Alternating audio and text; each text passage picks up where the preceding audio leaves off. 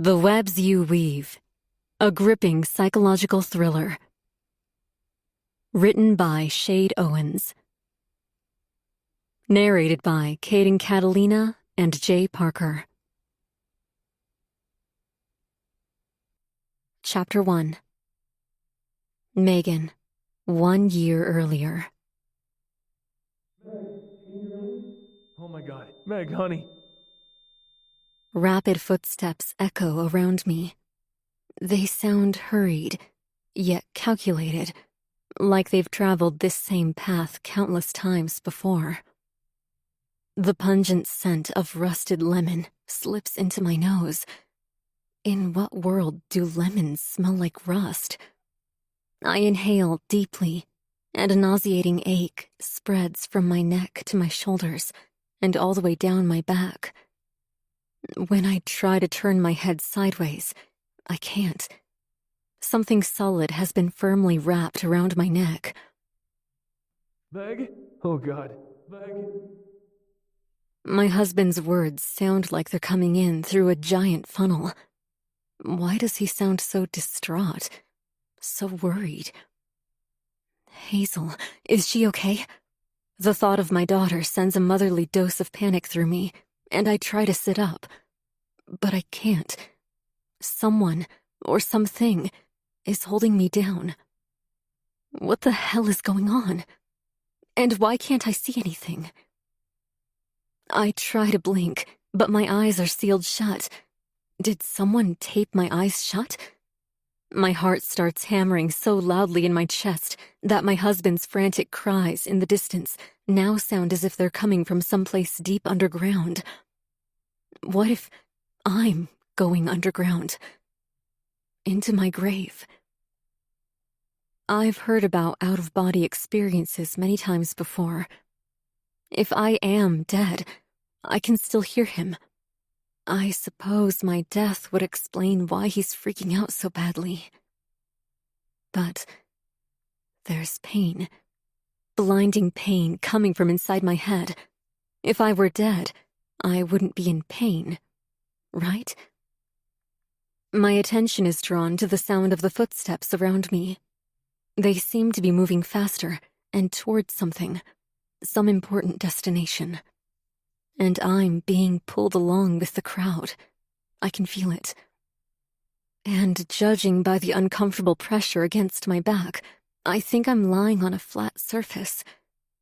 A gurney? Okay, I'm definitely moving. And fast. Cole's voice keeps swelling over everyone else's. That's my wife. That's my wife. Please, help her. Well, that confirms it. I'm not dead. If I were, he wouldn't be begging people to help me. But what's he freaking out about? And why can't I see anything? Using all of my energy, I force my eyes open. Crust, possibly blood, flakes away painfully. All around me are several figures in white coats and several more in pastel-colored scrubs. Above them is a bright white light that hurts my eyes. I may not be dead, but now I'm starting to wonder if I'm about to be. Because isn't that what people say when someone is close to death? To follow the light? Well, that light seems unnatural, unearthly. It's so bright, I swear it's burning my retinas. I seal my eyes shut again, but now all I see are bright circles behind my eyelids. I don't want to follow the damn light. Hazel needs me. The rusty scent assaults my nose again. What is that? Blood? And if so, is it mine? Or someone else's? What the hell is going on? Meg, baby. An authoritative voice tells my husband to back off, the way they do in medical shows. I've never seen it happen in person before. But now I get it. He's almost annoying, and I imagine it's making it difficult for the doctors to do their work. What's going on? I ask. Actually, I don't think I asked it at all. No words came out of my mouth. Hello? Someone say something. Please. I'm thinking these words, but I can't form them. Now, I'm freaking out on the inside. Suddenly, I wish my husband's irritating voice were still echoing through the halls around me. I try to sit upright. Maybe if I move, someone will pay attention to me. But I'm strapped down, which only makes my anxiety worse. Little prickles poke at my toes and my right arm, but not my left arm. In fact, I can't feel my left arm at all. I try to wiggle my fingers. Nothing. I hear a faint mention of a surgery room. The lights overhead flicker as I'm rolled around a corner and rushed into a room with even brighter lights and shiny silver tools sprawled across flimsy-looking metallic tables. But the second I'm brought into the room, the lights around me begin to dim. Wait, no. Those aren't the lights. They're my eyelids. They keep fluttering, and I'm not certain how much longer I can keep them open. We've got you, Meg. Those are the last words I hear before all sound fades from around me, and I'm immersed in a vast pool of blackness. Chapter 2. Megan. Little raindrops assault my windshield as I pull into the east parking lot of Baton Valley High School. They're calling for a severe thunderstorm, which is something I used to love. Now, they give me migraines. I watch my daughter in the distance as she runs toward my freshly washed car. I can't tell if she's holding her arm up to shield her hair from the rain, or if she's trying to shield her face due to embarrassment. I get it.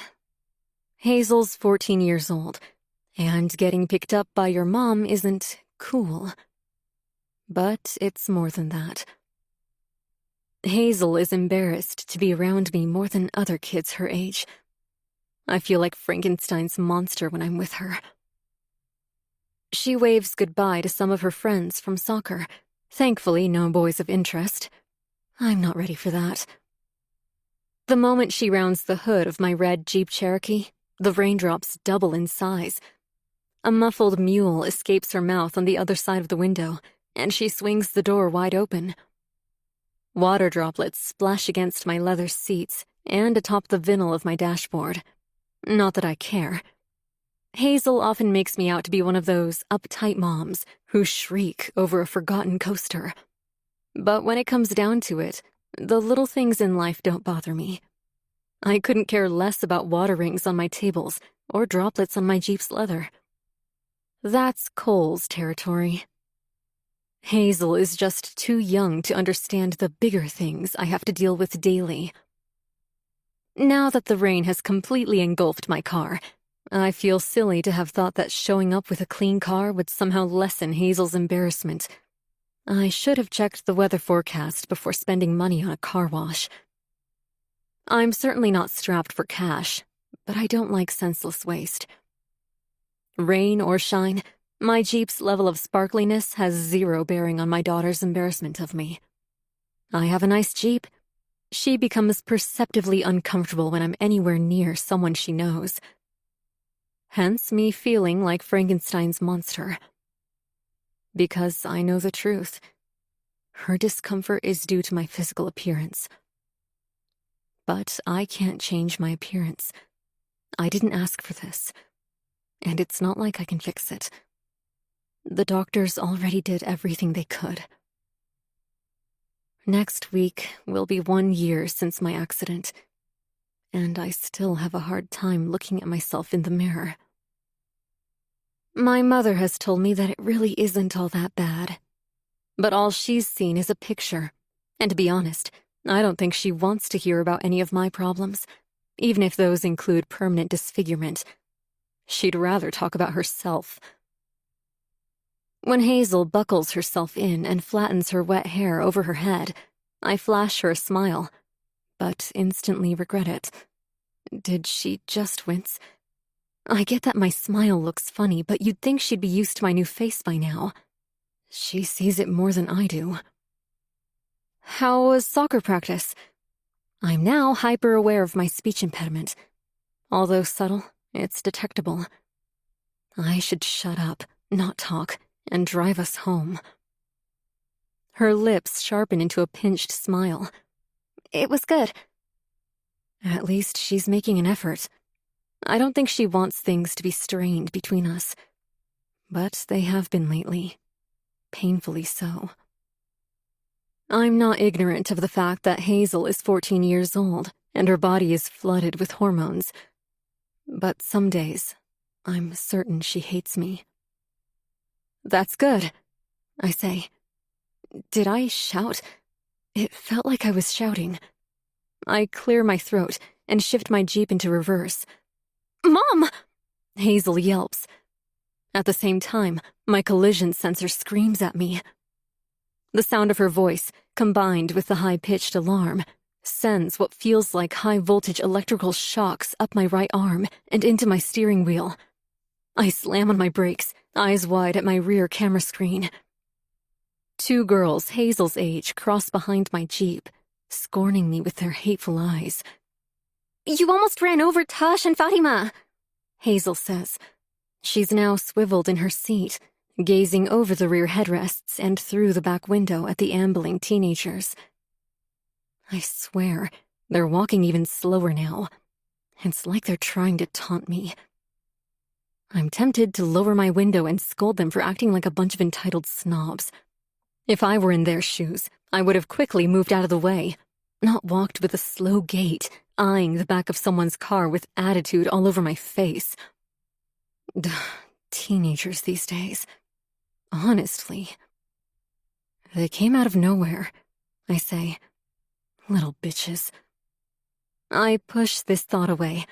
My husband Cole has patiently and repeatedly pointed out that my accident has led to unwanted psychiatric symptoms, such as irritability and anger.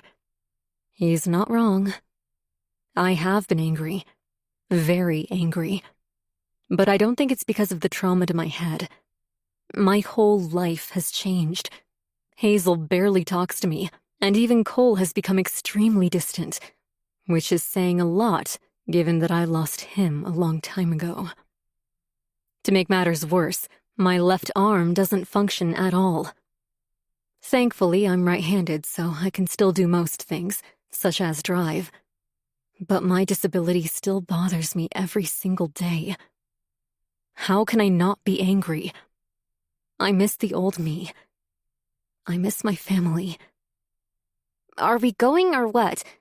Hazel snips. I glance into my rear camera screen to ensure it's safe to move.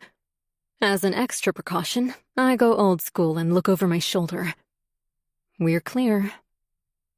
Hazel sighs and rests her head against the window, then reaches into her bag for a pink ball cap and slips it over her head. She lowers it as much as possible until it's masking half her face. Her long, wavy brown hair drapes over her shoulders, blocking part of her soccer team's logo on the front of her shirt. I don't bother trying to make conversation anymore. She'd probably rather die than talk to me. Chapter 3. Megan. Ziggy, would you relax? I hiss. Ziggy nibbles on my pant leg before zooming out of the kitchen into the living room and then hurrying back. He moves so fast that he skids across the kitchen tiles, slamming into my ankles. Thankfully, he only weighs 15 pounds, which is about as much as my cat used to weigh. Personally, I'm not a fan of Jack Russells. Although they're adorable, they're high energy, really high, and yap a lot.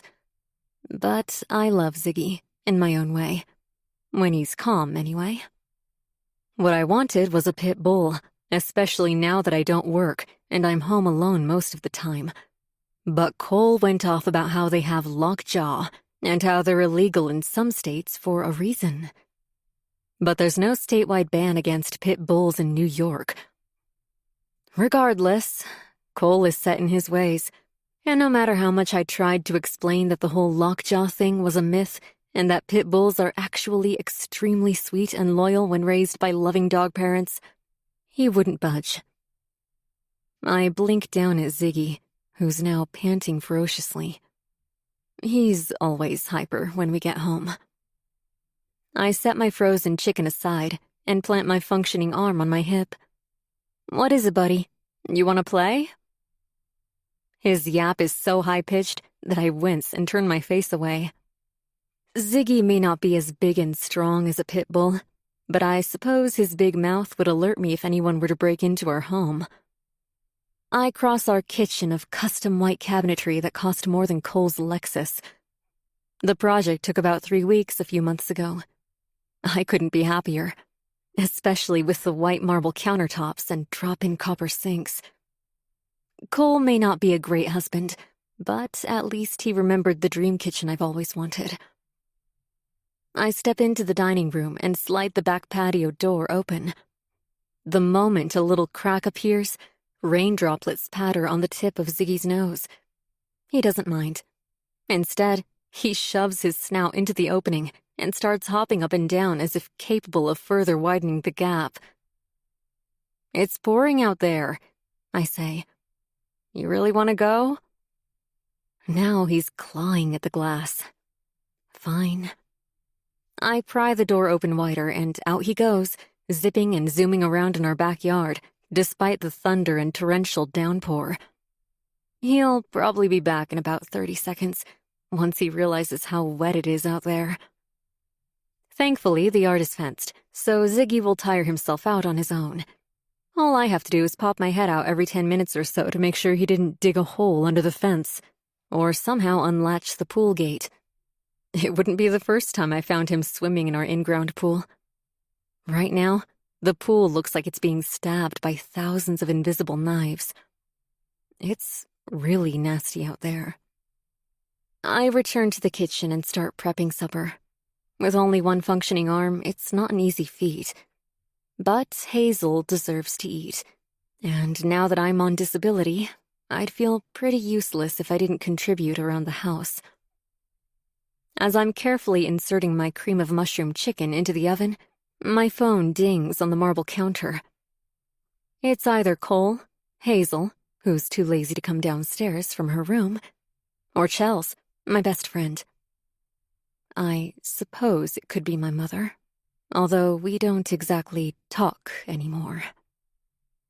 So when I see Cole's name gliding across my screen, I'm not surprised. I pull my arm out of the oven and answer the phone, then press the speaker button. "Hey, honey," he says. "Hey," I say back. He clears his throat awkwardly. What does he expect? For me to be sweet? My husband and I haven't been close for years. He's put me through hell. "Listen," he says, and even though I can't see him, I can picture him rubbing the back of his pale neck. "I'm so sorry. I had meetings booked late this evening that I didn't know about. Vincent asked me to stay late for those." Of course he did. Vincent is the CEO of AstroWire, a tech company that recently launched some highly advanced antivirus software. He's a short man with an olive complexion who tends to wear way too much hair gel and way too much cologne. I never liked the guy. He's arrogant and acts as if he's God's gift to women. "Okay," I say, biting my tongue. Cole clears his throat again. My husband is a good actor. He acts like he cares. He doesn't. Ever since AstroWire's chief operating officer, David Cherniak, went missing, Cole has been filling the gap. Vincent even offered him a temporary interim position, which came along with a $50,000 pay raise. And if David doesn't return, then Cole will assume the role permanently, which means he'll also be next in line to earn the title of CEO once Vincent chooses to retire.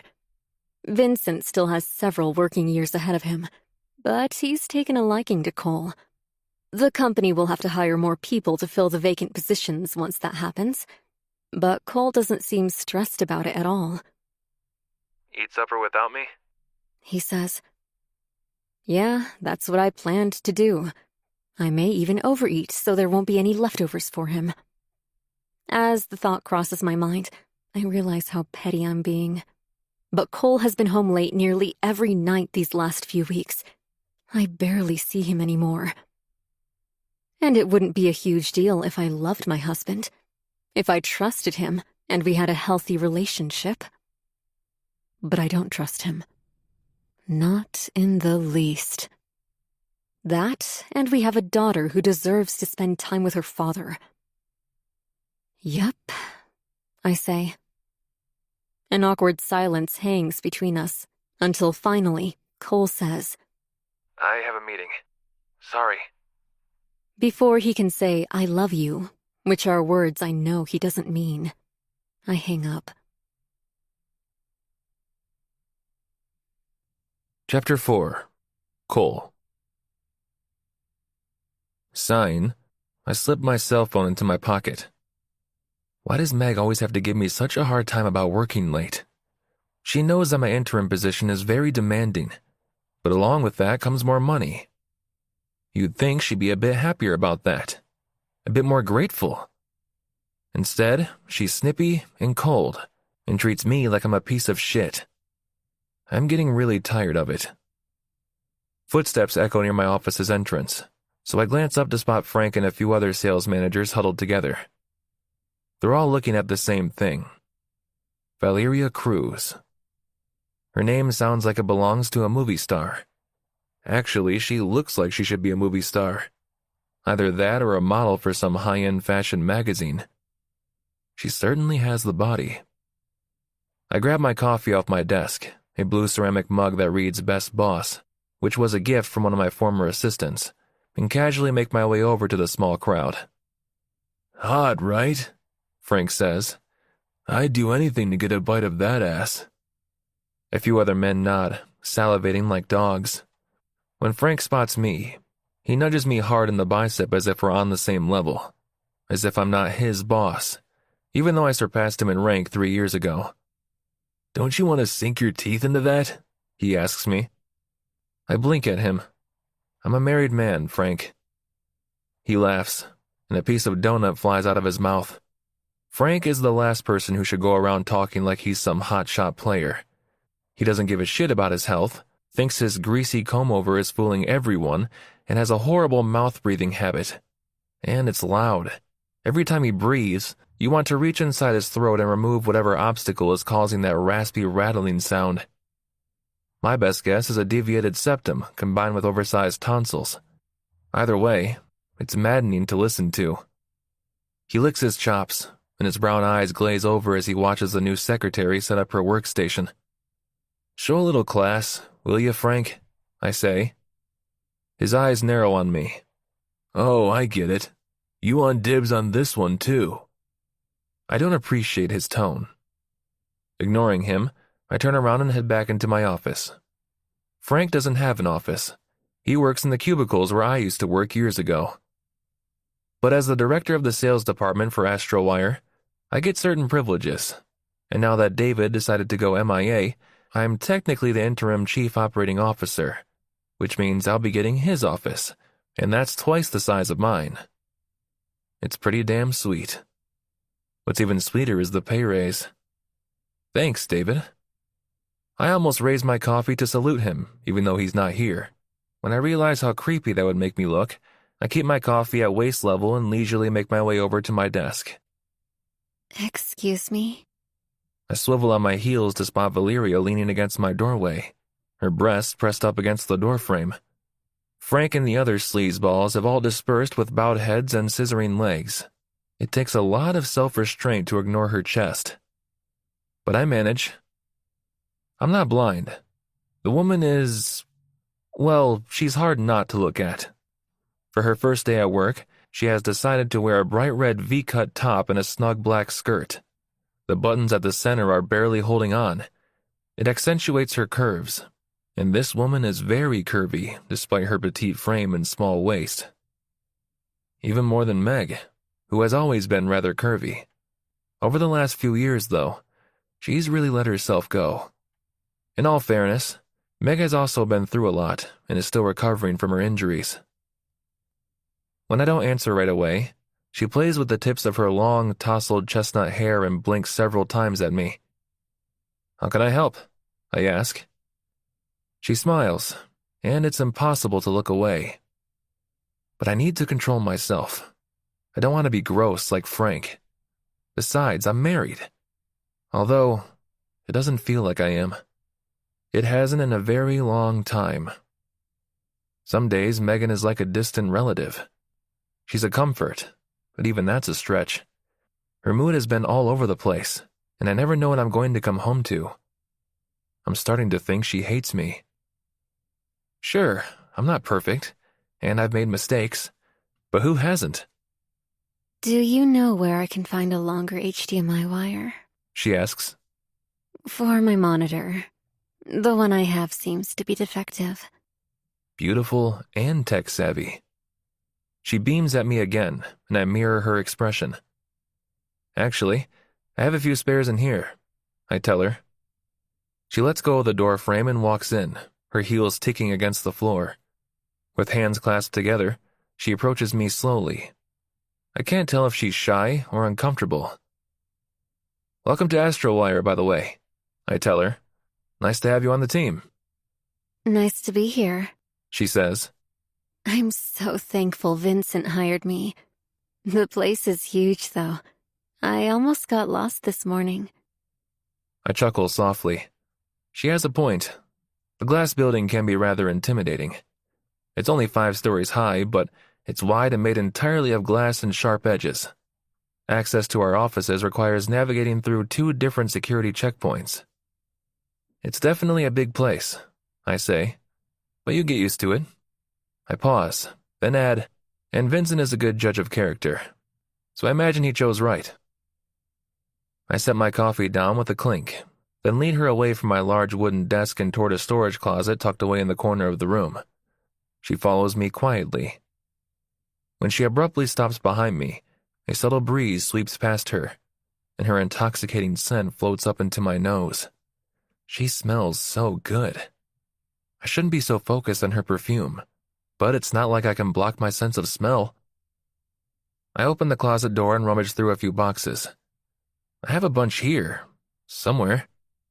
Take your time, She says sweetly. I pull out a long cable that still has a tag on it and hand it to her. Here you go. She grabs it and thanks me.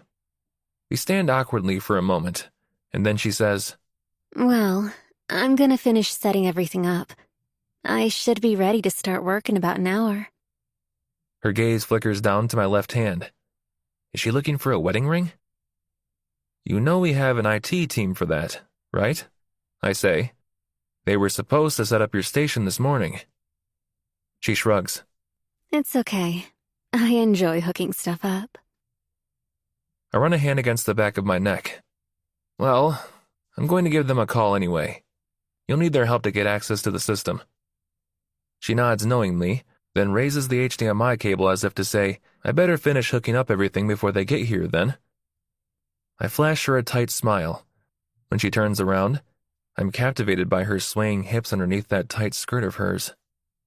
They're taunting me. No. I'm not going to be that person. Not again. Chapter 5. Diary entry. I've never been more attracted to any man in my life. Cole, my God, he's everything I ever dreamed about. He smells like perfection. Honestly, Cole has got to be the sexiest man I've ever laid eyes on. He's tall, probably at least 6 feet. He's not muscular in a pretentious way either. He probably works out, but he isn't jacked. I prefer men on the slender side, and that's exactly how he's built. His dark hair looks like it belongs to a Ken doll. It's longer on top, and he keeps it coiffed meticulously and out of his sculpted face. And those icy blue eyes. My God, they're so penetrating. Beneath his thick eyebrows, they resemble crystal marbles. When he smiled at me today, his lips pulled up higher on one side. It didn't appear forced. He seems to actually have a crooked smile, which is both so hot and so cute. He also has a perfect nose. Some people don't pay attention to the little details of a person's face, but I do. His nose is neither pointy nor round. It's right in the middle, which is my favorite. This morning, his face was cleanly shaved, but by the afternoon, a bit of stubble was already growing in. I'd give anything to have that stubble tickling my thighs. I'm getting worked up just thinking about it. How can one person do this to me? I don't even know the man. Yet, I feel like he knows me. I wish our hands had touched during our short and brief interaction this morning. He was smiling at me like he saw me, like I wasn't just some new secretary here to serve everyone in the office. He saw me for me. I really didn't know what to expect from my first day of work, but this wasn't it. This was so much better than I could have ever imagined. I swear, if physics weren't a thing, I would have melted into a puddle when Cole smiled at me the way he did. But if that happened, I'm sure Vincent wouldn't be happy. He hired me to do a job here. An important job, according to Vincent. He said I'll be managing administrative tasks around the office and helping management when they need anything. That includes Cole. That man could ask me to wash his feet, and I'd do it. I want him to tell me what to do. I want him so damn bad. Anyway, I can't keep thinking about it. Otherwise, I'll have to take another cold shower. I'm going to bed early because tomorrow can't come fast enough. I can't wait to see Cole again. Chapter 6. Megan. When Cole comes home at 8:30, the storm has subsided. Still, a dark and wet gloominess clings to the air all around me. Despite the unpleasant weather, I've propped myself onto the living room's creamy leather sofa to read a book about zombies. It's not my usual go-to, but this one has me fully immersed. So when Cole steps in through the front doors, I don't bother looking up at him from my book. I'd rather read about some rotten corpse losing its head. Ziggy, however, immediately abandons me and jumps off the sofa and right over the coffee table before landing mid-run. Cole sets his shiny suitcase on the foyer bench, right beneath an ugly black and white painting he paid way too much for. To me, it looks like a monster's face with hollowed eyes and a mouth stretched beyond normality. Cole says it's a tree. He bends to greet Ziggy, whose butt is now waggling harder than it has all day. He pats him on the head while mumbling a bunch of incoherent words. Part of me wishes I could be better for Cole. He's been working hard to pick up the slack around here. It's not exactly fair that I punish him for his overtime shifts, especially when he's the only one working between the two of us. Feeling a tinge of guilt, I rest my book on my lap and forcefully crinkle my eyes at him. Hopefully he can't tell that I don't mean it. Hey, honey, how was work? He seems pleasantly surprised that I'm even speaking to him. He pulls his shoulders back a bit and flattens a few lines out of his expensive business suit. It went well. How was your day, sweetheart? Ugh. The conversation is so strained, you'd think we were actors in a sitcom. Husband comes home and politely asks his wife how her day at home was. That's when she starts talking about how the vacuum malfunctioned and a bird hit the window. This isn't us. We used to be passionate and fun. We used to spend our Friday nights bar hopping and coming home with our hands all over each other in the back of a cab, only to then have passionate sex in the living room. But that was eons ago. We'll be married 14 years this summer. I can't keep hoping for things to go back to the way they used to be. If he hadn't betrayed you, you wouldn't feel this way. Then again, if he hadn't betrayed me, my life wouldn't be what it is now. I have so much to be thankful for. Cole watches me intently, waiting for my answer. Oh, right. We're being polite. My day went well, I say. He nods absent-mindedly and removes his tie. Listen, I'm sorry again I was so late today. Vincent has been— I don't need to hear the full story. I cut him off. I get it. This is how it is now, with your new title. It's not always going to be this way. He says. I repress a scoff. You've been home late every night for the last 2 weeks. You think that's healthy for Hazel? His forehead scrunches. 2 weeks? Meg, I was home every evening last week. I dig my nails into the back of my book. Is he serious right now? He was late. Every night. I remember it clearly. I wouldn't be so upset if he weren't calling me a liar. He looks at me with pity, and I want to tell him to stop. He's been giving me that look a lot lately. It makes me feel like a young child who doesn't know the difference between an apple and a pear. He approaches me one deliberate step at a time, then gingerly sits at the edge of the sofa.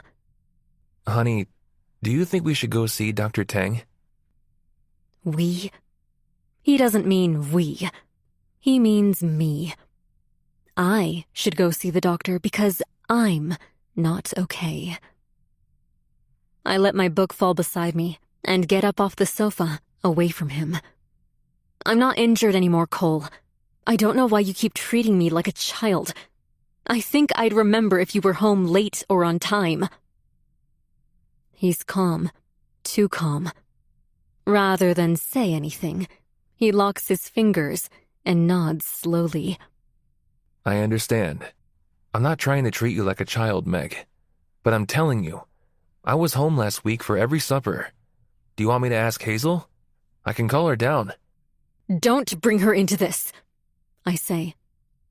The last thing I need is to give Hazel another reason to pull away from me. If Cole is right and my memory is out of whack, I don't need Hazel knowing about it. She's already been through so much. You've been forgetting stuff a lot lately. He says. And I'm not judging you or anything, Meg. I want to help. But lately, all you do is lash out at me. Lash out at you? I say, holding back a full-blown yell. You're the one staying at the office late, probably fucking your secretary. He raises a flat palm. Okay, whoa, stop. I'm not doing this again. Every night you accuse me of cheating if I have to work late. Do you know how insulting that is? I'm loyal to you, Meg. You were in a coma for several weeks and I stood by your side. I took care of you for several more months after that, even through all the angry outbursts. He's breathing hard through flared nostrils now. But I know my husband. He isn't angry. Not with me, anyway. He's frustrated with this whole situation. And I don't blame him. I know I haven't been easy to deal with since my accident. After a long pause, Cole lets out a sigh. I think your paranoid delusions are back. Did he seriously just say that to me? I clench my teeth so hard it hurts my jaw. Paranoid delusions were a symptom that came out of his mouth during my assessment. He said I kept accusing him of cheating. But let's face it, my husband is a cheater. How does that make me paranoid or delusional? I suppose There was that one time I saw a dark silhouette of a woman standing at the dining room window, peering through. Ziggy didn't bark, and Cole went out with a flashlight to confirm that no one had stepped on our property. Another time, I heard footsteps in the house and called Cole. No one was there. So, yeah, I've had a few issues. But those were months ago. Thinking my husband is cheating on me does not mean I'm having paranoid delusions. He has history. And the fact that he's using this right now means he's deflecting. So now, I'm even more upset at him. And I'm even more certain that he's screwing someone at work. There it is again. He throws his palms in the air as if he's given up conversing with me. What? I say coldly. That look. You're doing it now. It's like you hate me. Right now, I do hate him. He basically called me crazy. When I don't respond, he bows his head, then rakes both hands through his dark hair, brushing it all back on the top of his head. If I didn't know my husband was a cheating piece of garbage, I'd still think he was the sexiest man alive. But I know who he really is. And to me, that makes him repulsive. Chapter 7. Hazel. I shove my earbuds into my ears and listen to my favorite band, Escape the Fate. Their music calms me. It's so powerful, so meaningful. Right now, I can't take another minute of listening to Mom and Dad fight downstairs. They think I can't hear them since they aren't yelling, but Mom sounds like she's on the verge of snapping. I don't understand why. Dad hasn't done anything wrong. He tries to be here for her in so many ways, but she's always angry. If I weren't so hungry, I'd stay in my room for the rest of the night. Mom made cream of mushroom chicken for supper, but that was hours ago. With my earbuds still in place, I get off my bed and make my way downstairs. If I ignore my parents, they might ignore me too. Hazel? My name slips in with the lyrics blasting into my ears. Great. I was really hoping I'd sneak by without getting noticed. Rolling my eyes, I pull out one of my earbuds. The screaming music blasts out of the little speakers. Mom and Dad are both watching me. Dad looks like he always does, happy to see me, while Mom, on the other hand, is trying way too hard. Her smile is fake. I swear, sometimes I think she doesn't really like me. That secretly, the soul inside my mom's body isn't really my mom anymore, and this woman resents me for whatever reason. Last week, I Googled signs to watch out for in sociopaths. Ever since her accident, she's been different. Can people become sociopaths? Is that even possible? Because her emotions don't seem to be real. Not anymore. Some days, when she smiles at me, I picture her standing in front of a mirror, practicing that smile over and over until she gets it just right, then getting frustrated when the paralyzed part of her lip won't cooperate. I'm afraid if I keep looking at her, I'll see her lip twitch or something, and it'll confirm to me that my mother no longer exists in there. I don't want that confirmed. I don't think I could handle it. Hey, Mom says awkwardly. What are you doing up this late? It's only 9, I point out. Her smile fades instantly. See, it wasn't real. It's past your bedtime. It's okay. Dad says. Honey, what do you need? Bedtime snack? I nod. I'll make you something. He says. Seriously? Mom says. Cole, she's 14. She can grab herself a snack. Why does Mom have to be so mean? I glance over at Dad, who fluffs her off with a playful pout and says, It's just a snack, Meg. "No, it's not just a snack," Mom says. "It's everything. Her laundry, helping her with her chores when she's tired. She needs to learn life skills, Cole, not have someone hold her hand through her entire adolescence." I clench my jaw. She's making such a big deal out of nothing. Like Dad said, it's just a stupid snack. I swear, I think she's jealous of me. Probably because Dad's nicer to me than he is to her. But if she wasn't so mean with him all the time, he'd probably be nicer too. Dad looks at her pointedly and says, Let's talk about this later, okay? I can't see his face from where I'm standing, but I imagine he has both of his big eyebrows raised on his forehead. He does this when he's really serious about something, but doesn't want to talk about it in the moment. Like the day I got in trouble at school for calling Mrs. Leminski a cunt. Another teacher overheard me and sent me to the office. When Dad came to get me, I started explaining to him that Mrs. Leminski went out of her way to torment me, and that's the look he gave me in front of Mrs. Laurier, our vice principal. And it wasn't until we got home that he gave me a huge speech about respecting authority, even if I didn't feel they deserved respect, and even if the teacher was a cunt. I laughed when he said this, and the corner of his lips pulled up on one side, but Mom didn't think it was very funny. She rolled her eyes at him and walked away. Dad leads me into the kitchen and pries the fridge door open. What do you want, honeybee? I love it when he calls me that. It makes me feel loved and cared for. Mom used to call me Bunny, but she stopped doing that after her accident. I'd be lying if I said I didn't miss it. We used to be close. I miss her so much, but some days I also hate her. Because accident or not, it's like she's doing this to herself. She should be better by now. So why does she act the way she does? Chapter 8. Megan. I hate it when Cole treats Hazel like a 5-year-old princess. He'd do anything for her.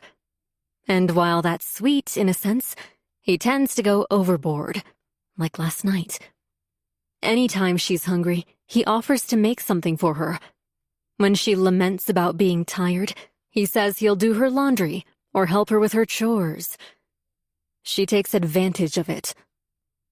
I love my daughter more than she'll ever know, but I don't want her growing up to be an entitled snob. I want her to be independent and to be able to take care of herself. Hazel's eyes light up when Cole comes sweeping into the kitchen in a freshly pressed suit, his hair slicked back with gel. He's put a little more effort into his appearance today.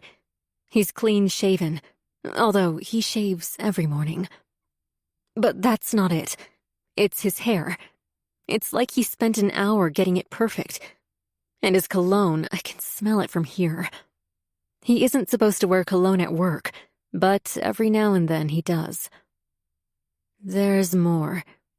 His red power tie. He only wears that when he has a really important meeting with big clients that could bring in millions of dollars. Big meeting today? I ask. Sorry? He says. How could he forget about some huge meeting? Do you have any big meetings today? I repeat. No. Why? Then he catches me looking at his tie. Oh, well, sort of. Right. He's full of it. He probably has a new secretary working there. Or he's about to interview potential candidates. Either way, I'd be willing to bet there's a beautiful woman involved. Why don't you sit down? Cole says to Hazel. I'll make you a tomato sandwich. I clench my good fist. Here I am, trying to make us both some coffee with one arm, yet Cole doesn't offer to help me. Instead, he offers his princess breakfast when she's perfectly capable of feeding herself. I was too angry last night to have a conversation with Cole. Instead, as he made Hazel a snack, I went to bed. But we really do need to discuss how quick he is to help her. He might mean well, but he's being an overfunctioning parent.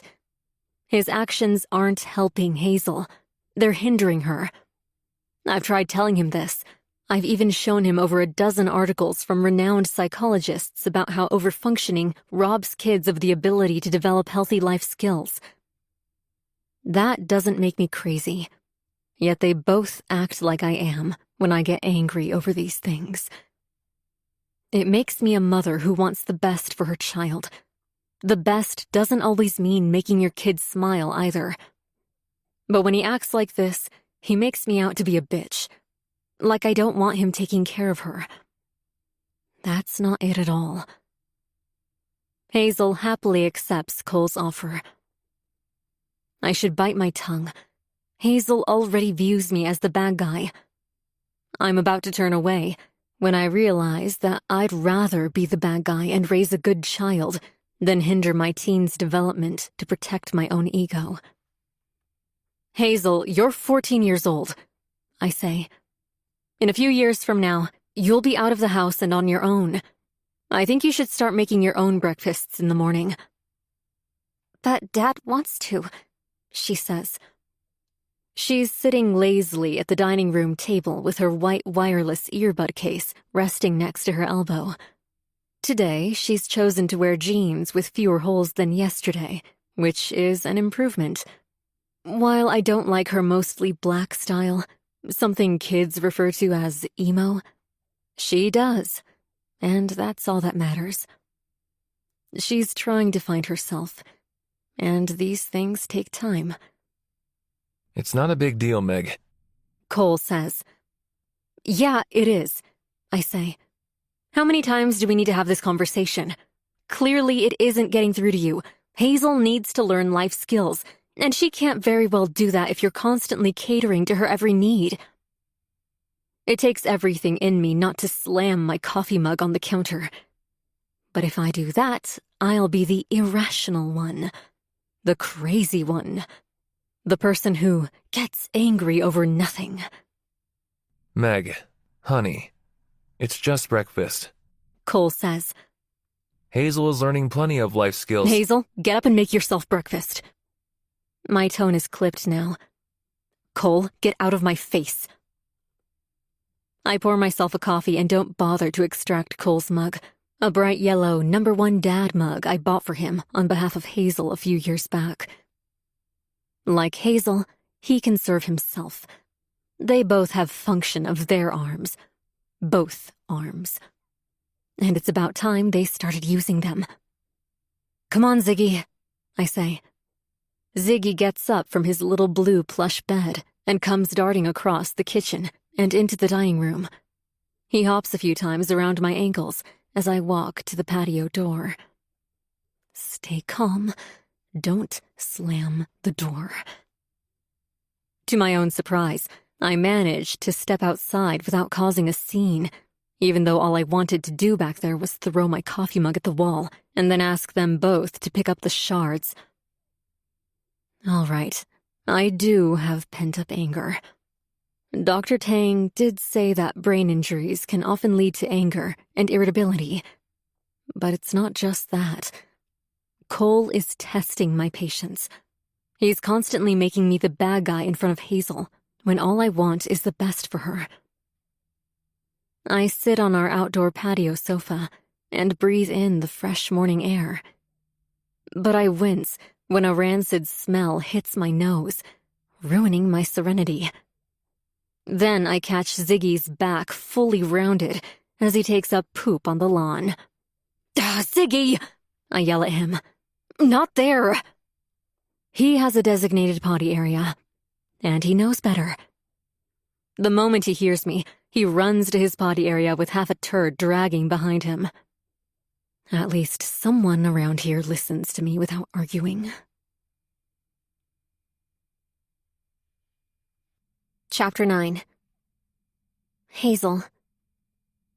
I plop myself down into the bus's leather seat, next to Alex. What's up with you? He asks.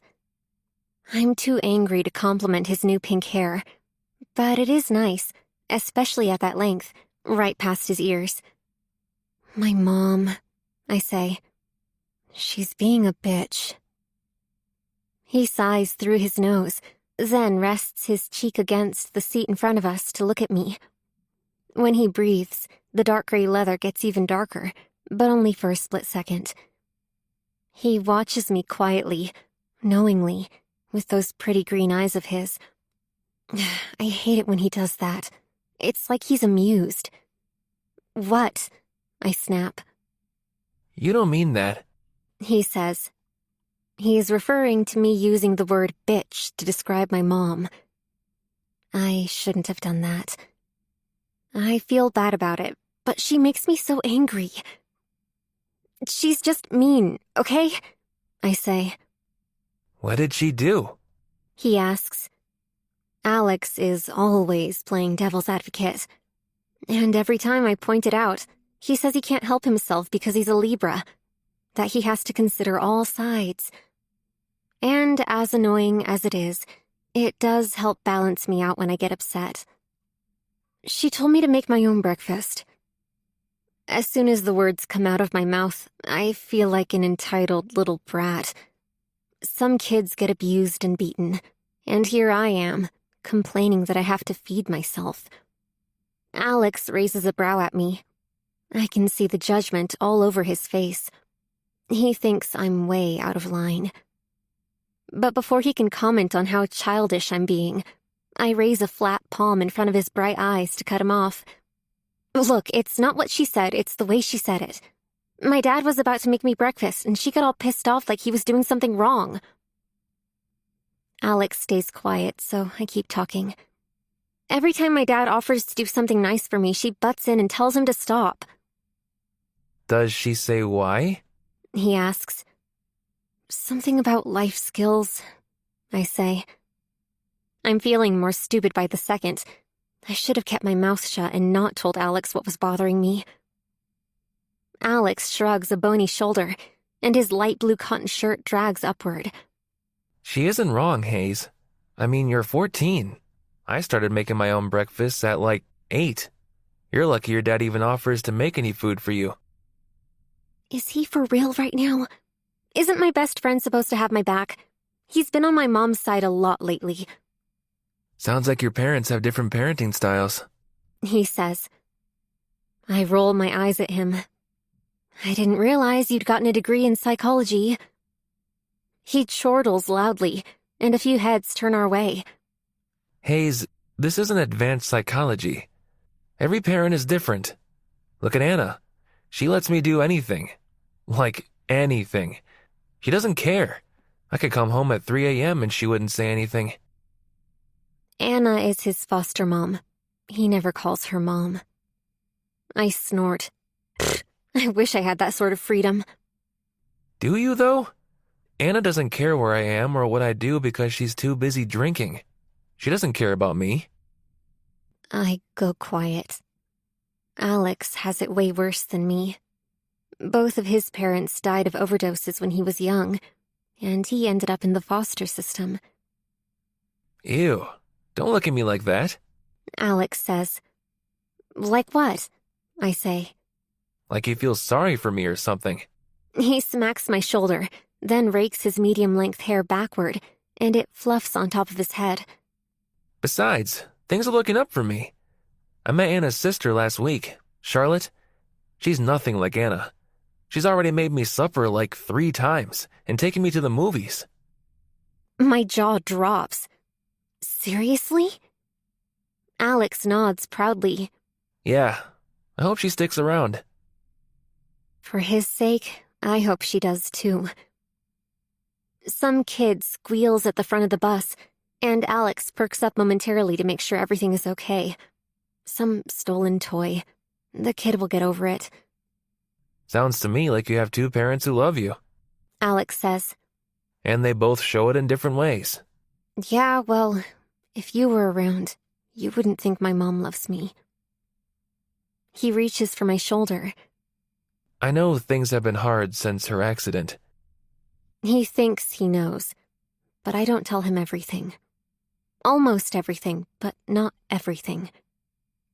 Because how can I tell my best friend that I think my mom did die from her injuries, and that someone else took over her body? Because if Alex knew what my mom did, he'd probably call the authorities or something, and have her taken away from me. Chapter 10. Cole. Valeria sits quietly at her sleek white desk, rifling through papers. What are those? How-to guides? There's zero privacy around here unless you have an office with a door, so I can even see her purse, her lunch, and her cell phone sitting upright at the edge of her desk. Everything all right? I ask. When she sees me, she tucks a strand of her hair behind an ear with a hoop earring. She doesn't smile. Instead, she looks surprised that someone is even talking to her. Oh, yeah, I'm okay. She says. Just trying to set up the printer. IT didn't do that for you? I ask. She shakes her head. They set up my server access, but that's it. It's okay, really. I've done this countless times before. You sure? This time, she smiles at me, her plush red lips pulling up above a row of perfectly white teeth. I'm sure. I give her a polite nod and head into my office. Frank, who is yet again lingering near my office door, winks at me and lets his jaw hang loose. Some days, I wish I could knock the guy in the face, teach him to stop being such a dog. Missing a few teeth might set him straight. He could also be forced to join the marketing team for a few months. It's a small yet powerful team of only two, Rob and Joaquin. They're both devoted husbands and fathers. All they do is talk about their wives and children, and I've never once seen them gaze at any of the young, beautiful women in the office. That might be exactly the kind of influence Frank needs. When I don't acknowledge him, he waddles toward me. The guy isn't even that overweight. It's a bad habit of his. He always walks like he's trying to balance something on his head. Hey Cole, my man. His comb-over looks even greasier than it did yesterday. You'd think he lathered it in petroleum jelly. The guy could really put more effort into looking the part of a sales manager. What is it, Frank? I ask. He fidgets with his stubby fingers. Was just wondering if my request was approved. Oh, right. His request. He wants an additional $200,000 to expand his team. But his team sells hardware, not software, and it isn't exactly an expanding market right now, not with all the cheap competition out there. Sorry, that's denied, I say. What? He blurts. When Valeria looks our way, he smooths a hand over his red hair and flashes her a sleazy smile as if to say, Nothing to see here, sweetheart. Vincent agrees, I tell him before he can try to go over my head. And with that, he storms off like a child being told they can't play an extra hour of video games. The moment he's gone, Valeria gets up and approaches me sheepishly. Must be hard being the boss. Not really, I say. I can deal with men like Frank. She watches me carefully. Does the team have any female sales managers? I'm embarrassed to admit that we don't. My thoughts must be all over my face. That's a shame. She says. I'm really good in sales. A playful smirk curves my lips. Did you join the company to move up, Valeria? Would that be so bad? She asks. I shake my head playfully. No, not at all. I'm just surprised, that's all. We've had countless secretaries join. A few had ambition, but not many. Some preferred to stay comfortable. I don't like comfort, Valeria says. I'm sick of it. I want better. For Emiliano and me. A boyfriend? Husband? When I don't say anything, she smiles sweetly. My son. I part my lips, but nothing comes out. I don't ask her whether she has a boyfriend or a husband because I don't want to come across like I'm flirting with her. I'm sure that's the last thing she needs. That's something Frank would do. Single moms aren't exactly rolling in money. She adds. Well, I say, there are positions around here, if you're looking to move up. Her brown eyes widen almost imperceptibly. Oh? I have a meeting this morning, and it will probably last into the afternoon. But if you're free at 3, I'd love to talk to you about it. Her eyes drop to my red tie, and she wiggles a finger at it. Is that why you're wearing that tie? I let out a faint scoff, even though I don't mean to. But it's nice to be questioned civilly and not interrogated as if I've committed some heinous crime. Sorry, I didn't mean... She starts. I raise a flat palm. No, you did nothing wrong. Honestly. My wife... But then I stop myself. This woman doesn't know me, and I don't know her. It wouldn't be appropriate to talk about Meg and how she berates me. So instead, I force a smile. Never mind. Yes, the tie is for today's meeting. It's nice, She says. Our eyes lock for a moment, and then I run my hand down my tie to flatten it as much as possible. Thank you, Would you like me to schedule the meeting in your calendar? she asks. You already have access to my calendar? I say. She raises a brow. Of course I do. That's my job. Still, I didn't expect her to have everything organized so quickly. And this is exactly why I want to meet with her this afternoon. I already planned for it yesterday after I saw how she set up her own computer and monitors. But today only further validates that I'm making the right move. She's the one I want. And I need to snatch her up before anyone else does. Chapter 11. Diary entry. Today, Cole proved to me that he's exactly what I thought he was. An amazing man. I don't know what compelled me to open up to him about my struggles with money, but I did. And I could see it all over his face. He cares about me. There's something in those icy blue eyes of his that makes me feel so safe. Like he's going to take care of me. Like he'd move mountains to make sure I'm happy, even though he barely knows me. There is one problem, though. He mentioned he has a wife. I can't lie, that tidbit of information upset me. But it sounds like he and his wife aren't close. Something's going on between them. I can sense it. I'm willing to bet they'll get divorced in no time. There's something between us. I think he feels it too, but he's being such a gentleman about it. He's not like those other weirdos in the office who won't stop staring at me with their jaws practically touching the floor. Ugh, it's disgusting. Some men are dogs.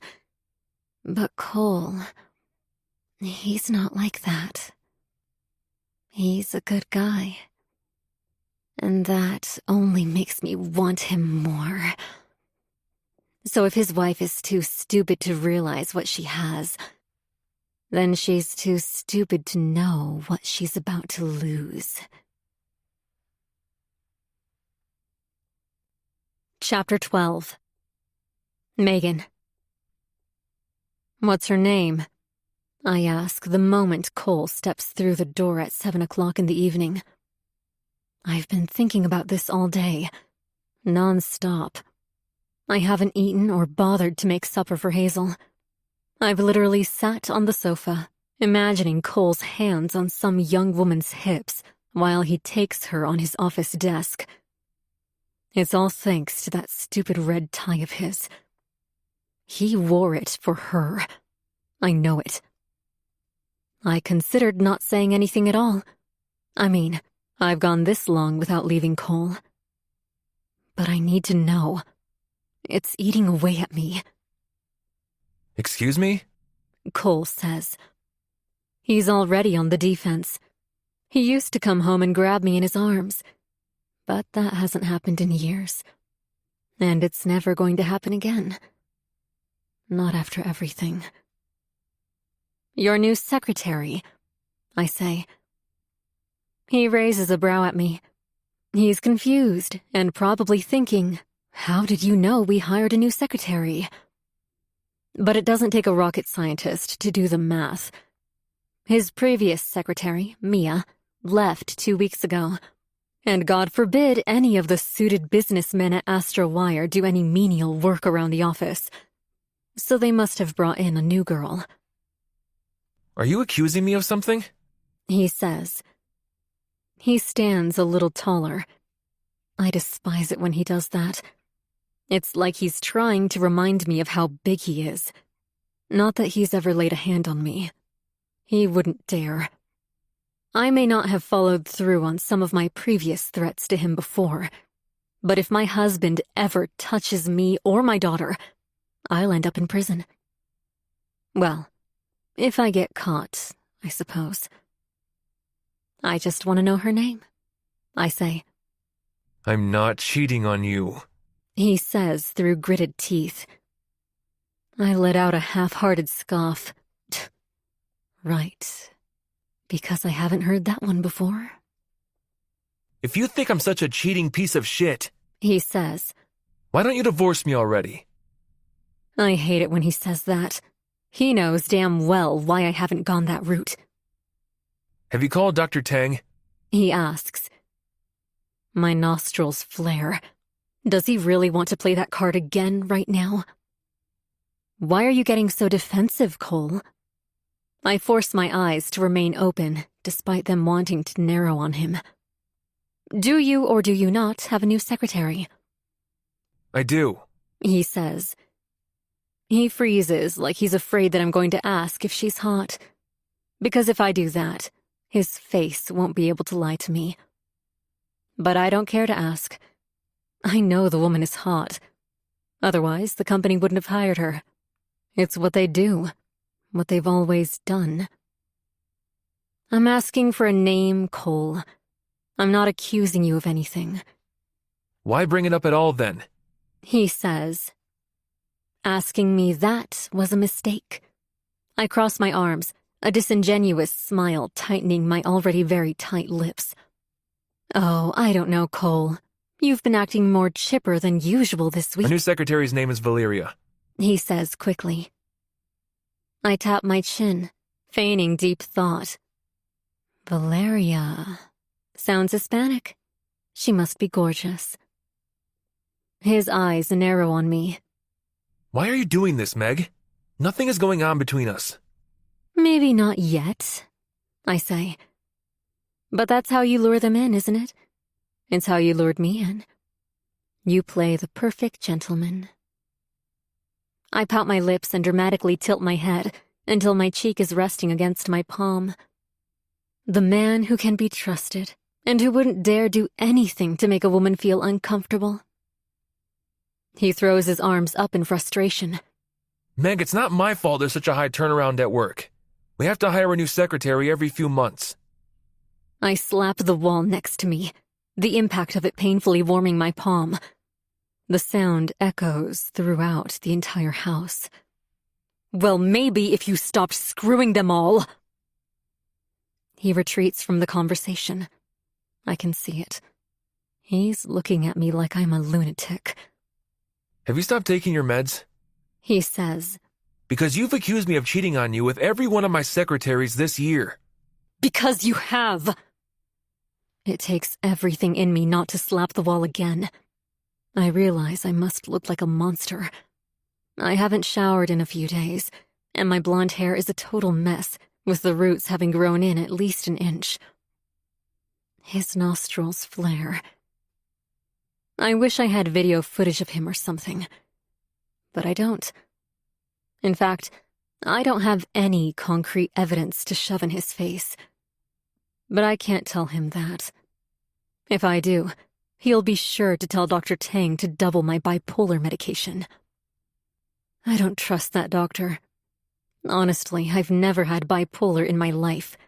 Yet she's convinced that my little brain injury caused me to develop the disorder. Meg? Cole says as sweetly as possible. I don't realize I'm breathing hard through my nostrils until I catch his shrewd gaze. You're disappearing on me, Meg. Although I very much dislike it when he tells me that, it does cause a switch to go off in my brain. He's warning me. I'm about to black out. And when that happens, things get ugly. Even though afterward I rarely remember what happened during the episode. I stare at Cole for a moment, trying to sort my thoughts. But I can't. All I feel when I look at my husband is contempt and rage. I turn away from Cole and run my fingers through my greasy hair, then walk away. Where are you going? Don't talk to me right now, I warn him. He knows better, and he keeps his mouth shut. I need to be alone. I need to calm myself out of this before it's too late, and I do something I might regret. The last time this happened, I tore a steak knife from our kitchen block and threatened to cut Cole's throat. He still has a tiny mark from it. I don't remember it.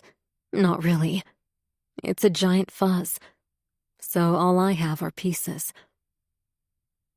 But those pieces are enough to terrify me. How could I have lost control like that? I'm not even a violent person. But the worst part about that day was that Hazel saw me. She says she didn't, but I remember her being there. Faintly, but she was there. She must have been standing right around the corner. No wonder she hates me. I spent 2 weeks in the psychiatric unit after that incident and was placed on different medications to help balance out my brain chemicals. I haven't had an episode since, but tonight I came a little too close. Have I missed my medications lately? I need to be more careful about this. The thought of losing total control of my own mind and body is beyond terrifying. And if that happens again, I might do something worse than last time. Something that can't be undone.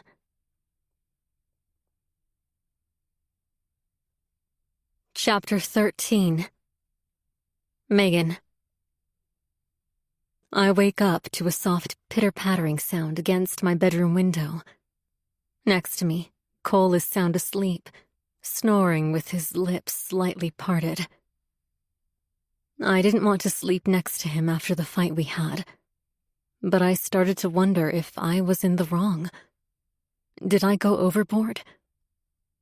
I didn't mean to get so angry, but I spiraled. I lie in bed, staring wide-eyed at the ceiling above me.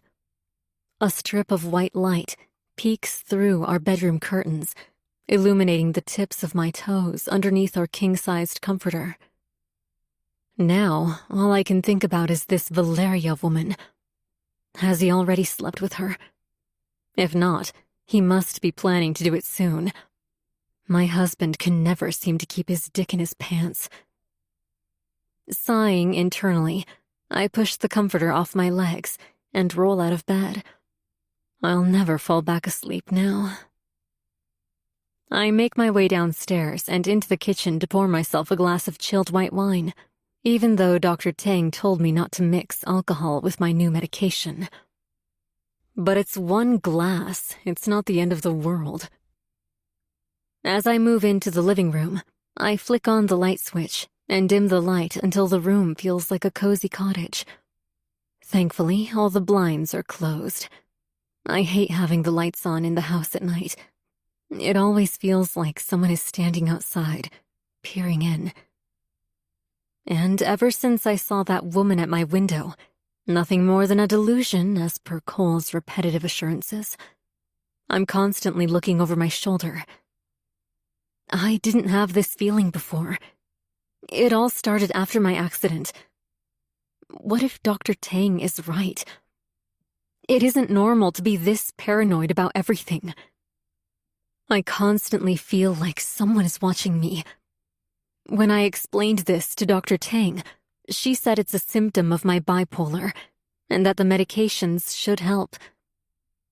While I don't appreciate being told I have mental health issues, I can't fight science. I did have a traumatic brain injury, and I haven't been the same since. It just sucks. Royally. I want my old life back. I take a sip of my wine as I slowly lower myself into our living room sofa. I snatch my slick new tablet from my least favorite piece of furniture in the house, an octagon-shaped side table that wobbles constantly. I reserve this surface for my tablet only, which is covered in a heavy-duty case. I press the power button, and the screen's brightness hurts my eyes, but only momentarily. This tablet has changed my life. It's my favorite go-to when I want to browse the internet mindlessly and forget about all my problems. Smiling to myself, I sink deeper into the sofa, the grip around my wine glass unrelenting. Before I manage to start watching funny animal videos, however, I spot a notification on my NET chat app. It's a relatively new app that stands for Anytime Chat, and so far, I'm very much enjoying it. The only people I have on there are Chelsea and my mother. I've never been one for friends. That's not true. I always thought of my staff as my friends, but after my accident, everyone gradually stopped talking to me. I guess that just proves what I've always believed. People remain in your life if it's convenient for them. Not Chelsea, though. We've been through thick and thin together. I consider her the sister I always wished I could have grown up with. If she'd been by my side growing up, I likely wouldn't have so many trust issues. I tap the little speech bubble icon and open up NET Chat. The app flashes open without delay, and I spot Chelsea's name next to a little exclamation point. One new message. I'm not one to ever ignore messages, even if I'm not in a talkative mood. I can't bear having little notification icons on my screen. It's beyond grating. It drives me almost as mad as when Cole places our blue ceramic coffee mugs with the tall yellow ones. I organized them by shelf for a reason. Everything needs to be clean and organized. Shell's always said that my obsessive-compulsive disorder was the reason I made such a good dentist. I'm very attentive to detail. I tap open the notification. Hey, guess what? Hired a new girl, and she's awesome. To anyone else, this might not mean much, but I talk to Chels at least once a week, so I know all about her dilemma. Ever since her pregnancy, she's been trying to keep her bakery open.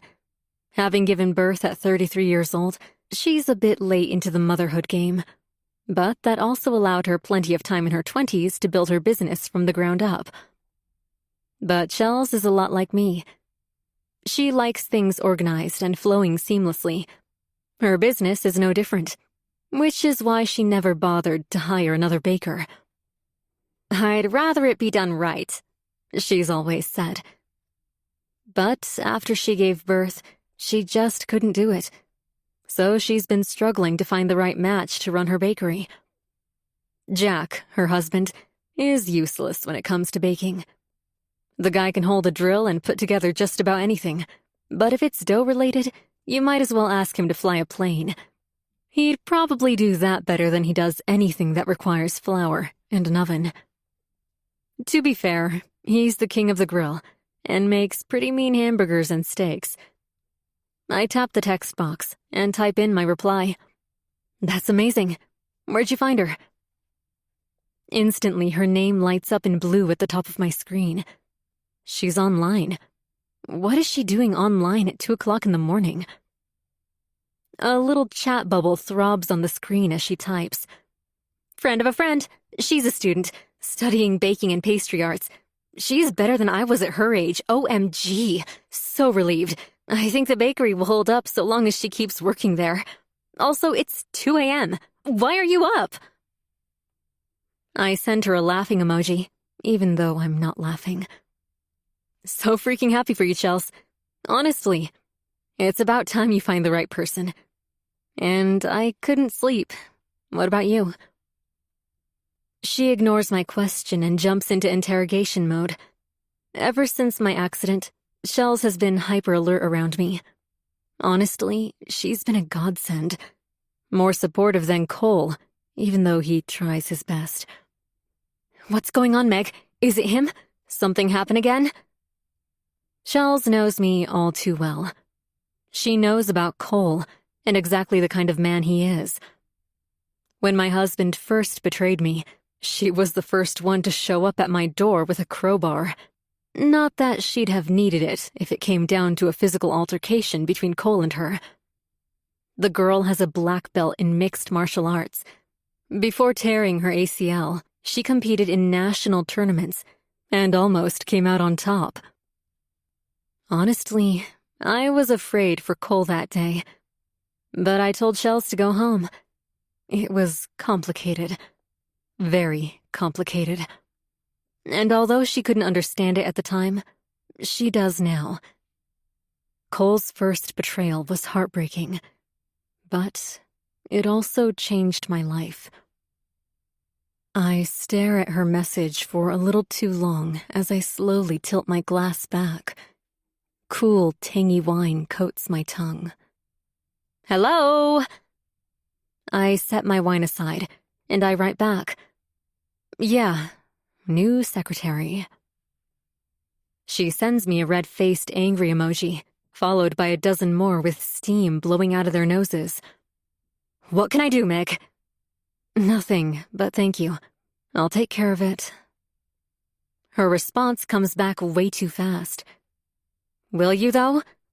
Yes, promise. She doesn't respond right away, but there's a red receipt under my message. What is she doing? Thinking? Does she not believe that I'll handle this? Then, her message appears. When is Megalodon coming back? I smile wistfully at her little blue text bubble. Megalodon. She hasn't called me that in years. When Shells and I first met in my last year of high school, it was right after I'd gotten into a fight with Jessica Hands and her little posse. There were no fists involved. My mouth has always been my superpower. Apparently, Shells watched me rip Jessica to shreds with my words, and from then on, she wanted to be my friend. She said no one in the school dared to talk to Jessica like that, but I'd had enough. She'd picked on me throughout all of high school and needed to be knocked down a peg. Or 10. I think she actually landed somewhere in the negative. Rumor has it she tried to commit suicide after all the awful things I said to her. I felt bad about that. Really bad. It hadn't been my intention. Fortunately, she didn't kill herself. Instead, she stopped bullying everyone at school out of fear of pissing me off again.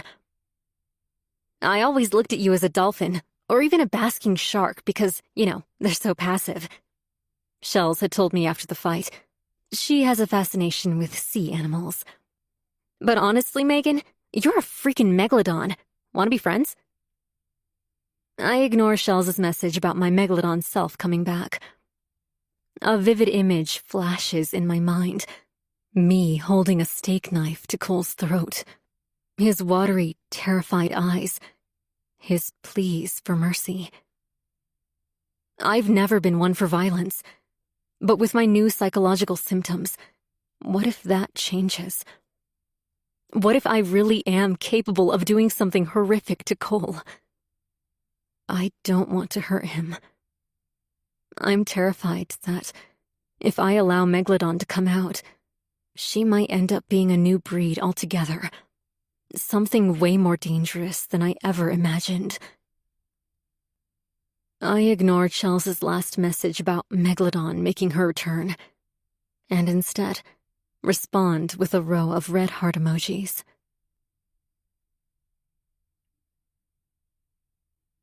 Chapter 14.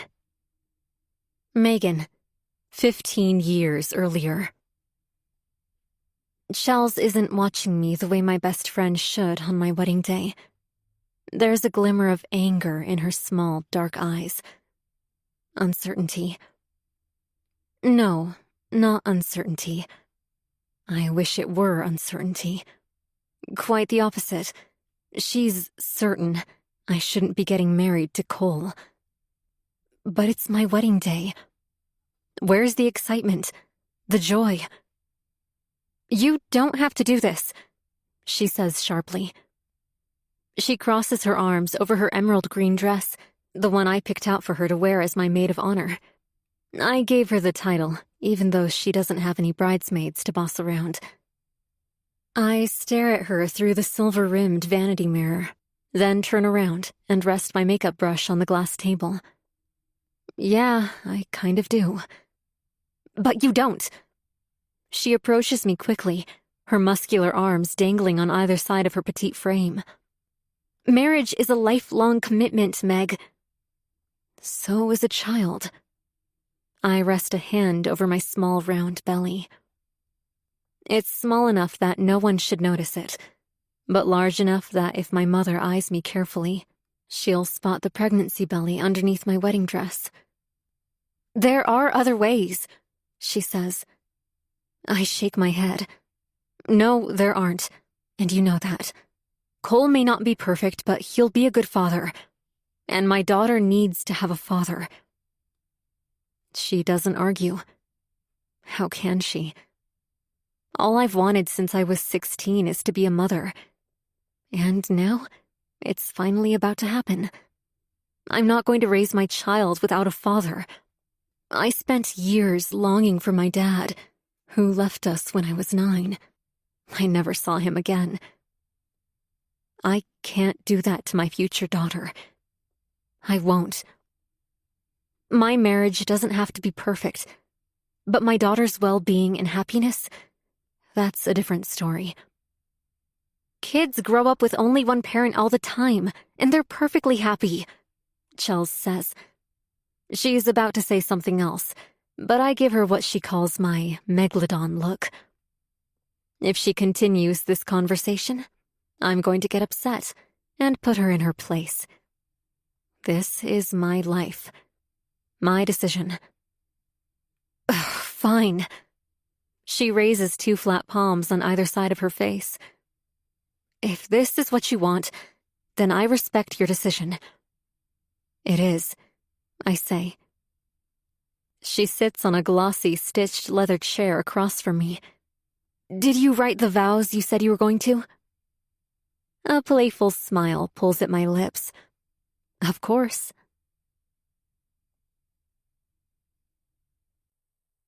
Chapter 15. Cole. 15 years earlier. My wife-to-be enters the hall, looking like a goddess. Especially as she walks underneath countless hanging lights and draping green vines. I promised her a dream wedding, and I delivered. It came with a $40,000 price tag, but my wife deserves it. And my parents are willing to spend up to $50,000, so it worked out well. Her hair is pulled back and tucked underneath her bridal veil. She's so damn beautiful. Then, I catch a glimpse of her best friend sitting at the front of the banquet hall. Chelsea. She's watching me with those dark, beady eyes of hers, and her manly arms crossed over her chest. That girl must lift weights every day. Meg mentioned she started taking mixed martial arts and dreams of competing. With how much anger that girl has bottled up, she'll probably kick a lot of asses. She looks more feminine than usual today in her silky green dress. Meg loves green, and being that Chelsea is her only bridesmaid, or maid of honor, or whatever it's called, she asked her to wear green. I wish I could tell her to stop watching me. Shouldn't she be paying attention to Meg? Instead, she's looking at me like I'm some horrible monster. It was one mistake, for crying out loud. I've apologized to Meg countless times. And besides, everything turned out fine. Better than fine. We're getting married, and now we're going to have a child. I wish Chelsea would mind her own business. I still can't believe she threatened to break my legs with a crowbar a few months ago. What a psycho. Not exactly the kind of person I want my future daughter growing up around. But Meg loves Chelsea. I'd never tell her not to see her or talk to her. I'm not that guy. Besides, Meg is a powerhouse. It's not like she listened to me anyway. Meg walks down the aisle with her mom, looking slightly uncomfortable. They aren't exactly close. I've heard some pretty bad stories about Meg's upbringing. I can tell she's sad that she isn't locking arms with the father she always wanted. But Meg hides her feelings well when she's around people. I'm sure I'm the only one who can sense this tinge of sadness. Okay, maybe Chelsea too, since they're practically sisters. The second Meg is standing in front of me, I reach for her hand. She doesn't hesitate the way she did months ago before I proposed to her. We're over that. We've healed from my mistake. The officiant, a middle-aged woman with a short silver afro and vibrant amber eyes, goes on to welcome everyone with a smile that lights up the room. But honestly, all I can focus on are Meg's big blue eyes and the subtle pink eyeshadow she smudged over her eyelids. Her lips are rose-colored, and it takes a tremendous amount of self-control to not lean in and kiss her. I'm pretty sure the officiant has to give us permission first. I smile at her, and although she smiles back, it seems a bit strained. Part of me still wonders if she really wants to go through with this. But we've talked about it. We both want the same thing, a family and a life together. The officiant talks for a while about love, promises, and something about an invisible glue that will hold us together for all of eternity. Meg suddenly widens her eyes at me. The entire banquet hall has gone silent. At the front, both my mom and dad are watching me with anticipation. I bet they'd be happy if I asked to cancel the whole thing. My mom isn't a fan of Meg. I can tell she thinks that Meg isn't good enough for me, even though she'd never outright say it. The officiant clears her throat. Your vows, Cole. Oh, I blurt out, embarrassed. I reach into my pocket and start reading my chicken scratch writing. Meg. I pause to look up at her. I know I haven't always been perfect, and sometimes I can downright annoy you. She arches a brow like she's not quite understanding where I'm going with this. But I promise you that as your husband, I will do everything in my power to keep you happy, to love you, cherish you, to always be by your side, no matter what happens. I love you more than life. I glance up at her again, and she smiles sweetly at me.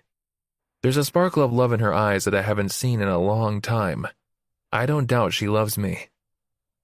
Being the wordsmith that she is, Meg doesn't pull a note from her dress. Instead, she grabs my hands. Cole, before we met, I didn't think I'd ever find someone to love the way I love you. I promise to always be here for you, through the good and the bad. I promise to be a listening ear, a best friend. And most of all, I promise to be yours, and only yours. And in return, I expect the same loyalty.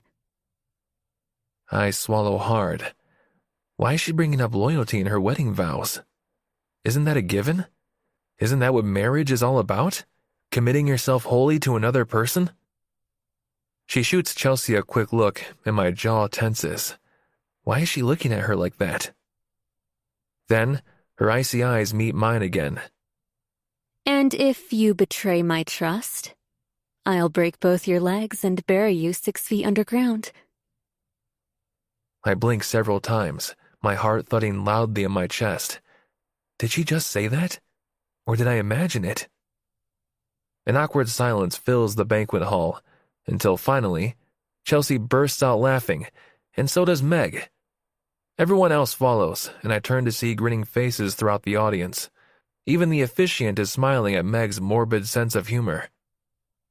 But as I stare into Meg's sharp eyes, I can't help but wonder, is she really joking? Chapter 16. Cole. Vincent already gave me shit for offering Valeria her new title so early into her new job. But she's the one I need. If he wants me to continue bringing in clients the way I do, then I need my things to be organized efficiently, and I also need someone pleasant to look at. I hate to admit it, but most of the clients I deal with are middle-aged men who are easily swayed by beauty. Having Valeria in the room may not seal a deal, but it will definitely help. So, I don't help the other managers anymore? Valeria asks me sheepishly. I'm guessing someone already asked her to do something, and she didn't know how to respond. I gaze up at her from my desk, then gesture her to come inside. She closes the door behind her by pressing it with her body, hands tucked behind her back. Today she's decided to wear high-waisted dress pants and a red blouse that looks custom-tailored for her. It fits her snugly in all the right spots. Vincent still has to hire a new secretary, I say. Unfortunately, you'll have to juggle both jobs for now. But not for long. Once HR is done with the paperwork, you'll officially be my assistant. I have a lot on my plate, and I need all the help I can get. She forces a smile. What can I do? Coffee? Oh, my idea of receiving help wasn't in the form of hot coffee. My calendar is a mess, and I need to send follow-up emails on several leads. But a coffee would be great. I'd love that, I say. 2 creams, 1 sugar. She says. I arch a brow. How did you know that? The corners of her bright red lips sharpen. Saw you in the staff room. She watched me make a coffee? I'm not sure whether this is flattery or whether she's that attentive to detail.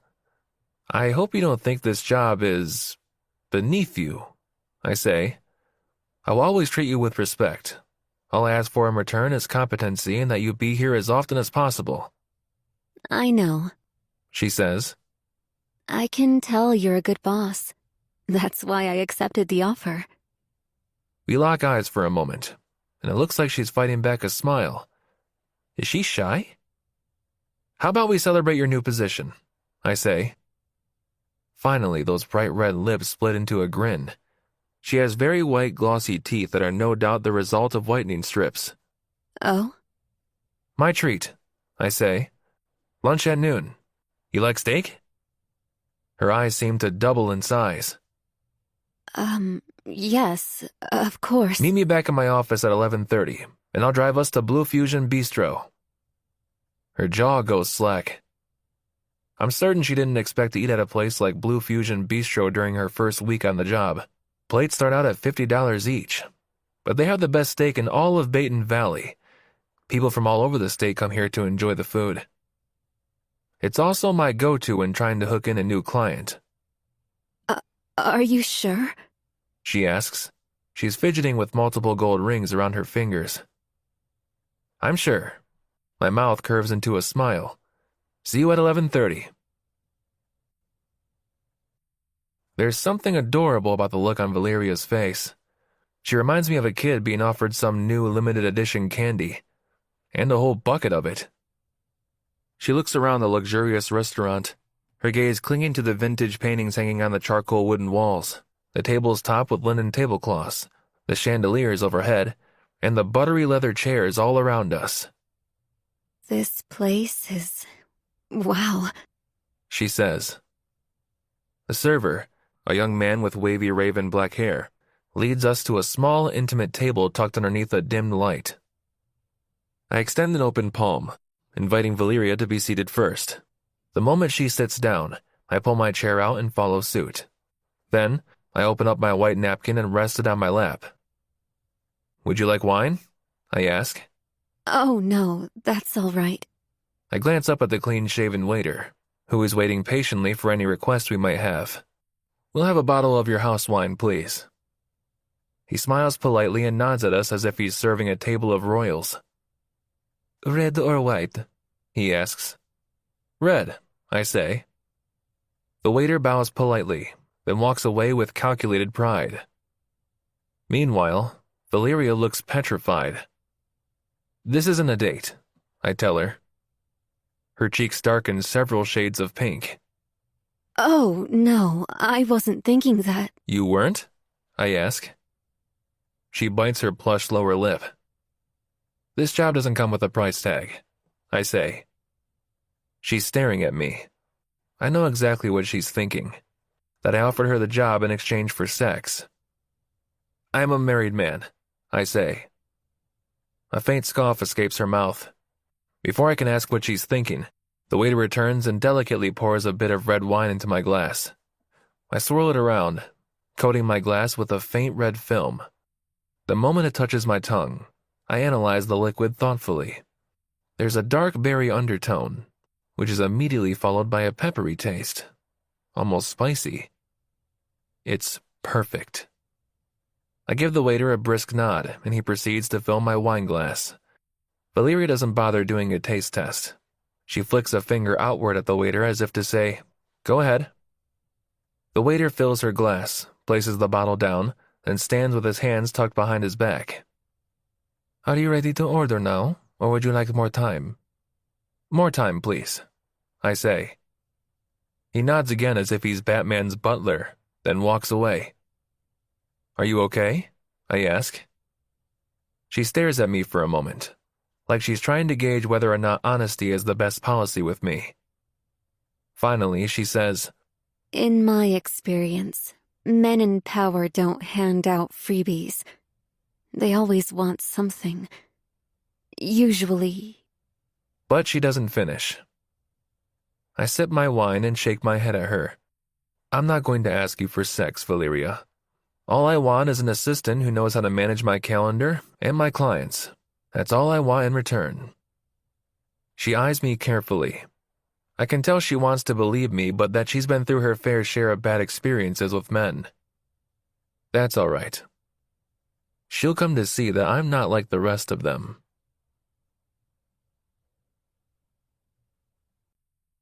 Chapter 17. Cole. "I'm serious," I say.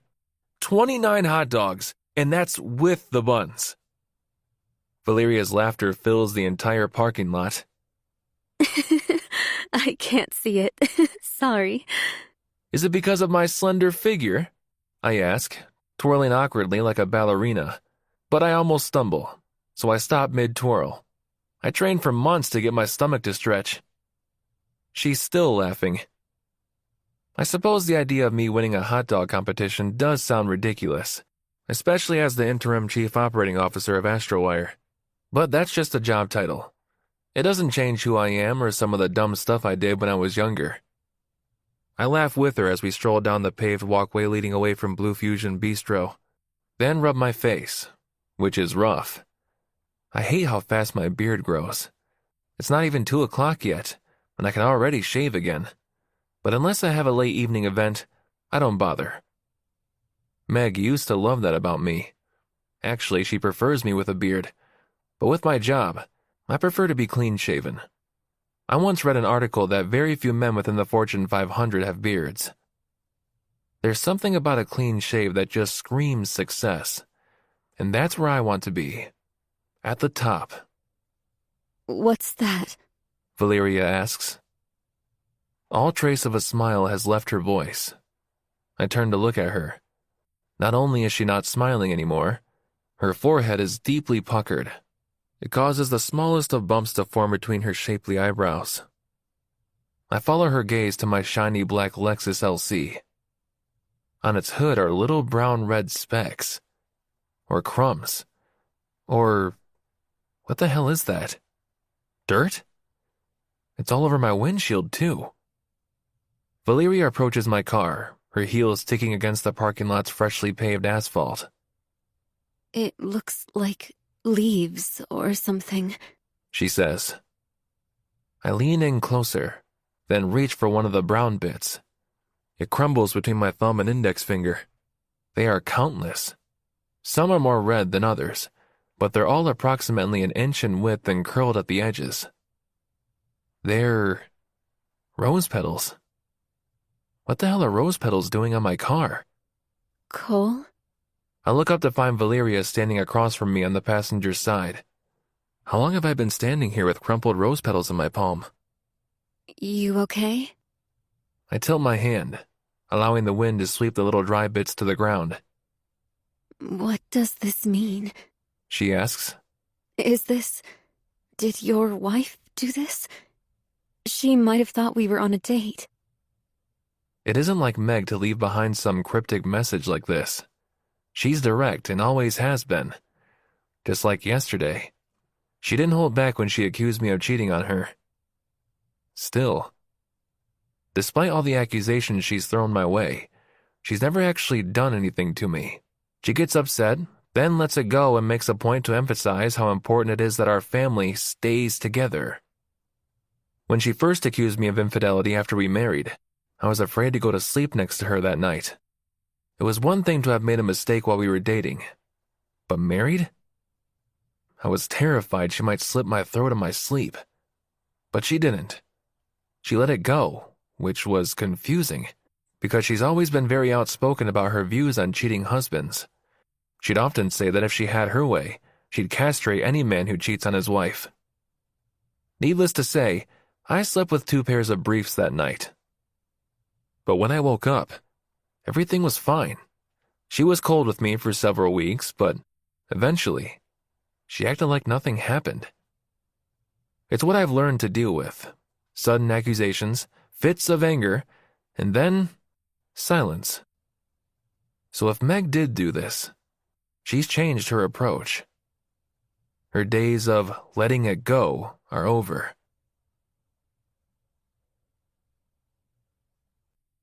Chapter 18. Megan. Cole steps into the house at precisely 5 o'clock, while I'm boiling pasta for supper. The starchy smell has already filled the kitchen, and the warmth of the steam is comforting. Ziggy is at my feet, waiting for me to drop something, anything. And I will. But now that Cole's home, I'll have to do it secretly. He hates it when I feed Ziggy. Says I'm turning him into a poorly behaved dog with all his begging. But honestly, it's cute. I don't care if he begs. Besides, I'm the one who spends every day with him. So if the begging doesn't bother me, Cole has no business even having an opinion. I grab a piece of cooked pasta with a spoon, rinse it with cool water, and flick it at Ziggy. His little jaws snap shut. Perfect catch, I whisper. Honey? Cole calls out. There's a faint quiver in his voice. He sounds scared, like he doesn't know whether he'll be greeted by a showered and friendly Meg, or a bedraggled and emotionally unstable Meg. But today I decided to shower and freshen up. I spent the whole day cleaning, trying to remind myself of everything Cole has done for me and this family. He's been a good father, and he takes care of me, despite all of my new mental health issues, as well as my new physical disability. Another husband might have left his wife. I should be grateful. In here, I call out. He enters the kitchen with a bouquet of flowers. Not the cheap kind, but something he picked up at a flower shop. Something that cost at least $100. They're beautiful. A mixture of reds, yellows, and purples. The wrapping paper around the stems looks more valuable than our tablecloth, and that thing wasn't cheap. Cole had it imported from Italy when I told him how madly in love I was with the design. Without Cole, I'd be living in some shoddy apartment, living month to month on disability insurance paychecks. Thankfully, I was smart enough to purchase disability insurance when I started my dental practice. But without Cole, I wouldn't have had the funds to obtain my Doctor of Dental Medicine degree in the first place. I may not be able to practice anymore, thanks to my non-functioning arm, but I'm rather well off. I do miss work. A lot. There's something about digging rot out of teeth and filling the hole with a clean white filling that always satisfied me. Some days, I drive by the building that started it all. Rent alone was expensive, and no way would I have been able to get my business off the ground without Cole's help. The place is still operating with the same hygienist staff and everything. But I had to partner with another dentist, Miriam Poloski, who keeps things running for me and keeps raking money into my small corporation. I have a good husband. Do you like? Cole asks, drawing me back to reality. I blink at the flowers, then move toward them and inhale deeply. They smell heavenly. They're beautiful. He watches me carefully like he's expecting a different reaction. Anger, possibly. But today I'm feeling good. Much better than yesterday. What did you do today? He asks. He never asks me what I did. Stayed home. What else would I have done? I say. He shrugs. It's a beautiful day. Thought you might have gone out somewhere. The functioning side of my mouth droops down. What is he talking about? I've been a recluse for a year. I don't go anywhere unless it's to do groceries, pick up Hazel from soccer, or drive her to or from Alex's place. Like I said, I was here, I say.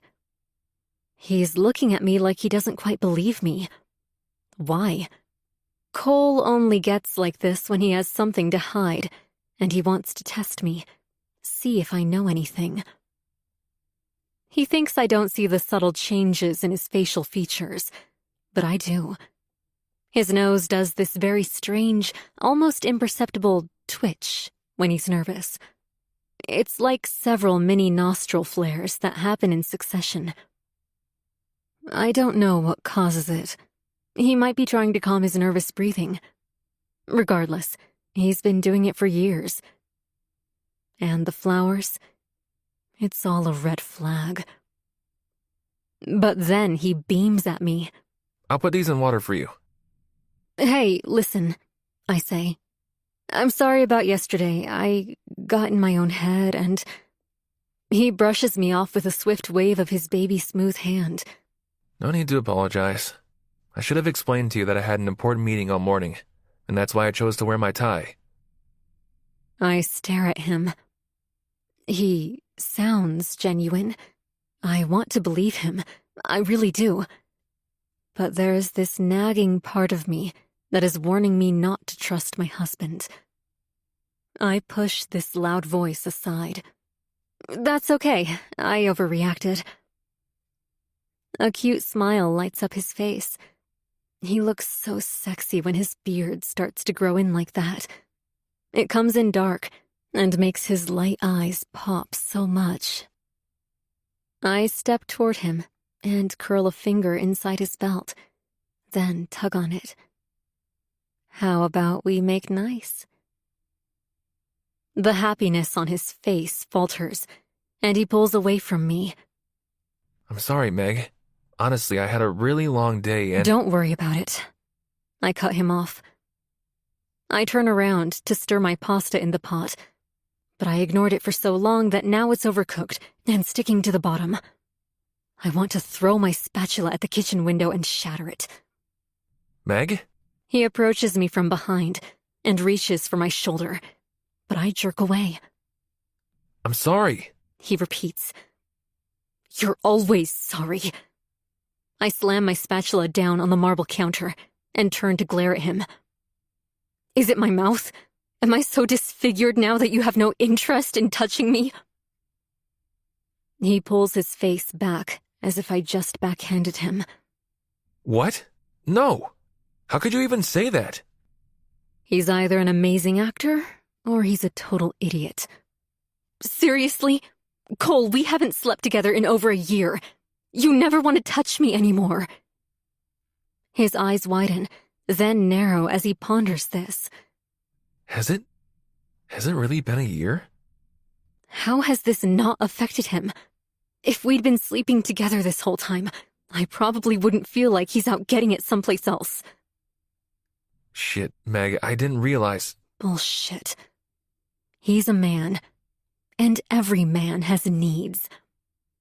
Actually, every person has needs, including me. And he hasn't been meeting them. I've been so preoccupied with work this last year that, I don't know, I guess I haven't had much of a drive, to be honest. I don't know what overtakes me. Without warning, I grab his belt, then I cup him over his pants. No drive. Really? Do I need to get rough? Is that how you like it? He doesn't respond the way I'd hoped. He pushes my hand aside and scowls at me. What the hell are you doing? Trying to get my husband to have sex with me. His brows slant, and he looks at me with pity. Great. Well, if pity sex works, hey, at least I'll get something. I want to tell my husband that I miss him, that I'd do anything to have him back. Yet, I hate him. It's extremely conflicting. So much for my day spent thinking positive thoughts about him. At least I tried. I grab the spatula and slam it against his chest.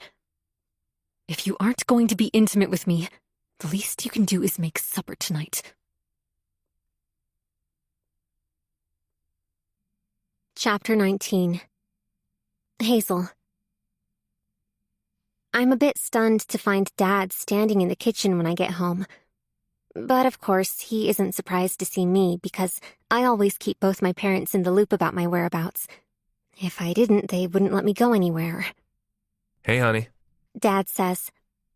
Holding what looks to be a sticky spatula, he wraps an arm around my shoulders and squeezes me against his chest. Then he plants a quick kiss on the top of my head. How was school? How was your afternoon with Alex?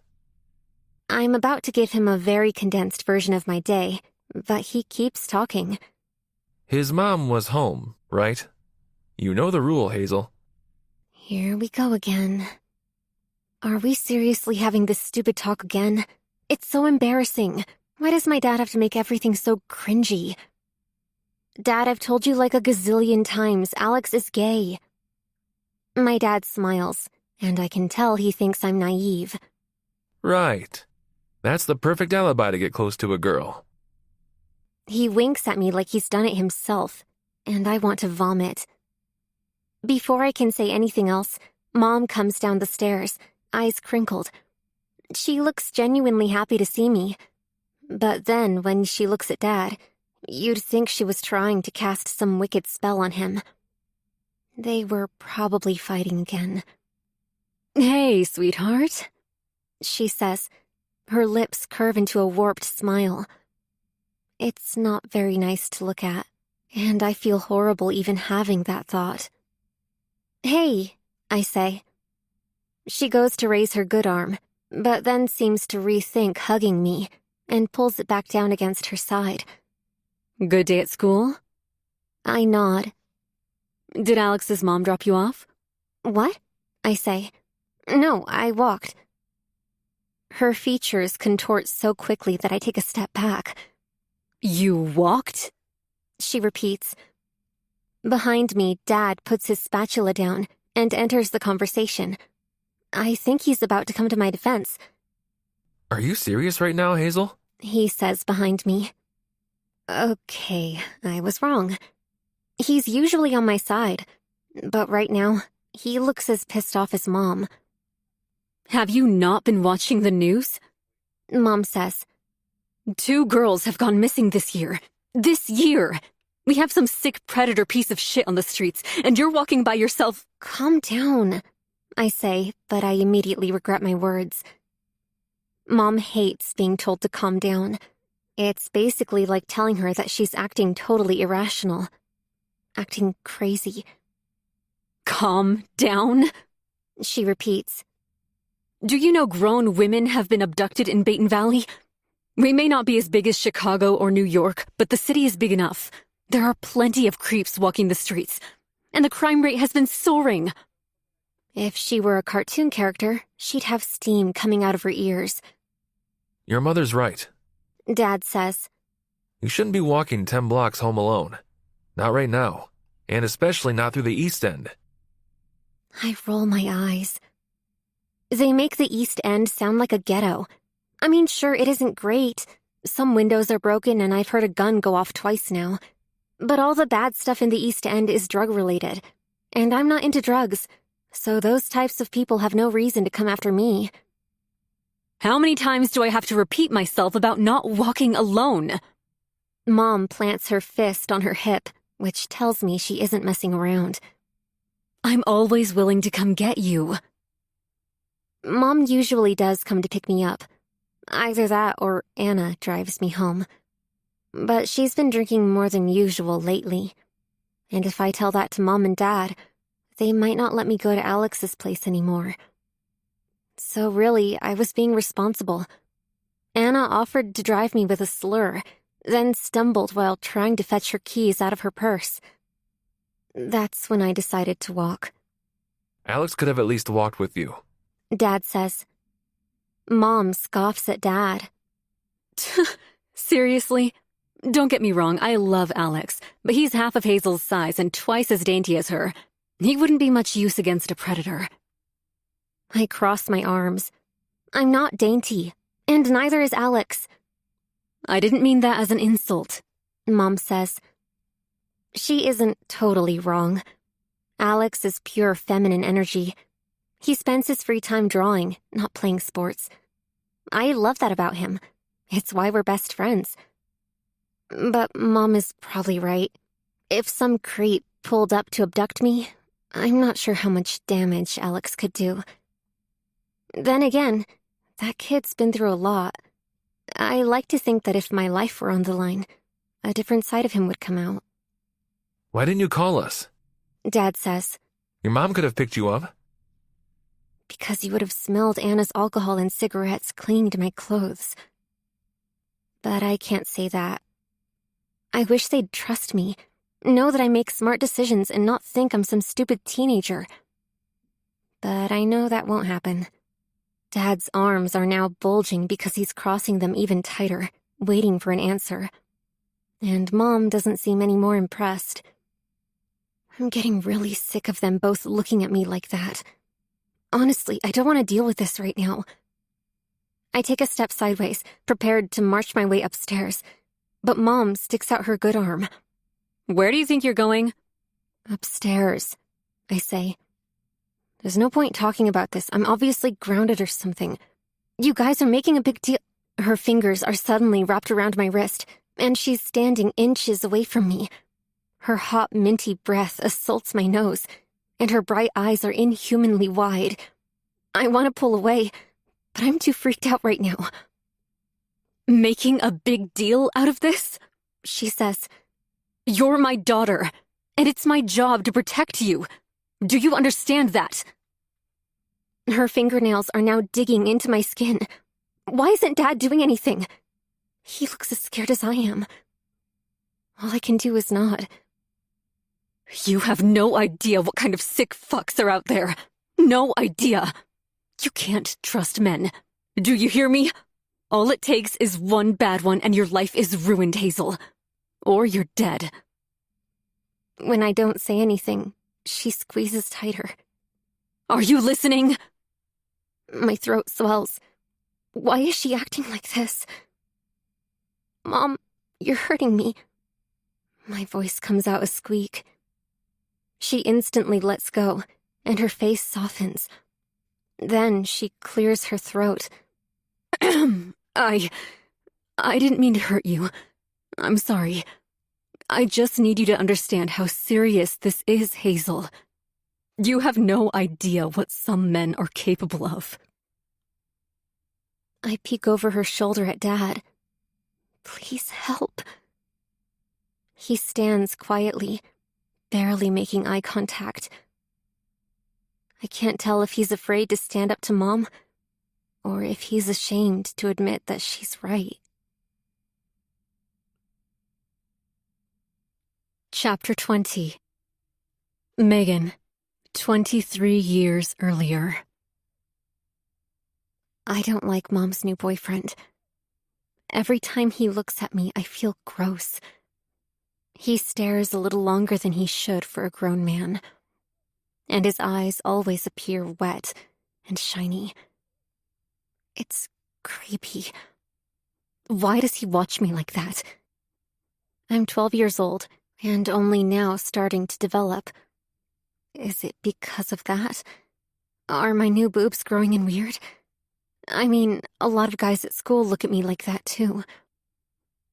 I haven't said anything to Mom about it. I'm probably making things up in my head. And even if I'm not, well, she's finally happy. I can't take that away from her. She went almost a whole year without smiling. All she did was cry and drink. But these last few weeks, she's dancing and grinning and won't stop talking about how incredible Carl is. Meeting him has somehow helped her get over Dad. I never thought my mom would get over him.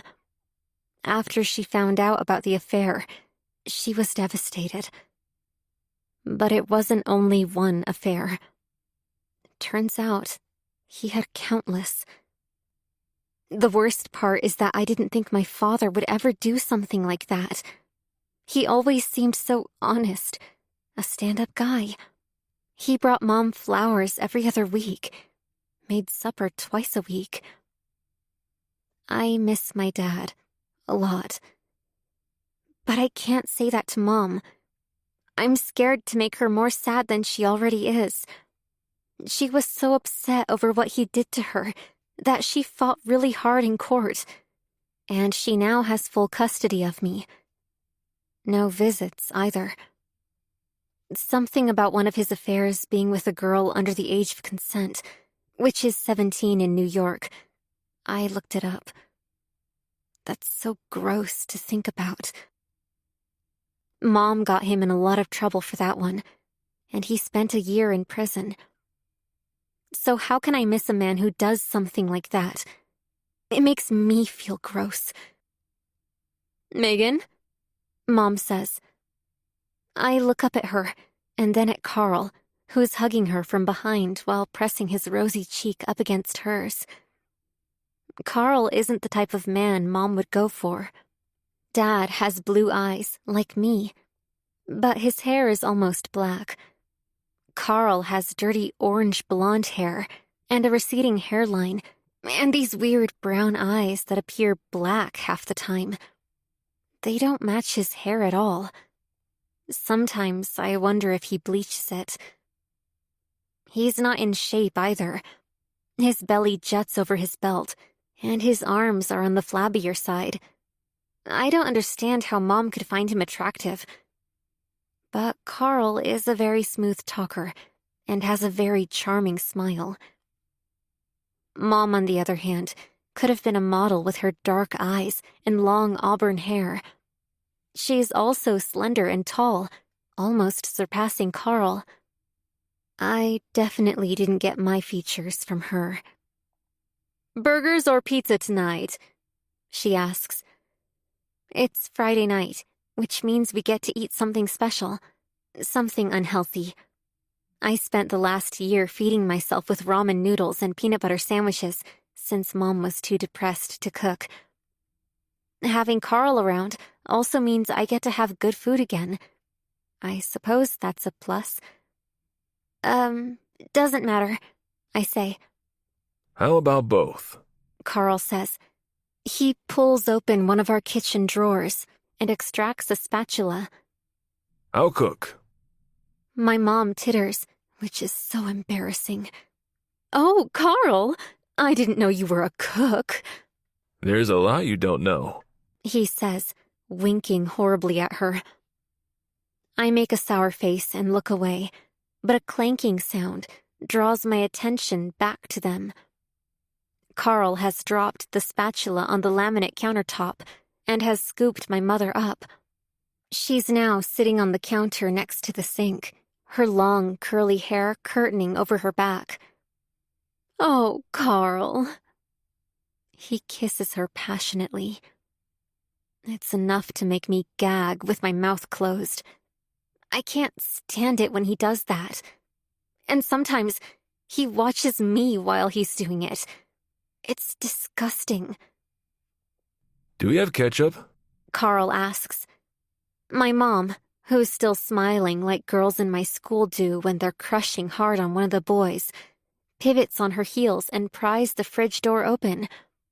"I'm certain we do. I just used it the other night.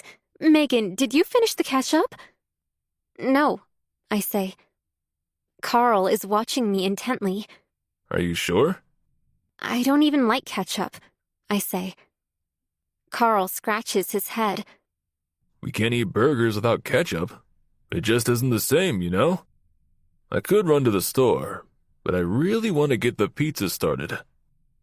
My mom doesn't hesitate. Don't worry, I've got it. She snatches her coat from our flimsy plastic coat rack and leans in to kiss Carl, who, once again, is watching me with those seemingly black eyes of his. I shiver. I can come with you, I tell my mom. I don't want to stay here alone with Carl in this tiny apartment. My mother has known him all of 3 weeks. Why is she leaving me alone with him?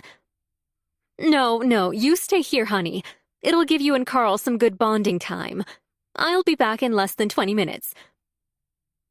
I want to protest, but she's already out the door.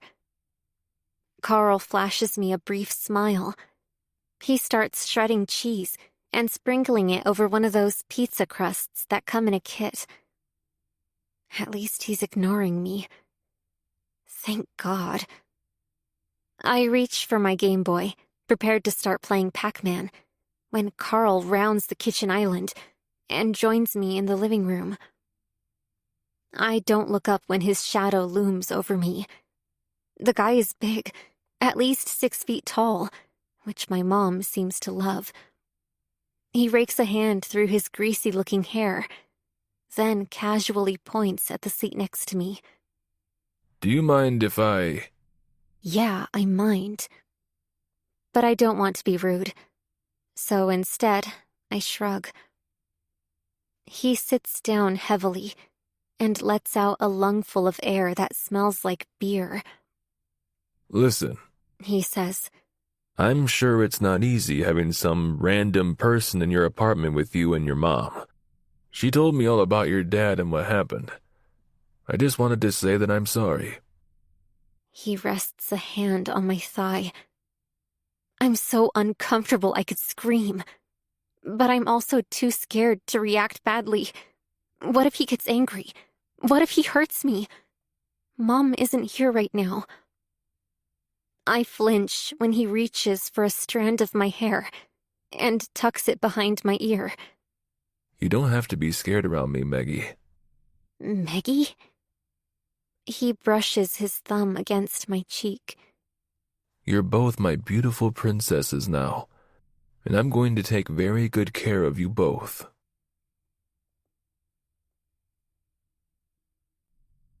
Chapter 21. Megan. It's Tuesday, which means Hazel has soccer practice after school. It's my favorite day to do groceries since I have to go out anyway. I tell Ziggy to behave, even though I know he'll probably jump all over the sofas and try to get into the garbage can the moment I step out. I'd bring him with me, but he'd just yap in my Jeep and annoy everyone in the parking lot. I snatch my purse and inspect it for my key fob. It's in there. I'm good to go. I leave through our huge 2-car garage in my Jeep, extra careful while reversing this time. Almost running over Hazel's friends last week has caused my driving anxiety to go up. When I get to the grocery store, I'm not surprised to find a parking lot full of cars. It's 3 o'clock in the afternoon, and it seems like most people like to do their groceries at this time. Then again, it seems like people are always everywhere. It's annoying. Don't people work anymore? I park in the nearest handicap parking I see. Months ago, I was embarrassed to use my placard. But now, I don't care. I have one good arm. Pushing a cart across an entire parking lot while trying to dodge traffic isn't easy. The double doors of Baton Valley Grocer swoosh open the moment I approach with my rattling cart. Inside is as busy as I suspected. Why wouldn't it be? This store was built only 2 years ago, and it's beautiful. Best of all, they tend to stock more local products than imported products, and their prices are competitive. Melodic music hums overhead as one elderly couple leisurely browses the fruit aisles. They're moving so slowly, it's as if they have nothing better to do. They probably don't. Next to them, a young mother tries to wrangle 3 kids, 2 of them small toddlers. Poor girl. I move as quickly as humanly possible, my pace a stark contrast to the calming music coming from everywhere. But I've never been one to linger in a grocery store. Actually, I don't linger anywhere. Why do people do that? I'm here for groceries, not to get my step count in. Hazel loves this certain type of breakfast cereal called Cocoa Clouds. It turns the milk into chocolate milk. It's not the healthiest breakfast option, but she deserves a treat once in a while. I walk fast down the cereal aisle, scanning the shelves. At the same time, footsteps echo behind me. Tick, tick, tick. I wouldn't normally care. We're in a grocery store. People walk. That's what humans do. But for some reason, right now, the sound really irks me. It might have something to do with the fact that I've been hearing it ever since I walked in. Is everyone wearing heels today? Or are these the same heels following me everywhere? I turn my head sideways to spot a tall woman with long, luxurious brown hair flowing behind her back. She doesn't look at me. In fact, I don't think she even sees me. She's crouched, something you'd think impossible in those black heels of hers and that skin-tight sky blue dress, and scanning through peanut butter jars on the bottom shelf. On the top of her head is a huge straw hat that is so large it droops all around her head. I'm surprised the weight of it doesn't drag her down to the floor. She's only shopping. My irritation must be due to the lights in here. Ever since my accident, fluorescent lights really affect me. I finish my groceries and push my cart through to check out. Thankfully, Maya is working today. She's my favorite staff member here. A large, fierce woman with a radiant smile that could light up an entire city. Her hair is usually tied back in a ponytail, but today she's sporting cornrows. "Honey, let me help you with that," she says. I thank her as she helps me load my groceries onto the conveyor belt. When she has finished helping me, she pats me on the shoulder. Her touch is warm and earnest.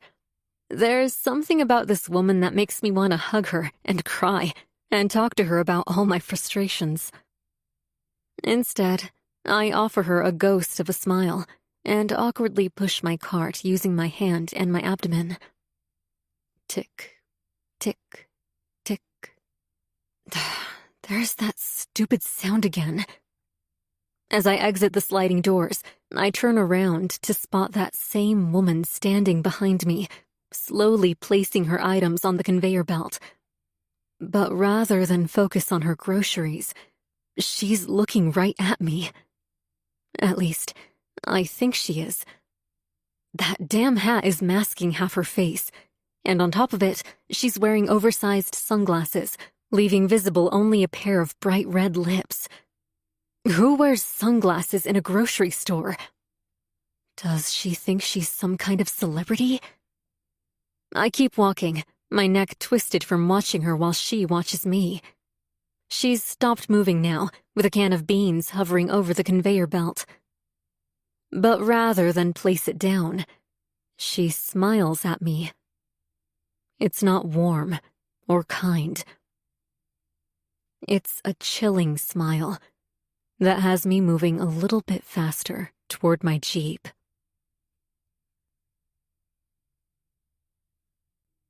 Chapter 22. Megan. By the time I've finished loading my groceries, a task that only got easier once a friendly, bearded man with sleeve tattoos offered to help, I hurry around my car and jump into the driver's seat. That woman. Who the hell was she? I searched the parking lot for a sky blue dress and a straw hat. Nothing. She must have left while I was busy shoving grocery bags into my trunk. Sighing, I rest my foot on the brake pedal and press my ignition's start button. As my Jeep's engine rumbles to life, I spot a little white piece of paper fluttering underneath my windshield wiper. A ticket? Seriously? I have my handicap placard resting right on the dashboard. Angrily, I snatch my very visible placard and shimmy it over my sun visor. This wouldn't be the first time I got ticketed. Some people take one look at me and think I'm abusing the system because I'm relatively young and don't walk around with a cane. That doesn't mean I'm not disabled. People should really mind their own business and stop calling the authorities over things like this. Mumbling swears under my breath, I step out of my Jeep and come around the front. The slip of paper is jammed, almost crumpled, like whoever left this was in a hurry. I yank it out from under my wiper. Wait a minute. This isn't a parking ticket. It looks like a ripped piece of printer paper. There's nothing official about it. Did someone hit my car and decide to leave a note? I'd be surprised. People in Baton Valley only care about themselves. Some days, I wish we could pack up and move to a small town, or somewhere south, where we don't get hit by winter storms. I uncrumple the ripped piece of paper to find poor handwriting scribbled in black marker. What the hell is this? I raise my eyes to the parking lot again, looking for her. Did she do this? She was looking at me funny. Or is this entirely unrelated? It can't be a coincidence. And judging by how beautiful that woman was, I'm willing to bet that was Valeria. The only reason a beautiful woman would be harassing me is Cole. I would know. I've been through it before. And each time I managed to get rid of Cole's mistresses. But something tells me it's going to be different this time. That woman, she had to have been Valeria. Which means I'm not dealing with some young snob who can easily be scared off. This woman wants Cole. All to herself. I glance down at the note one more time. He's mine, not yours.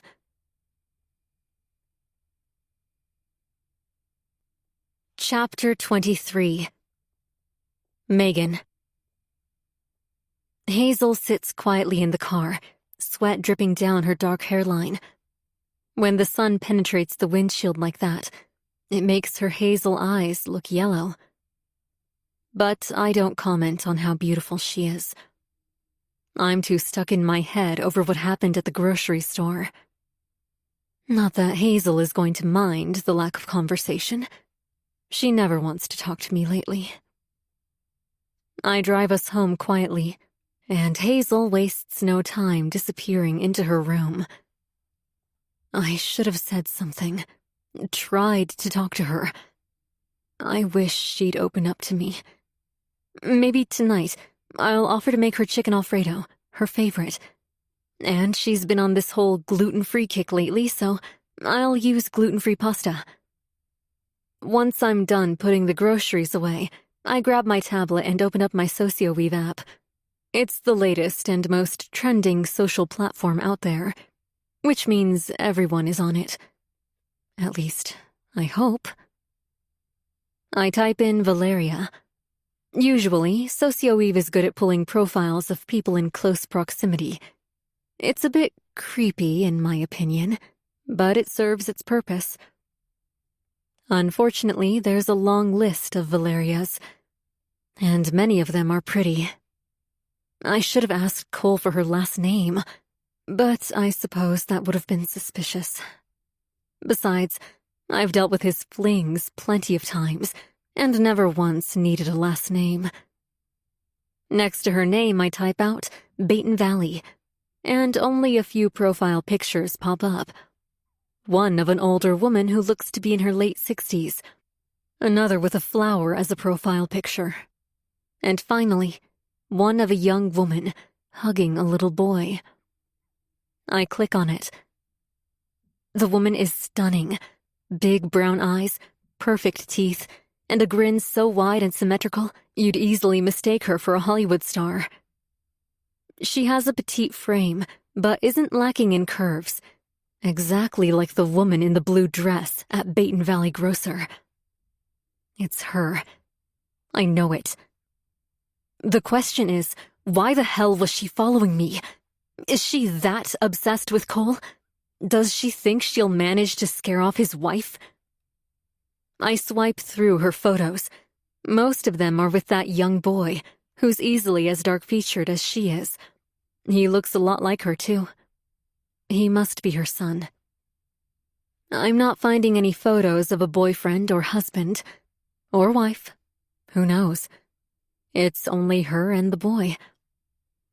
Single mom, I mutter, analyzing each one of her pictures. She's at least a decade younger than me. I'm suddenly very self-conscious. I'm well aware that I've gained weight since Cole and I got married. And then there's my mouth that droops and my non-functioning arm. I'm a mess. At least, compared to this beauty. That's no excuse. Cole is your husband and shouldn't be sleeping with anyone else. I don't know why I've put up with his shit for so long. It's as if every time I manage to get rid of one mistress, a new one pops up weeks later. They aren't the problem. He is. I'm about to swipe sideways again when Hazel appears in front of me, as if having teleportation abilities. I jump, my tablet almost falling off my bent knees. Hazel! Where the hell did you come from? Nice to see you too, Mom. I get that teenage hormones cause all sorts of attitude problems, but it seems like Hazel is perpetually in a bad mood. Everything okay? I turn off my tablet and sit up from my slouched position. Can you give me a ride to Alex's place? He invited me over for supper. Is Mom going to be there? I ask. Probably. Truth be told, I don't really care.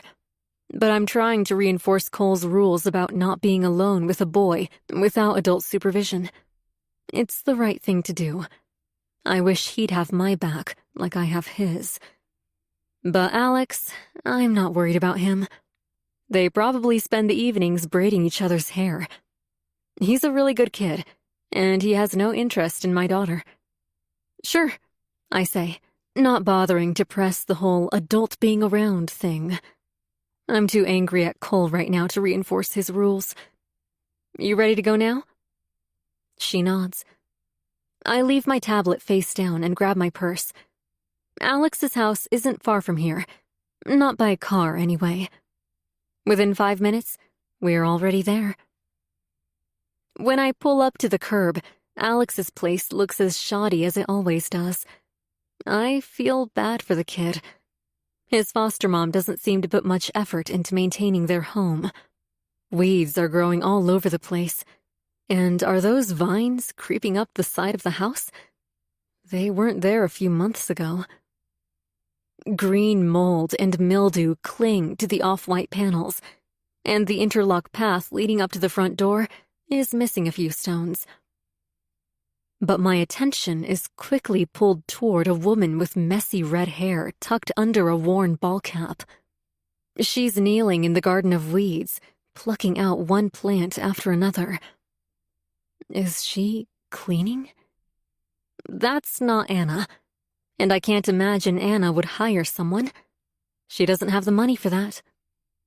And the few times that I met Anna, she was having one drink too many. I get a bad vibe from her, like she isn't a good foster mom at all. I've been tempted to report her so that she loses custody of Alex, but Alex seems happy enough. He could end up someplace much worse. Anna hire a gardener? I ask. Hazel arches a brow at me. What? No, that's Charlotte. Charlotte? I say. The woman, Charlotte, turns her head to look at us. She's wearing big square sunglasses with a pink frame. I can't tell if she's looking at my Jeep or at something else. But she must spot Hazel because she immediately lights up and waves her entire arm over her head. Alex's aunt, Hazel says. I told you about her. No, you didn't, I say. Hazel breathes out hard, her little nostrils flaring into points. Yeah, I did. Like a gazillion times. When Hazel says gazillion, I estimate anywhere between 2 and 4. Which is still a lot for me to not remember. Cole might be right. I should contact Dr. Tang about my memory issues. She's visiting? I ask. No, Hazel says. She helps take care of Alex. She knows Anna is, well... I don't say anything. I'm afraid that if I open my mouth, I'll say something very mean. She comes over all the time, Hazel says. And she usually makes us really good food. She doesn't drink? I ask. Hazel laughs. No way. She's actually really cool. She doesn't approve of Anna's drinking. I'm happy to hear that. It comforts me to know that a level-headed adult is around my daughter, taking care of her. I'm tempted to go meet her, but I don't want to embarrass Hazel. I'll introduce myself another time. Okay, well, thanks, Mom, Hazel says. I raise my arm, prepared to give her a hug, but she reaches for the door handle and gets out. Seconds later, she's running towards Charlotte, who gets up and stretches her arms out for a hug. Great. She's closer to Alex's aunt than she is to me. Chapter 24. Diary entry. I did something I probably shouldn't have done today. But then again, it needed to be done. Cole keeps talking about his wife, and every time he does, I want to push a sewing needle and thread through his lips. No, not really. I'd never hurt him. What I want is for his wife to go away and never come back. She doesn't deserve him. She doesn't even know what she has. She's an idiot. So, yeah, I followed her. I mean, I guess I'm hoping to scare her off a bit. If Cole knew what I was up to, though, I'm not sure what he'd say. He'd likely stop talking to me. I can't let that happen. That man was sent to me by God himself. He's meant to be mine. I have to find a way to get his wife out of the picture. I mean, doesn't she know he's not in love with her? Even I know that. And he didn't have to say anything. It's all over his face. Today, for example, I brought him a hot coffee. 2 creams, 1 sugar, just like he likes it. He thanked me 3 times for that coffee. When I told him it was only coffee, he said his wife never takes care of him like that. That if he were to ever ask for coffee, she'd tell him to get up and get it himself. That she wasn't a doting housewife from the 50s. Ugh, what kind of woman does that? Her job is to serve her man. No wonder he doesn't love her anymore. She doesn't know how to keep him happy. If only Cole would get divorced, we wouldn't have his wife standing between us. He wants me. I can see it in his eyes. The way he looks at my chest, my lips, and then at my hips every time I walk toward him. He tries to act like he isn't interested, and like he would never cheat on his wife. But I know he wants me. Probably more than he's ever wanted her. And once he gets a taste of me, he'll never want to let me go. Chapter 25. Cole. Valeria has a lot more depth to her than I initially realized. She's not only smart, but she's hilarious. When she's comfortable, that is. She doesn't like Frank very much, or the rest of the managers, but that's because all they do is salivate over her. So she's given them all funny nicknames. It's an inside joke, and no one else knows it but me. For example, Frank has now been dubbed Mr. Droolouge, which is a portmanteau of drool and deluge, since he's always wiping his mouth around her. She's the best assistant I could ask for. Today I get my own coffee. I don't want Valeria to think I'm taking advantage of her position. When I walk by her desk, she looks up at me with a quirky smile. Got your own coffee, I see, She says. I raise my mug to chest level, showcasing the best boss part of it.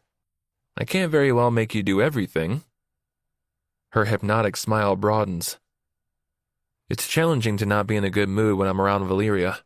There's something about her that brightens up my day. HR finalized the paperwork, I say.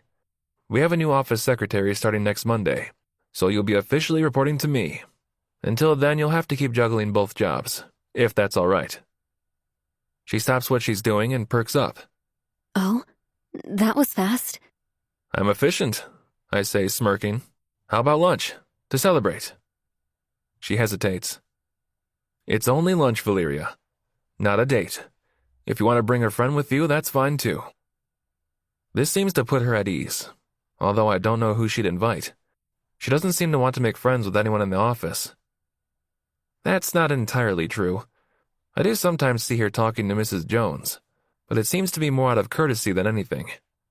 Mrs. Jones has a fascination with printers. I swear she keeps old ones just to collect them. And that's all she talks about. It may have something to do with the fact that she recently turned 70. I imagine she's seen some pretty incredible developments throughout the years.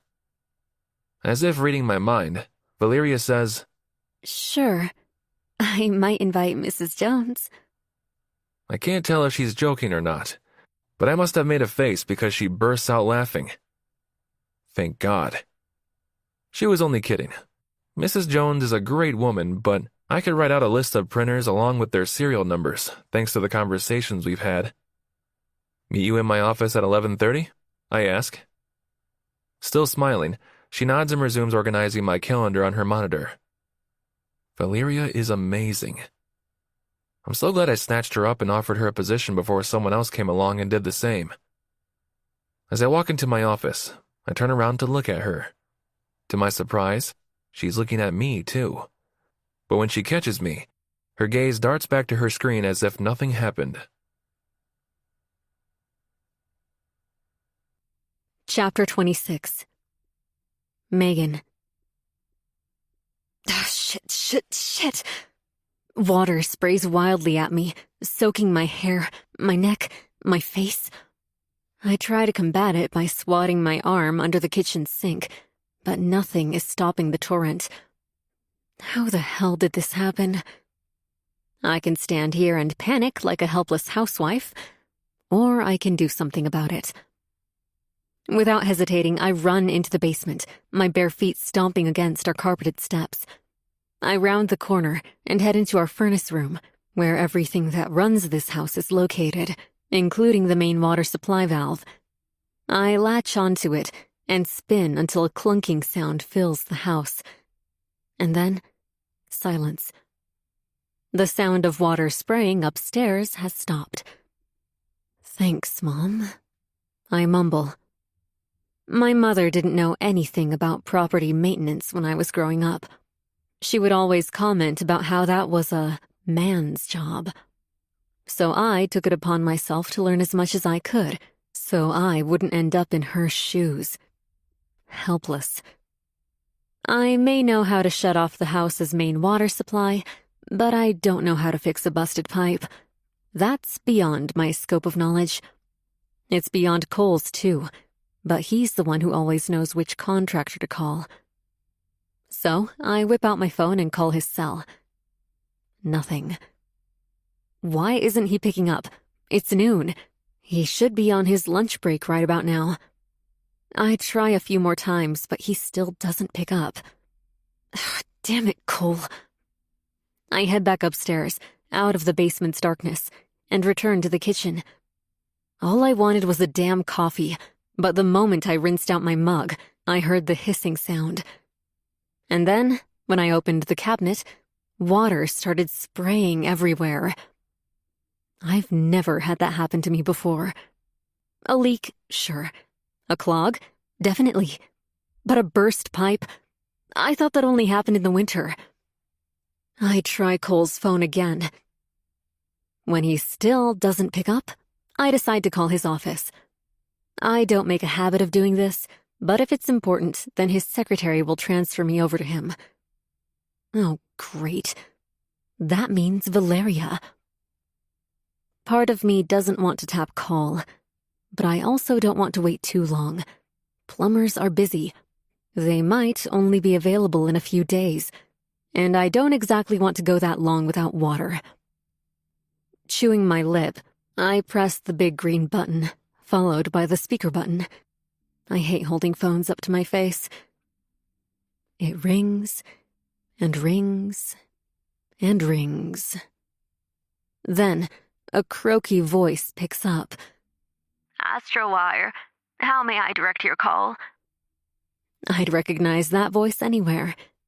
Mrs. Jones? I ask. Yes? It's Megan, I say. Cole's wife. Oh, Megan, She says cheerfully. how are you doing, my dear? Sure has been a while since I heard from you. I smile down at my phone. Mrs. Jones is probably the sweetest woman I've ever met. She was working at Astrowire before Cole even started, which was almost 15 years ago now. He lucked out and landed a job fresh out of college, then made his way up the ladder. I'm good, I say. How have you been? Oh, you know. She croaks. Same old, same old. Since when do they have you answering the phones? I ask. It's temporary. She says. Waiting on the new secretary to join, and the current one is out of the office. New secretary? I ask. I thought you guys just hired Valeria. She chuckles on the other end. High turnover here, and your husband was a sneaky bastard.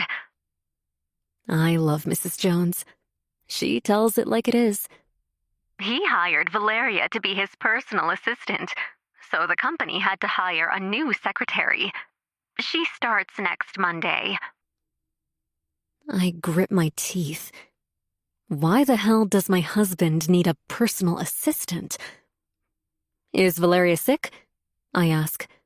Oh, heavens, no. That woman looks healthier than I did at her age. I saw her leave with Cole. Something about a business meeting. He asked me to keep an eye on the phones while they're out. A dull ache spreads in my neck, and I only then realize that I'm hunched forward, my fist clenched against our kitchen's cool countertop. Thanks for letting me know, Mrs. Jones. Mrs. Jones laughs whimsically. You've known me 15 years, Megan. How many times do I have to tell you to call me Jacqueline? Sorry, Jacqueline, I tell her. Thank you for talking to me. She lets out a little hum. Do you want me to have Cole call you back? No, I say a little too quickly. No, don't bother him. I know he's very busy with his new position. New position? Jacqueline asks, sounding confused. Her words are like a punch to my gut. Are you kidding me right now? Did Cole lie about his interim promotion? I inhale a slow, calculated breath, trying not to fly off the rails. I'm starting to think I don't know my husband at all. The man is full of secrets. Like Jacqueline said, he's a sneaky bastard. I'm about to ask her all about Cole's supposed promotion when she lets out a high-pitched chuckle. Although I can't see her, I can picture her flicking her wrinkly hand and throwing her head back, mouth agape. Oh, you mean his promotion to replace David. My heart calms itself. Yeah, that, I say forcefully. Yes, she says. it's been nonstop meetings since he took over for David. Well, I'm happy to know that some of what my husband tells me is true. Not that it matters right now, because he's gone out for lunch with Valeria. I know it. Which means I'd better hurry. Chapter 27. Megan. Blue Fusion Bistro is as busy as it was the last time I saw it. I don't understand how such an expensive restaurant could still be in business.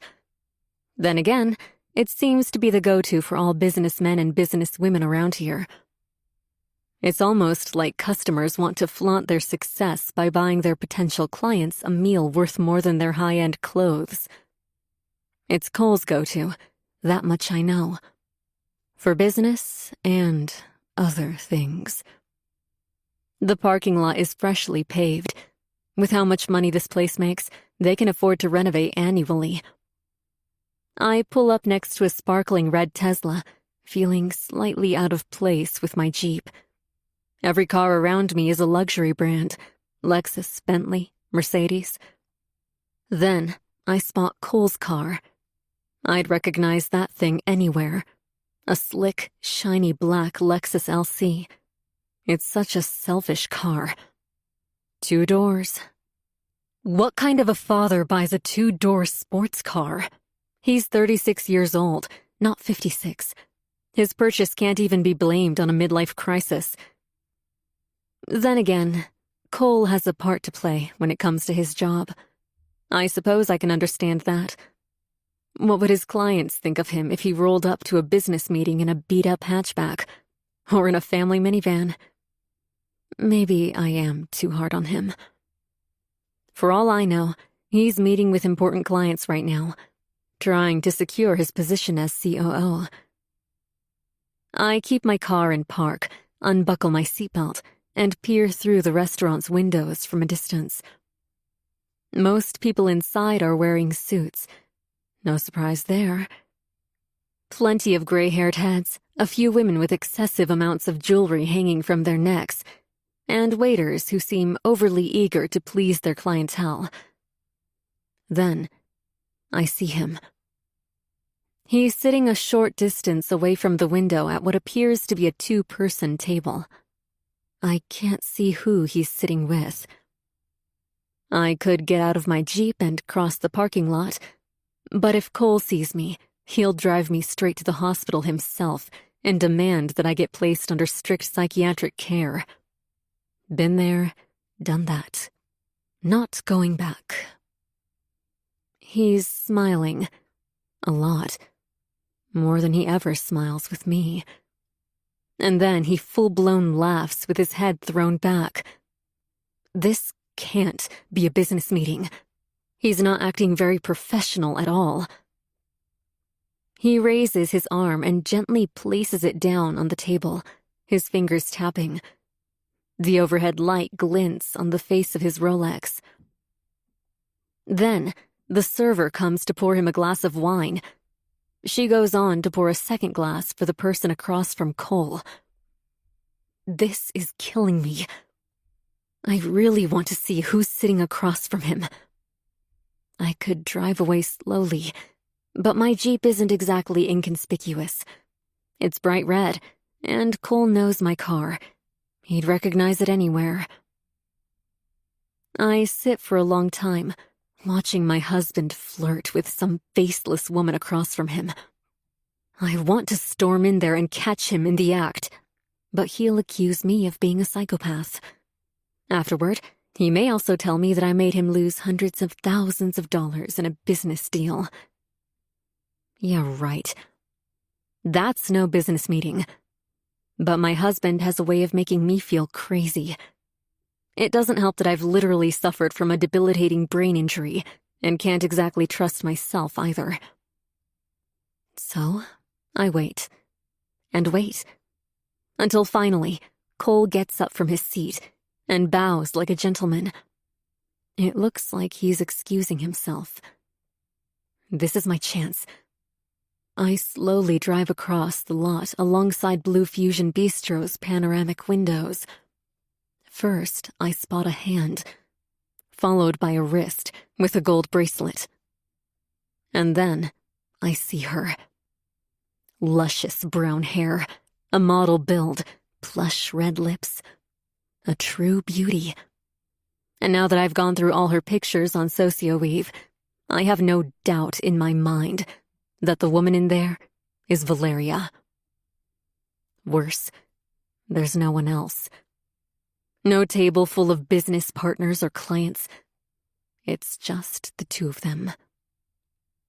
I tighten my grip around my steering wheel, staring at her as I continue to slow roll in my car. I'm so angry right now that I could drive straight into that restaurant and ram her with my bumper.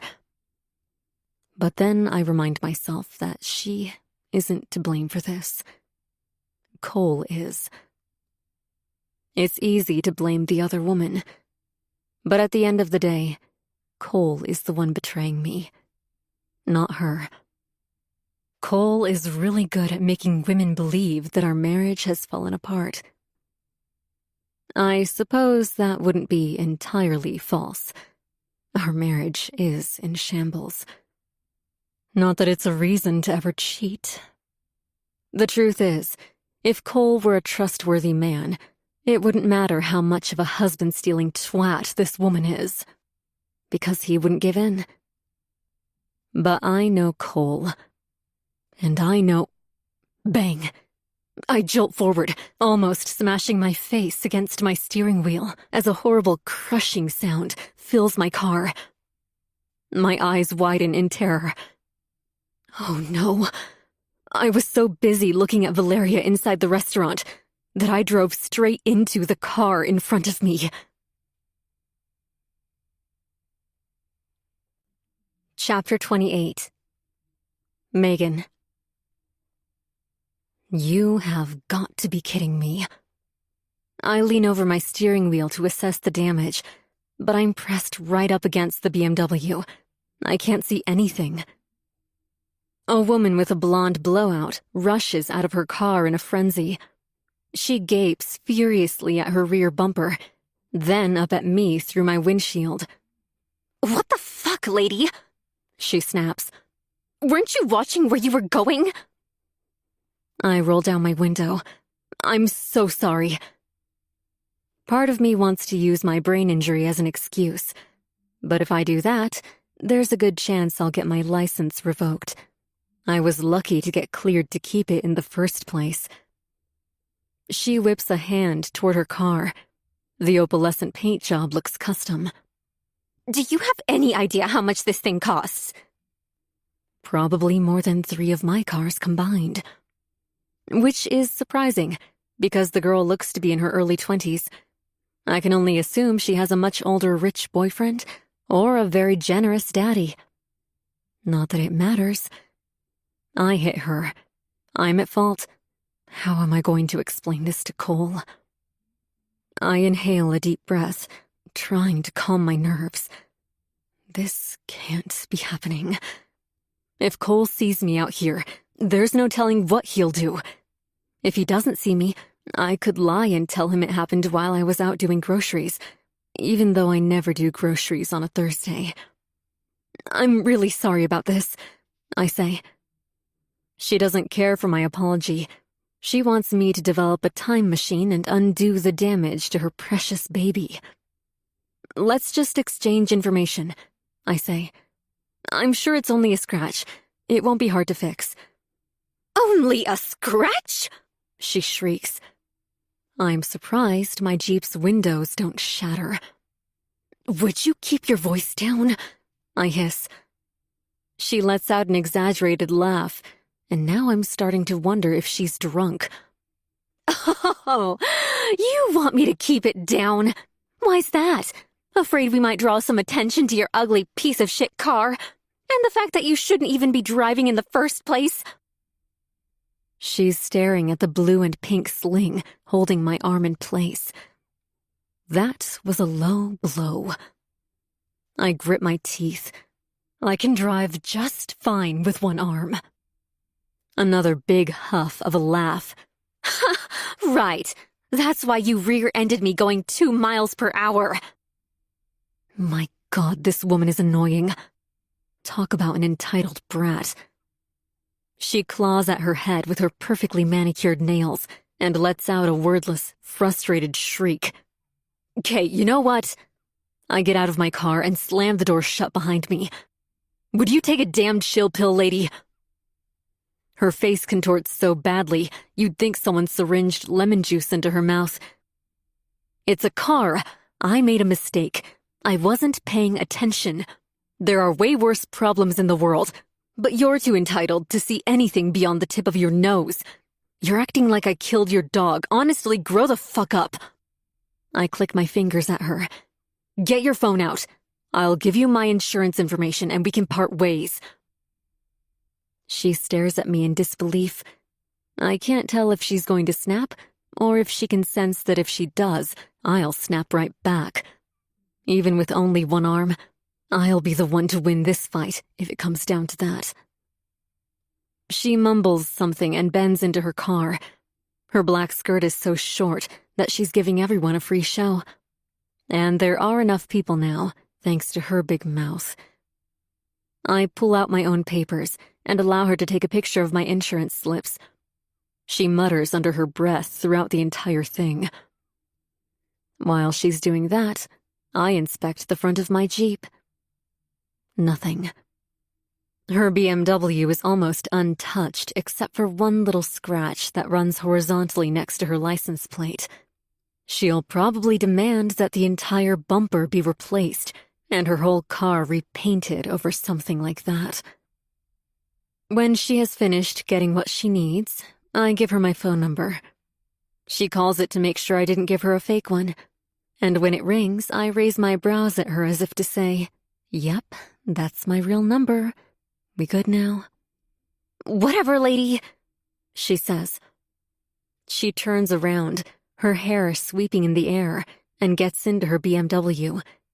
It's so low to the ground that she basically drops inside. Meg? My breath catches in my throat, and I stiffen at the sound of Cole's voice. What's going on? He says. I turn around and feign surprise. "Cole, what are you—" He fluffs me off with a casual wave. Don't even. Why are you here? Fine. The jig is up. A pipe burst at home. I tried calling your phone and your office, but Mrs. Jones said you were out. Figured you'd be here. You always are. His forehead creases. You showed up to one of my business meetings over a burst pipe? Are you serious right now? I snort. Business meeting my ass, Cole. You're here with a woman. His frown deepens, forming lumps over the bridge of his nose. Is this about Valeria? She's my assistant. So yeah, she's here with me. With you? I say. Bullshit. You're here alone with her. He's full out looking at me like I've lost my mind. A creased forehead, little slits for eyes, and a big open mouth that's twisted into an upside-down smile. What are you talking about? I scheduled a meeting with Mr. Adi. Do you have any idea how this looks on me right now? He's lying. I saw him at the table. It was a 2-person table. You're lying, I snap. This is exactly why I don't tell you about anything at work. Cole says. It's like you're constantly looking for ways to accuse me of— Accuse you of what, Cole? Fucking your assistant? My voice carries across the parking lot, and Cole winces at me. He has a reputation to uphold around here. Can you not do this right now? He's visibly uncomfortable, and he should be. You're having lunch with a beautiful woman, Cole. You may not have slept with her yet, but I know your intentions. Everything all right, Cole? I look up to see a young man with square features and light brown skin. He's dressed even nicer than Cole, and watches us carefully while holding the restaurant door open. That's Mr. Adi, Cole says through clenched teeth. How is that possible? I saw him. And her. It was only the two of them. I did see them, right? Or was I looking at someone else? Someone who bears a resemblance to my husband, and to Valeria. I mean, the panoramic windows do reflect the sun rather brightly. Cole shakes his head at me, then starts frantically fishing inside his pocket for something. What is he doing? I'm calling Dr. Tang. He says. You're going to see her as soon as there's an opening. I want to protest, but I don't think I'm in any position to do that right now.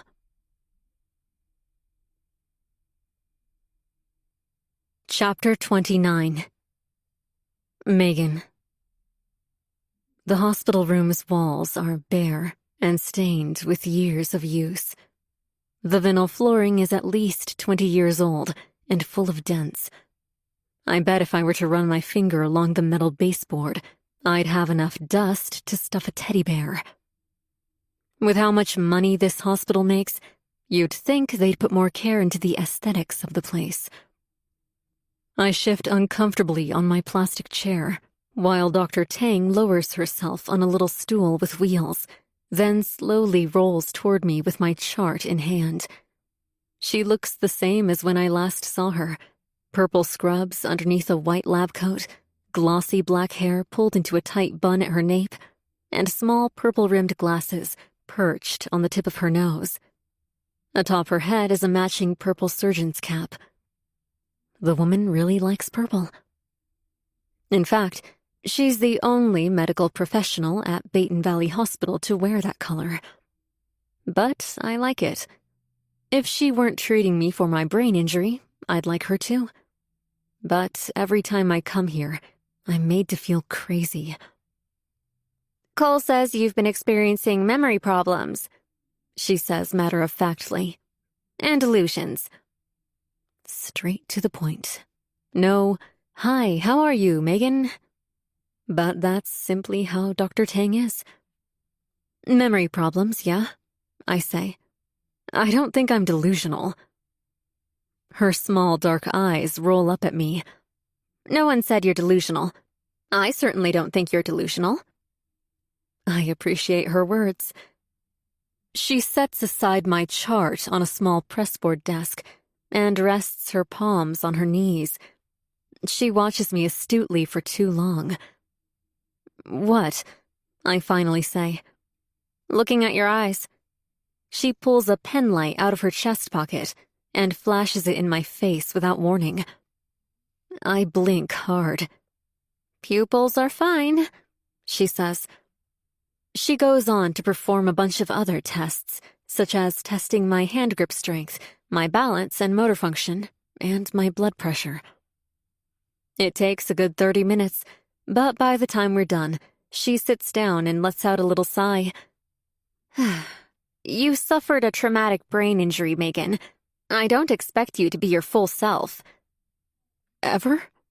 I squeak. She tilts her head pensively. I don't like giving out statistics. That's not my job. I can tell you that many people eventually recover fully. Some don't. But you're recovering well. I can't tell if she's delivering good or bad news. Is she suggesting that I may never get my full memory back?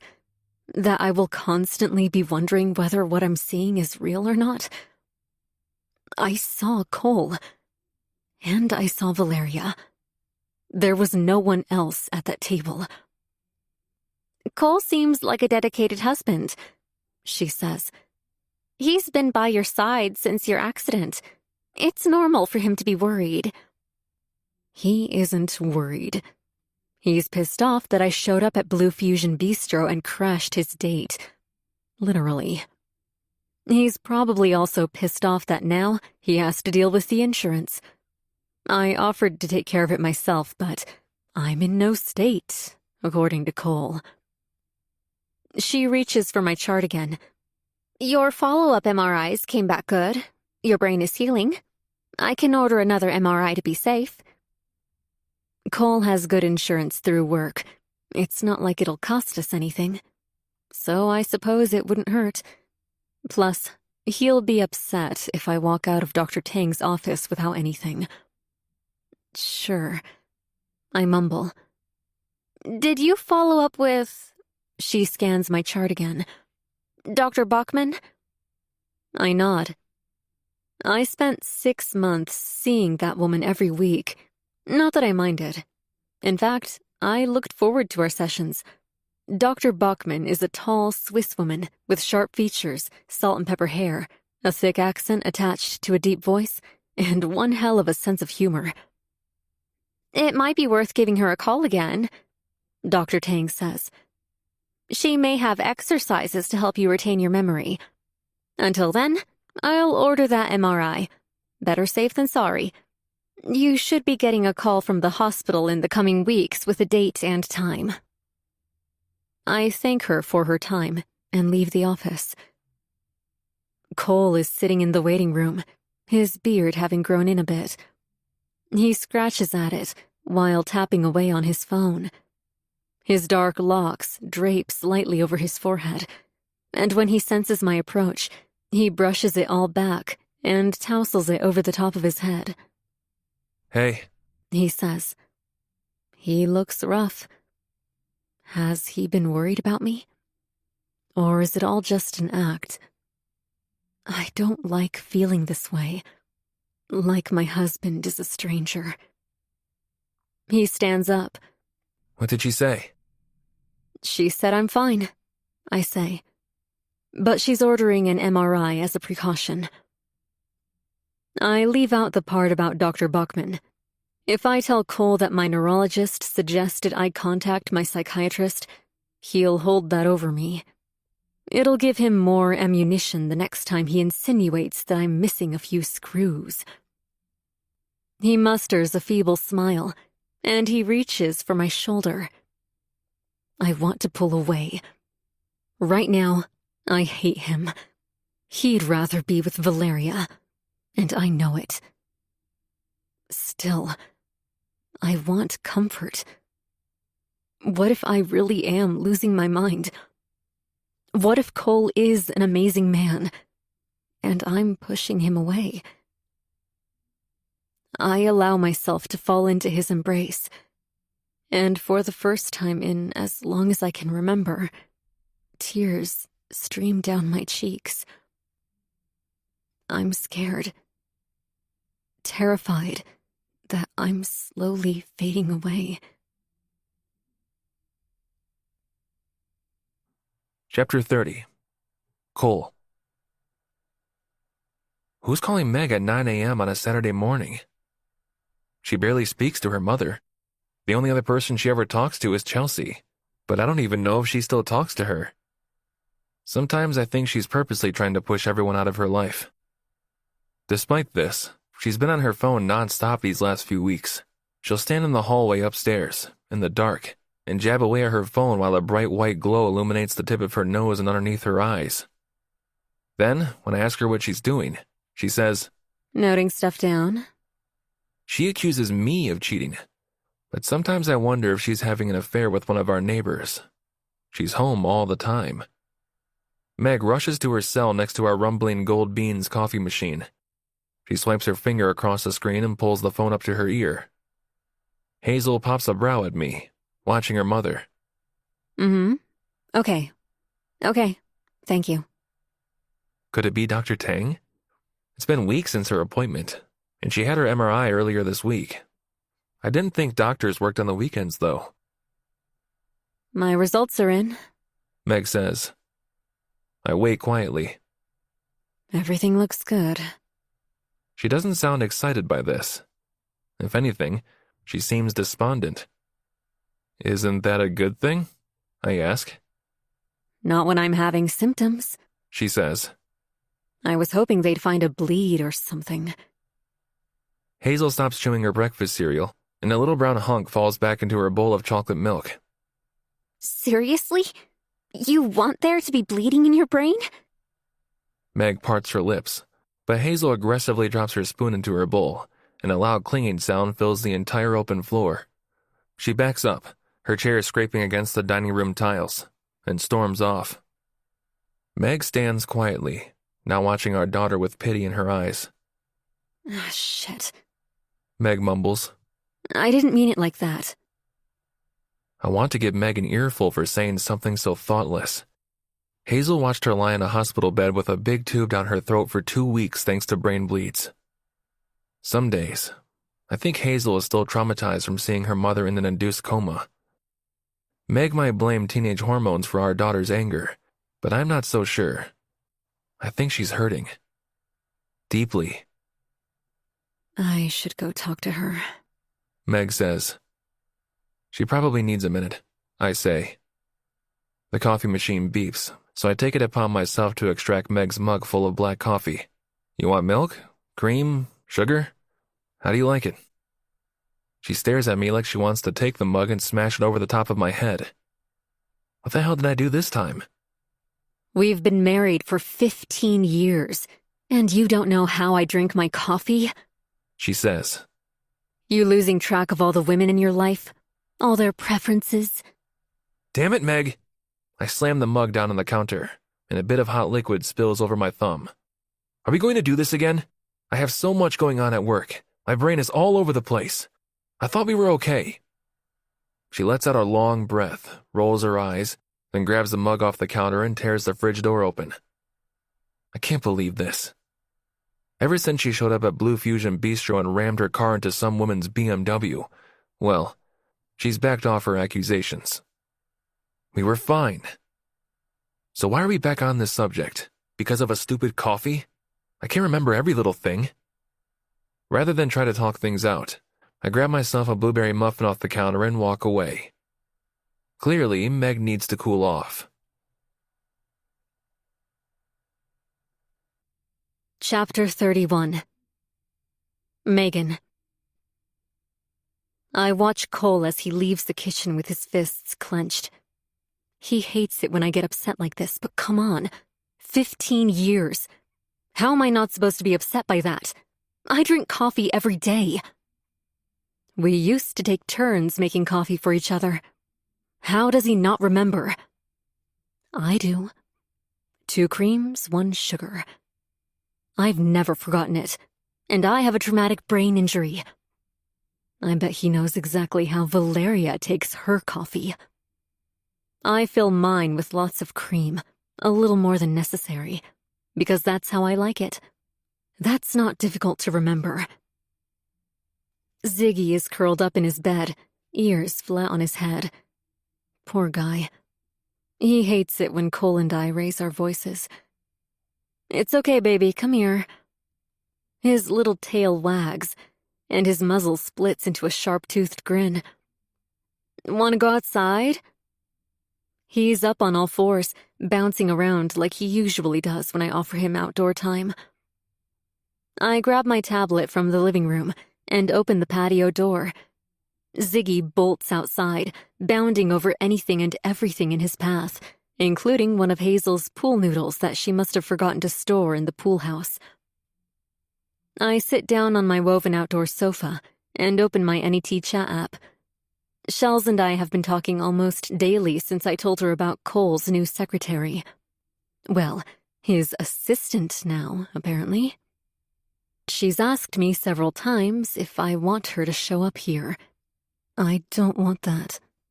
This is my mess, and I'm going to deal with it.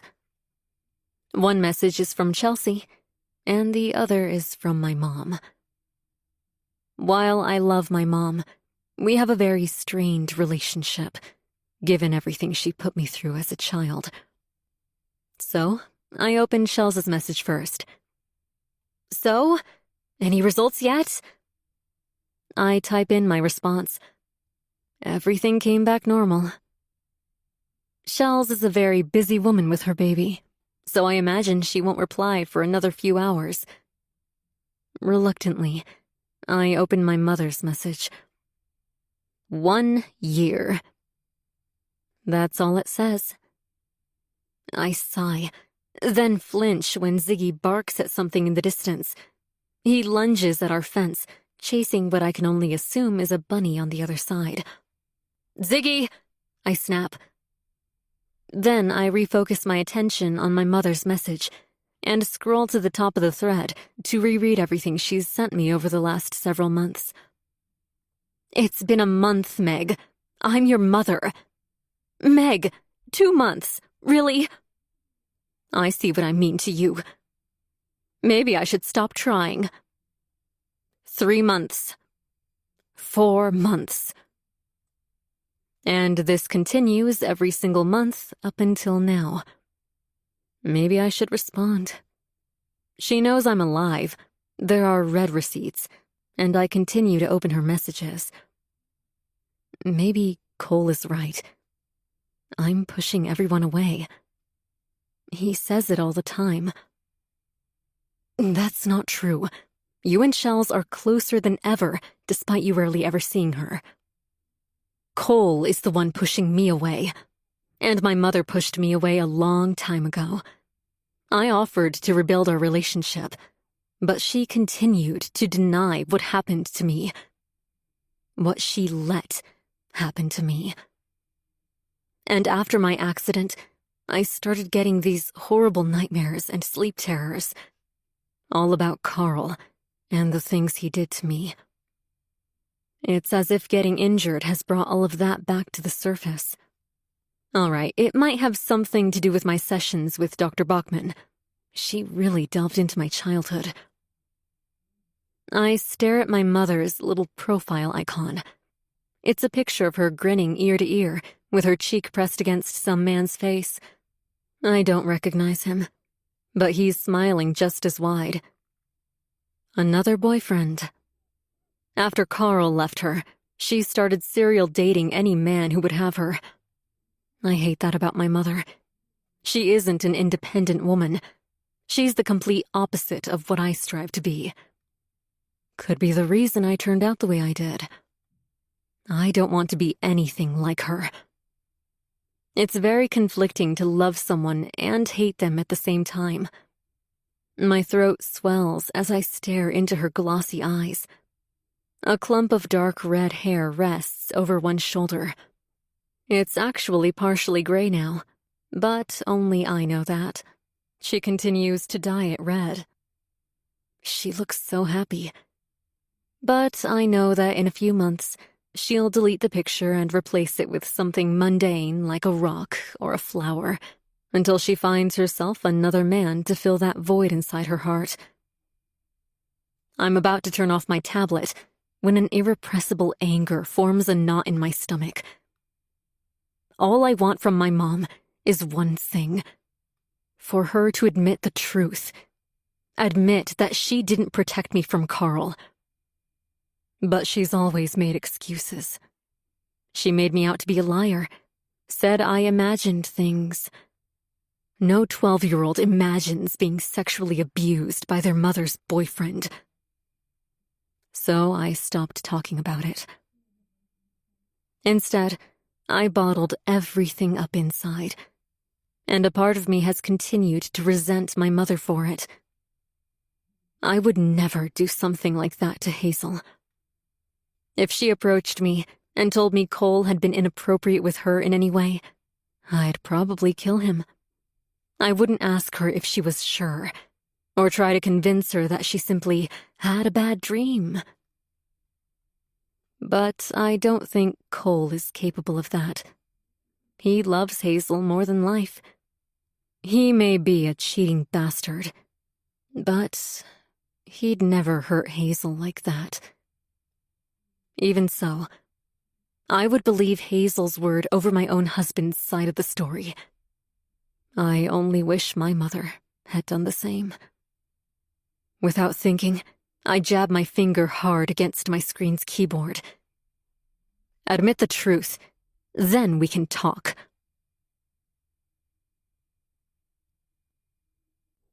Chapter 32.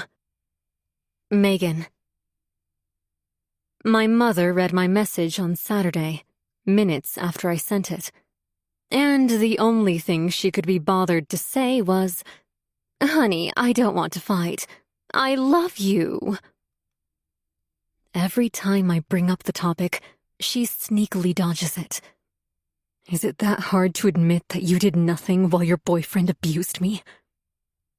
Dr. Bachman's voice echoes in my head. Megan, your healing process will depend on you, not your mother. You're longing for an apology, an admittance of guilt. But you have to understand that you may never get it. You can either live with that and accept your mother despite her past mistakes, or you can cut ties if it's too painful. I resented her words at the time. Those were my only two options. Why couldn't my mom just admit the truth? Admit that she stood idly by? And then, when I finally told her, she dismissed me, said that I missed my dad, that I was trying to take her happiness away, that I was a liar. Ziggy is sound asleep against my lap. He must be dreaming about chasing a bunny, because his little hind legs keep kicking. I'm tempted to pet him, but I don't want to wake him up. So instead, I stare at my mom's profile picture on my tablet screen, and at her big, dimpled smile. I miss her. I want to forgive her, but it's so hard. So instead, I open my chat thread with Shells and click on the most recent funny cat video she sent after telling me how sorry she was to hear that nothing came up on the MRI. At least she understands. Sometimes not having answers is worse than receiving bad news. Immediately after, however, she admitted that she was happy to hear I was okay. The video loads slowly. I wonder what it will be this time. She sends things like this at least once a week. It's always footage of cats doing the dumbest things, like getting their heads stuck in a fishbowl, only to then freak out and start twirling with their butts in the air. The video keeps spinning, and right as it's about to begin, the front door slams shut. My heart leaps in my chest, and I sit upright. Ziggy perks up, lets out a high-pitched howl, and prepares to throw himself off the sofa. I grab him by the face and pin him down by holding his muzzle against the couch cushion. It might look cruel to an outsider, but I'm not hurting him. It's not like I have two arms to wrangle him with. I consider calling out. Hazel? Cole? But I've seen enough horror movies to know that calling out is a sure way to end up a corpse. A warm gust sweeps through the house, bringing along with it the earthy scent of spring. They say break-ins happen most often during the day, when everyone is out of the house. And we aren't exactly poor. We could easily be a target for some robbers looking to sneak off with a bunch of expensive furniture. It's 11 a.m. on a Monday morning. Cole is at work. Hazel is at school. My jaw tightens painfully. I should get up and hide. Something. But I can't move. What the hell is wrong with me? My heartbeat pulsates rhythmically in my ear. And this is exactly why I wanted a pit bull. Not Ziggy. No offense, Ziggy. Mommy loves you. But I'm currently pinning him down. If I had a big dog, he'd be charging straight for the door with a bark so fierce that any intruder would think twice before robbing this place. Heavy footsteps echo in the foyer. They sound like boots. Heavy boots. Cole doesn't wear boots. He wears expensive leather dress shoes. Awkwardly, I pull Ziggy up against my chest. He looks so contorted, and he tries to bark again, but I keep his muzzle sealed shut. He kicks and squirms, but I'm not about to let him go. If someone is here with ill intentions, I'm not letting Ziggy get hurt. Instead, I hurry to the back patio door, my bare feet completely silent against the floor. Wincing, I slide the patio door open a crack, which isn't an easy feat one-handed while holding a squirming dog. and shove Ziggy through. Thankfully, we had a new door installed last summer, and it's ultra-quiet. Not like the one we had before that lamented like a 30-year-old merry-go-round in a haunted park. The moment Ziggy is loose, he starts yapping like a maniac and tries to come back in, but I quickly shut the door. He stands, clawing desperately while standing on his hind legs. Something heavy thuds in the distance. What the hell was that? I don't hesitate. I reach for our knife block and pull out the biggest chef knife there is. We rarely ever use this thing, so I know it's sharp. I grip the metal handle tightly with my clammy palm. The footsteps are now coming toward the kitchen, right toward me. I may only have one arm, but I have an incredibly sharp knife and a dog to protect.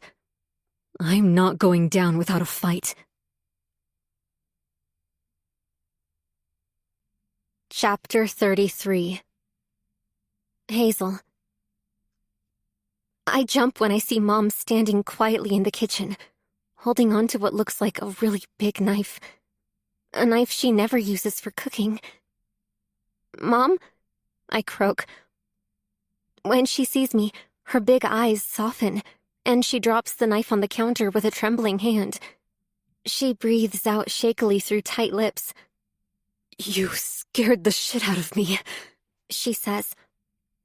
A second ago she looked terrified, then relieved, and now pissed off. How do her moods change so fast? "What the hell are you doing home?" she snaps. Her anger only fuels mine. I called her like 50 times and she didn't pick up. How is this my fault?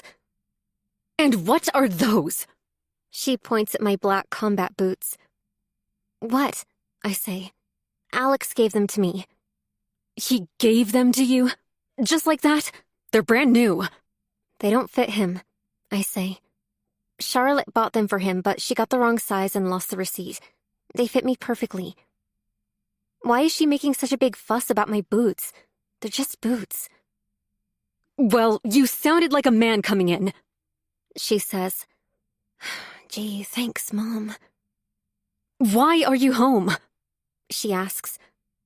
"I don't feel good," I say. Her features soften again.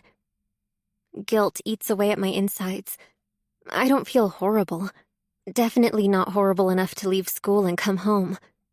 I had a headache earlier because I forgot my lunch, so I called my mom hoping she might drive to my school to bring me some food. But she didn't pick up.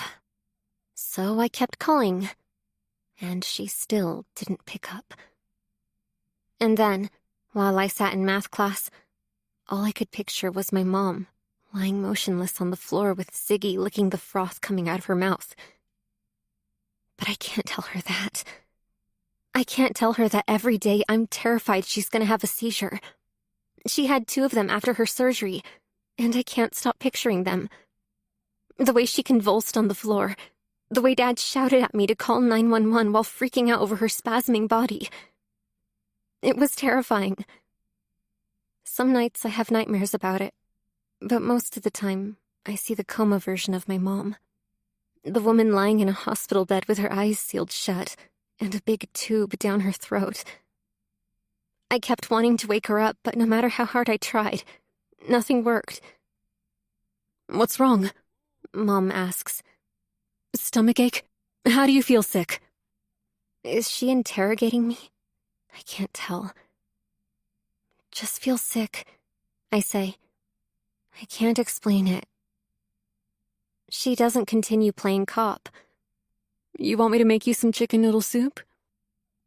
What I really want is to wrap my arms around my mom and never let go. But she's been so angry lately that I'm afraid she'll reject my hug. "I'm okay," I say. "I think I just need to lie down." She nods, then hesitates, pinching lint from the bottom of her shirt. "Well, I'm here, okay? If you need anything..." "Thanks, Mom." I turn around and go upstairs.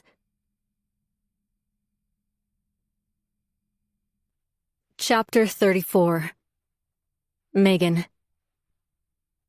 I stir the pot of steaming chicken noodle soup, clutching the ladle handle a little harder than necessary. But Cole came home late all of last week, smelling like some other woman's perfume. And now, he's late again. He backed off for a while after I accidentally rammed my Jeep into that woman's fancy car. I think I might have scared him a bit. But he's over that, and right back to being deceptive Cole. I set the soup aside for Hazel, and make myself a peanut butter sandwich. I'm sick of cooking for a man who can't be bothered to come home on time. He doesn't call or text either. Hazel eventually comes down, looking like she just woke from a nap. "How you feeling?" I ask. Her smile is strained. "Better." "I made you some soup," I say. She seems appreciative. "Smells good." I finish stirring the soup. "Want me to get you a bowl?" She shakes her head. "No, that's okay. I'll do it. Thank you, though." And this is how I want my 14-year-old daughter to behave. To do things herself, and not expect people to wait on her the way Cole does. I only offered because she doesn't feel good, but I appreciate her refusal of help. I sit at the dining room table with my peanut butter sandwich, hoping Hazel might follow me. Instead, she makes herself a bowl and disappears back upstairs, into her bedroom. I'm about to get up and grab my tablet when Ziggy goes nuts at the back patio door, full-on psycho. He lunges and barks with drool dangling at the sides of his mouth. Another bunny? He doesn't usually act like that over bunnies. I get up and gaze through the patio window. The sun has started its descent, filling our large yard with an orange glow that shimmers off the surface of the pool water. "What is it, buddy?" I'm afraid to let him out. When he's like this, he's in a state that I've learned to refer to as red zone. Nothing but his prey matters. I could yell at him and he wouldn't hear me. Even now, he doesn't acknowledge my voice or presence. He keeps lunging and scratching away at the door. My eyes scan around the pool house, and our oversized shed at the back. I'm not seeing anything. No squirrel or cat. But then, I spot something that stands out. At the very back, up against our fence and mixed in with our cedar trees, is a dark blob.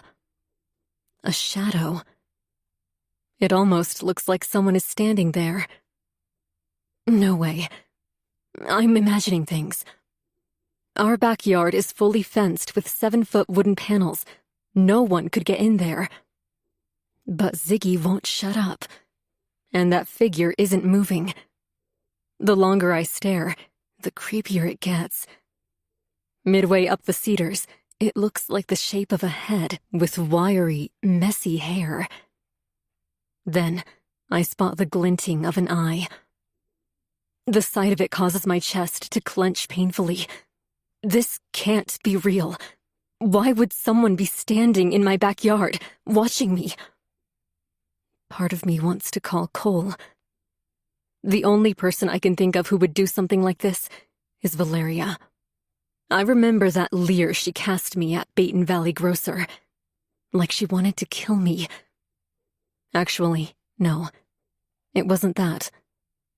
I got the feeling she wanted to torment me. Scare me off and away from Cole. The problem is that if I call my husband, he'll tell me I'm overreacting or, worse, seeing things. But it isn't only me. Ziggy is freaking out. I could call the police, but what am I going to say? I think I see someone standing in my backyard watching me? That's not a terrible idea. No, this can't be real. I'm seeing shadows in the cedars and somehow convincing myself that a human being is standing there. Although, if it is Valeria, I certainly don't need Cole to protect me. I can handle that bitch myself. Without thinking about it any further, I grabbed my chef's knife from its block, the same one I held onto earlier when I thought Hazel was an intruder, and ripped the patio door open. Ziggy bolts out at full speed, straight toward the cedars. Shit. What if I didn't imagine it, and there really is someone there? Then I just put my dog in danger. No, I've got this. Knife held firmly in hand, I raced down my back patio stairs and stormed toward the cedar trees at the back. My heart is jackhammering so hard that I can sense it in my palm, against the knife's warm metal. But I'm not backing down. If this woman thinks she can come onto my property and try to intimidate me, she doesn't know me. Ziggy stops barking and is now sniffing wildly at the cedars. His little nose points up, then down, and then he proceeds to inhale all the air around him. What is it, Ziggy? What do you smell? There's no one here. Using the tip of my knife, I search between the branches. It's completely clear. In fact, I can see part of the fence through the tight row of trees. I don't see how anyone would have been standing here only to then disappear. Eventually, Ziggy calms down and loses interest. He goes on to sniff the edge of the pool, then starts eating overgrown grass along the side of the house. Josie must have missed that spot. I hired her through an online group in our neighborhood. She's only 16, but she's very eager to make extra cash. And with my one arm, I can't keep up with yard work. I remain in my backyard for a very long time, inspecting every corner. Someone was here. I know it. Do you really, though? No one is here. You can't trust yourself. Even my conscience knows better. It was probably a cat or a raccoon. Ziggy doesn't see them very often, and when he does, he wants to eat them. And even though I'm trying to convince myself that Valeria wasn't standing in my backyard, I can't help but feel a little safer going back inside and locking the door behind me. Chapter 35. Megan. Charles is flipping out. Her messages keep coming through in rapid succession, each one making a high-pitched dinging sound. You think it was her? How would she even get in your yard? You gonna tell Cole? She's a psycho, Meg. Please be careful. I appreciate that Charles's first instinct isn't to wonder if perhaps I'm experiencing delusions. And I told her all about my delusions.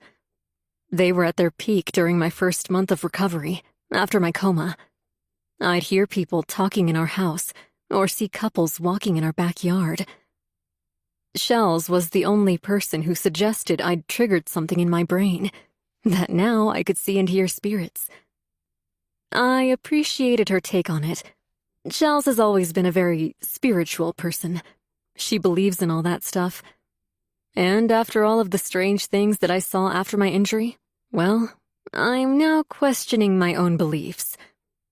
What if she was right? Cole's solution was to pump me full of medication. Charles, on the other hand, told me to talk to the people I saw in my backyard. By the time I worked up enough nerve to go out there and try to start up a conversation, I'd stopped seeing them. I'm sure it was for the best. I can't imagine how Cole would have reacted if he saw me having a full-blown conversation with an invisible person in our backyard.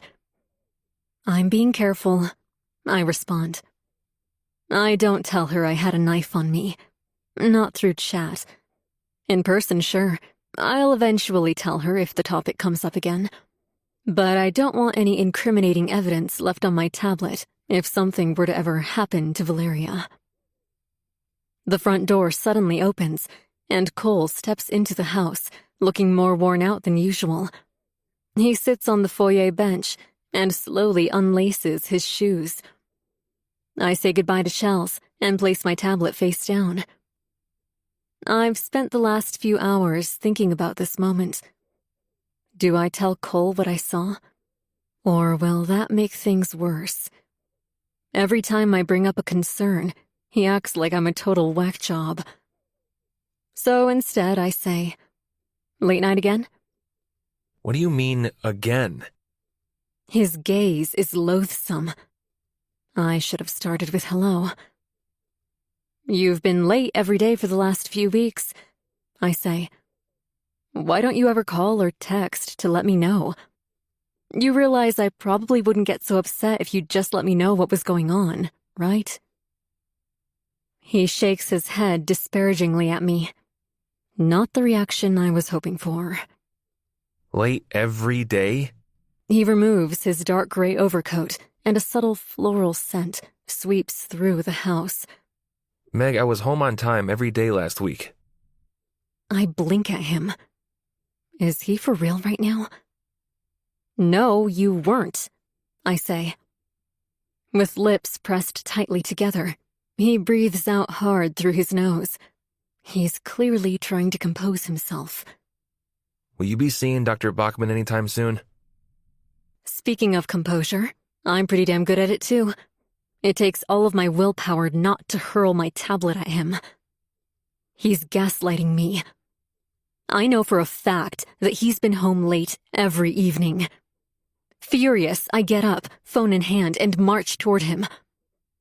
A twinge of panic spreads across his handsome features. What does he think I'm going to do? Hit him?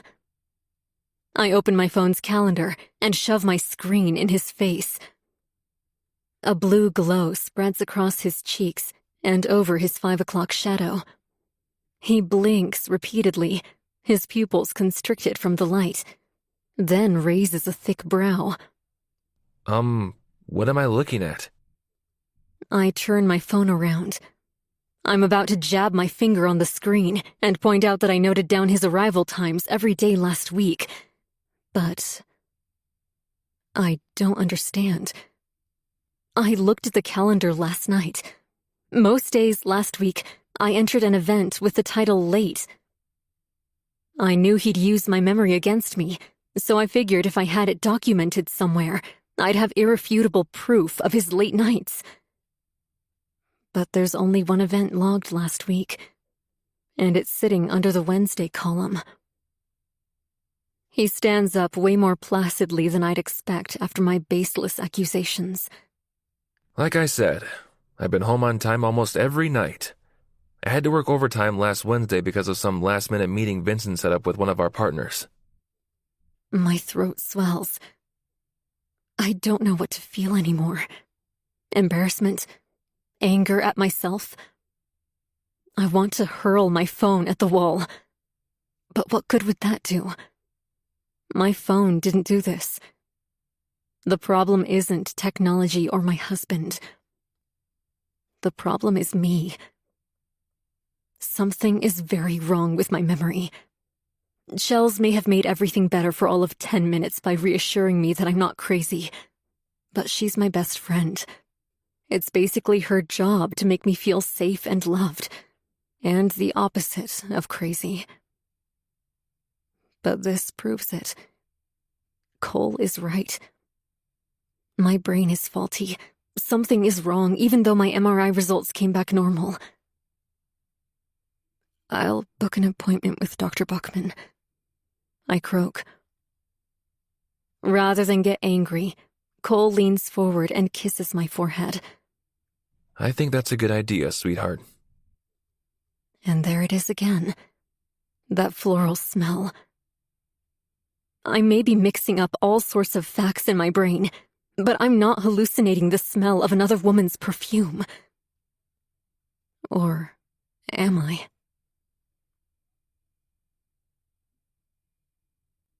Chapter 36. Diary entry. I'm getting really sick of that dumb bitch. Cole has shown me pleasure the way no other man ever has. He feels like heaven. The way he kisses my neck, my shoulders, The way he grabs my hips right before he lifts my skirt. I can't get enough of him. But his wife is getting in the way. He keeps running home to her. 1 day per week with him isn't enough. I want him every night. I want him pressed up against me. I want his tongue in my mouth. I want all of him. She's ruining that. Why won't he leave her already? It's not like they love each other. He loves me. He hasn't said it yet, but I can feel it. So why won't he leave his worthless marriage? He talks about it all the time. He says when the timing is right, he'll leave her, and we can be together. There's something he isn't telling me, though. I asked him what was keeping them together, and he couldn't seem to answer me. He keeps saying it's complicated. Then, I think he's about to tell me that, in his own way, he does love her. But he doesn't say that. Thank God. I don't know what I would do if he told me he loved his wife. I think I'd shatter into a million pieces. He loves me. And only me. If his bitch of a wife doesn't leave soon, I'm going to have to do something more extreme to get her out of the picture.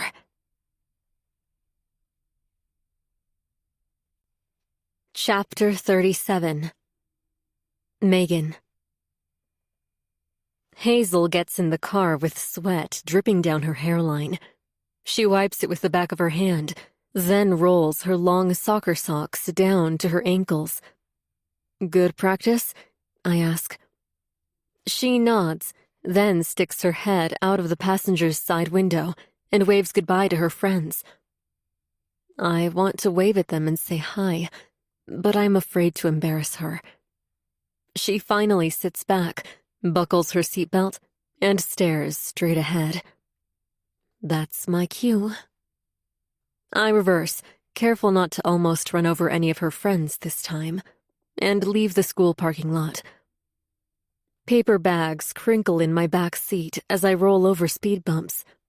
Thankfully, I didn't run into Valeria today. It was a normal, boring day of grocery shopping. Got your favorite cereal? I tell Hazel. She doesn't hear me. She has her earbuds in and is bopping her head to the music. Then, without warning, she rips her left earbud out. Do you mind dropping me off at Alex's? Again? She's been going there nearly every night. What's the deal? He is gay, right? Or is there something she isn't telling me? As if capable of reading my mind, her brows knit, and her jaw goes slack. What? What's the problem? You've been going there almost every day. As the words come out, I can't help but wonder, has she really? Or am I making all of this up in my head, too? She shrugs. So what? I like going there. More than you like being home, I say. It wasn't a question, and she didn't even attempt to argue. That's what's bothering me. But I can't blame her. I'm not trying to hurt your feelings, Mom, but it's just peaceful there, you know? We come to a red light, and I use the opportunity to look at her. Is our home the opposite of peaceful? I shouldn't have asked that. Of course it is. If Cole and I aren't fighting, I'm upset about something. Who am I kidding? We're always fighting. Another shrug. It's just different. Aunt Charlotte used to be a chef or something, so she cooks up all sorts of stuff. Ouch. I used to cook a lot too, before I lost function of my arm. I hope this isn't only about food, because we can find other ways. I could ask Cole to contact a food delivery service. Is that what I need to do? Order takeout every night for Hazel? Would that improve our relationship? I'll bring you. My tone comes out a little clipped. I'm not upset with her. I'm hurt. Mom, if it's that big of a deal... I force a smile. No, honey, it isn't. If you like being there, then I want you to be wherever you're happiest. She pulls her bottom lip between her teeth and looks away from me like she's ashamed. I know her intention isn't to hurt me. She's 14. And Hazel isn't like that. She's a great kid. She isn't passive-aggressive or manipulative. She simply enjoys being at Alex's place. We reach another red light, and I rest my hand on her thigh. Seriously, honey, it's fine. It sucks to know you prefer being someplace other than home, but I know things haven't exactly been pleasant around the house lately. Her big eyes double in size. For a second, it looks like she's about to cry. As if she's been waiting all year for me to admit that things aren't normal anymore. The only reason I've continued to put up with Cole's bullshit is to protect Hazel, to keep a roof over her head and a father in her life. I don't want her growing up the way I did. But if my attempt to protect her is going to cause more harm than good, then I'm not doing my job properly. The light turns green, so I pull my hand away, and although almost imperceptible, I could have sworn I saw a little pout, a tiny flinch in her lip. Disappointment. Do I not give my daughter enough physical affection?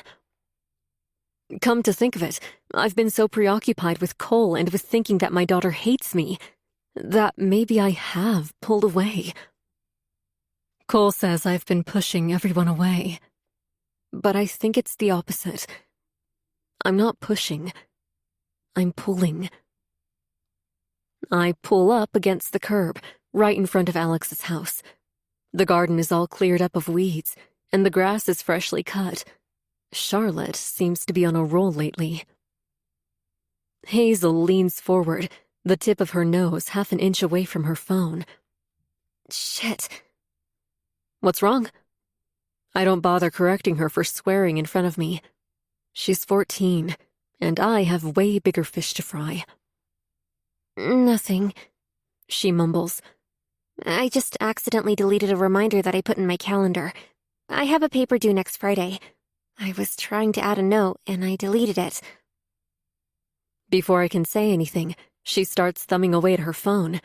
It's okay. I'll just retrieve it. I blink.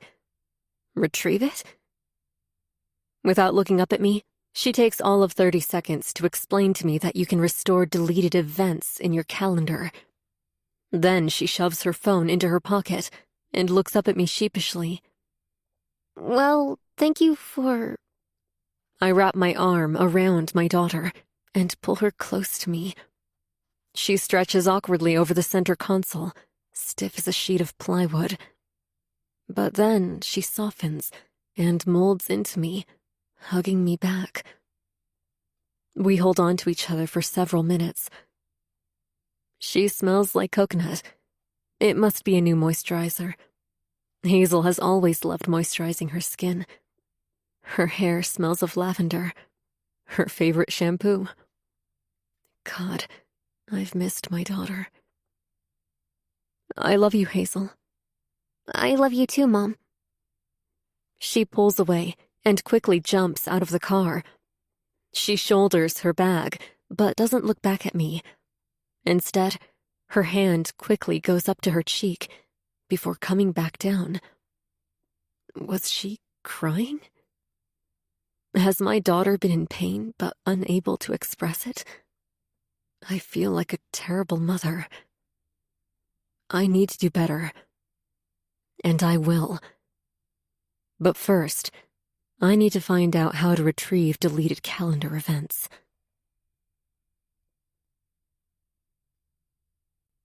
Chapter 38.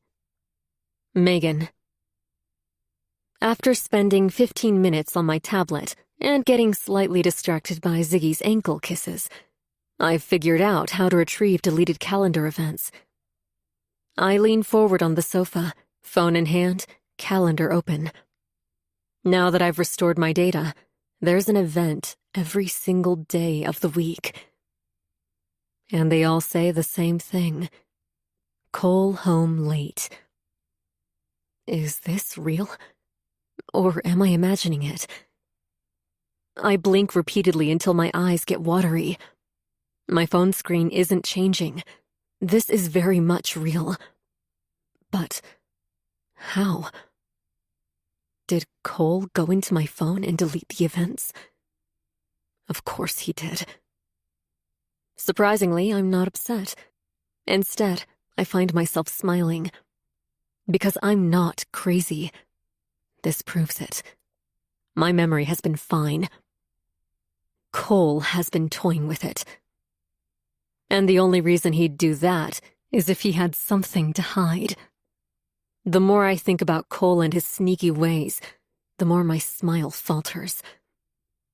That son of a bitch. I know he's a cheater, but this is too much. Fuming, I toss my phone over my tablet, clunk, and make my way upstairs. I haven't gone into my office since my accident because it only reminds me of what I've lost. My career. I used to love working on marketing for my new dental clinic. I even ran my own ads. A true entrepreneur, Shells had called me. But now, as I stare at my bare office, all I see is a life I'll probably never have again. A thin layer of dust coats my slick black desk and the tops of my double monitors. Everything is powered off. Next to my monitors is a spider plant, which, miraculously, is still alive. I wonder if Cole has been watering it. But Cole always told me that he respected my space, and that he wouldn't enter my office without my permission. Before entering, I hurry into the bathroom and fill a little paper cup with water. It isn't much, but I'm sure my plant will appreciate it. The dirt inside the turquoise ceramic pot is so dry it looks like sand. Poor thing. I pour the water in, and the dirt absorbs it instantly. I touch my leather chair, dust sticking to my fingertips, and roll it away from my desk. The hardwood floors have lost their sheen and have taken on a matte finish. It even smells like dust in here. The sun is trying to peek through the blinds, which are tightly closed. You'd think I was trying to kill my plant, yet somehow it survived. I twirl the blind rod, allowing several strips of bright yellow light to spill into my office and across my floor. Dust particles float in the air, resembling fairy magic. Underneath my computer desk is a small cabinet with a keyhole. I pull the handle to test it. It's locked. Good. It should be. I swiftly move to the blinds and reach up high, right behind the faux wood valance. As expected, my fingers graze a little metal key that's connected to a magnet. I pry the key away and unlock my cabinet. The interior is meticulously clean in comparison to the furniture in my office. There's no dust inside, and everything is organized by color and function, just as I like it. I push aside a heap of papers until I spot it. My little red notebook. It's a small 4x7 journal with spiral coils. The first few pages are full of random notes about finances and bills. I rifle through the pages until I reach page 142. The number doesn't have any real significance. I just like the way it looks, the way it sounds when spoken aloud. And it's also midway inside the journal, so even if Cole were to come sneaking around in my office, he wouldn't think to read the middle pages of some little notebook. I sit down and roll closer to my desk, then reach inside the drawer and extract a black ink pen. I should have done this sooner, but Cole made me doubt myself. He made me believe that my brain injury was turning me into someone else, someone incapable of separating reality from fiction. Admittedly, part of me feared that if I opened this journal, I'd find a blank page. And if that had happened, I'm not sure what I would have done with myself. Because this page contains history. 15 years, to be exact. 20 different names. I'm not wrong about Cole. This proves it, just as my deleted calendar events did. I may have suffered a grave injury, but I'm not entirely gone. I'm still here, and I still have a job to do, to protect my daughter. Hazel looks up to her father. If she were to find out who he really was, I think it would break her. And she's already partially lost one parent. I'm not so sure she could handle any more pain. Then again, Hazel is like me. She's resilient, a survivor. And the truth is, I can't keep protecting Cole. With the pen's cap still on, I draw an invisible line down the list of names. They're all written differently, and with various ink colors. 20 women. 15 years. Alicia.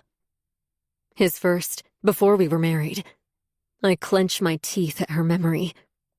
I don't hold anything against her. Cole made the decision to cheat on me. I'm not going to pin the blame on another woman.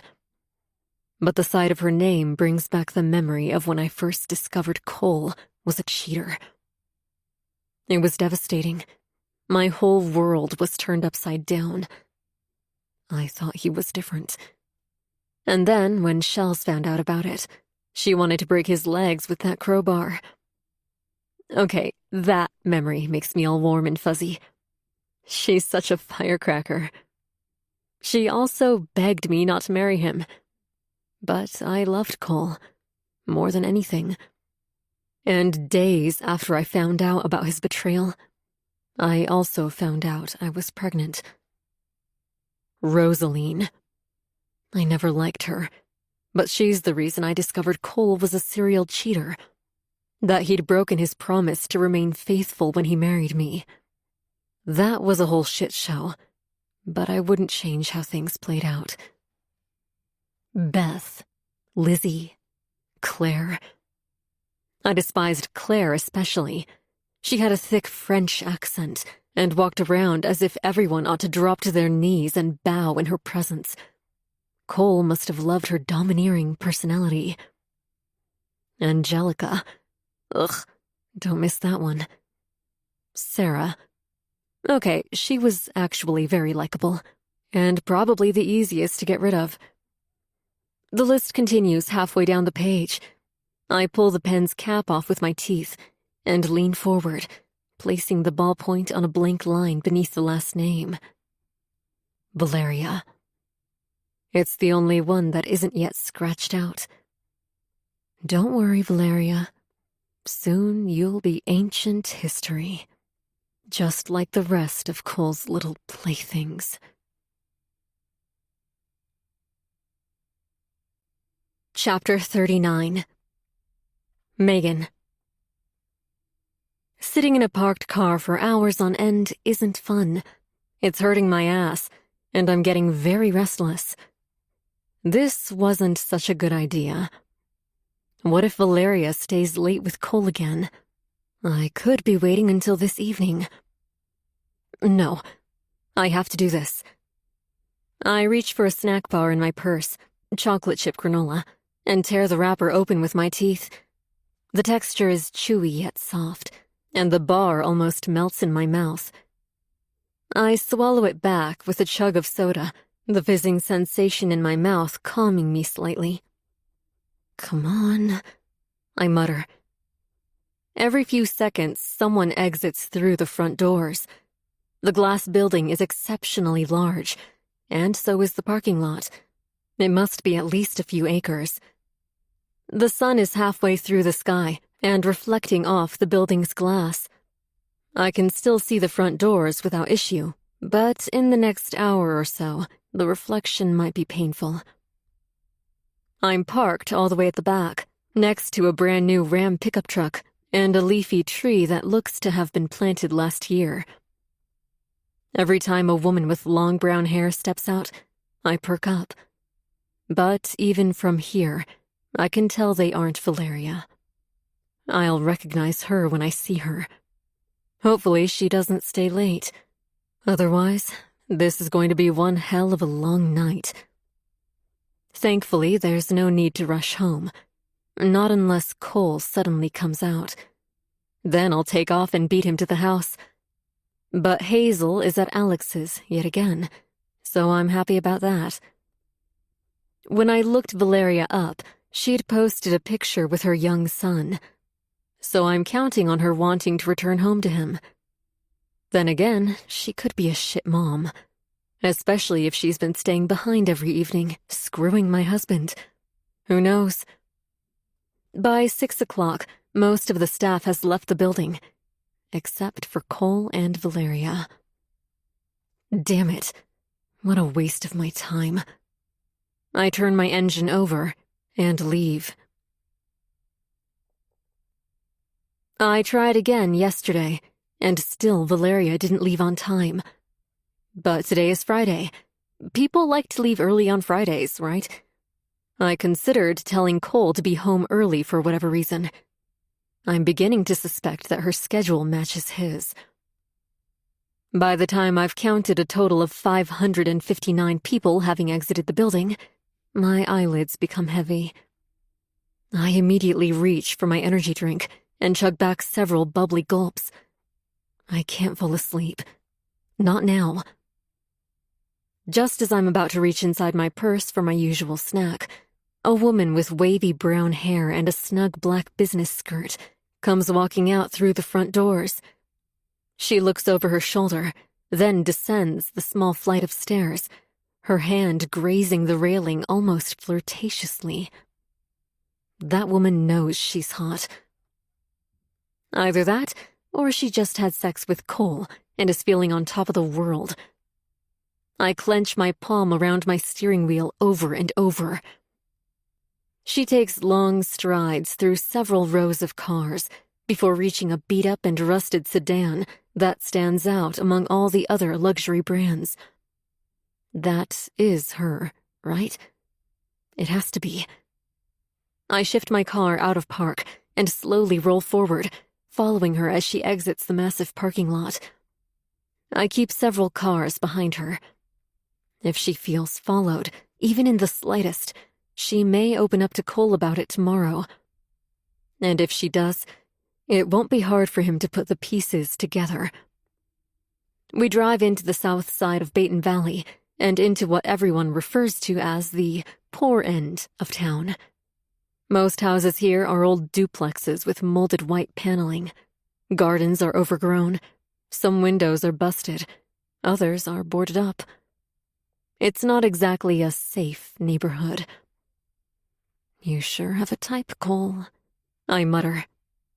He likes it when women need him, when he can be their knight in shining armor. He takes advantage of that. As I take in the neighborhood around me, I instantly feel bad for this woman's son. Then again, Valeria works at AstroWire, which means she has ambition. If she weren't sleeping with my husband, I'd be rooting for her.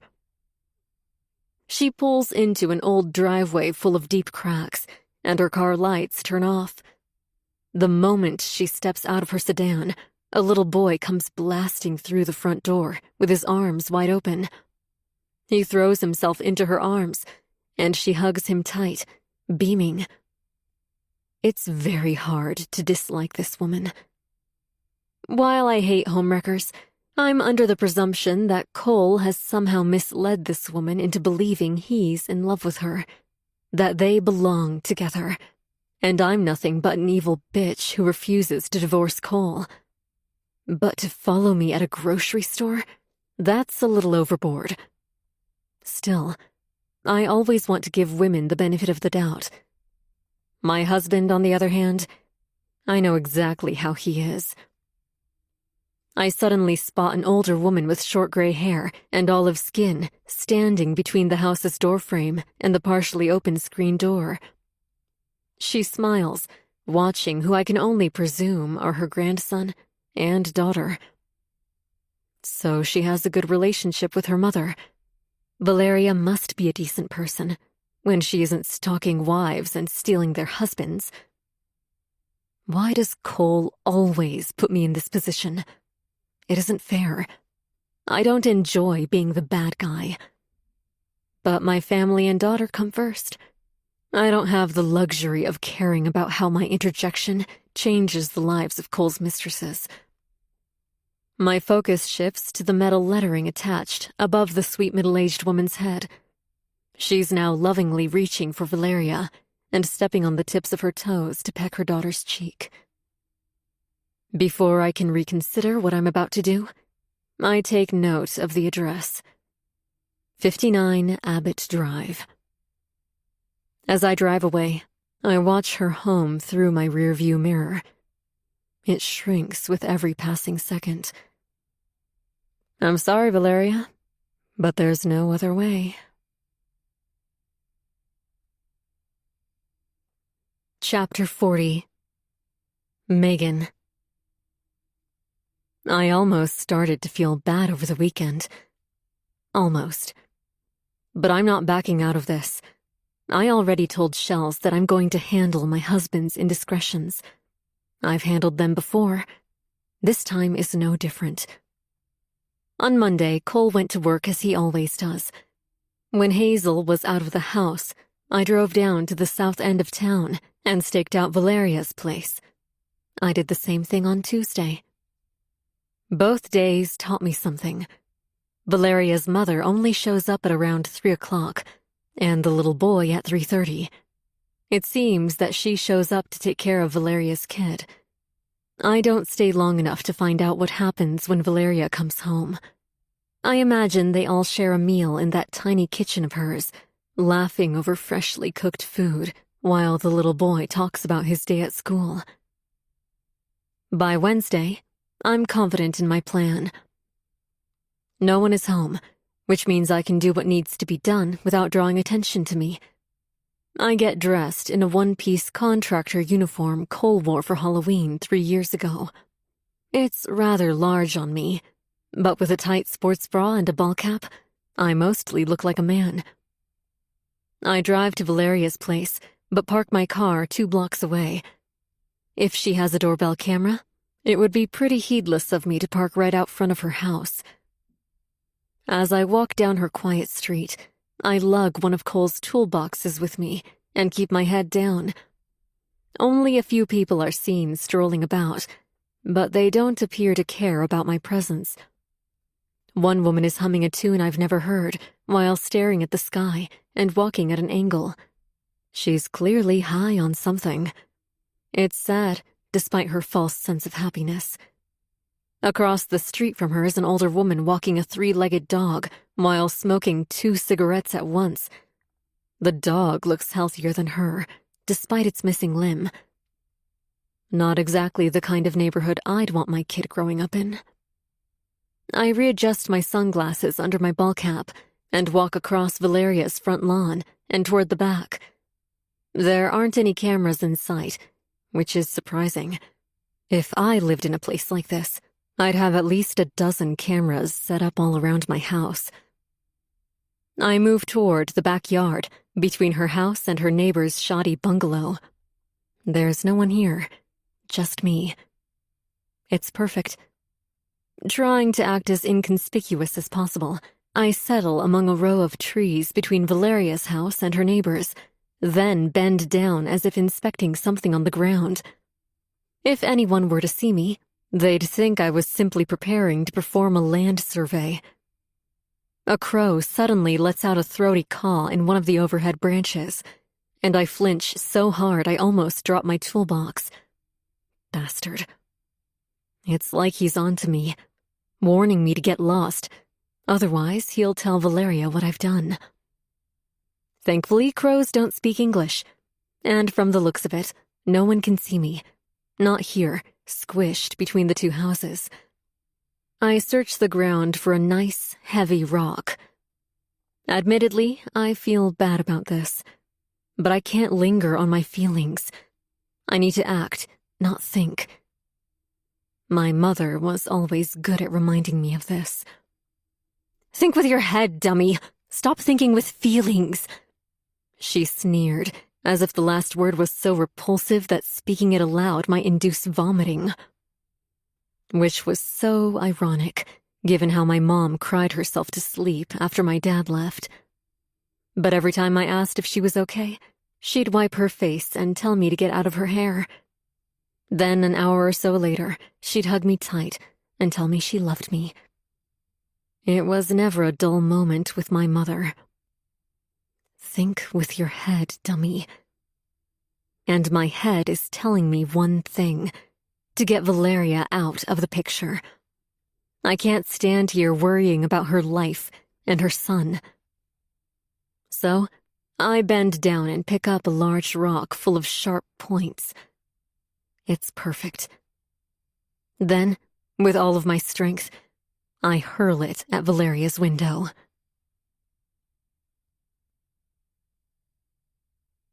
Chapter 41. Megan. I can't believe I'm about to do this. I mean, I can. I've done it before. But every time, it makes me feel unhinged. Cole might be right about me when he says I take things too far. No, this isn't taking things too far. The jack is plugged in firmly. I test the power button of my voice changer, and a little blue light comes on at the top right-hand corner. This little gadget cost me $20 over 5 years ago, and it served me well. Once I'm confident that everything is set up properly, and that my phone settings have my number blocked, I dial Astrowire and wait patiently as the line rings. A young female voice picks up. Hello, Astrowire. Angela speaking. How may I direct your call? She must be the office's new secretary.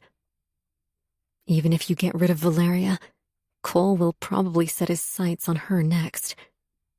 I push this thought away. Oh, hi there. I called yesterday to book a meeting with Cole Garrett. I pause, hoping to God that the voice changer is working correctly. Then again, this woman doesn't know who I am. Still, she should be hearing a man's voice on the other end.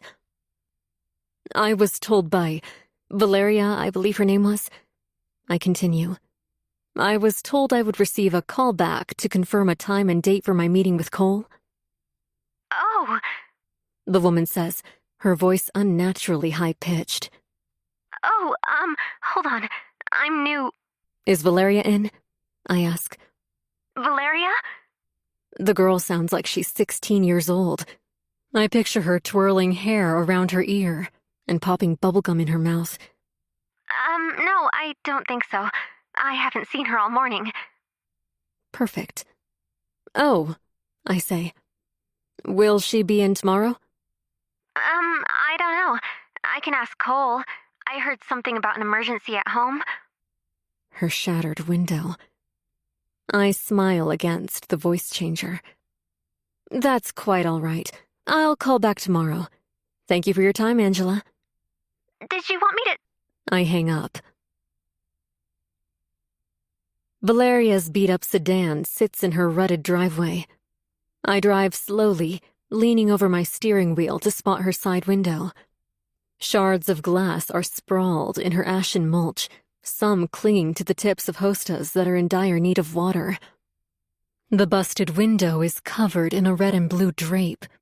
What is that? A Spider-Man comforter? Did she seriously use her kid's bedsheet to cover it up? I picture her inside her little house, frantically calling various contractors to get quotes for a new window. Quotes she can't afford. But she won't have to worry about that much longer. I park my Jeep down the road and climb out. Admittedly, I put a little extra care into my appearance today. Not that Valeria is competition, but I don't exactly want to show up to my husband's mistress's house looking like a slob. I want her to know how much of a mistake Cole is making. A few heads turn my way as I walk down the old sidewalk, careful not to get my heel caught in a crack. I'm so out of place here, especially with my gold chain necklace and collection of rings. It's nothing fancy, but I'm still regretting the decision. This is the sort of neighborhood in which people get jumped, mugged, raped even. I don't want to be here any longer than I have to be. Get in, do what you have to do, and get out. I clutch my purse snugly against my body, just in case some asshole tries to run up from behind me and take it. But Shells has taught me many self-defense moves. I once had a young man with an obvious drug problem grab my purse and try to tear it off my shoulder. He landed on the floor, cupping his balls. Although, I had 2 functioning arms then. I don't want to find out how well I'd fare with one. Head held high, I walk up to Valeria's front door and knock gently. From the other side, she shouts, "1 minute!" Then it sounds like she trips and catches herself on the wall. Is she one of those hoarders? Does she have heaps of clothes and boxes all over the place? She opens the door, a sharp breath escaping her mouth. Her cheeks are flushed, and her lips dark red, but not lipstick red. No, she's naturally stunning, and seems to have everything working in her favor, including the pigment of her lips. It's hard to look away from her. Even in sweats and a baggy t-shirt, the woman is attractive. She leans forward, inspecting the street behind me, then raises a brow. Hi, she says. I'm sorry. Do I know you? Right. Let's play this game.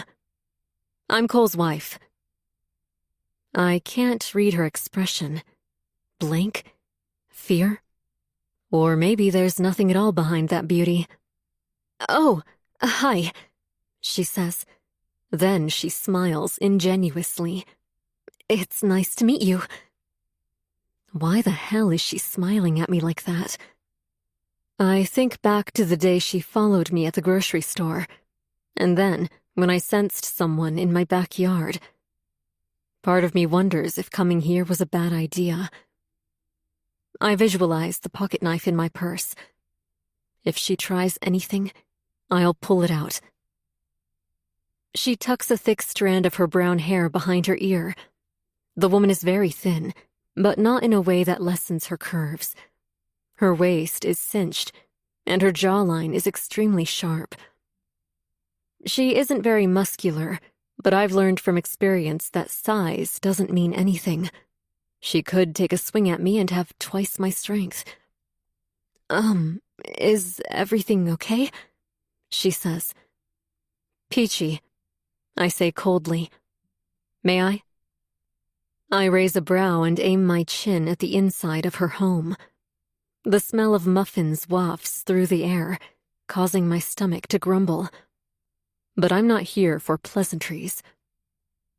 She hesitates, then looks around outside, almost like she's looking to see if there are any witnesses. Is she afraid of me? She should be. Come in, she says, her lips stretching into a strained smile. I step inside, and she closes the door behind me. Soon, this will all be over. Chapter 42. Cole. At least 24 women are lined up near the elevators, waiting to be interviewed. Each of them has been carefully vetted and interviewed virtually by me before being invited to an in-person meeting. An in-person meeting with Vincent. No, it's not standard for a CEO at a company the size of Astrowire to hire an office secretary, but Vincent always insists he wants to be a part of it.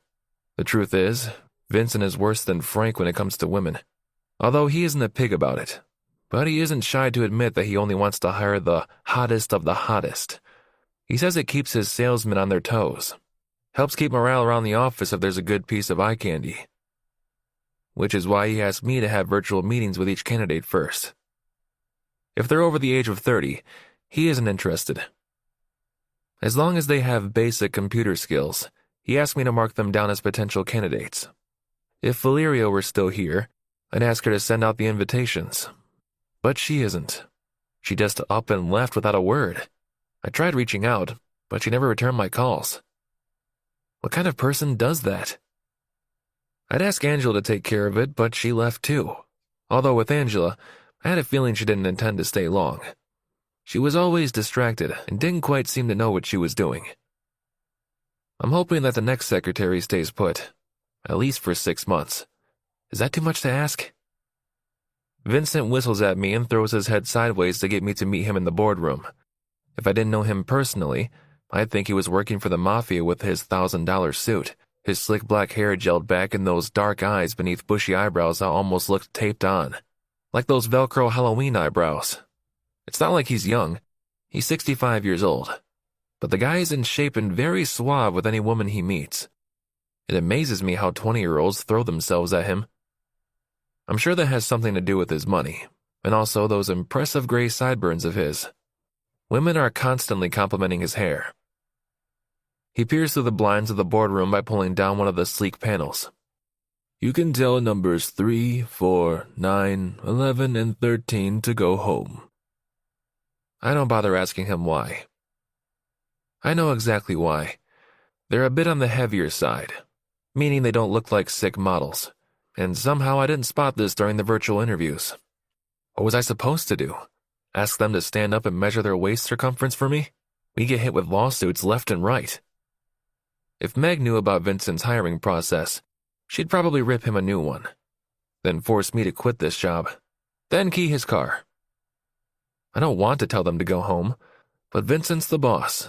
If I want to keep my job, I have to do what he says.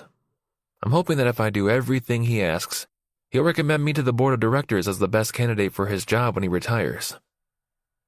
Reluctantly, I approach the candidates and ask numbers 3, 4, 9, 11, and 13 to follow me into a different boardroom.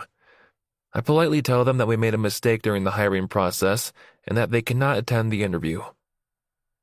One woman stands up and says, Are you fucking kidding me? Is this because we aren't sickly twigs like the other girls out there? I shake my head. Absolutely not. And it isn't my decision.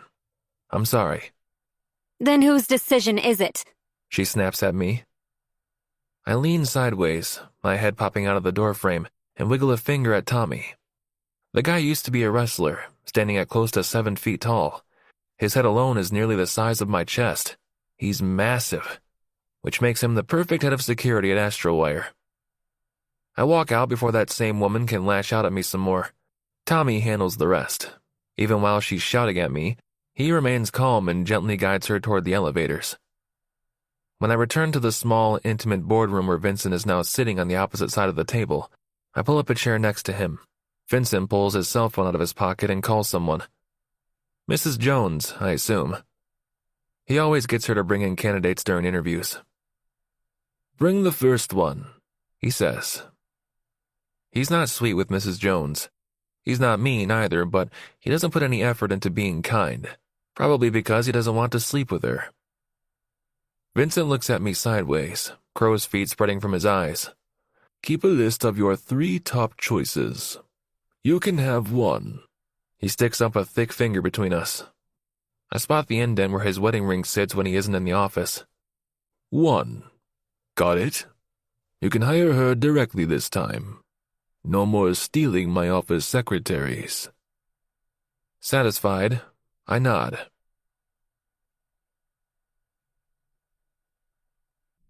Chapter 43. Megan. Cole has been happier than usual these past few weeks. Way happier. There's no way he's still thinking about Valeria. And if he is, he sure has a funny way of showing it. He's even happier than when Valeria was his assistant. If things were any different, I'd be livid. It's been 2 weeks since he lost Valeria, for crying out loud, and he's already chasing after his new love interest. It gets him all riled up. Like he's a predator, and he's hunting to catch his prey. Hazel is never home anymore. I may have gotten rid of Valeria, but I'm losing my daughter. If I don't do something soon, I'm not sure she'll return to me. A knock at my window suddenly jolts me out of my thoughts. I peer sideways, wide-eyed, to find Mrs. Jones beaming at me while waving a wrinkly hand. Her eyes have shrunk into little crescent moons, and if she were smiling any wider, her dentures would likely fall out. I'm assuming she has dentures. Those teeth are a little too perfect. I lower my window and offer her a warm greeting. "Mrs. Jones, how lovely to see you." She's so short that she could almost walk underneath my side mirror without so much as knocking one of her curls out of place. Almost. With a wavering finger, she pushes her glasses up the bridge of her nose. "What are you doing out here? Coming to surprise Cole?" "Yeah," I lie. "I was about to call him and ask if he wants to come to lunch." The joy on her face slips away. Something's wrong. "What is it?" I ask. She clears her throat, looking rather uncomfortable. Does she know something I don't? Doubtful. I'm not here to have lunch with Cole. I'm here to get a good look at his new assistant. "He's been in meetings all day," she says. "And I think he's taking his new assistant out to celebrate a sale they just made." "Oh?" I say. "Well, I don't want to get in the way of that." She's struggling. She knows as well as I do that Cole is sleeping with his new assistant, but she doesn't think it's her place to say anything. "How is she?" I watch her reaction very carefully. She almost jumps at my words. "Hmm?" "His new assistant. Katya, I believe her name is." "Oh." Her eyes double in size. "You know who she is?" "Of course I do," I say. "My husband told me last week." For the first time ever, Cole approached me and opened up about needing to hire a new secretary, since Valeria just up and disappeared without a trace. He sounded resentful when he said it. But then his tone softened, and he observed me with scrutiny, waiting to see if I'd flinch, if I'd frown. Something to tell him that I'm responsible for Valeria's disappearance. But I have a solid poker face. I told him I was terribly sorry that he'd lost such a good assistant, and that I hoped he'd find another one, just as good, if not better. Judging by how happy he's been the last few weeks, I'd say the match is better. Much better. "Well, do you want me to let him know you say hi?" Her voice quivers so much that I'm afraid she's going to suddenly collapse. "No, that's all right. The last thing I need is for Cole to know I'm onto him again. I'll shoot him a text." She nods, though it looks more like a bobble. "It was very nice to see you, Megan." She taps my car door, then turns away and starts walking toward Astrowire's front entrance. A woman her age shouldn't have to walk half a mile to reach the front doors. Why doesn't she have some sort of privileged parking? Every step she takes looks like it requires a great deal of energy. I'm tempted to call out to her, offer her a ride to the front doors. But I can't drive up to Astrowire like that. If Cole sees my car, I'm going to get an earful. The last time I tried to spy on him from my car, I crashed into that woman's BMW and was basically forced to book an appointment with my neurologist. She's cleared me, though. Cole thinks I'm speaking with Dr. Bachman again, but I haven't made the appointment. Instead, I tell him I've been having weekly virtual sessions in my office. That, combined with extra good behavior on my part, has him totally unaware of what I'm planning. This time around, I'm doing things differently. When I'm finished, Cole Garrett will never cheat on me again.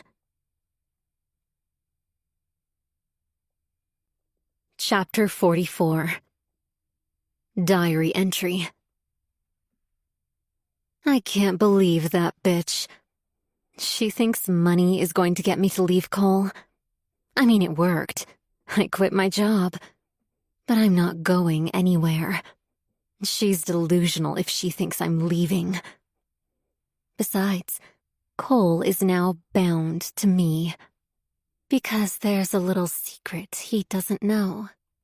And once he finds out, it's going to change everything. It might even get him to leave his witch of a wife. Stupid bitch. I found a picture of her on SocioWeave today. She pretends to be happy, with her tilted head pressed up against Cole's cheek, and those long, blonde locks of hers flowing all around her neck. I was jealous at first, since I was cursed with dark hair. Always wanted to be light-featured.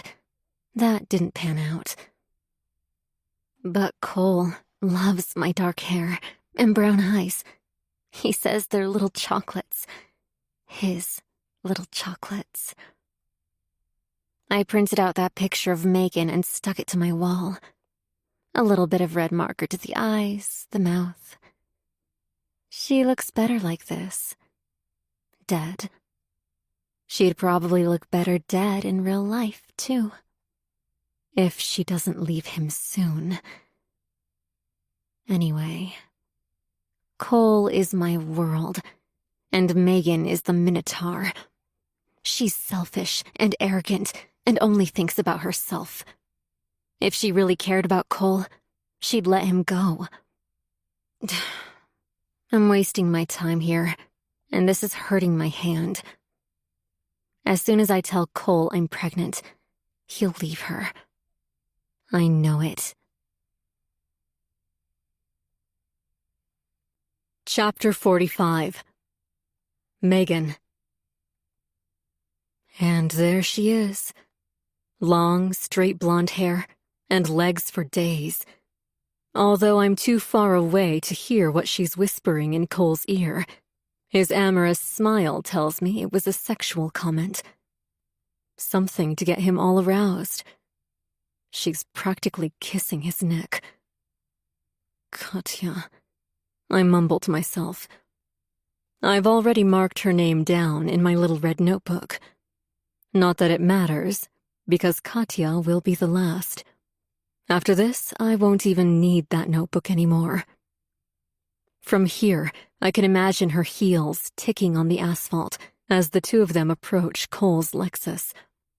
Her mouth stretches into an astonished smile when his car lights flash. She mouths something. "This is your car?" At least, that's my best guess. Cole's shoulders pull back a little unnaturally, like a puppet being controlled by a puppeteer. He's so proud of himself. For what? A piece of shiny metal on 4 wheels? Grow the fuck up.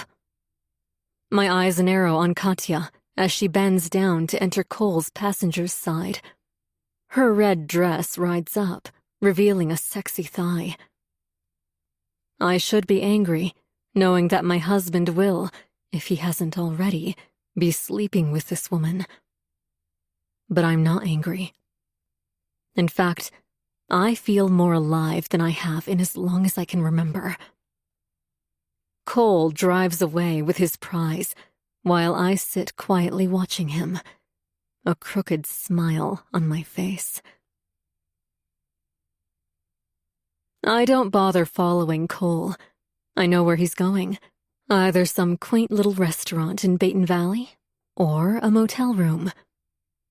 He's been avoiding Blue Fusion Bistro ever since I showed up that one day. But it doesn't matter, honestly. This plan is so much bigger than his little secret lunch hours, or his overtime, which I'm sure he uses to bend Katya over his desk and have his way with her. I just wanted to see them together. Is that weird?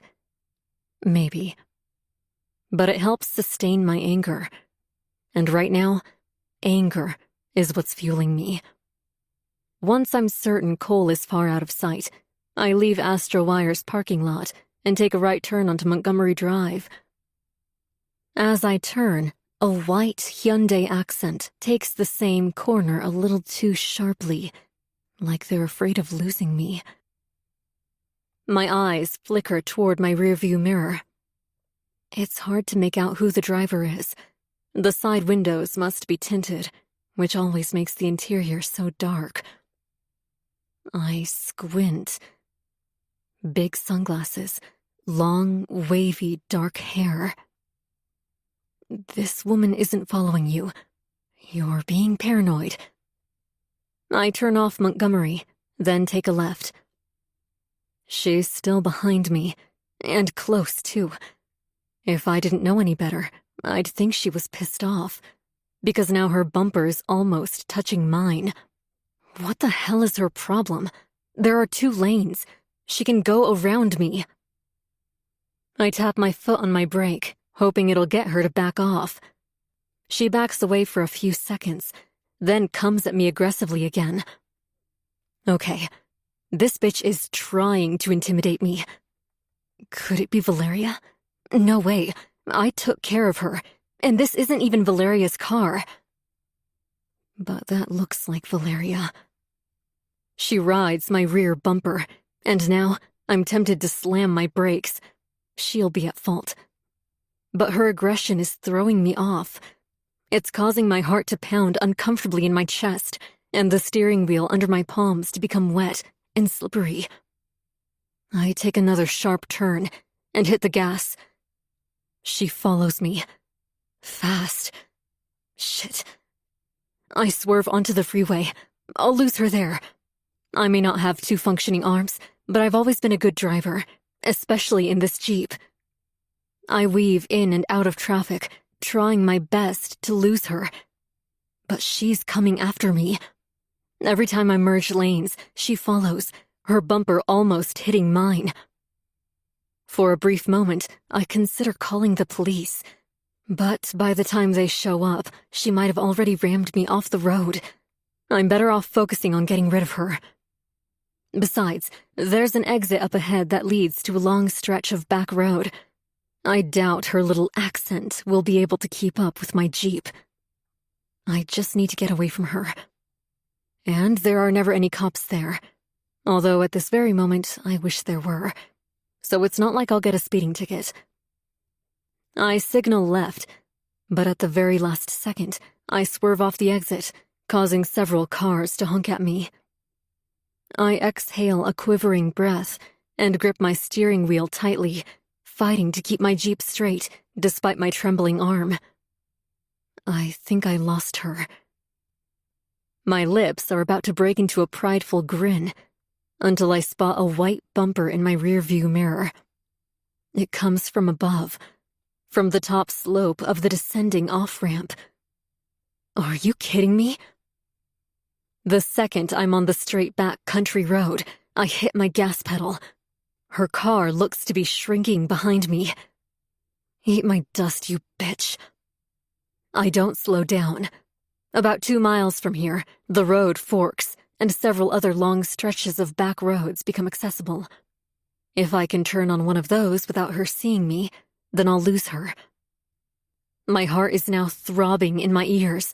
My throat is dry, but I'm sure even if I drank an entire bottle of water, it would still be dry.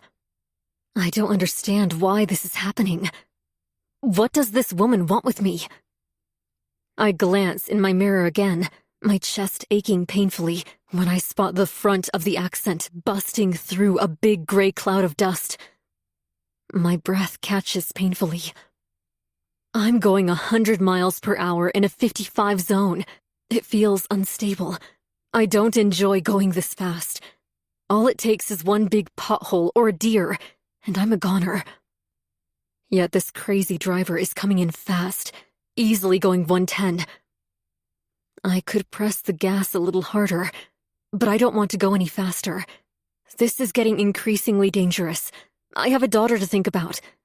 I'd rather face this woman than crash my car trying to escape her. Without warning, I slam on my brakes. My car skids across the road, pebbles flying in every direction. She comes at me so fast, I'm certain she's going to rear-end me. But right before she does, she swerves sideways and slows down along with me. What the hell is she doing? I keep driving, having dropped to the legal speed limit, and the white accent follows me on the left, dust and debris suspended in the air between us. I want to roll my window down and shout at her, but what if she has a gun? What if she's about to shoot me through the window? Lowering my window while keeping the wheel straight isn't an easy feat. It's not worth the risk. Without warning, her car swerves to the left. I'm certain she's about to take the ditch. But a split second later, she swerves back toward me, full force. The collision causes my entire body to jolt and my foot to instinctively slam on the brake pedal. I don't even understand what's going on. But the next thing I know, my car is flying into the ditch on my right, and the accent disappears into a big cloud of beige dust. Chapter 46. Cole. Meg's puffy blue eyes roll beneath fluttering eyelids, her gaze latching onto the space around me. Meg, I say. I get up from the hospital chair and approach her bedside. Honey, can you hear me? She appears more alert with each blink. Nice to have you back, Says Kiana, the nurse assigned to my wife. How you feeling? Meg blinks so hard that little lines crinkle across her temples. Airbag hit you pretty hard. Kiana grabs Meg's chart and inspects it. Says here you suffered a traumatic brain injury last year. She pauses, then approaches my wife. Can you tell me your name? Meg stares at Kiana a little too long for my liking. Could the airbag have worsened her injury? Caused her symptoms to return full-blown? Oh, God. How will Hazel handle this? Seeing her mother back in a hospital bed will break her into pieces. She's still in school. I haven't told her anything. Not until I have more answers. I inspect Meg's face. It's swollen, and a little red blotch darkens the corner of her eye. That airbag did a number on her. It was that bitch, Meg says. I pull my face back while Kiana's forehead bunches. Valeria. Meg says through clenched teeth. Okay, her memory isn't gone. And her hatred is aimed at me. But I didn't do this. Why is she so pissed off with me? And Valeria wouldn't do something like this. You think you know who did this? Kiana says. Meg nods ferociously. Yeah, I saw her. Long brown hair, big sunglasses, white accent. Kiana sticks a finger up. Hold on. Let me get the police. They've been wanting to ask you some questions. She disappears from the small hospital room, leaving me alone with Meg. Honey, how do you know it was her? I ask, trying to be as gentle as possible. You just described over 50% of women in Baton Valley, or even in America for that matter. It was her. Meg says. Who the hell else would it be? She wanted me dead, Cole. And the only person who would want that is the woman you're sleeping with. My brows snap together. I'm not sleeping with Valeria. She rolls her eyes. Sorry, were. I almost wish she had lost some of her memory. Maybe then she wouldn't be so vicious with me. Even if I try to explain to her that I never slept with Valeria, she won't believe me. Not when she's like this. Valeria quit 2 weeks ago. I say, why would she come for you now? Meg lets out an overly fake laugh. Oh, I don't know. To get rid of the wife? I knew she seemed way too nice. She's a good actor, playing innocent little mother. I almost wanted to like her. I freeze, staring wide-eyed at the woman before me. Her blonde hair is all matted on one side, and deep bags sit beneath her swollen eyes. That scowl on her face isn't doing her any favors either. She looks possessed. If I hadn't seen this side of Meg before, I'd think the accident had caused her soul to bounce out of her body before welcoming in a different one. She's furious. But that's not what scares me. It's the word she just used. She almost liked Valeria, which means she's met her. I'm well aware that she saw her through the window at Blue Fusion Bistro, but when the hell did she talk to her? How would you know anything about her? I ask. I'm afraid to know the answer. Are you serious right now? Meg says. She worked as your assistant, Cole. You don't think I've had to talk to her on the phone? I suppose that makes sense. For a moment, I thought Meg had confronted Valeria. I wouldn't put it past her. Mrs. Garrett? Comes an authoritative male voice. The young cop walks in with a female partner at his side. I'm Officer Vaughn, and this is my partner, Officer Delgado. The female cop offers a curt nod but doesn't speak. Officer Vaughn, a 40-some-year-old man with bulging biceps, veiny hands, and a meticulously trimmed afro, enters the small space. He clutches a little clipboard in one hand and a plain black pen in the other. Nurse Kiana says you may have relevant information regarding the person who hit you. The woman who called 911 said she found your car in the ditch, the side of it completely totaled. Did someone ram into you? I'm a bit nervous for Valeria right now. I didn't know her. Not really. Would she actually be capable of something like this? And if so, why? White accent, 4 doors. Meg says. Not new, but not old either. The car, I mean. The woman had long brown hair and huge sunglasses over her face. She looked like she wanted to hurt me.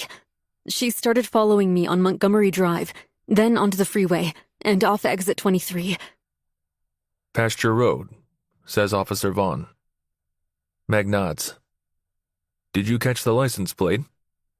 The indignant look on Meg's face tells me she wants to rip this officer a new one. If she'd seen the license plate, she would have led with that. We're just trying to help, says Officer Vaughn. Meg sighs. I know. I'm sorry.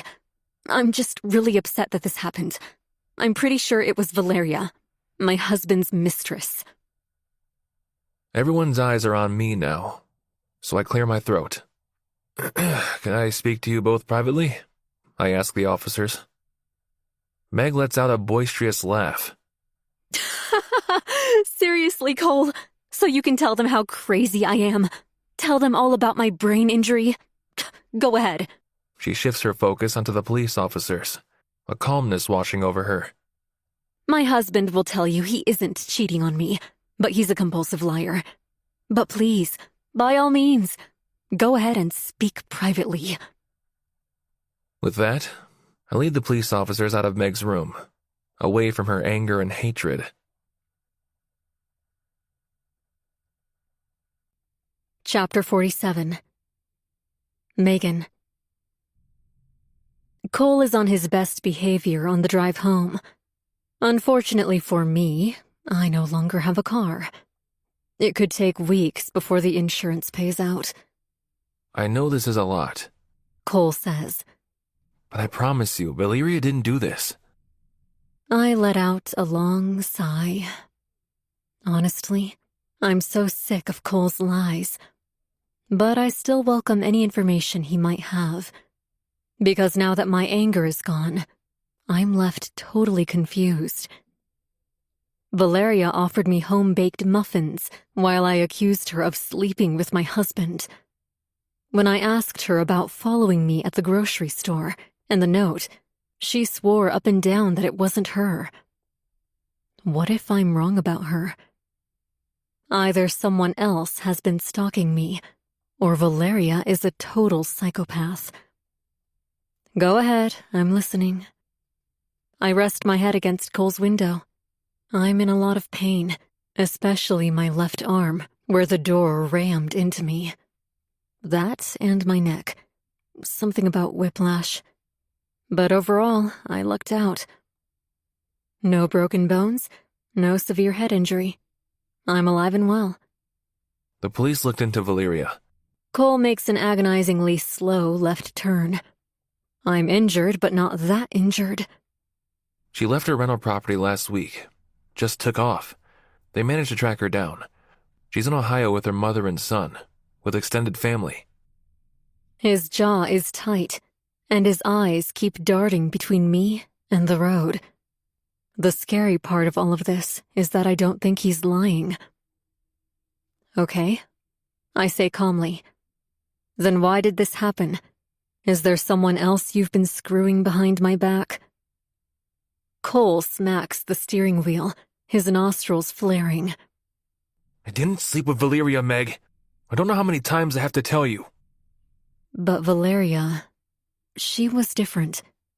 Which is exactly why it would make sense if she'd been the one to ram me. She's probably a total psychopath.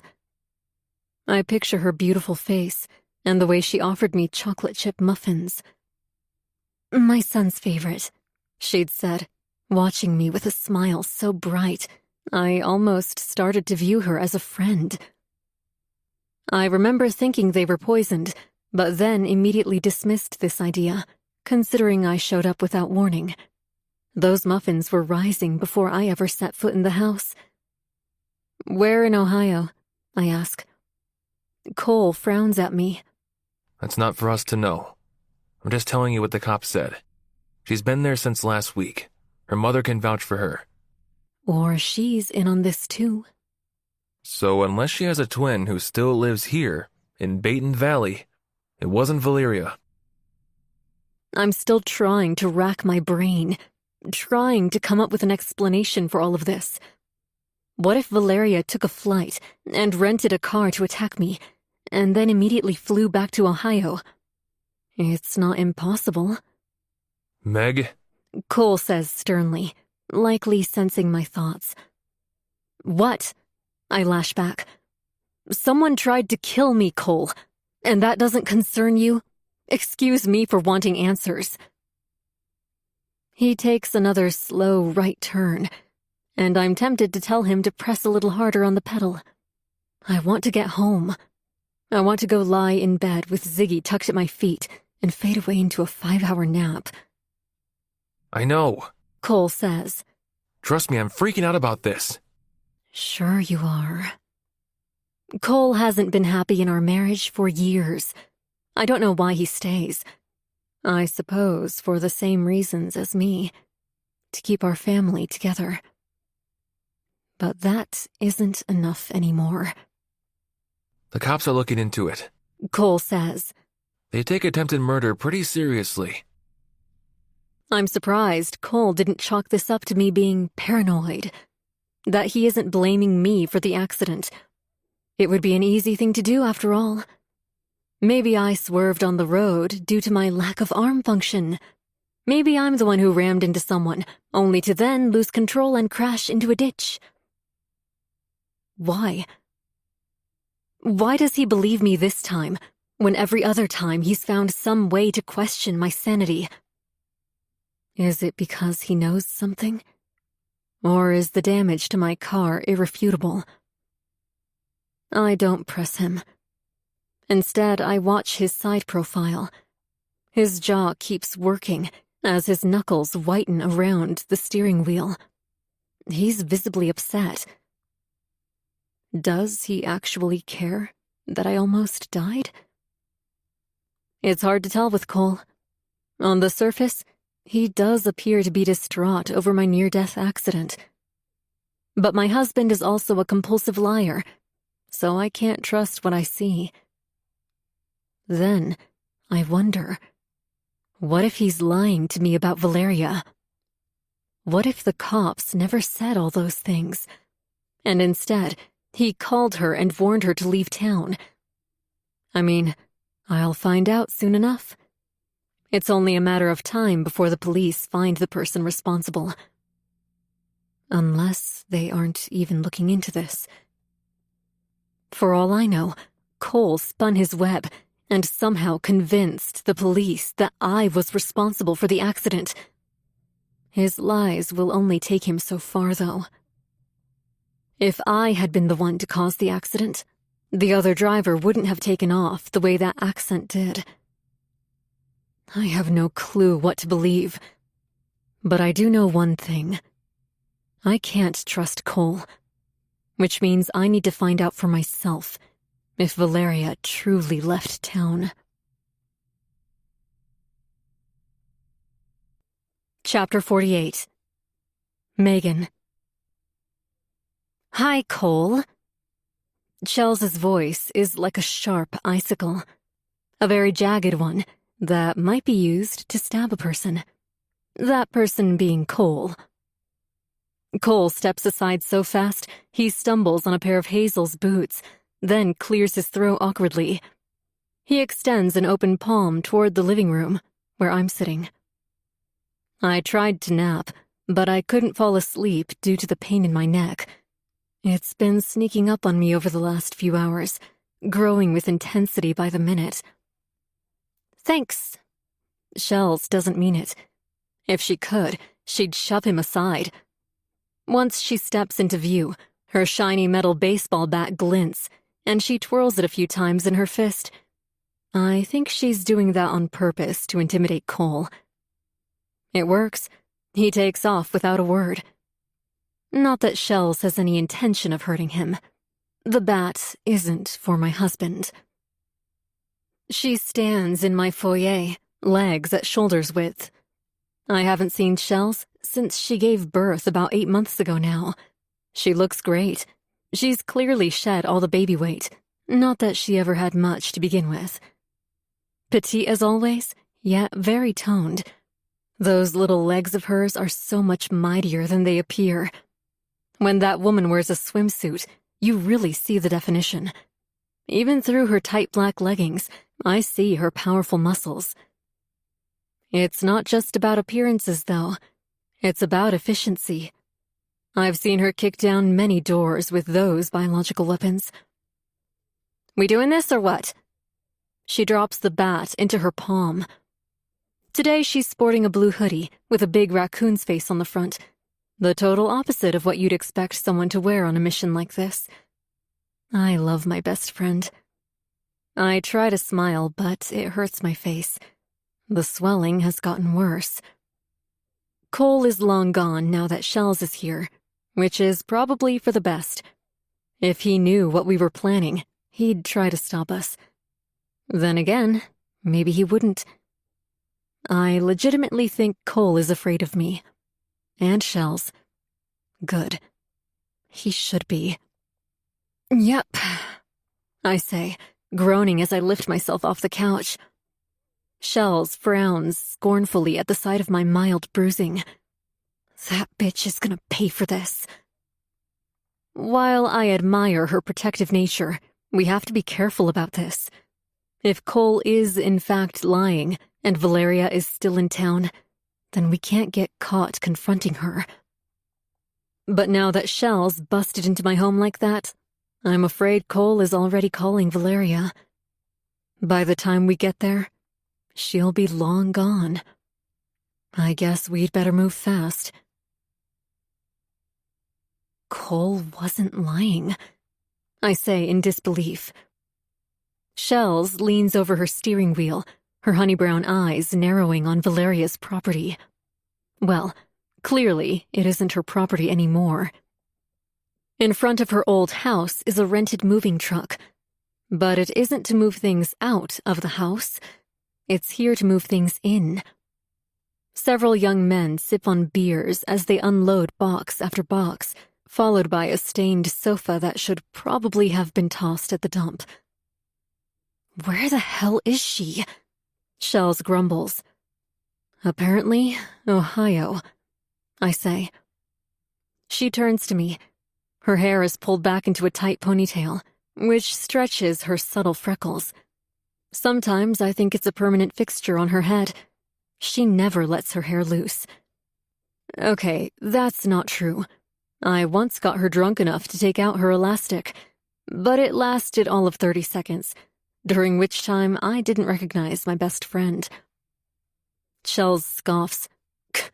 Ohio. Right. I should be angrier, but I'm not. What if Cole was being honest?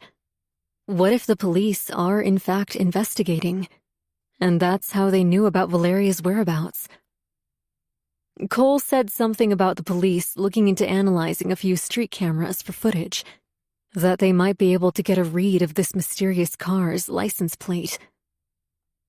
Sighing, Shells leans back into her leather seat, her ponytail squishing against the headrest. You want to go back? I can take a swing at Cole instead.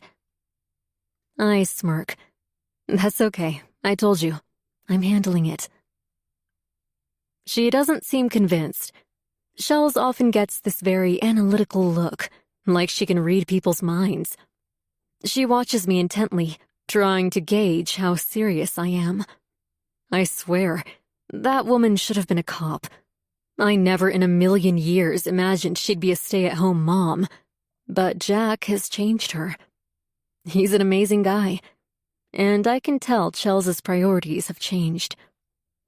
It's all about family now. As it should be. What did you do? Shells asks. What do you mean? I say. You told me you'd handle Valeria, she says. How'd you handle it? Same as all the others, I say. Shells's head pivots against the headrest to watch the movers drag a computer desk out of the moving truck. Then she looks at me again. You think it didn't work? I ignore her question. You know what's really weird? Valeria swore she didn't sleep with Cole.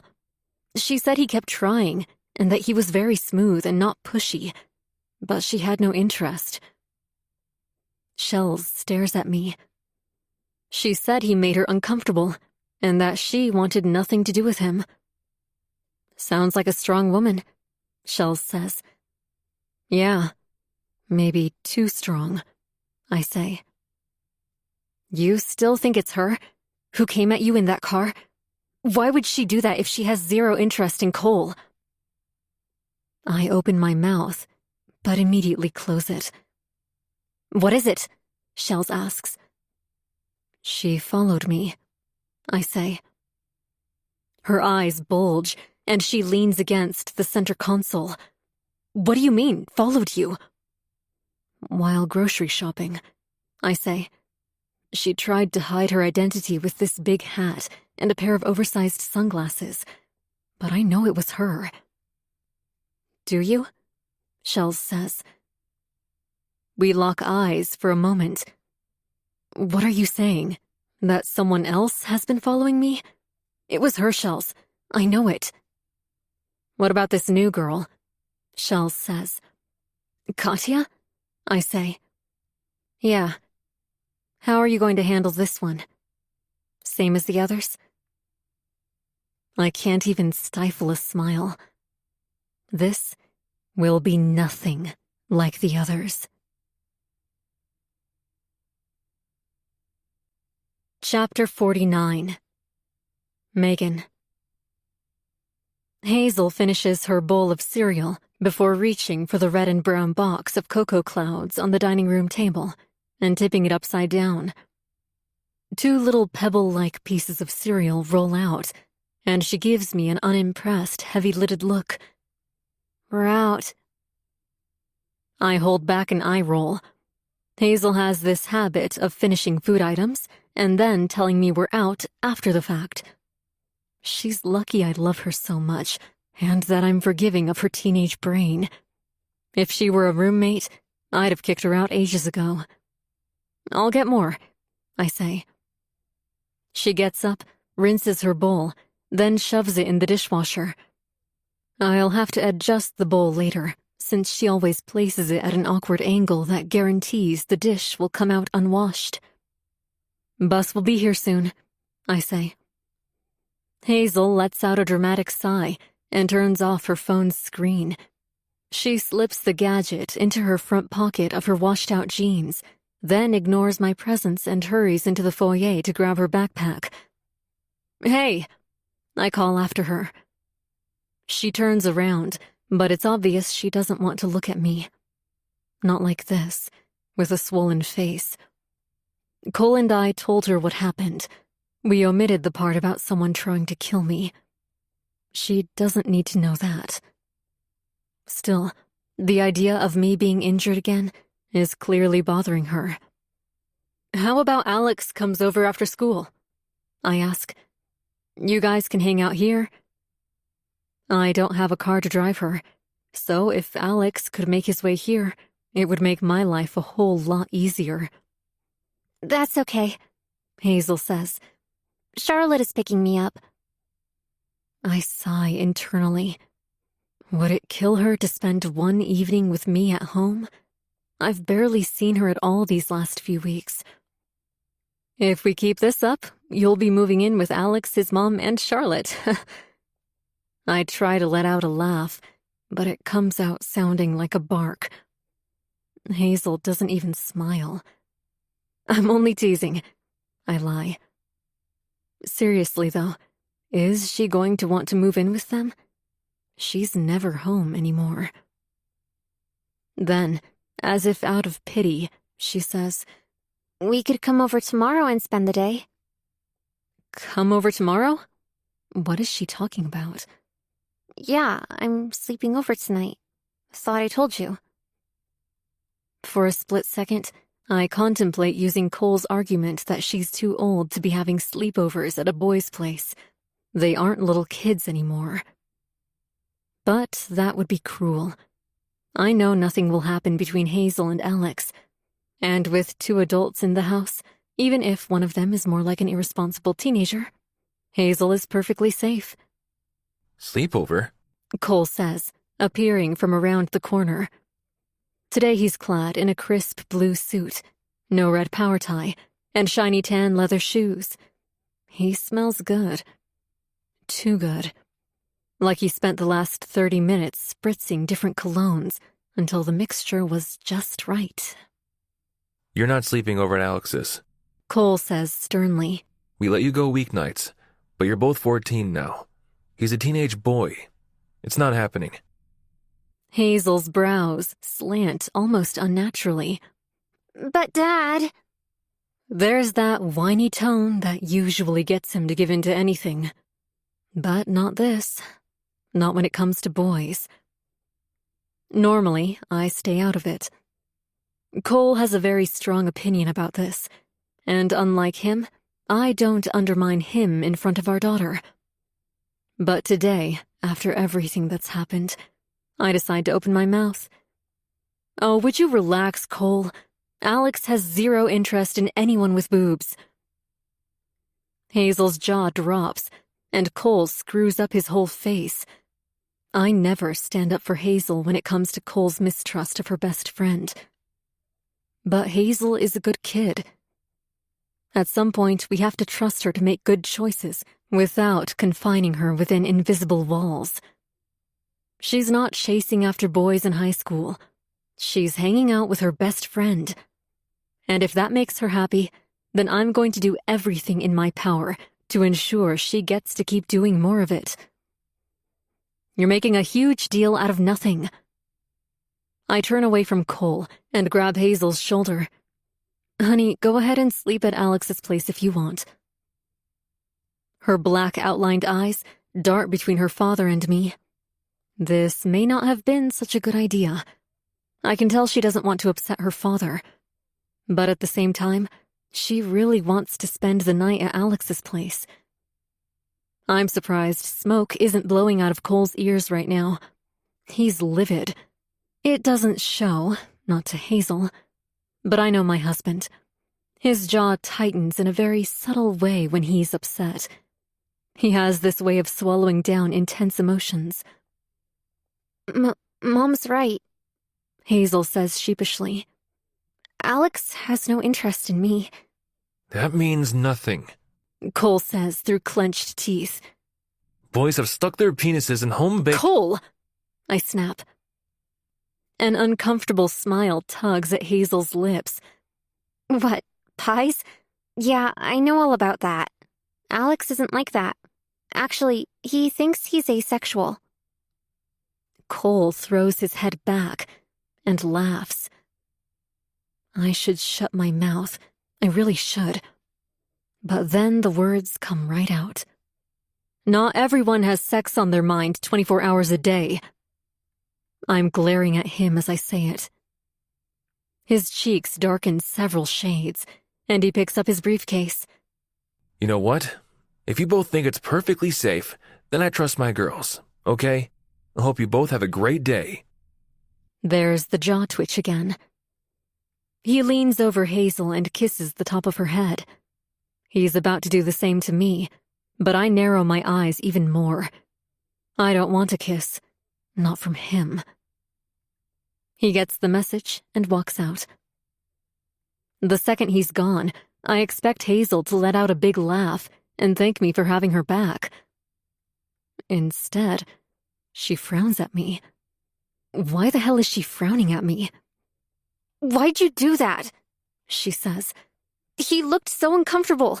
It's like you hate him. Even I feel it. If you hate him so much, why don't you guys get divorced already? With that, she storms out and slams the door behind her. I'm left standing alone in the foyer, in my pajamas, with a crushing sensation in my chest. Why is it that no matter what I do, I seem to keep pushing my daughter away? It isn't too late. You can fix this. I hope my conscience is right. With a little effort, I may be able to repair our bond. And the sooner, the better. Because if my daughter ever finds out the truth about me, especially with how things are between us now, I don't think she'll ever forgive me. Chapter 50. Cole. Remember, Vincent says, turning his head long enough to look at me. I do the talking. Vincent always does the talking when it comes to trying to hook a big fish. I get it. The lodge builders have expanded tremendously over the last 3 years, building small homes for thousands of people. That means hundreds of offices, thousands of employees. Securing a deal with them would be huge. And all you have to do is look pretty. He winks at Katya on the back seat of his Lamborghini. She looks a little snug back there. When she catches his dark eyes in the mirror, she forces a polite smile. Katya isn't exactly assistant material. Don't get me wrong, she gets the job done. But she's not the kind of woman who likes to be told what to do. I'm not sure why she would have applied to a job in which her primary duties are literally to follow her boss's orders. But I understand her, which is why it works. I flash her an apologetic wince. Vincent parks at Blue Fusion Bistro and exits his car with a strut in his walk. So many eyes are on him. That's what happens when you drive a Lamborghini in a city like Baton Valley. Attention. But he likes it. He wants it. We go inside and are led to a reserve section at the back of the restaurant. Vincent does that for really important clients, and then he makes a point to tell them that he reserved half the restaurant for them. If I wanted my clients to have a basic meeting at some basic restaurant, Vincent said before leaving Astrowire, I'd let one of the sales managers meet with them. But clients like lodge builders, they deserve respect. They deserve to meet with the man in charge. Vincent rarely goes out to meet with clients. It's not really his job. But I can tell he wants this deal. More than anything. It's all he's talked about for the last 2 years. And as if by some miracle, the lodge builders are now looking to open up a new branch in Baton Valley, which is the only reason they responded to Vincent. If they knew he called their work stupid little houses, they wouldn't even be considering this deal. Real men want big homes, Vincent once said to me, not some shitty little cabin made out of a storage container. They'll be out of business in a few months. But instead, They continued to grow and grow. I personally wouldn't want to live in one of their little lodges, but I appreciate the initiative. It's offering the world something it needs more than anything right now: cheap real estate. The waiter comes to greet us in a very professional manner and asks if we would like to start off with any drinks. Vincent orders a bottle of their best wine and then says he's waiting for his guest to arrive. "If you need to use the washroom, use it now," Vincent says. "I don't want you interrupting the meeting." Unfortunately, I drank 2 coffees before hopping into Vincent's Lamborghini. It wouldn't be a bad idea to take a precautionary leak. Katya gets up at the same time as me, her chair scraping as she leans forward. Her breasts almost rest on the table, and Vincent stares at them. It's hard not to, especially since she decided to wear a silky black dress with a plunging lace-up neckline. I follow her toward the restrooms, and we part ways as she enters the woman's. As I'm exiting, Katya comes out at the same time. We almost walk right into each other. Oh, sorry about that. She says, a slight Russian accent clinging to her words. It's most noticeable when she rolls her R's. But her narrowing eyes aren't apologetic at all. They're seductive. Sorry. I'm not sorry either. The woman is beyond stunning with her piercing blue eyes, her sharp and defined cheekbones, and the way she easily coifs her dark hair to one side with a simple rake of her hand. How can someone's hair be that sexy? Hers is. As she moves her hair out of her face, it drapes over her left shoulder, and my eyes are drawn to her collarbone. A thin, fragile-looking chain necklace is fastened around her neck, while the pendant piece of it rests right above her breasts, beneath one of her laces. Enjoy what you see? She asks. My mouth goes dry. She takes a step toward me, and I don't back away. Her lips, 2 plush pink lines that could easily be mistaken for candy, slowly approach mine. I could make you forget your name. Holy shit. I'm suddenly very much aware of the fact that I need a pillow or a briefcase to conceal what she's done to me. I can't go back to the meeting like this. Just as her lips graze mine, a loud crash echoes down the corridor. My head snaps sideways to spot a waiter scrambling to pick up shards of glass on the floor. But that's not what draws my attention. It's the quick flash of a figure moving away from Blue Fusion Bistro's front glass doors.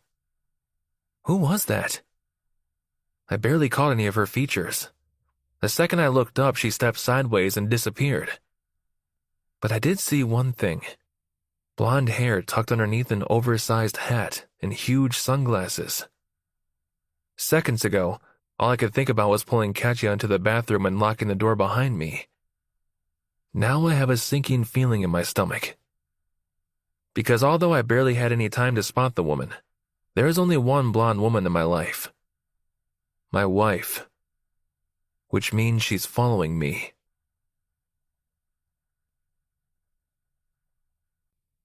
Chapter 51.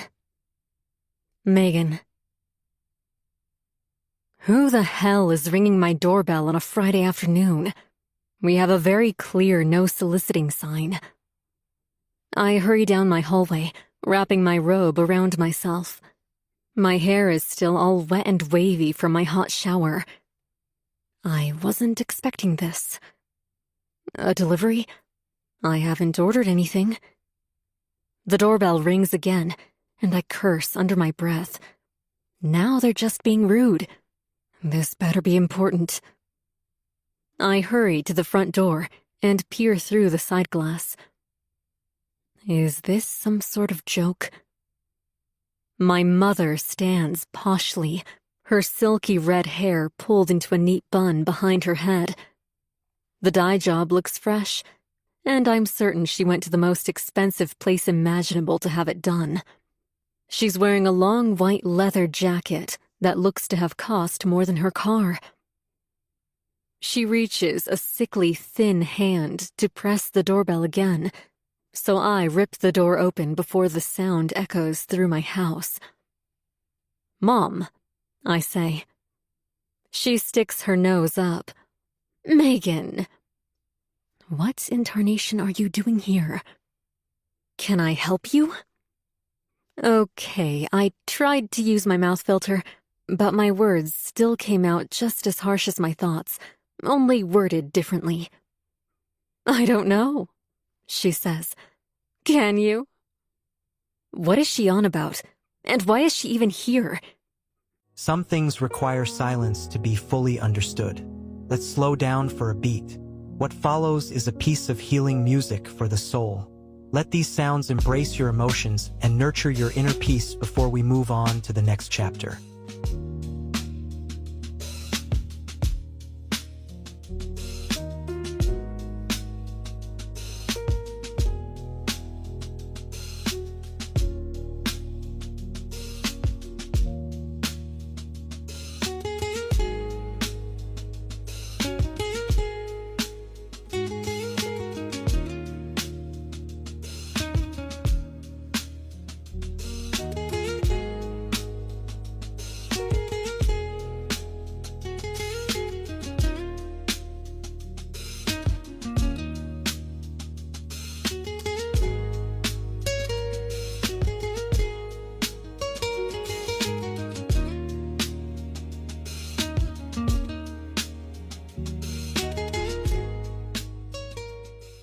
My mother lives a solid 4 hours away.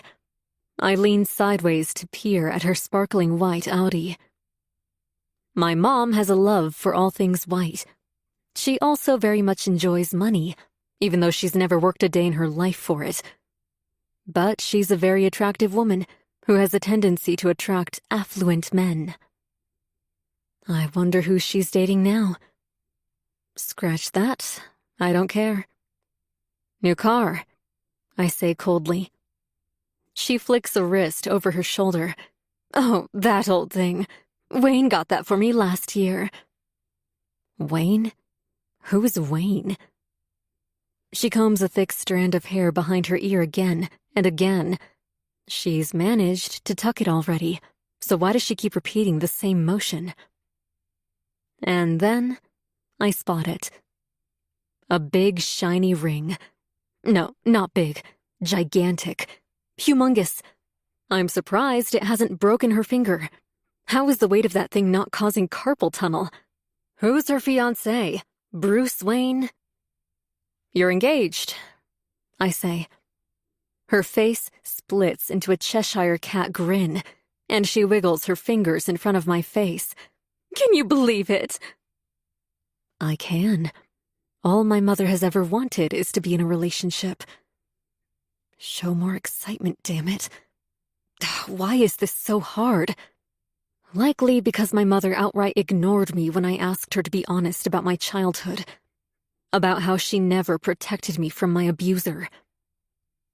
But what's bothering me even more is that she never showed up in person after my accident. Instead, she made it all about her and how I wasn't reaching out.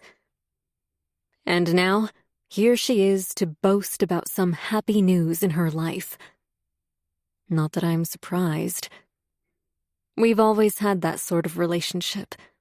All the dark, terrible things are swept under the rug. Some things aren't meant to be bothered, my mother always says.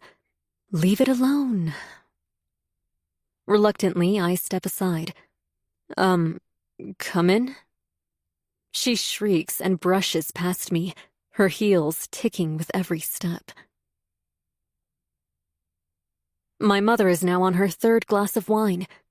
She's always loved her alcohol. I glance sideways at the clock. She's been here for an hour and hasn't stopped talking about Wayne, about what an amazing man he is. But the fact that he bought her an Audi and a huge rock tells me all he's doing is throwing money at her. That's not love. Then again, what do I know? Cole and I don't exactly have a healthy marriage. I'm no expert.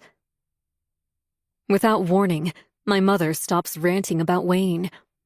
Her gaze narrows on me the way it used to when I was a teenager, and she was drunk out of her mind. Seconds later, she'd lash out at me and ask if I'd made any moves on her boyfriend. She never remembered it in the morning, and would simply fluff it off as me being melodramatic. I don't exactly feel like you want me here. She places her empty glass of wine on the glass coffee table between us. What gave it away? My bored expression? Or can she sense what I'm thinking? That she's beyond selfish for showing up here. I'm suddenly very much aware of my posture, slouched, one arm crossed over my abdomen, knees up. Any psychologist would tell me I'm physically trying to shield myself from her toxicity. When I don't respond, she sticks her nose in the air and lets out a huff. You know, I thought you'd be happy for me, Meg. I thought? You thought what? I say, sitting upright. My feet slap hard against the floor. That you could just show up here after over a year of not talking, and that your good news would fix everything between us? She scoffs like I'm a petulant child. I hate it when she does that. It's so demeaning. Fix? Why are you always trying to fix things, Meg? You always want to talk about every little problem and then spend hours trying to fix that problem. Every little problem? I'm careful with my words. If I spoke my mind right now, I'd shatter my mother to pieces. But that's not what I want. The problems between us aren't little, Mom. They're big. The real problem is that you're unable to even talk about any of them. Another high-pitched scoff. There's nothing to talk about. What was I thinking would happen? That she would open up, cry, admit to being a terrible mother? My mom will never admit to that. She'll never admit to not protecting me. Doing so would destroy her psychologically. I can't even fault her. How can anyone admit they failed as a mother? It's easier to be in denial. Dr. Bachman tried explaining this to me, but I didn't understand it at the time. Now, as I watch my frazzled mother with that incredulous look on her face, I realize something. I finally understand.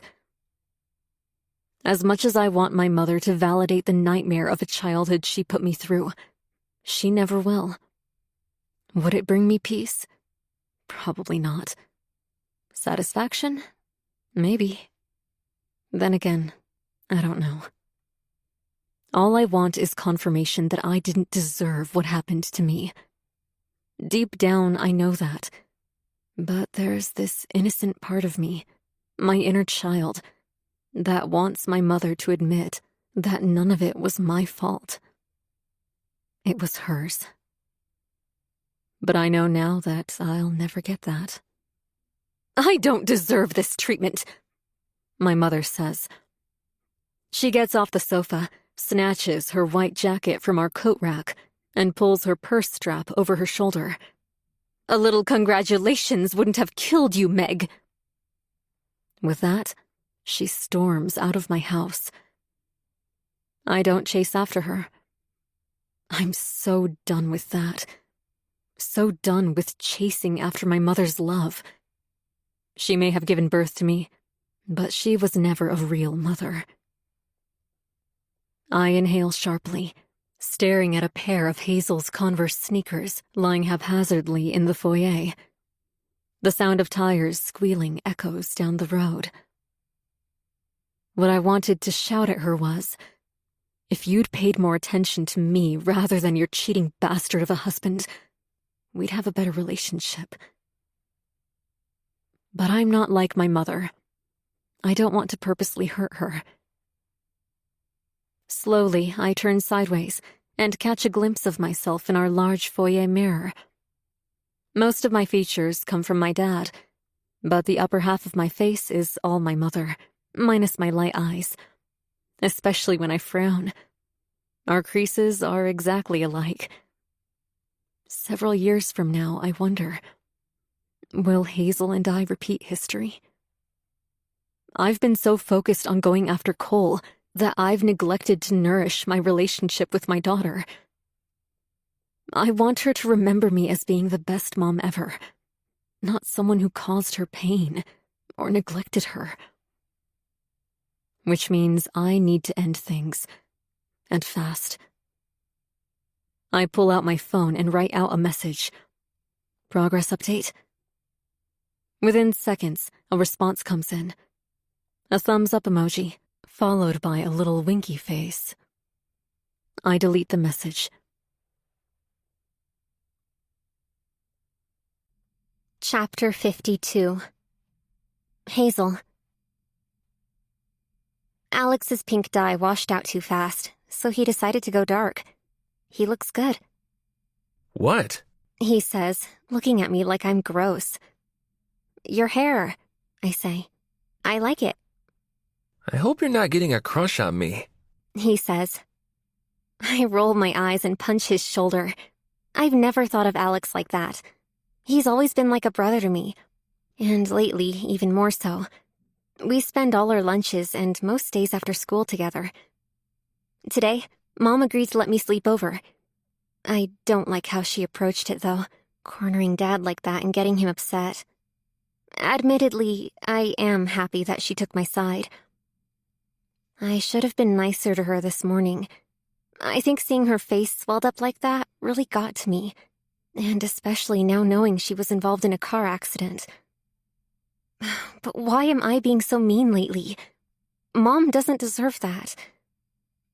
No. I know why I keep her at arm's length. Alex and I talked about it just the other night at his place. He's convinced that ever since her first accident, part of me thinks that the universe is planning to take her from me, and that her accident was intended to prepare me for what's really to come. If I hate my mom, it might not hurt as much when I lose her. I swear, sometimes I think Alex is secretly an 80-year-old man wearing a teenager's skin suit. He's too wise for his age. I suppose going through a hard childhood makes you grow up fast. How does a 14-year-old know anything about anticipatory grief? I didn't even know that was a thing. Hell, I don't know much about grief either. The most I've lost is Hammy, my hamster, and my dad's uncle, who I met once. That didn't really affect me. But after Alex told me about anticipatory grief, I looked it up online. I guess some people can actually show anger toward a loved one who's dying. But my mom isn't dying. She's survived. So why am I acting like she's gonna be taken from me? You okay? Alex asks. I must have been staring at nothing again. Thinking about your mom again? He says. I nod, and he instantly sighs. I keep telling you, Hayes. Just talk to her. Sit down and have a conversation.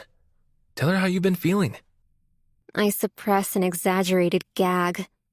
I don't want to talk about my feelings. And Alex knows that. He flashes me a half-hearted smile, then says, Oh, Charlotte's here. Charlotte pulls up in her beat-up Dodge minivan. It's an odd gray color, and the sides are all rusted. It's weird.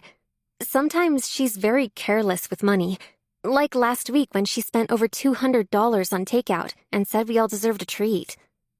But then when I see her van, I'm led to believe she's secretly very poor. Alex slides the back door open, and Charlotte presses her cheek against her headrest and beams at us. Hey, how was school? Good. Alex says. Thanks for picking us up, Aunt Charlotte. She smiles sweetly at him. Anything for you, too. I think Charlotte always wanted kids, but could never have them. Because ever since she came into Alex's life, she's treated him like her own. Some days, I hope that she takes him away from Anna. That woman shouldn't be allowed to be anyone's parent. All she does every day is smoke and drink. Alex hops into the farthest seat, and I buckle myself in next to him. Charlotte leaves the pickup area, driving way slower than my mom. I like my mom's driving, even though it scares me sometimes. I was thinking veggie burgers and fries tonight, Charlotte says. Homemade, Charlotte's vegetarian burgers are to die for. You can't even tell they're not meat. And apparently they're very healthy. She shoots a glance in her rearview mirror, her unique green eyes darting between Alex and me. They're both dark and bright. It's very odd, but also very cool. Alex nods enthusiastically. Sounds great. We spend the rest of the ride to Alex's place talking about condiments on a burger. Alex argues that mayonnaise should never touch a patty, whereas I say you can't eat a burger without it. Eventually, Charlotte ends the argument by saying, "Alex, don't you know you should never argue with a girl?" When we approach a red light, she twists her neck to wink at me. I love Charlotte. Honestly, sometimes I wish she were my aunt. I don't have any aunts. Mom is an only child and barely ever talks to her family. Which means I don't really talk to my grandma either.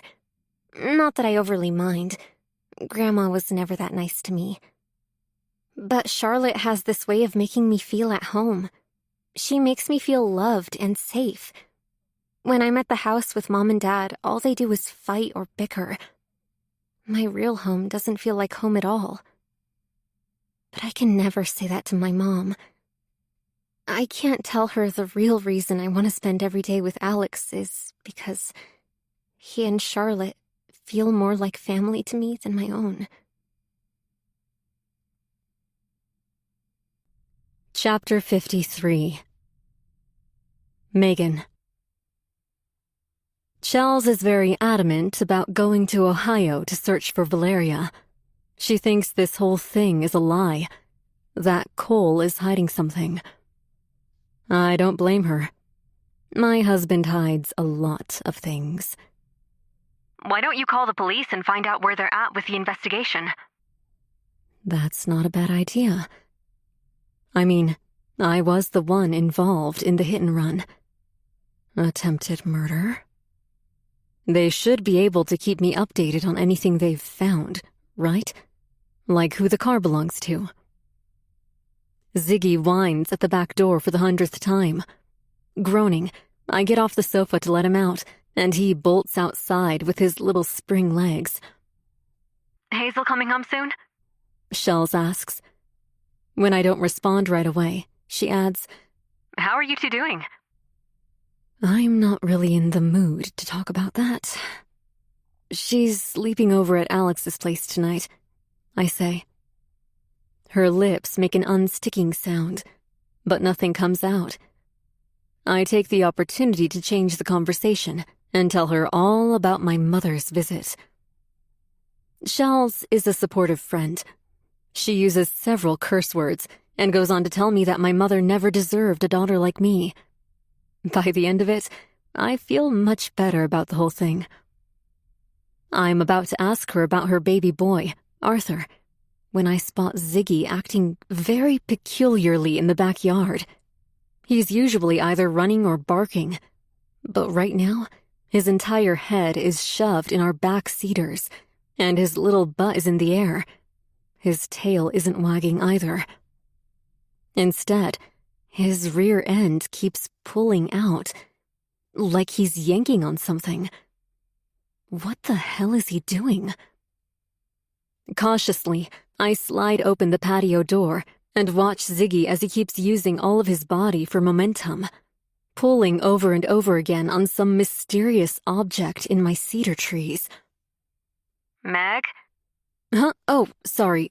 Hey, Shells, can I call you back? Ziggy's being really weird right now. Shells never takes anything personally, unlike my mother, and happily agrees to chat later. I hang up, slide on my shoes, and descend down our patio stairs. Ziggy! I call out. He pulls his head out of the trees, looks at me, and then yaps twice before turning to resume his conquest. Ziggy! This time, he comes out with something brown and red in his jaw. Something big. Well, big for him. What the hell is that? A dead animal? I wince as he canters merrily away from me and toward his favorite chewing area by the pool. A few clumps of dirt fall from his mouth, along with what looks to be a few twigs. "Ziggy, what is that?" I approach him, but the moment he sees me get too close, the whites of his eyes expand, and his little jaw clenches around his prize. He darts the opposite way to the other side of the pool, then lies down and continues to chew. "Ziggy!" I'm losing my patience. He thinks this is a game, but I don't. Why do dogs do that? They're always running away from you unless you have food. I spend the next 5 minutes chasing him around the pool and feeling like a complete idiot. Finally, I've had enough. I go inside and break off a piece of hot dog from an opened package in the fridge. Ziggy never lets anything go. Not unless there's a trade of equal or greater value tendered. Meat, from his perspective, is the greatest value of all. "Ziggy!" I chime, wiggling the piece of sausage over my head.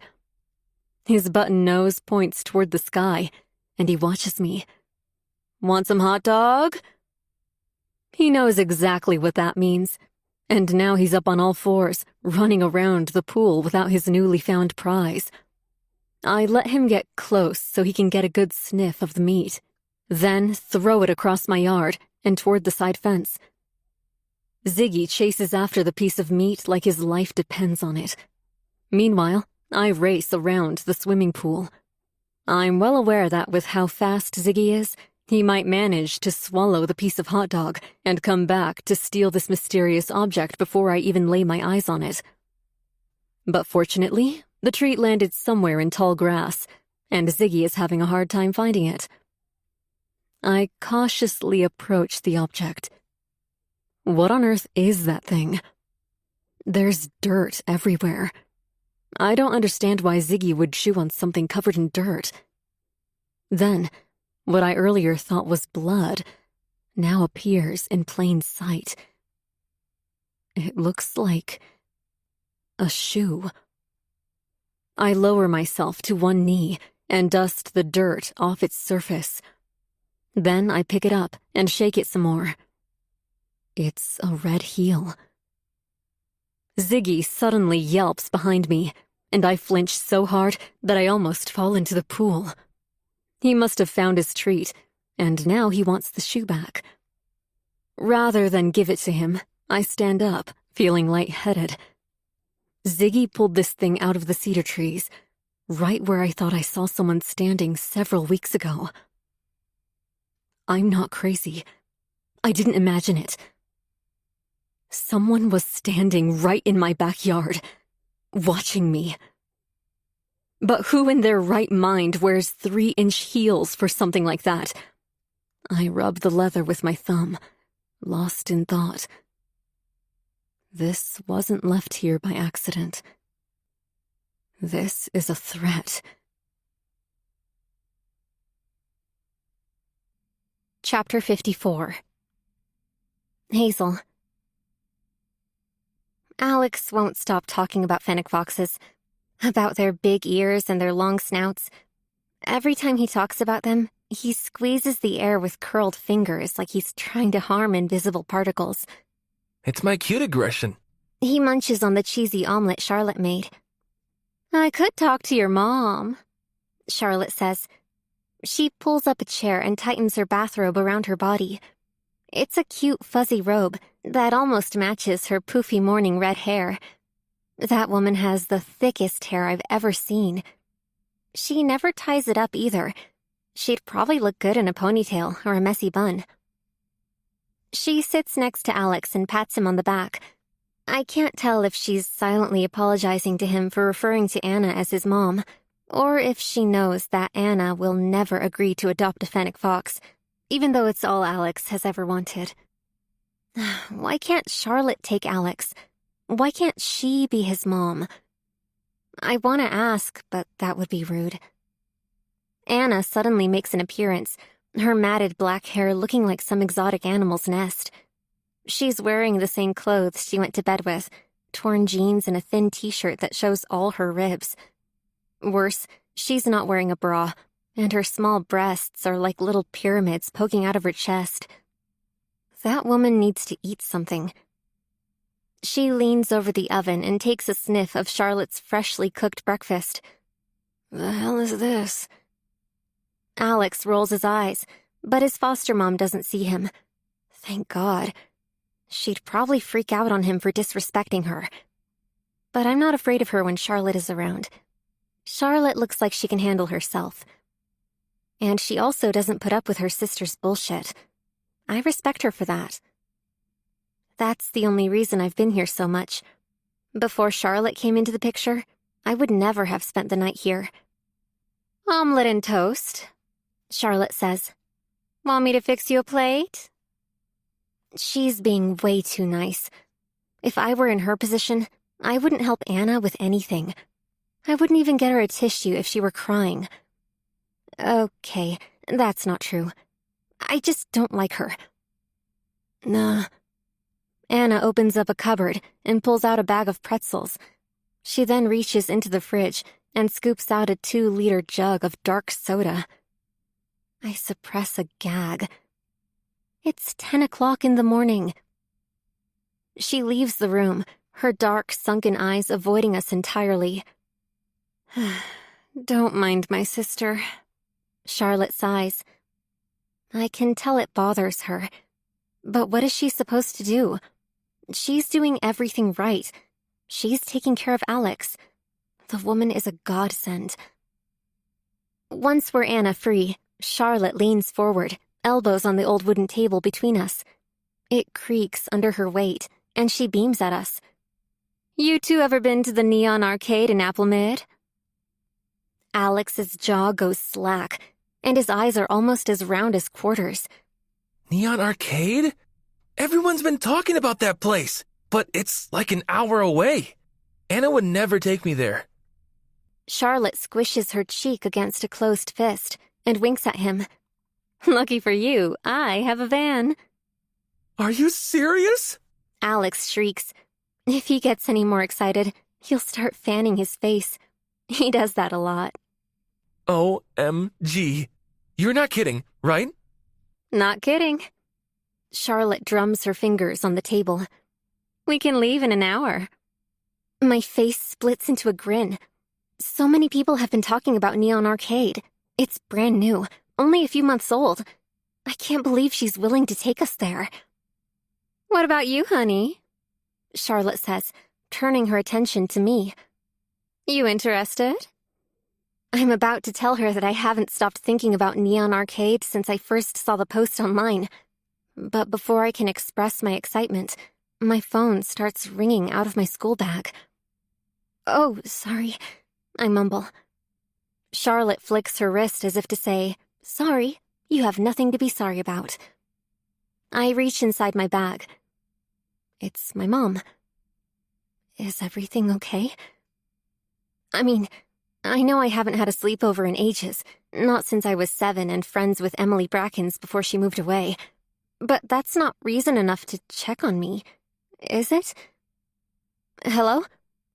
Hey, sweetheart. Mom sounds a little too chipper. Not like her usual self. At least, not the version I've come to know over the last year. How are you doing? I glance up at both Alex and Charlotte, feeling my cheeks warm. She is checking on me. I'm almost 15. This is so embarrassing. I'm good. Everything okay? Oh, everything is fine. She says.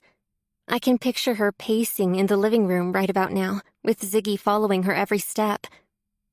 I was wondering if you and Alex might be interested in going to see the new Batwoman movie that just came out. Mom knows I love Batwoman.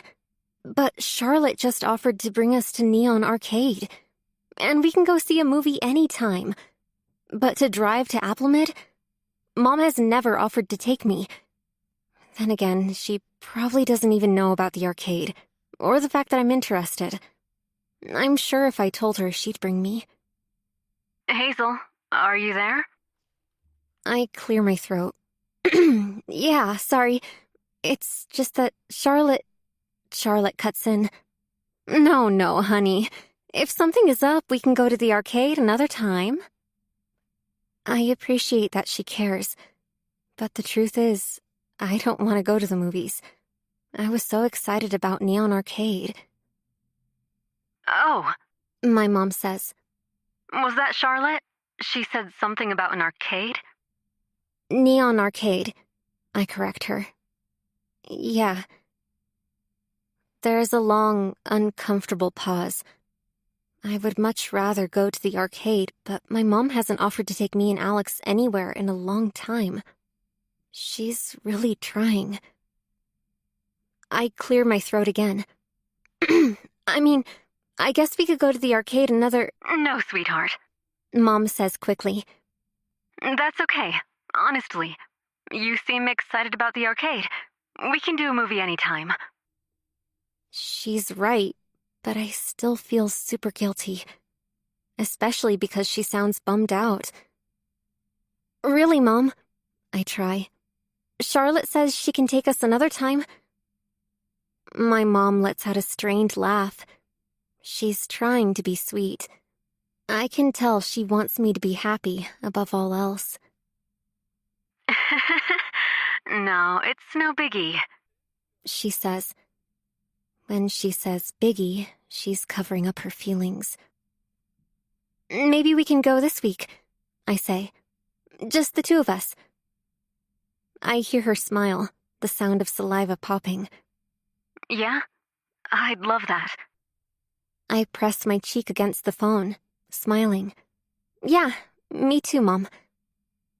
We say our goodbyes, and although I feel bad about not going to the movies with her, I'm excited at the idea of us going out, just the two of us. I can't remember the last time we did that. Am I finally going to get my mom back? Before I can get too lost in my thoughts, Charlotte smacks the table, and I flinch. Her smile is so broad, you'd think she was as excited as we are to go to the arcade. Maybe she is. You guys ready? She says. I'll grab some snacks for the ride and we can leave in 20. Sound good? Alex and I beam at each other. I can't wait.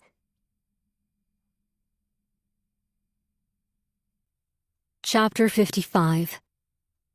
Megan. Poor Hazel.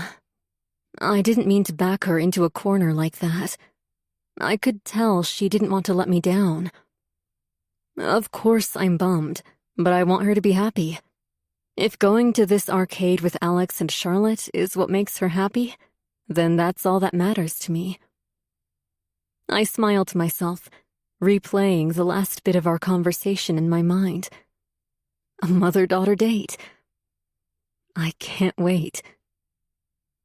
But my smile slides off my face the moment I remember that I don't even have a car. What was I thinking? I was so caught up in wanting to spend time with my daughter that I forgot my car was totaled. Cole says he's hopeful I'll be receiving a rental in the next few days. I should have it in time for our date. Maybe we'll go on Wednesday evening.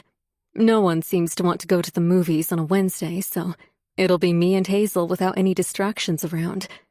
A perfect time to bond. You're being reckless. Someone is after you.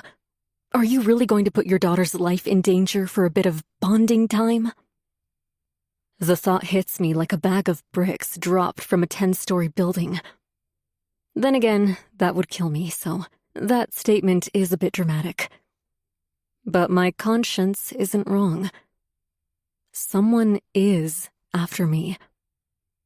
I stare at the red heel sitting on my coffee table. I haven't even told Shells about it. She has a baby to focus on, and she's barely getting sleep as it is. I don't want to worry her. I had planned on calling the police yesterday evening, but Cole and I got into a heated argument over Hazel's sleepover. He said I completely disrespected him and his authority in front of our daughter. I told him to take a chill pill, which didn't exactly help. He took off for a drive, leaving me home, stranded. God knows where he went. Not that I care. As far as I'm concerned, we're done. It's only a matter of timing things right, of teaching him one final lesson. As I make myself a coffee, I call the police station and ask to speak to someone regarding my hit and run. I'm immediately transferred to Detective Goldberg. Mrs. Garrett. Says the detective. His tone comes across as both friendly and assertive. I had planned on calling you this afternoon. Oh? We were able to obtain some street cam footage from Montgomery Drive, and we've managed to identify the license plate of the white accent you reported. My heart starts thumping hard in my chest. This is it. He's going to tell me that it's registered to some woman named Valeria, just as I suspected. Or one of her relatives. A sister? A cousin? She could easily have asked one of her family members to chase me down. Not that any sane person would do such a thing per someone else's baseless request. The car was actually reported stolen a few hours before your accident. What? I blurt out. The detective sighs against the phone. We located the vehicle in Baden Valley River this morning. Whoever was driving it stuck a rock on the pedal and sank the thing. Is this some sort of sick joke? Someone stole a car, chased me down, and tried to kill me? Now there's no way of knowing who did it? What are you saying? I ask. We're looking into Valeria Cruz at the moment. We've spoken to her mother and sister, both of which confirm she was in Ohio on the day of your accident. Well, you know how family is. They can say anything to protect their own. You think it's still possible that Valeria did this? I ask. Another sigh. The detective sounds tired, but not in a lack of sleep sort of way. If I had to guess, he's probably pushing 50, and he's seen a lot of weird cases. So everything he does going forward is all about jumping through hoops through which he's already been. I imagine this job isn't very exciting for him anymore. Honestly, it's hard to tell. But Valeria does have previous criminal charges, so that doesn't help her case. Previous charges?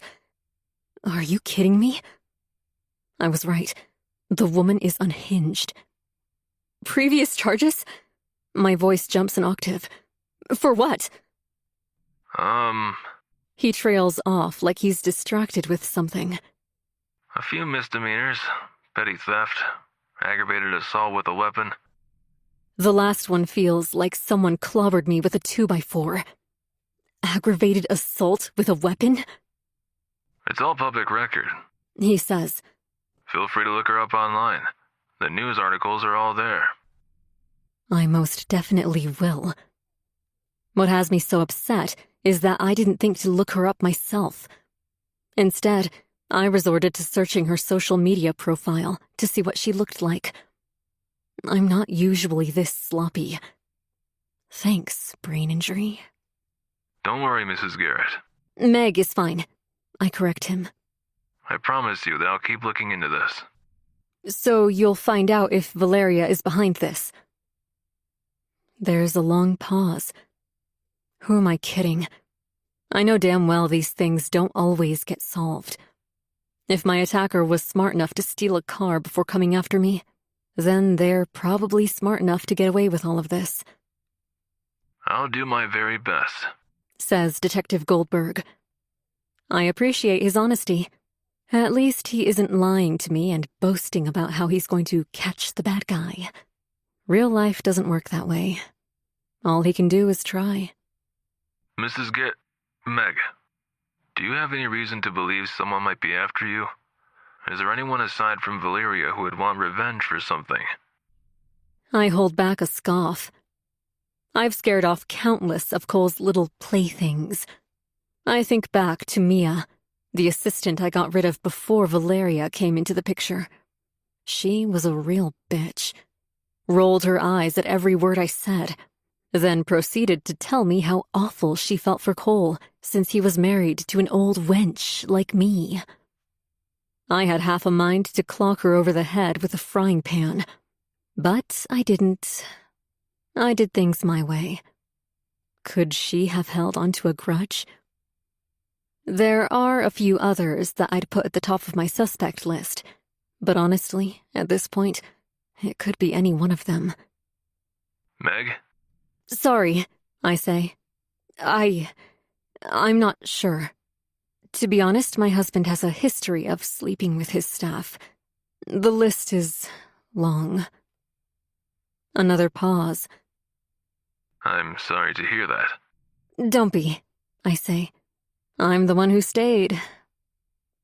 The detective sips on something, coffee, I assume, and says, Some people don't understand the concept of marriage and don't deserve to be in a relationship.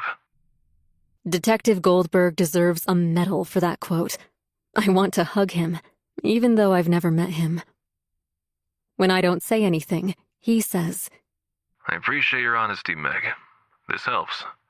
I'm going to pull a list of previous staff at Astrowire and do a bit of digging. I thank him for his time and hang up. I thought speaking with the police would put me at ease, but now I feel worse.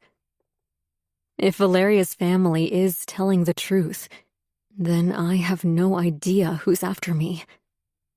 Again, it's a long list. Chapter 56. Megan. Woman arrested. Man in critical condition. I blink at the headline. Underneath, Valeria's name is highlighted. In my defense, I had to scroll through several pages to find this article. So even if I had looked her up online before all of this, I might not have had the patience to keep searching. I click on the article. A 22-year-old woman was arrested in the parking lot of Zimton Pharmacy Friday evening after an altercation with 30-year-old Matt Neary. Witnesses say they saw the woman, Valeria Cruz, beating the man with a baseball bat after a heated argument between the two. Matt Neary is currently receiving treatment at Milson Hospital for severe injuries. I lean away from my tablet, my heart pounding. Valeria seemed so sweet. She even offered me tea when I went over to her place. I can't picture her bashing a man's skull in with a bat. Is she in love with Cole? Obsessed with him? It would explain a lot. I want to call Shells and tell her everything, but this seems to be getting more and more serious by the minute. What if I'm in over my head this time? What if I've finally come face to face with a psychopath? Chapter 57. Cole. Holy shit, I breathe. Katya rakes a hand through her long brown hair and smiles at me as if she's just conquered the world. It's 4 o'clock on a Saturday afternoon. No one is here. Well, except for the two of us. I buckle my pants and fasten my leather belt. I don't think I've ever had sex as good as that. Katya adjusts her flawless red dress, then plumps up her breasts in her bra like she's trying to equalize them. I watch her carefully.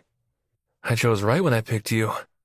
Of course you picked me, she says, that sexy Russian accent slipping off the tongue. You could sense the chemistry. She isn't wrong. The moment I laid my eyes on her, I knew I wanted her. Not only was she drop-dead gorgeous, but she was wearing this sky-blue dress that stopped right above the knees. It was rather revealing, even a little too much for a job interview. But sky blue is my favorite color. That had to mean something, right? She was the one. I always try to find something special about my next conquest. With Valeria, it was her love of technology. To me, that was hot as hell. And with Katya, well, she's different. She's not like any woman I've ever slept with before. She's full of passion and danger. Hell, she pursued me. I usually like it the other way around. I like it when they're shy, and I slowly get them to fall in love with me. There's no feeling quite like it. It makes me feel like a god. Powerful. There have been a few exceptions to this. Some weren't exactly shy. Quite the opposite. They were wilder, sexier. I felt less like a god and more like a commanding beast ravaging my prey. With Katya, there's a primal desire between us. I know she feels it. Every day I want to tear her clothes off, and the way she looks at me with those piercing blue eyes tells me she wants me to devour her, which I have been doing for the last week. But it isn't enough. I want more. Always more. Katya blows me a kiss and adjusts her panties under her dress. She reaches for my office door handle, then looks over her shoulder at me. I should be looking at her in the face, but all I can do is stare at her ass. Those curves. My God, I'm ready to go again. Same time tomorrow? She says. Definitely, I say. With that, she walks out, and I'm left sitting on my desk, panting. Meg, calm down. I try. Are you fucking kidding me? Meg says. You hired a criminal? What is she talking about? She whips her arm in the air and starts pacing across our dark oak floors. Honestly, I thought I messed up and walked in with lipstick on my neck. Or perhaps Katya's smell on me. I was certain when I took off this morning, after having told Meg that I needed to work overtime this weekend, that she'd be waiting at home, fueled with rage and prepared to accuse me of fucking my assistant. She wouldn't have been wrong. But that's not what this is about. Valeria! She shouts. She beat some guy to a pulp with a baseball bat. I take a step back and raise a brow. How would you know that? Because I spoke with Detective Goldberg. Meg says. Valeria has a record. She's a nut job, Cole. You brought a nut job into our lives. I reach for her shoulder, but she slaps my hand away. Don't touch me. All right, I get it. She's worked up right now. My best bet is to leave her alone for an hour or so and let her calm down. That always works. Don't you people do background checks? She asks. Why the hell would Astra Wire hire an ex-con? She's not an ex-con, I say. Meg stops pacing, and her whole face scrunches up. Shit. I didn't mean to admit that I knew about Valeria's past. It's also part of the reason I pushed Vincent to hire her. Is it messed up that I find that sexy? That she has a history of being badass? It only made me want her more. There's something hot about a little danger. You knew, Meg says. It's not what you think, I say. Meg erupts in obnoxious laughter that fills the whole house. Of course you knew. You always had a fascination with a bit of danger, haven't you, Cole? That's why you fell in love with me. You just loved that I spent 2 years in juvenile prison. She works her job but doesn't say anything else. Her eyes glimmer with hatred. Meg isn't proud of her past, but she's not wrong. I did find it hot when I found out that she, along with a few friends and her boyfriend at the time, kidnapped her mother's ex. The man who abused her. She never went into much detail about it, but I found out through a friend later on that she threatened to cut his dick off and feed it to him, piece by piece.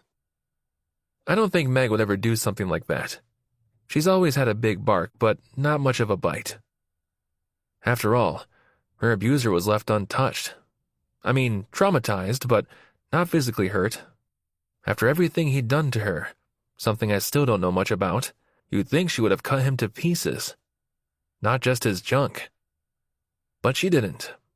She let him go. Still, when I first found out about that, it was exhilarating. And then I met Alicia, the first woman I slept with while in a relationship with Meg. I hadn't planned to get caught, but that was all part of the rush, wasn't it? What would Meg do when she found out? If she found out? Tie me to a bed? Drag a knife down my naked body? I get excited just thinking about it. It's a rush. Or at least, it used to be. Meg has never done anything about the woman I've slept with. Meg jabs a finger in my face. You better fix this. Call Valeria and tell her to back the fuck off before I do something I regret.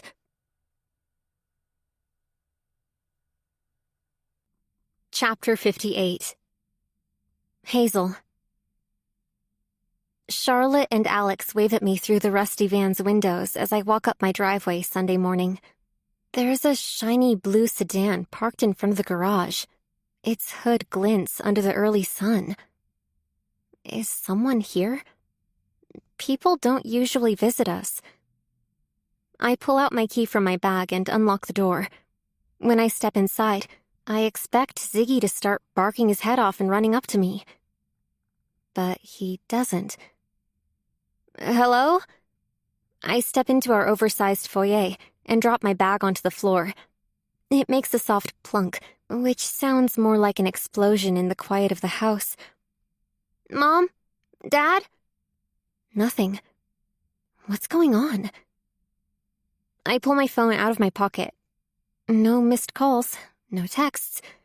Okay, this is weird. It wouldn't be a big deal if that blue car wasn't parked out front. I'd assume Mom was napping or something. They didn't say anything about leaving or having plans today. After going to Neon Arcade, which was just as amazing as I thought it would be, I asked if I could sleep over at Alex's again. Mom said it wasn't a problem. If she had plans for Sunday, she would have said something then. I quickly peep inside the garage. Dad's car isn't here. Is he at work? Mom said something about him needing to work overtime. I keep my shoes on and lean forward against the staircase's railing. Mom? Still nothing. Ziggy? Would she have taken him for a walk? Mom hasn't exactly been adventurous this last year. She used to walk Ziggy all the time, but after her injury, she stopped. The smell of cigarettes wafts through the living room, and I frown. My parents don't smoke. Who the hell is in our house? I shouldn't be calling out the way I'm doing. Isn't that how characters get killed in horror movies? They start shouting when they think someone is looming in their house. How stupid is that? It's better to be quiet. So I seal my lips and sneak toward the kitchen. There's that smell again. Cigarettes. I lean sideways, my head sticking into the kitchen.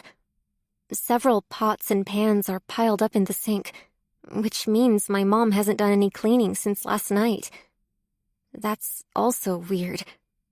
She likes to have a clean kitchen first thing in the morning. Did something happen? A lump forms in my throat. I want to call out to her again, but I'm too scared. Should I be calling the police? No, you're overreacting. She probably has a friend over. Yeah, right. The only friend Mom talks to is Chelsea, and I barely see her anymore since she had her baby. I spot Mom's favorite mug on the kitchen counter. There's still coffee inside. She's around somewhere. Maybe she didn't feel well and decided to lie down. Sometimes fatigue hits her out of nowhere. Apparently, it has something to do with her brain injury. It was really bad the first few months after her accident, but she's seemed much better lately. The smell of cigarettes assaults my nostrils again. Okay, where is that coming from? A warm breeze sweeps into the house, and only then do I notice that the patio door is open, and the screen door has taken its place. She's outside. She has to be. I rush to the back patio door, expecting to find Mom sitting with a stranger or an old friend I don't know about. Some woman with a coffee and a cigarette between her fingers. But instead, all I see is Mom. Ziggy is farther out back, sniffing at the cedar trees with his little tail whipping from side to side. Mom's on the phone, shoulders hunched, a cigarette in her mouth. I clench my fists. Why is she smoking? Mom isn't a smoker. She's talking to someone and she seems really upset. Her hand keeps flinging in the air, and every time she ashes her cigarette, she does it angrily, like she's trying to harm her cigarette stick. I really shouldn't be snooping, but I'm so curious. Who is she talking to? I lean against the screen, listening. I don't know. She says, That's the problem. How fucked up is that? Yeah, I know. I don't want to end up in prison again. But if I find that bitch, I'm going to kill her. my eyes involuntarily bulge. Prison? Mom's been to prison? And what does she mean she'll kill her? I've never heard Mom talk like that before. I mean, I know she's had a lot of anger problems this last year, but to threaten to kill someone? It's like I don't know her at all. Not anymore. I quickly back away from the screen door. I don't want her to know that I overheard her.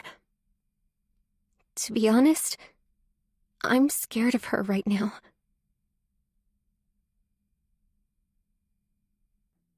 Chapter 59. Megan. You can't get yourself into trouble. Shells says. Meg, promise me. I sigh. I don't plan to actually kill her. Valeria isn't worth me ending up in prison. But I'll do something. I just don't know what yet.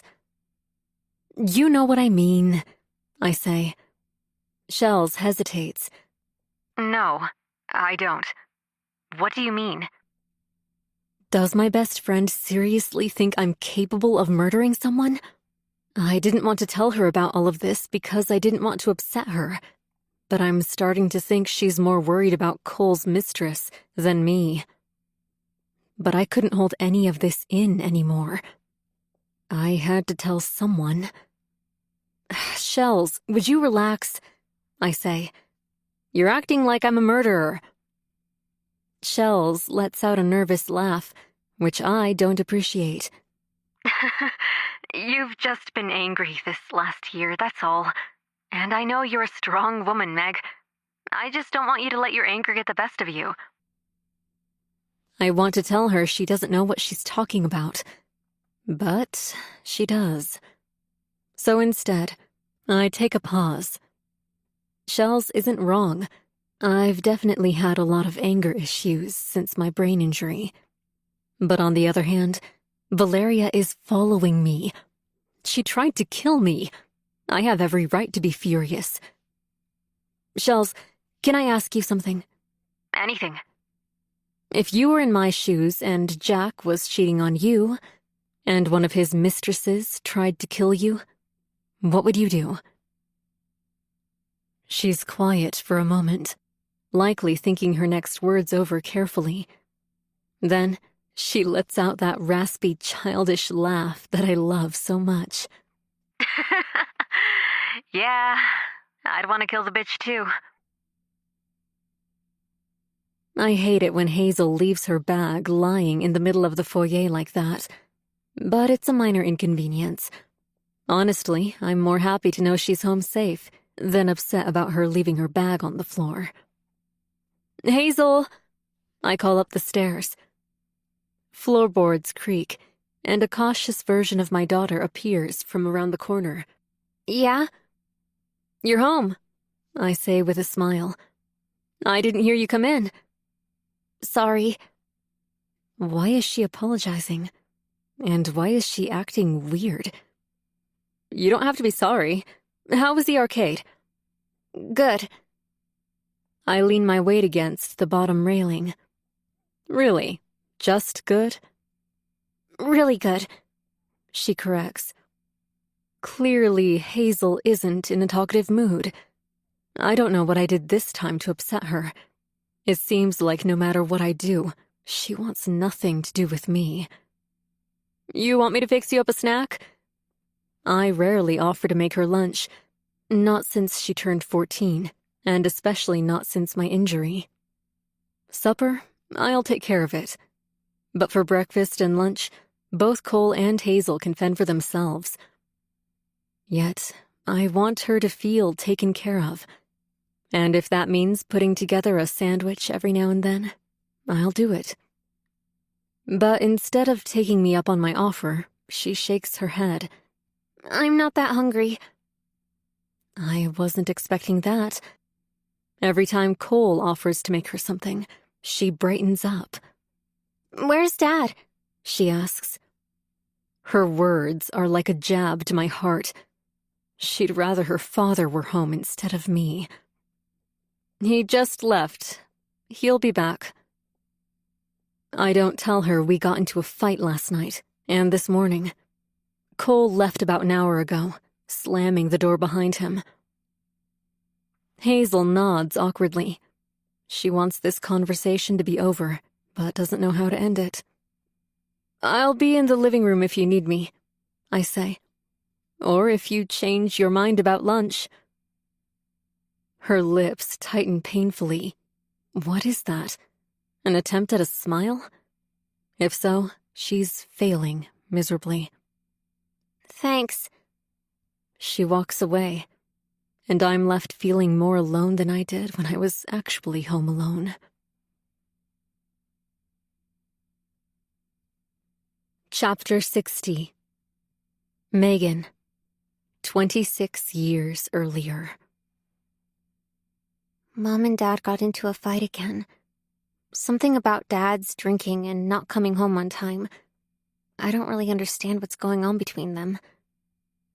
I sit quietly, reading a book while Mom cooks dinner in the kitchen. She's really loud about it, too, smashing pots around.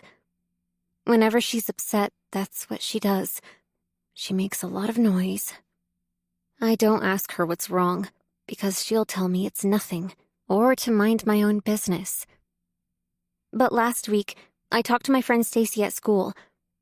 I guess her mom sits down with her a lot, and they actually talk about things, about their feelings. I have no idea what that's like. I wouldn't even know where to start. Stacy asked me on the bus how I feel when my mom and dad fight, and all I could say was, bad. Yeah, but bad in what way specifically? She asked me. My mom tells me I should identify my feelings. Bad could mean angry, sad, scared, or even confused. I've been thinking about that all week. I wish my mom would sit down with me and talk things out. Instead, she just slams stuff. When she catches me watching her, she says, "What are you looking at? It's rude to stare." I wasn't staring. Not exactly. But she's being so loud that she keeps distracting me from my story about vampires. It's not my fault she's pulling my attention. Usually I'd shrug or not answer at all. But after what Stacy told me, I really think that's what my mom needs. To talk things out. Because she doesn't have anyone to talk to. Definitely not my dad. All they do is fight, not talk. Are you okay? I say. First, she freezes with a pot in one hand and a dirty ladle in the other. But then she looks at me like she hates me. What's that supposed to mean? Like, are you okay? Mentally. The instant the words come out of my mouth, I realize how bad they sound. I open my mouth, prepared to correct myself, when she slams the empty pot against the kitchen counter. Excuse me? Are you trying to say I have mental problems? Are you— No! I drop my book on my lap. I didn't mean it like that. I just meant you seem angry a lot. You and Dad are always fighting. I'm just wanting to know if you're okay, or if you're upset and want to talk about it. Like, to let your feelings out. She scoffs. I should have known this was a bad idea. There's nothing to talk about, especially not with my 9-year-old daughter. And feelings are for emotionally crippled wimps, Megan. The sooner you learn that, the better. She points the crusty ladle at me, and then jabs her temple. You should always think with your head, not your heart. Now go read in your room or something.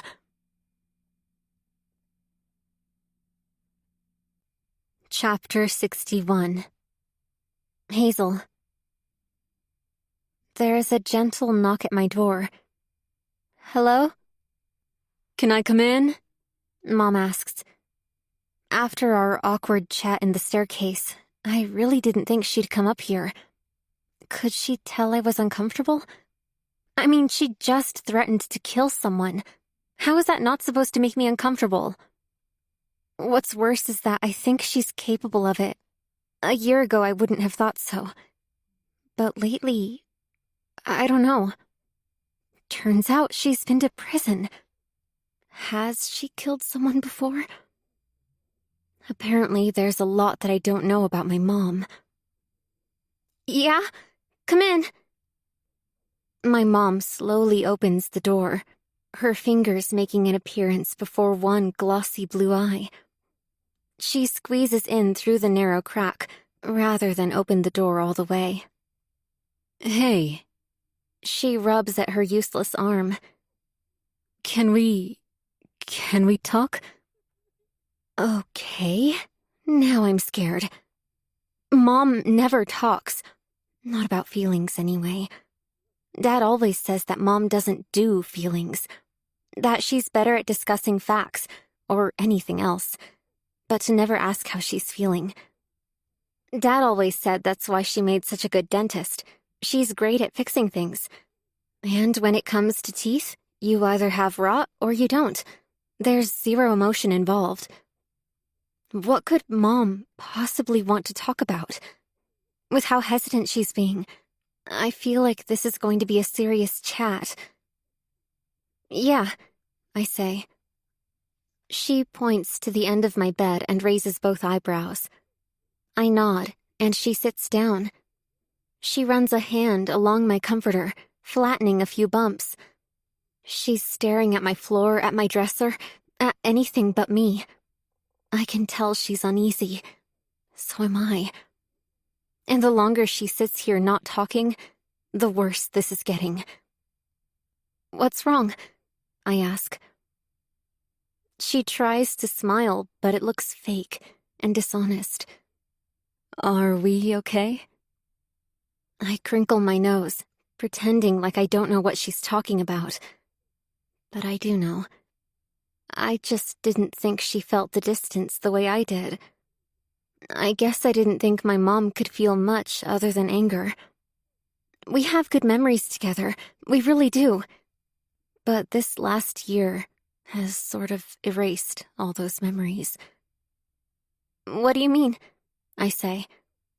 I mean, us. She says. I feel. She trails off. This is so hard for her. I don't think I've ever heard my mom say the words I feel before. She swallows hard, and for a second I think she's going to start crying. I feel like you hate me, Hazel. Her words are like a throat punch. I could never hate my mom. I love her. So much. To be honest, I've felt the exact same way. Like she hates me. Oh, God. Alex was right. He told me ages ago to talk to her. I should have listened. But I was also scared because my mom always says it's better to think with your head than your heart. I feel my brows slant on my forehead. Mom, I don't hate you. Not at all. I don't even know what I want to say or how to express myself. This is so weird. How honest should I be? Completely? Or is it better to withhold a little bit? But I've been bottling this up for so long that I can't contain it anymore. You're always angry, I say. Well, you have been. And it just seems like you're either taking it out on Dad or on me. Like you're never happy with either one of us. She takes in my words. She really does. Mom can be argumentative, especially with Dad. But right now, she's giving me space to be completely honest. And with how she's nodding, I can tell she doesn't disagree with what I'm saying either. And then seeing you in that hospital bed after your accident, I don't know. I feel like I lost you back then. She parts her dry lips, then licks at them, but doesn't say anything. Do you hate me? I add. Do you want to leave Dad but think it's more important to keep the family together? So you blame me? At this, her eyes nearly bulge out of her head. Oh my God, Hazel, no. I mean, yes, things are strained between your father and me, but it has nothing to do with you, sweetheart. I promise. I swallow the lump in my throat. Why won't she admit it? Admit that she wants to divorce him? And you're right, she says. I've been angry, but most of that is because of my traumatic brain injury. I'm not excusing it, but the rest, yeah, it's marital problems. There's something she isn't telling me. I get the sense that no matter how much I pry, she won't fess up. I get it. There's a lot that stays between my parents that I'm not supposed to know about. Sometimes, I wonder if Dad is cheating on her. I've caught him coming home late, smelling like perfume that wasn't Mom's. But I can't picture Dad being that kind of guy. I just can't. I'd rather not know. For all I know, Mom is the one cheating. I mean, there's a strange car parked outside. What if there's another man hiding in her bedroom closet? I don't know what to believe anymore. I don't resent you, sweetheart. Not in the least. I love you so much. You're my world. You know that, right? I don't, so I don't say anything. Mom sighs, then starts patting the comforter again. I'm so sorry for this last year. I really want us to be okay. What can I do? How can I make things right between us? I have a question, I say. Actually, a few questions. And I want the truth. She nods eagerly. Of course, anything. There's a car parked outside. Is someone here with you? Are you cheating on Dad? Before she can answer, I add, also, I heard you outside. Why were you in prison? And who do you want to kill?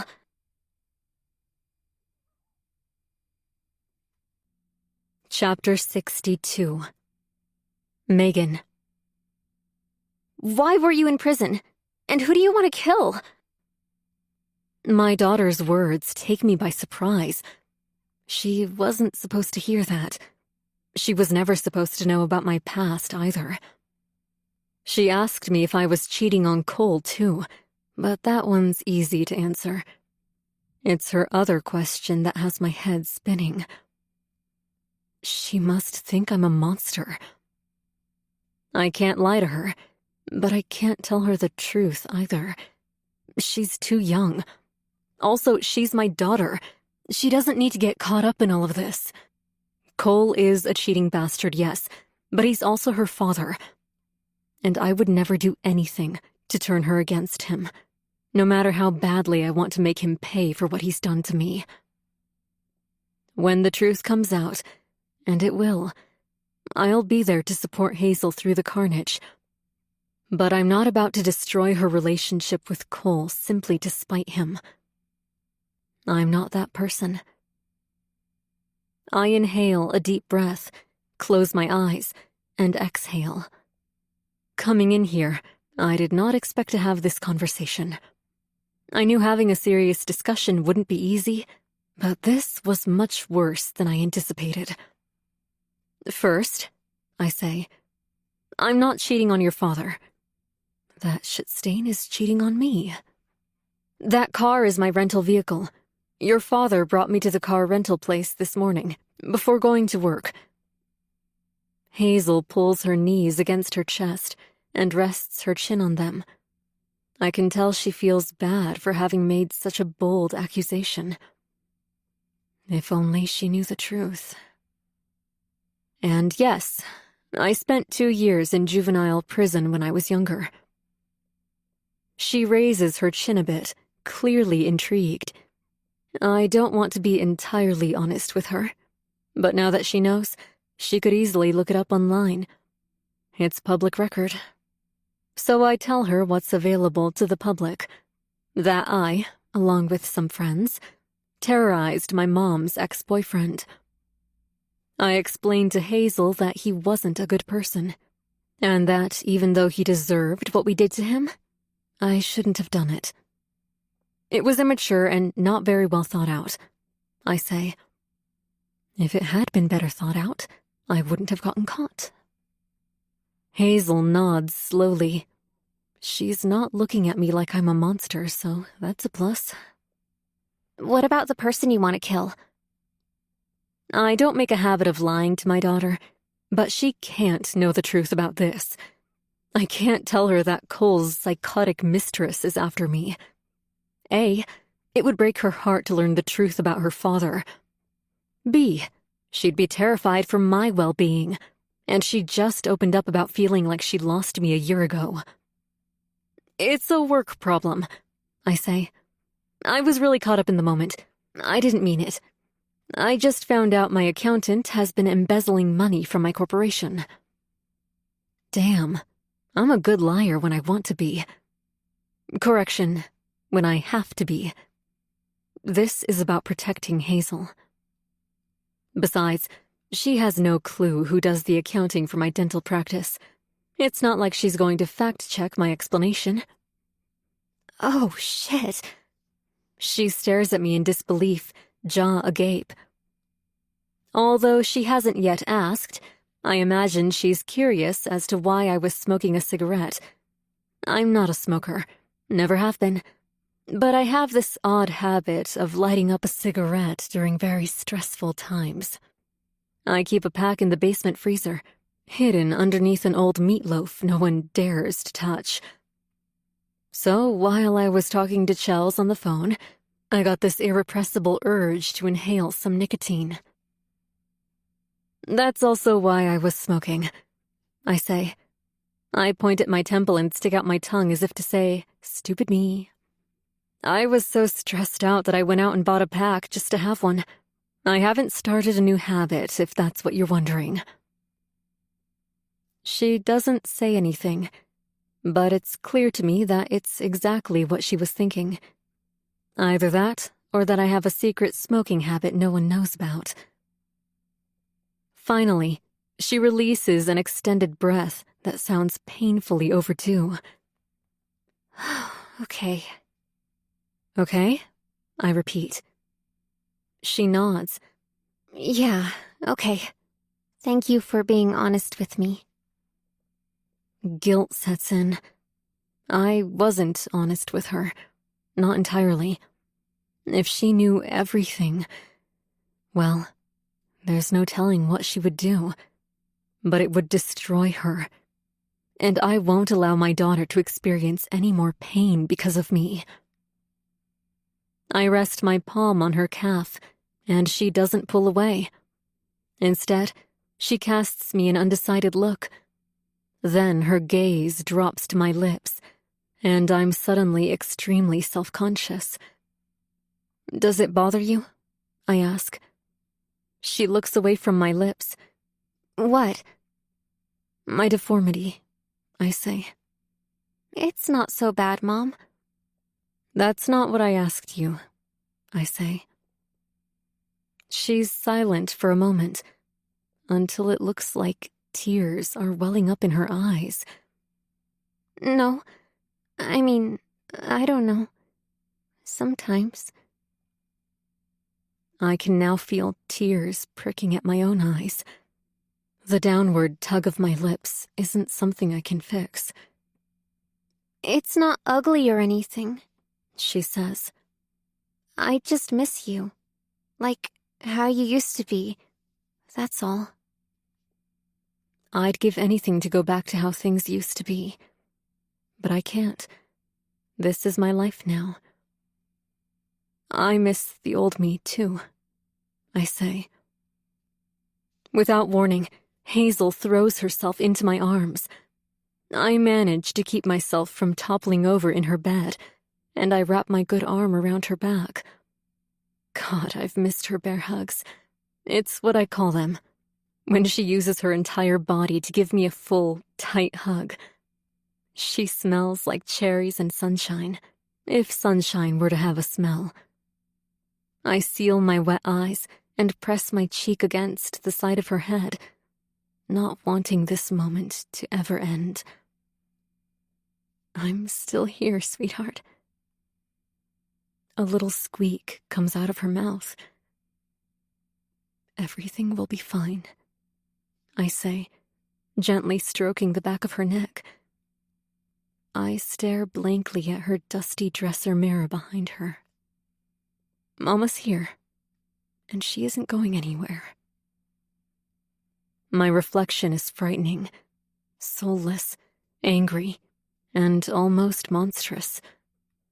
Despite the intense love that I feel for my daughter right now, I feel something even more powerful.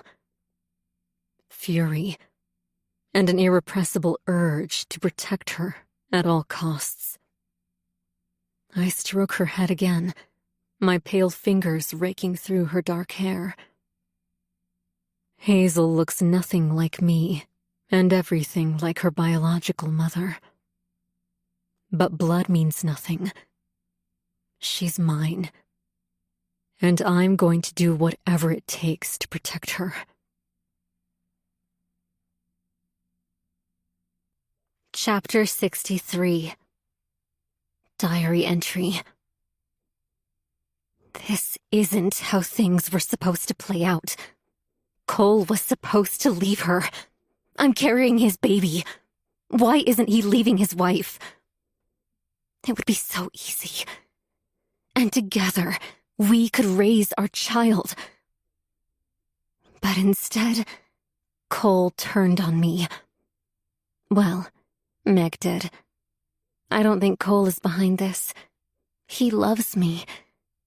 But Meg, all she wants is a family, even if that means stealing someone else's.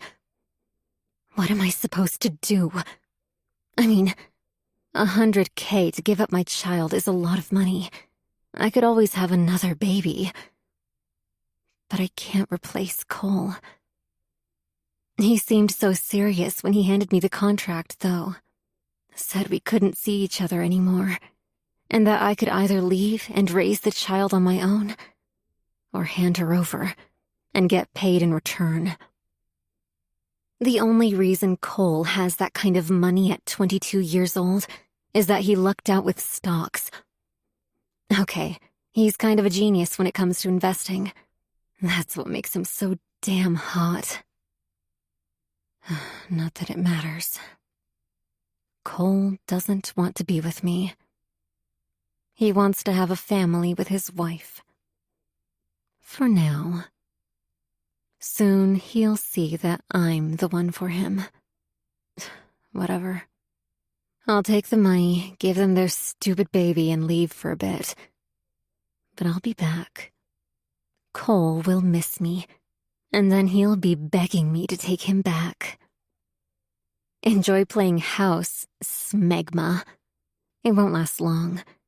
You just wait. I'll return and take what's rightfully mine.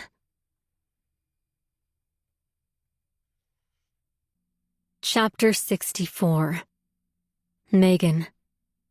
15 years earlier.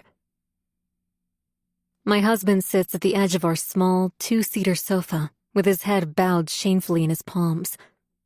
I have half a mind to throw something at him. I'm so angry, so hurt. How could he do this to me? He swore he'd be loyal after marriage. We've been married all of 3 months, and he's already knocked up some bitch. Rosaline. Or Rose, as he calls her. What hurts so badly in all of this is that I miscarried last month.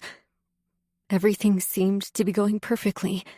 We'd just gotten married, moved into a high-end apartment on the outskirts of New York City, and were preparing to have a child together.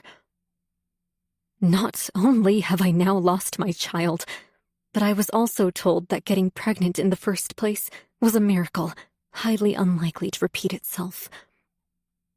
Basically, I'm incapable of carrying a child. And now, some other woman is carrying Cole's child. My life is ruined. The family I've always wanted, the family my mother could never give me, has slipped through my fingers. I'm sorry. Cole says. I throw my head back and let out a laugh. You're sorry. You're a fucking cheater, Cole. I should have known. I don't know why I married you. It was a mistake. I want a divorce. Actually, no. I want an annulment. Babe, please. I grab a picture frame off one of our side tables and hurl it at his head. He raises a protective arm, and the frame smashes into his elbow before crashing on the floor and shattering to bits. Shit! Meg! I reach for something else, a plastic water bottle, and chuck it at him. He doesn't raise his arm in time, and it hits him right on top of his head. He's lucky it didn't catch him in the nose. You're an asshole! I shout. He gets up, but that doesn't stop me. I find the TV remote next, and he raises both arms. Meg, stop! He rushes toward me and grabs my wrists to halt my attacks. Even while grabbing onto me, he doesn't hurt me. Cole's never been abusive. He's gentle and loving, which makes all of this so much worse. How could he do this to me? Baby, please. He says. I'm so sorry. He tries to hug me, but I shove him as hard as I can. It causes him to stumble back a few steps. He doesn't try to hug me after that. Instead, his big blue eyes watch me pleadingly. They're a bit watery. Is he remorseful? You were supposed to be faithful, I squeak. He drops to one knee and clasps two large hands together. Baby, please. I'm so sorry. How can I make this right? I'll do anything. I should tell him to pack his shit up and leave. I don't want to be married to a man who cheats on me. But I'm also a total mess. I'm still grieving the loss of my child. And I'm afraid that, if Cole leaves too, I'll have nothing left to live for. The thought makes me feel beyond pathetic. I should be stronger than this. I should be more resilient and capable of living my life without the love of a man. I'm still so young. I could find someone else and have a family with them. Wait. No. I can't. What man will want me if I can't even carry a child? Cole is begging for my forgiveness. He wants us to be a family. Baby. He repeats. Please. His voice breaks. There's only one thing I want more than anything in this world, and that's to be a mother. I raise my chin and wipe my tears from my cheeks. There is something he can do. Something that will ensure I get to raise a child. You still have those stocks that blew up? I ask. His brows slant, like he's reconsidering offering to do anything for me to stay. Yeah? Cole may not like what I'm about to ask him, but what other option is there? If we get divorced, there's no guarantee I'll find another man to raise a family with.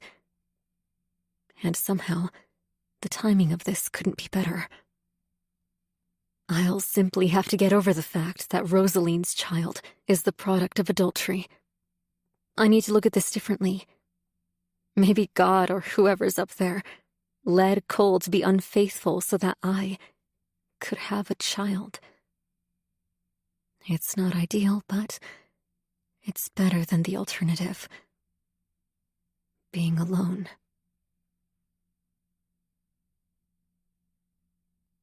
Chapter 65. Megan. I can't believe how much Hazel has grown in the last year alone.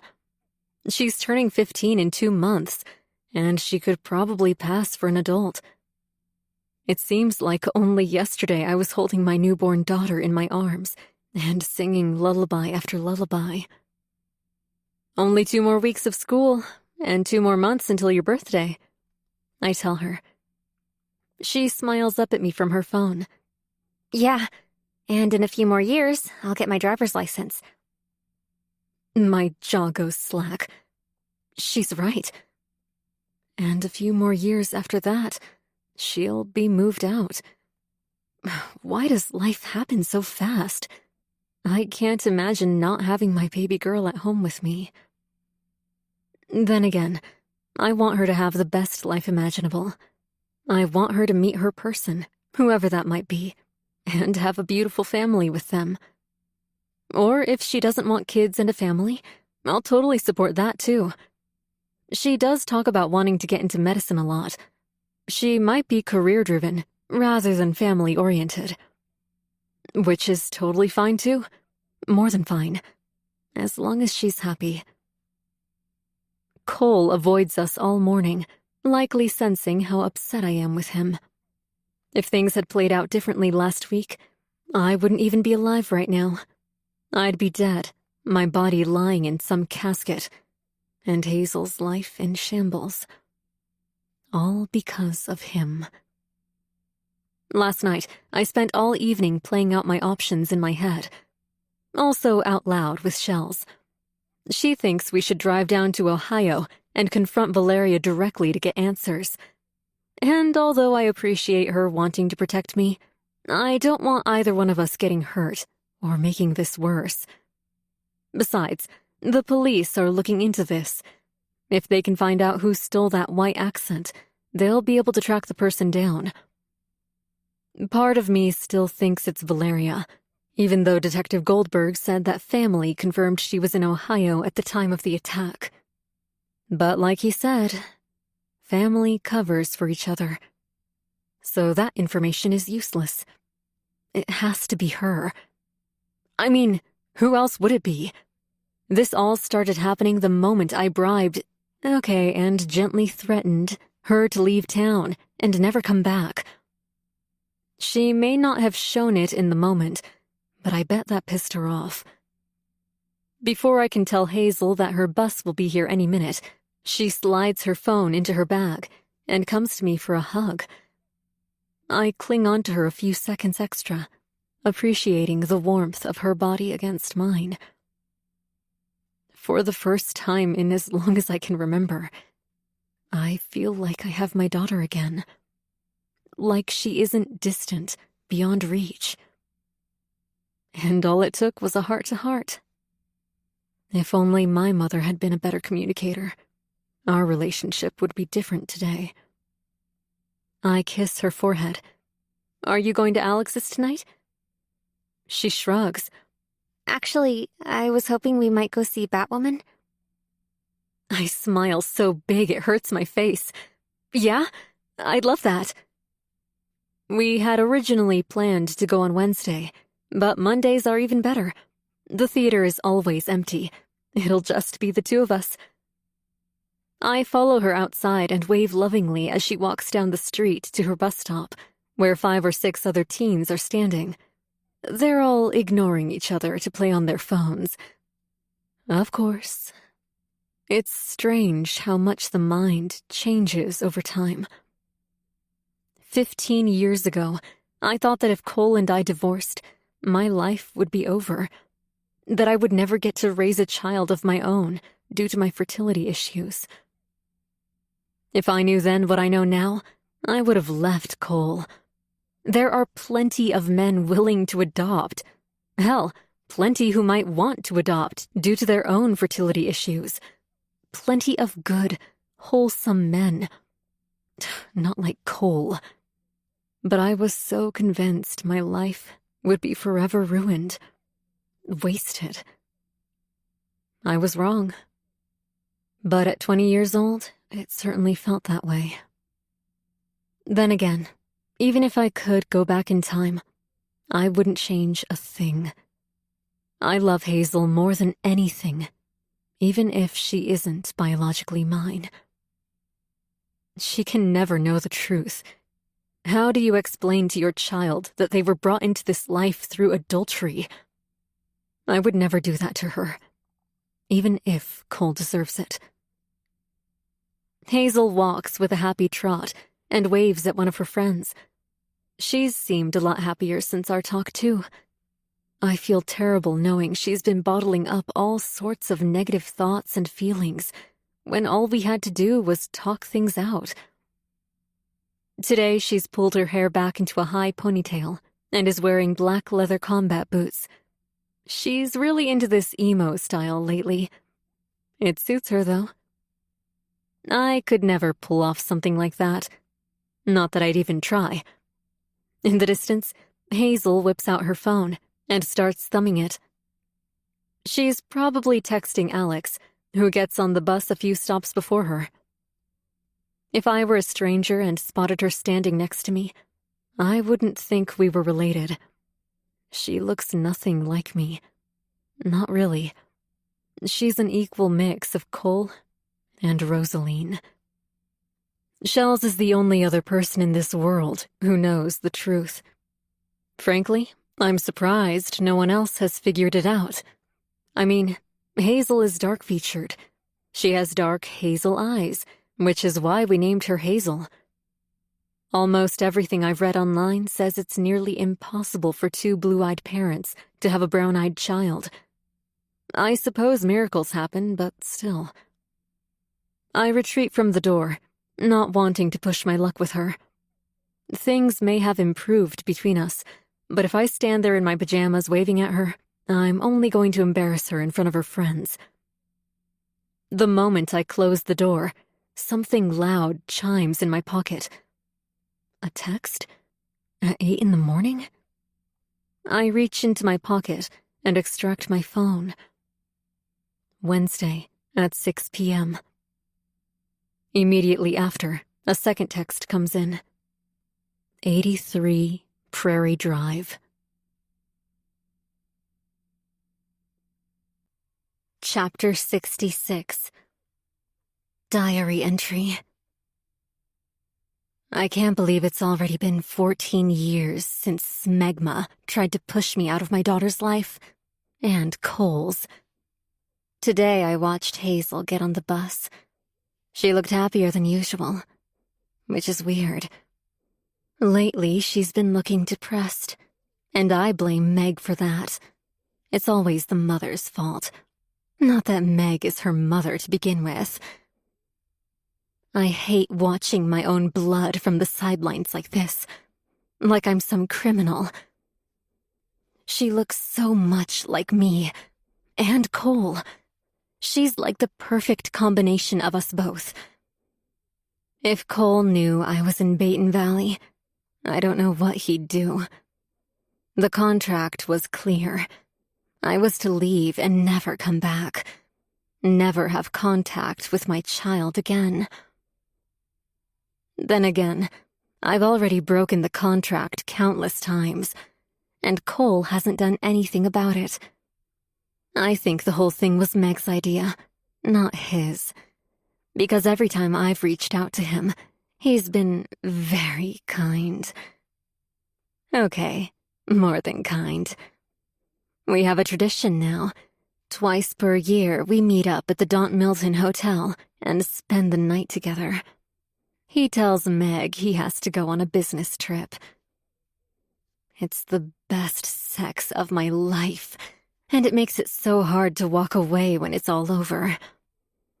But Cole insists that his daughter comes first. Our daughter, he says. But then he reminds me that Hazel can never know the truth. Otherwise, it would destroy her. I've been watching Hazel for a while now. Not every day, but most days. She's like a mini version of me. Dark hair, hazel eyes, plush lips. Meg always had average lips, bordering on thin. Not like mine. How does no one else see it? Hazel looks everything like me, and nothing like Meg. But the problem with Hazel is that, although she looks like me, she exudes Megness. She's exactly like her fake mother. Some days, I wonder what life would be like if Hazel knew who I was. Not that it matters. I don't have a bond with her. Meg got in the way of that. All these years, Cole has said that when Hazel gets a bit older, he'll leave Meg. Now he's saying he'll leave once Hazel turns 16. But if he hasn't done it by now, he never will. Every time I bring it up, hoping he might leave Meg a little sooner, he says, "You don't know Meg." He's wrong. I know what she's capable of. He's clearly not happy with her. Plus, she siphons all the good out of him. When we first met, he was so ambitious. He'd made a few $100,000 off the stock market and could talk to me for hours about how he planned on expanding his riches. I mean, sure, he's finally making his way up in AstroWire. But that's all thanks to me. He just doesn't know it. For so many years, I kept trying to convince myself that Cole was always going to be a twice-per-year fling. My one true love that would always be unattainable. But lately, as I've watched Cole from the sidelines, I've come to realize that I love that man with all of me. With my heart, mind, and soul. We're meant to be together. We created a child. I could get into a lot of trouble for being here, but I don't care. Cole belongs to me. And maybe with time, Hazel will feel like my daughter again. I'm not going anywhere until I get him back. Until I get them both back. Chapter 67. Hazel.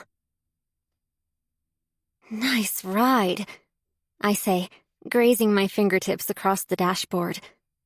This car smells new. Brand new. Are you gonna get to keep it?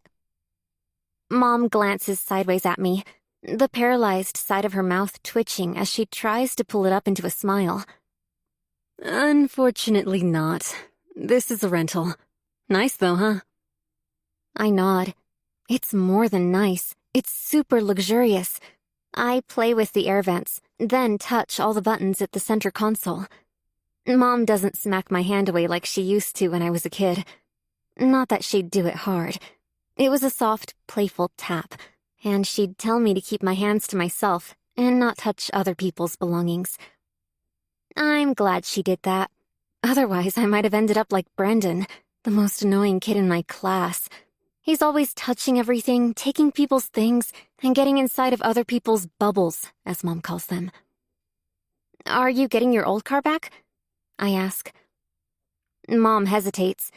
She bites her lip, her eyes flicking sideways briefly. It's totaled. I can't. She sounds really down about it. But before I can ask what car she's going to get next, she straightens up a bit, and her next words come out sounding much more chipper. But that's okay. My Jeep was 7 years old. I'm excited to get the new model. As soon as the insurance money comes in, I'll upgrade. She pauses at a red light and looks at me. Would you want to come? Car shopping? I ask. She beams. Yeah. Even though I can't drive, I love cars. I still remember when Mom bought her Jeep for the first time. She was so excited. She took me off-roading with it, and I remember screaming as she drove over big lumps on the forest path. Yeah, I'd like that, I say. She squints at the road ahead, looking happier than I've seen her in a long time. But every few seconds, her smile vanishes, and she looks into her rear-view mirror, then her side mirrors. She does this the entire ride to the theater. Is someone following us or something?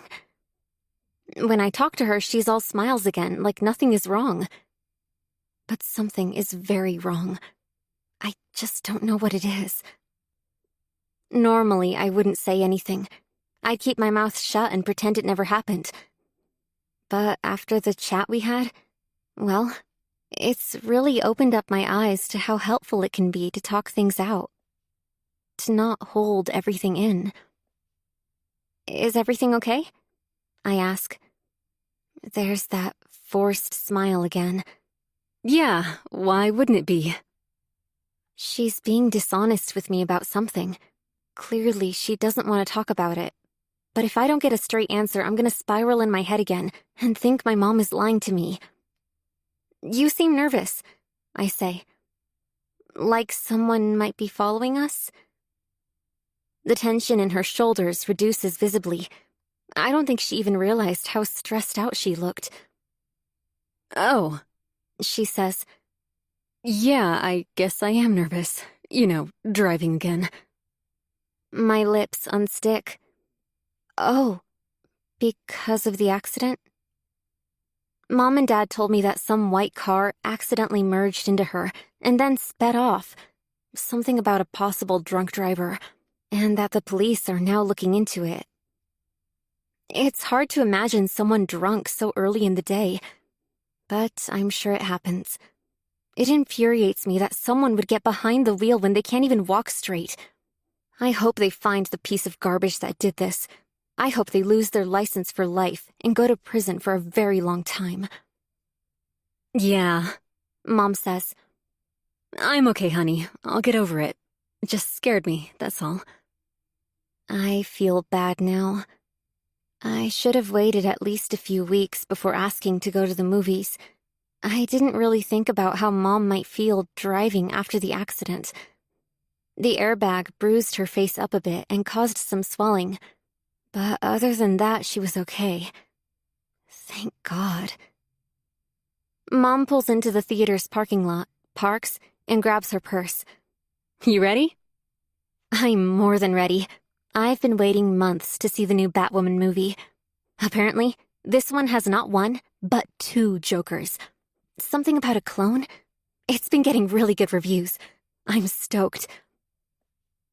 Mom leads me up the concrete stairs to the huge theater, and the mouth-watering scent of popcorn sweeps into my nose. Up above, the sky is blue and cloudless, which I find are the worst days for movies. It's always better when it's rainy, so you don't feel like you're wasting the day. But today, despite how beautiful it is, it's the perfect day, because I get to spend it with Mom. She smiles over her shoulder at me, and I'm about to go through the doors when I sense someone watching me in my periphery. I turn my head to spot a woman standing near a metal garbage can, far away from the row of glass doors leading inside the theater. She leans against the building with a can of soda in one fist and her free arm crossed over her chest. She takes a sip, her dark eyes boring into me. I freeze, watching her. She looks so familiar, too. Who is this woman? Her hair, long and dark brown, is nearly the same cut as mine. Atop her head is a large, floppy straw hat that almost masks the upper half of her face. If she were to tilt her head just a little bit, I wouldn't be able to see her eyes anymore.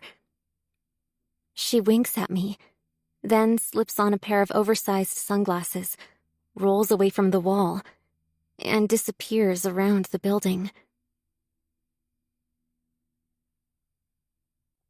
Chapter 68. Megan. Trying to make lasagna with one hand isn't easy. But it's one of Hazel's favorites, so I have to try. Cole hates lasagna, but I don't care. This isn't for him. I slather my sauce over my dry pasta at the bottom of my pan, and Ziggy lies next to my feet, panting while staring up at me. He thinks I'm going to drop him something. Well, when he's that cute, I can't resist.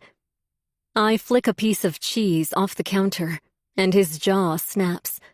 He licks his chops with gratitude. I'm about to reach for the ricotta when my phone starts chiming at the edge of the counter. Damn it, I mutter. My hands are full. Or hand. Maybe it isn't important. I lean sideways and peer at the text scrolling across the screen. Baton Valley Police Department. Okay, it's important. I quickly lick tomato sauce off my pinky and answer the call by swiping sideways. It takes a few slimy jabs, but I manage to put the call on speaker. Hello? Mrs. Garrett?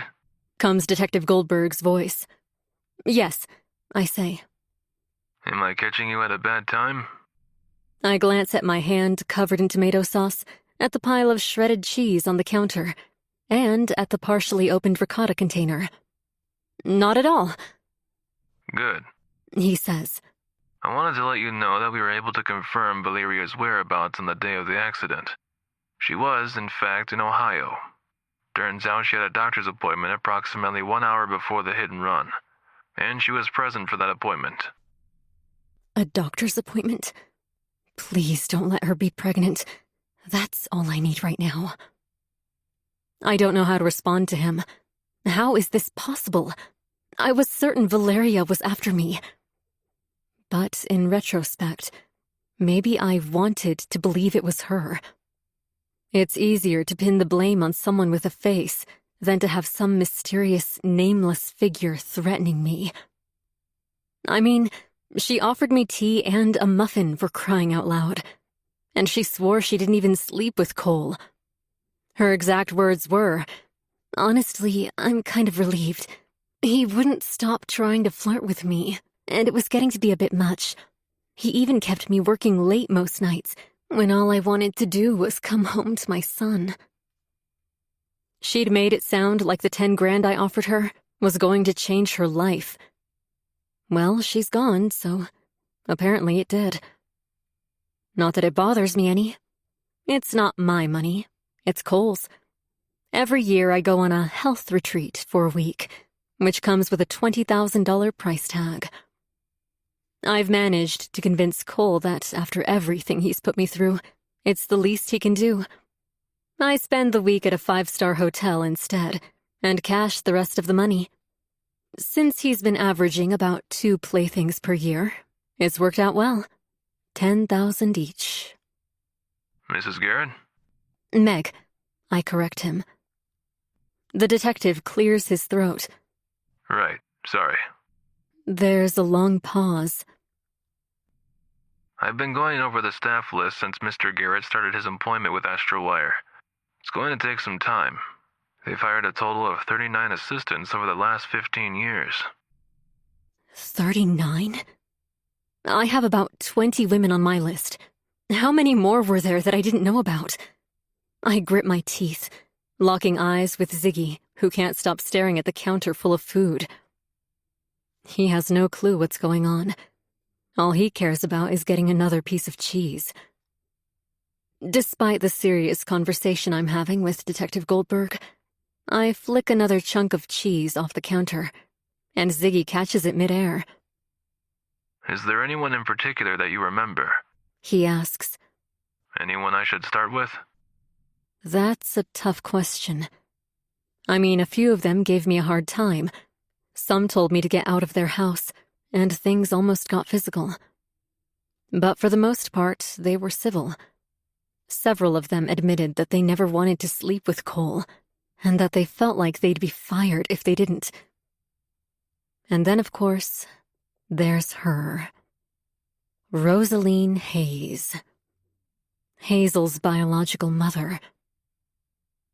I'd be lying if a part of me didn't think she was responsible for this. But I haven't seen or heard from her in 13 years. Not since she broke our contract and confronted me in front of H-Mart that one day. Could it be her? But why now? Sure, There are several names I could give him, but Rosaline is the only one who has high stakes in this. A daughter.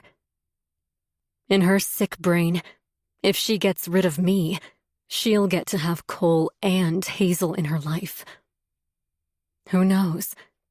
That woman has some serious issues. I'm so thankful every day that Hazel doesn't take after her psychologically. I don't want to tell the detective that Hazel isn't mine, but this might be extremely valuable information. What if it is her?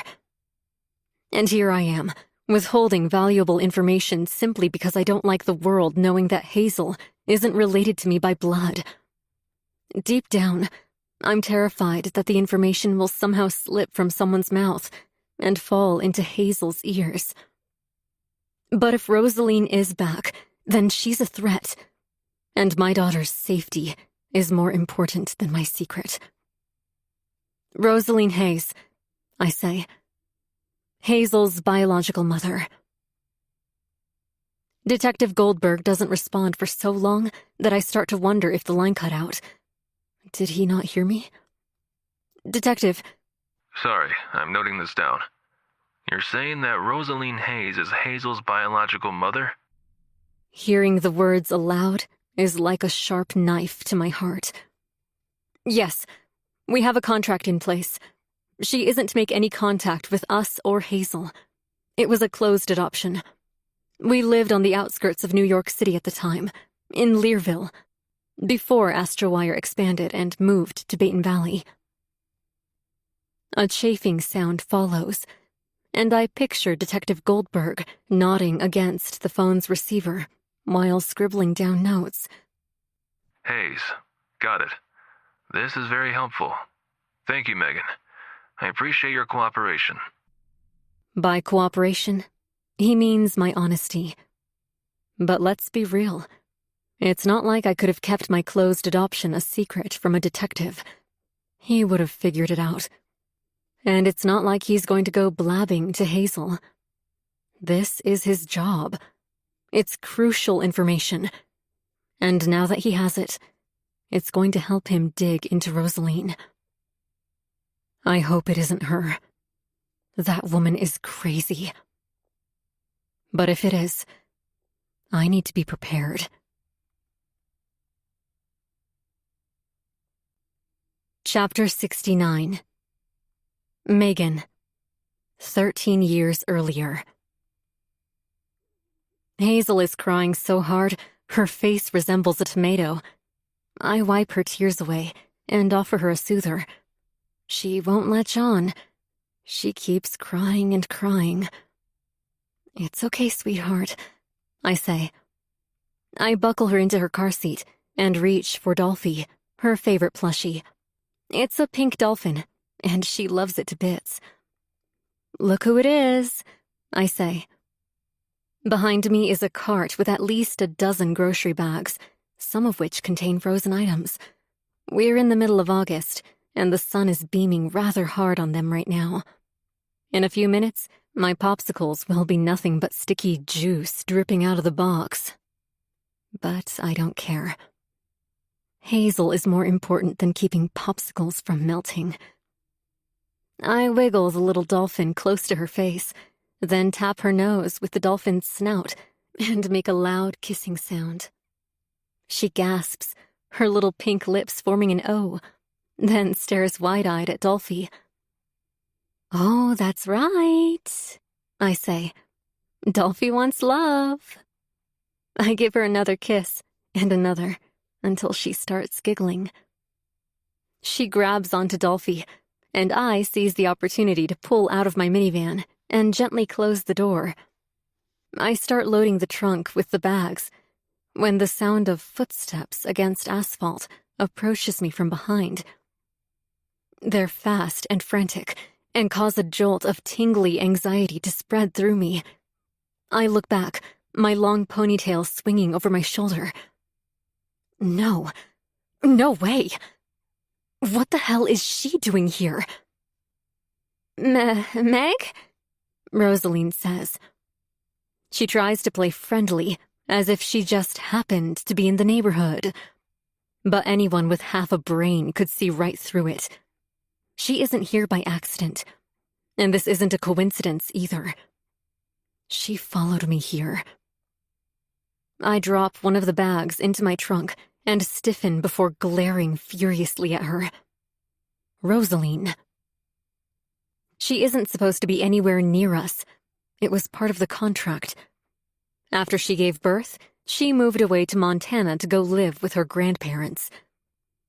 Did she move back to Learville? My heart is pounding so hard that her footsteps sound muffled. I'm not afraid of Rosaline, but I'm afraid of losing my daughter. I used to wake up drenched, having dreamed that Rosaline used the money we gave her to hire a world-renowned lawyer, that she'd come back to take Hazel away from me. Is that what's happening here? How are you? She asks sheepishly. What are you doing here? I say. She tucks her dark brown hair behind one ear, then proceeds to grab the rest of her long, wavy hair and pull it over one shoulder. It's the exact same shade as Hazel's. When the sun hits it, there's a hint of red. She's clad in a beautiful sky blue dress, Cole's favorite color, and heels that belong in a nightclub. Rosaline has always been a beautiful woman. I imagine Hazel will grow up to be quite stunning herself. And looking at her now, you can't even tell she gave birth a year ago. She's got a tight waist and hips for days. Why is she so done up, though? Was she hoping to run into Cole? Her dark eyes dart from side to side, like she's looking for him. Of course she was. Cole isn't here, I say. She plays with her hair again. Oh, that's okay. I'm not here for Cole. Right. Well, she sure as hell isn't here for me. I stand protectively between her and the van, then cross my arms. What do you want, Rosaline? Can I just see her? Hold her? She asks. Please.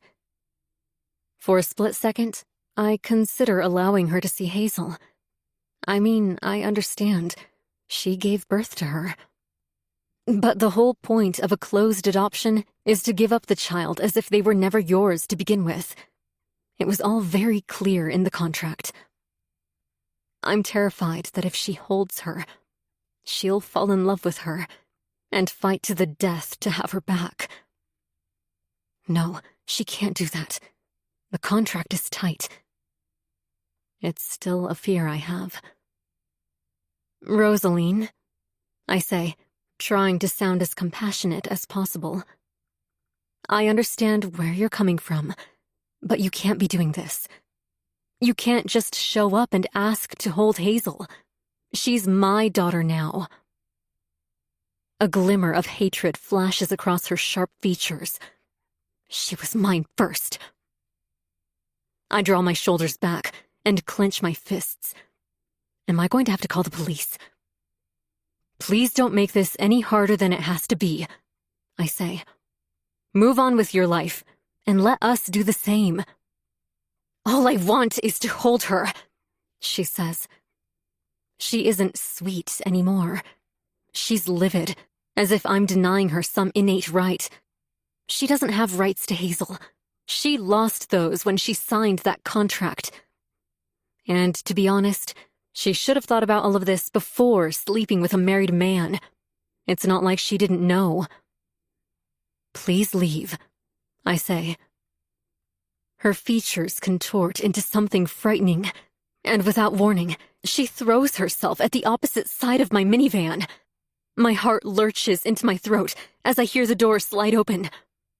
I bolt to the opposite side, where Rosaline is now halfway into my van, leaning over Hazel and attempting to undo the car seat harness. Hazel, meanwhile, is crying at the top of her lungs. Although a low move, I grab Rosaline by the hair and rip her out of my van. She comes flying out, arms flailing, and falls backward before landing on the pavement. Her head smashes into the car park next to me, and she lets out an involuntary yelp. I'm shaking so badly that my legs might give out. I slam my van door closed and fumble with my keys remote until I find the lock button. My van beeps, and the headlights flash. Locked. Rosaline slowly gets up, her frighteningly dark eyes glued to me. I don't care how angry she thinks she is. I'm 1,000 times more upset. This is my daughter we're talking about. I only wanted to fucking see her, she snaps at me. Bullshit. She was undoing the car seat harness. She wanted to steal her. A few heads turn our way, and several shopping carts stop rattling across the parking lot as a small audience starts to gather. Without thinking, I grab Rosaline by the throat and slam her into my van. Her head bounces off my passenger's window, and she looks more stunned than angry now, like she didn't think I had it in me.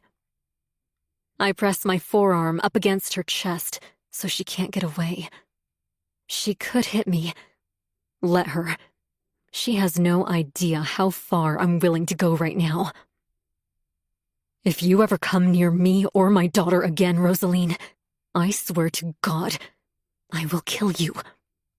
Do you understand me? Little droplets of saliva sprinkle out of my mouth and onto her cheek. She turns her head sideways, wincing, but not answering. I apply a bit more pressure. Do you hear me? Yes, she finally says. When I let her go, she stumbles away from me and then readjusts the strap of her dress, which is hanging low on her shoulder. She fixes her hair, too, and almost trips on her heels while walking away. When she's finally at a safe distance, she turns around and gives me a death glare. One that tells me this isn't over.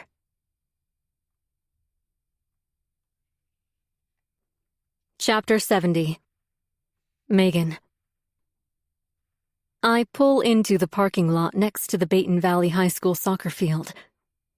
I can't stop thinking about Rosaline and the fight we had all those years ago. That look in her eyes, the rage, put me on edge for almost a year after our altercation. Almost every night, I woke up and raced to Hazel's crib to ensure she was still there.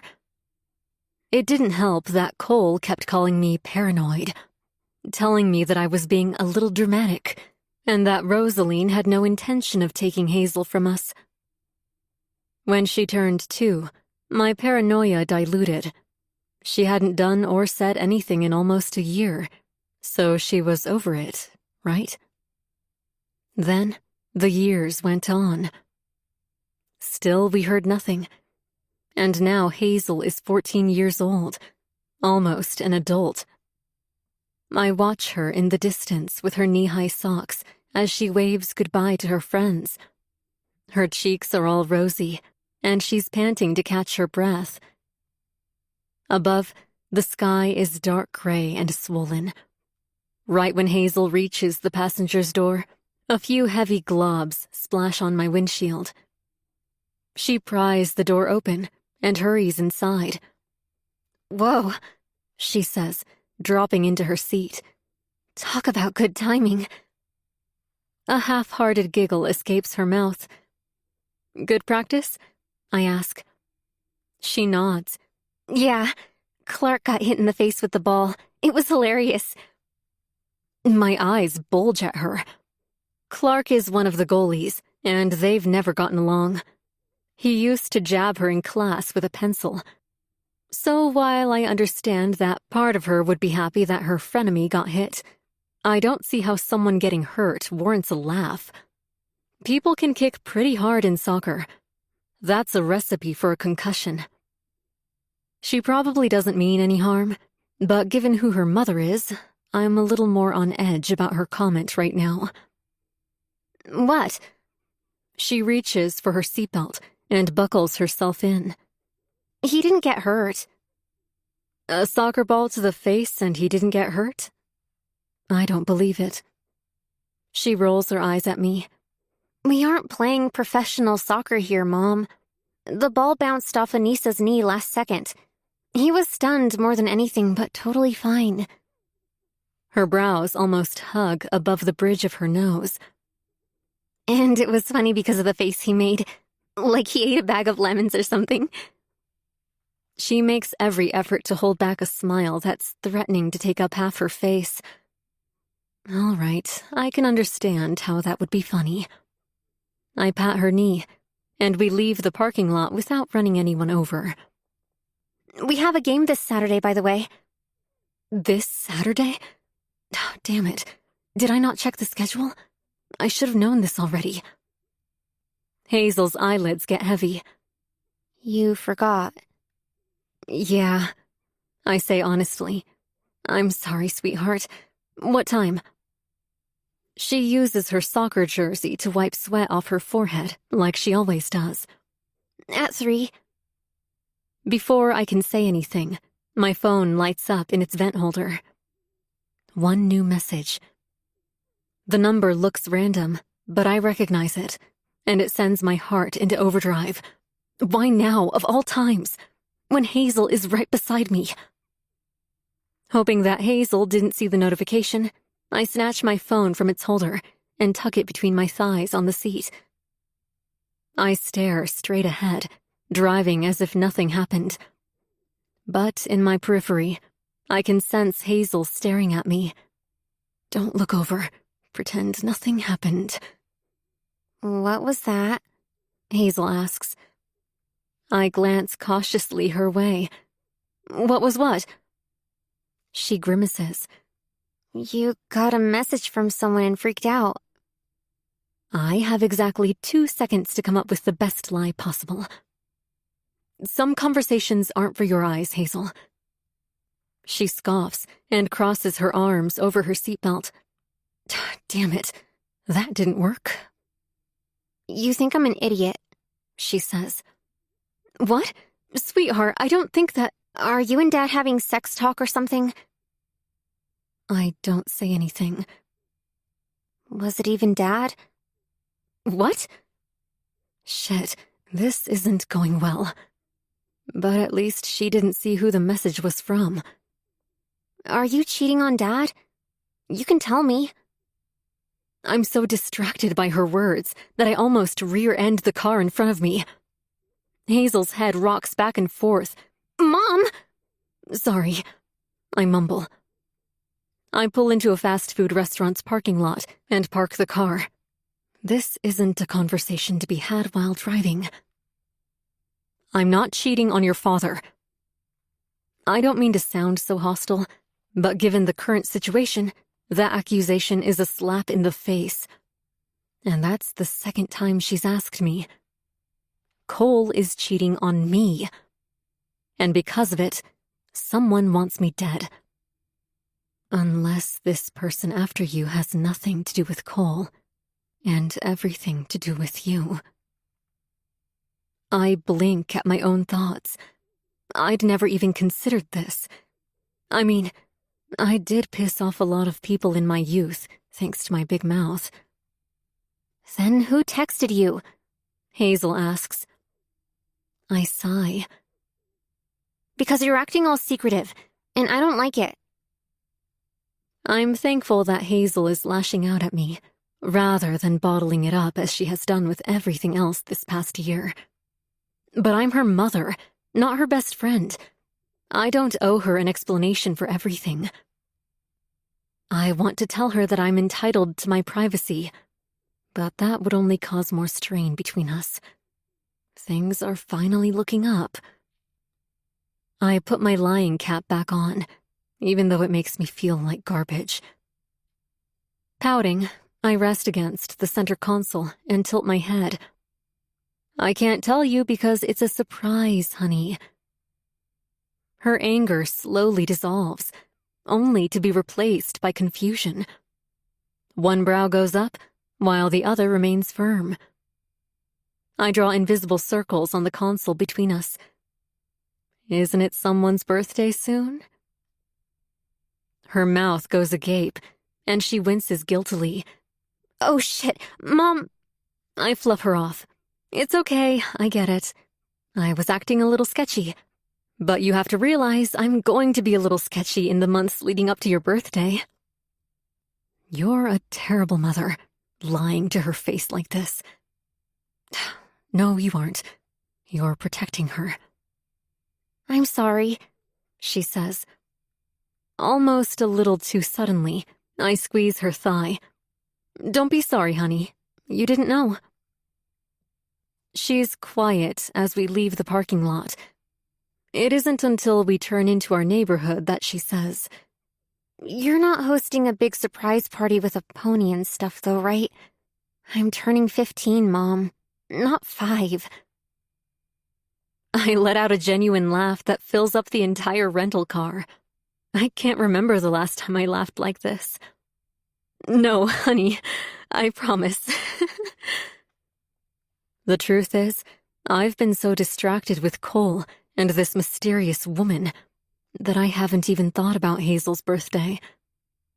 But she doesn't need to know that. Okay, good. She grabs her backpack and soccer duffel bag and heads into the house. Meanwhile, I'm left feeling totally conflicted. Hazel has no idea what I'm about to do to her father. But there's no other way. I can't stay with Cole, but I can't just up and leave him either. Cole is friends with some hotshot lawyers in New York City. One time, during a heated fight, he told me that if I ever broke our family apart, he'd fight tooth and nail to receive full custody of Hazel. I'm not about to let that happen. Chapter 71. Megan. Tomorrow, 6 p.m., 83 Prairie Drive. It's a brand new message. I deleted the previous one. I haven't written the address down anywhere in case someone finds it. Instead, it's stored in my memory. I've repeated the address countless times in my mind since receiving the first message. 83 Prairie Drive. That's where all of this will end. Am I going too far? Possibly. But there's no other way. Cole's pushed me into a corner. I suppose I could shut my mouth and continue living this way until Hazel is old enough to move out. But I'm miserable with Cole. I don't deserve this. We haven't had sex in over a year, not since my accident.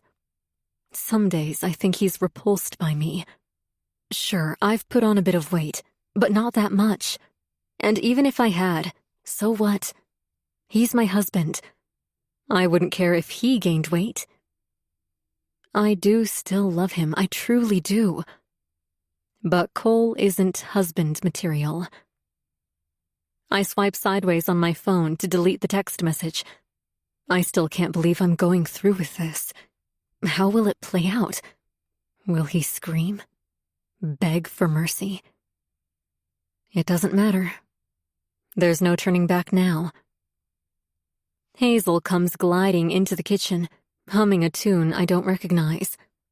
I immediately pull away from my phone and lean my back against the kitchen counter. Smells good.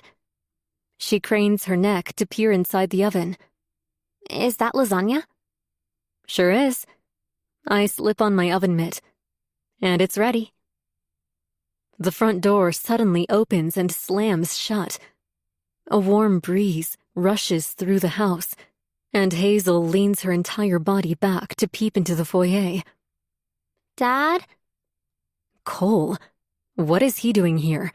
He's never home this early. Hazel leaves the kitchen to greet him, and a moment of silence follows. He's probably giving her a big hug. As much as Cole irritates me, I do appreciate how much love he gives Hazel. Cole takes long strides into the kitchen, his jaw tight and his shoulders drawn back, despite fake crinkles in his eyes. He had no intention of being home this early. "You're home early," I point out. He clears his throat. Yeah, wanted to have supper with my girls. Sure. Katya probably had to leave early. Or she outright rejected him. What are we having? He asks. I didn't think he'd be here. To be honest, I thought he'd get home late, open the fridge, and find cold lasagna in a Tupperware container. I'm not usually passive-aggressive, but I would have loved to have been a fly on the wall at that moment. The two things he hates most of all are cold leftovers and lasagna. "Lasagna," I say. His lips curl, but only briefly. As soon as Hazel steps back into the kitchen, he cups his palms together and forces a smile that looks like it belongs on a villain's face. Great. Right. He'd probably rather eat expired canned peas. They both help me set the table, and we all sit in silence to start the meal. Hazel keeps rolling her eyes, and I'm surprised drool isn't spilling back out onto her plate. Cole, however, winces with every bite and reaches for his glass of red wine to wash it down. Who doesn't like lasagna? Store-bought, understandable, sure. But homemade? I make a damn good lasagna even with only one arm. All of that gooey cheesiness, the tender pasta, the thick, succulent meat sauce, and best of all, the crispy cheese on top. I always broil mine and make it extra crispy. Good soccer practice? Cole asks, breaking through the silence. Hazel chugs down her glass of chocolate milk, which is a very odd choice with lasagna, but whatever, and nods eagerly. Very good. Clark got hit in the face with a soccer ball. Cole snorts. That's awesome. I don't even bother shooting him a nasty look. Instead, I'd rather enjoy this meal with our semblance of a close-knit family. Hazel's eyes are now squinted, and she's laughing hard while trying to recreate the story for her father. He laughs along with her, and even tries to make the sour face she's talking about. The one Clark made while getting smashed in the face with a ball. If I didn't know everything I know about Cole, and about what's to come, I'd probably smile along with them. I don't remember the last time we all sat down and enjoyed a meal like this. Hazel has been gone most evenings lately, and Cole is always home very late. So this is nice. I sip on my red wine, watching Cole. His bright eyes flicker my way, but only momentarily. It's like he's afraid to look at me, like he can sense what I have planned for him. No, there's no way. If he knew what I had planned, he wouldn't be here enjoying his meal like this. Enjoy your family meal, because this will be your last. Chapter 72. Megan. Birds chirp outside my window at the crack of dawn. I stare at my ceiling, where a spider is clinging to the remnants of a web for dear life. Or maybe it's about to have a bunch of babies. I've never liked killing bugs. I let them out whenever I can. A few times, however, Ziggy came running back from behind me and crushed the ladybugs I placed out on the back deck. I don't do that anymore. I place them on leaves, high up so Ziggy can't hurt them. Ignoring the spider, I get out of bed. I have way more important things to worry about today. Like teaching Cole one final lesson. 83 Prairie Drive. Or was it Plain Drive? Just kidding. It's Prairie Drive. I haven't forgotten it. 6 p.m. Is it wrong that I'm excited? Does that make me a bad person? No. Cole brought this on himself. I spend the morning with Hazel as she recites a list of birthday wishes. A Batwoman phone case? That one's easy. I know exactly where to get it. A new school bag for next year. I'm not wasting a birthday gift on that. I'll buy her one this summer for school. But it's sweet that she's willing to receive it as a birthday gift. She mentions a specific brand name hoodie that I know costs about $80. I appreciate that she's never asked for this out of nowhere. Yes, Cole and I both make good money.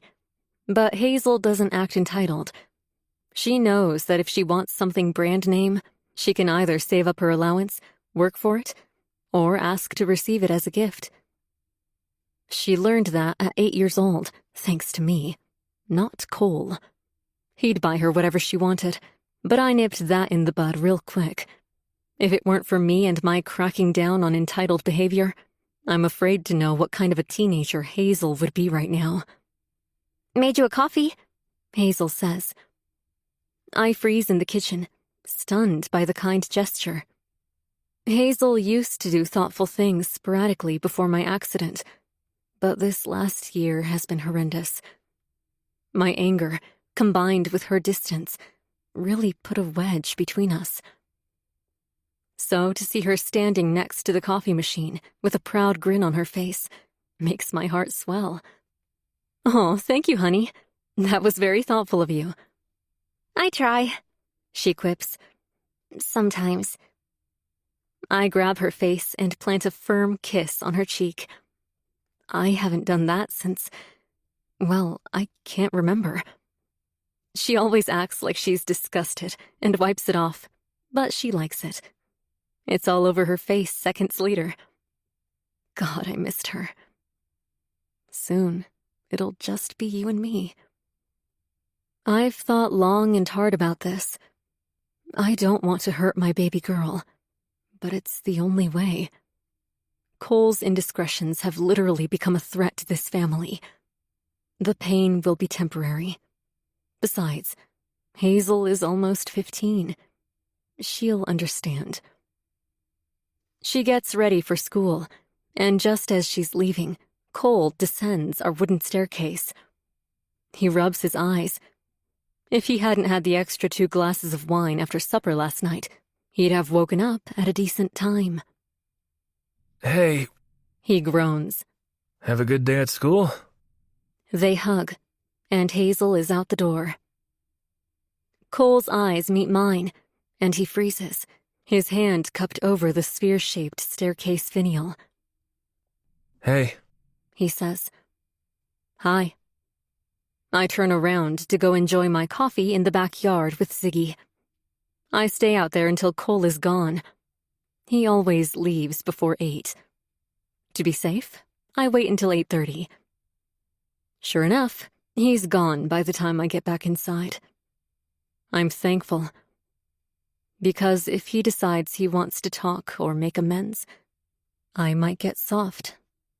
My brain will start firing at a mile per minute, trying to come up with a different solution than the one I have planned for this evening. But I can't go back on my plan. It has to happen tonight. Tonight, 83 Prairie Drive. I've received these texts every day since Monday. It's like a countdown. Every time I see the message, my heart flutters. I panic a little bit. This is all about to become very real.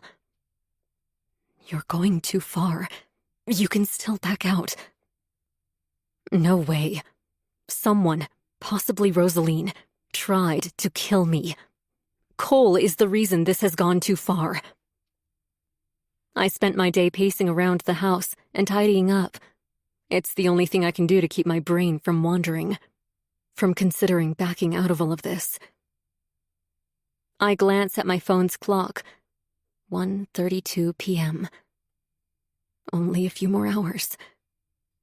I step outside with Ziggy, who takes off as if he wasn't out only an hour ago, and sit on my patio sofa.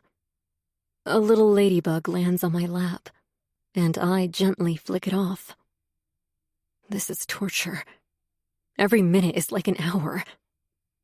If only I could fast forward life and get this over with. No, Who am I kidding? I don't want to get it over with. I want to enjoy it. Revel in it. I'm about to get up to make myself a coffee when my phone starts ringing on the shiny glass patio table. I spent half an hour cleaning that thing yesterday. It better still be sparkly. Baton Valley Police Department. I hastily accept the call. Hello? Hi, Mrs. Meg? It's Detective Goldberg. How are you doing? Let's skip the small talk, and you tell me if Rosaline is behind this. Good. How are you, Detective? Good, thank you. There's a 3-second pause that feels interminable. Sorry for the delay. You know how it is. I can't do my job without a warrant. Anyway, I was able to confirm that Rosaline Hayes was in the area on the day of the hit and run. I was expecting this. In fact, I played this out so many times in my mind. But all of that mental practice wasn't enough to soften the blow. My heart is pounding in my ears, and Ziggy's barking suddenly sounds very distant, like he somehow managed to get into the neighbor's yard. She used her credit card throughout the city for the last 2 years, on and off. There's no direct proof linking her to the hit and run. But if you're telling me the two of you have history, and a contract stating that she isn't to have any contact with... He keeps talking, but his words become jumbled. She's been around for the last 2 years? I sit down, afraid I might tumble over, smash my head, and drown in my own pool. This can't be happening. 2 freaking years? Megan? Yes? But I don't even know what to say. I imagine this news is a bit of a shock. He says. What I'm about to tell you next might even be more of a shock. There's more? Do you have some place to sit down? Oh, God. How bad is it? Did she secretly give birth to twins? Does Hazel have a long-lost sister we don't know about? That's all I need right now. Chapter 73. Megan. I found a few credit card transactions at the Daunt Milton Hotel. Says Detective Goldberg. Actually, several. There appears to be a pattern. Twice per year. The interesting part is that she books the presidential suite every time. The Daunt Milton Hotel. I know that place. It's about an hour's drive out of the city. There's a brand new casino next to it. But I've never cared much for gambling. Why is he telling me all of this?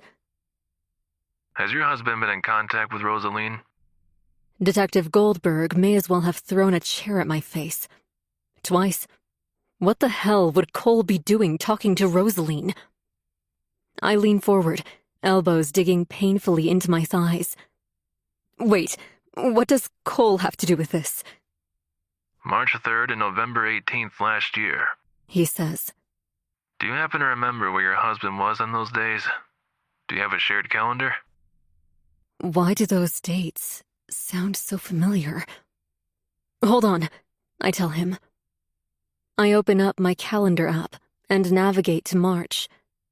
There are little gray dots spread out for that week, from the 2nd of March to the 5th of March. Cole. Business trip.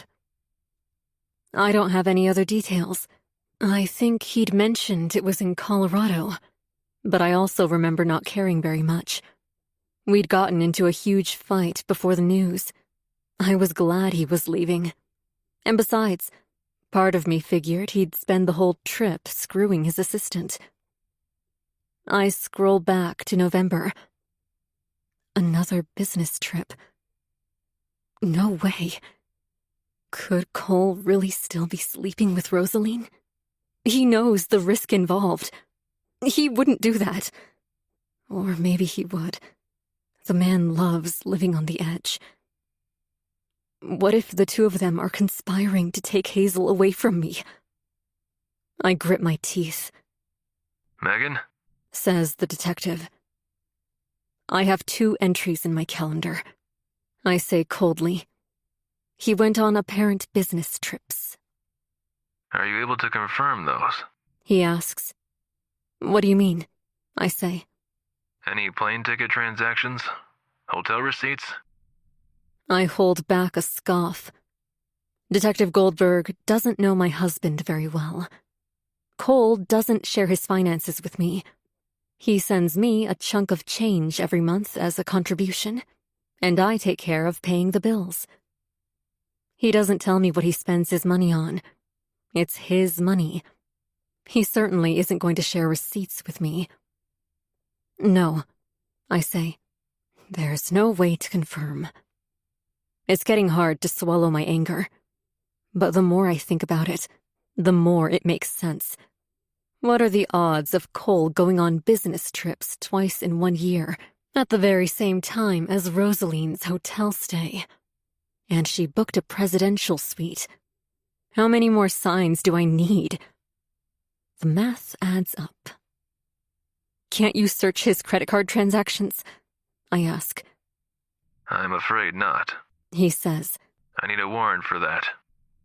Slowly, I lean back and gaze at the billowy sky. That's okay, Detective. I'll find out. Call me back when you do? He says. My voice comes out way calmer than it should in a situation like this. Absolutely.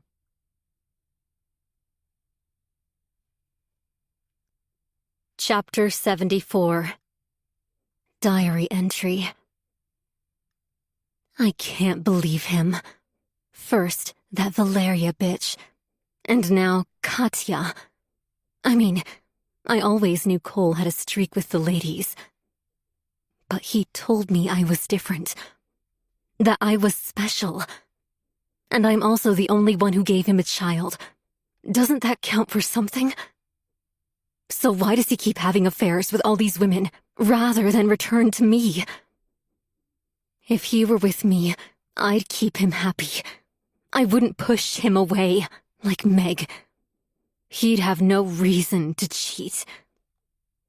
I thought leaving him a dead rose on the hood of his car would remind him of the love we lost. Okay, I also wanted to scare off Valeria. I think it worked because Valeria never slept with him. Or maybe she had no interest. I'm not sure. I bet Cole tried convincing Meg that he never slept with Valeria. But given his track record, there's no way she believed him. But she didn't see what I saw. He left work frustrated almost every evening. He'd slam his car door and take off, wheels squealing throughout the entire parking lot before driving off to some shoddy hotel. I bet he went home smelling like perfume anyway. But he wanted Valeria. So he kept making her work late while he tried to sway her. Clearly, it didn't work. I still remember when he brought Valeria to that fancy restaurant, and Meg showed up. That was hilarious. She's so stupid. She crashed her car into some chick's BMW. I was too far away to hear what was happening, but it looked like Cole won the argument. He came out with some guy who acted like he knew him. Maybe he did. I have no clue. But Cole kept throwing his hands in the air and pointing at the guy, as if Meg had interrupted some important business meeting. If I didn't hate Meg so much, I'd actually feel bad for her. Because Cole was definitely alone with Valeria. He kept reaching across the table, and she kept pulling away. If Meg had been patient a little while longer, Cole would have gotten Vincent to fire Valeria. Instead, Meg got involved, stuck her big nose where it didn't belong. I still smile when I think of the crushed rose I left Cole, because I'm sure he thinks Meg was behind it. He's made many comments about how I don't know Meg like he does, which tells me he's scared of her. It's kind of funny, actually. I've been terrorizing Meg, hoping that if I scare her a bit, she'll get fed up with Cole and leave him. I mean, she should really reinforce her fence panels. That's on her. The funniest part in all of this is that she thinks Valeria is behind it because we look so much alike. Some might say she's a dead ringer for me. What can I say? Cole has a type. Slim, curvaceous, and dark-featured. And to make things even funnier, Cole thinks his wife is terrorizing him. Honestly, I laugh out loud when I think about it. I'm pitting them against each other. I was the one at the restaurant window spying on him and Katya, but I wore a blonde wig under that ugly hat. He must have thought I was Meg. Maybe if I keep doing this, he'll get scared enough and decide to leave. Or it'll have the opposite effect. I hope not. But I'm desperate. I can't keep standing on the sidelines anymore.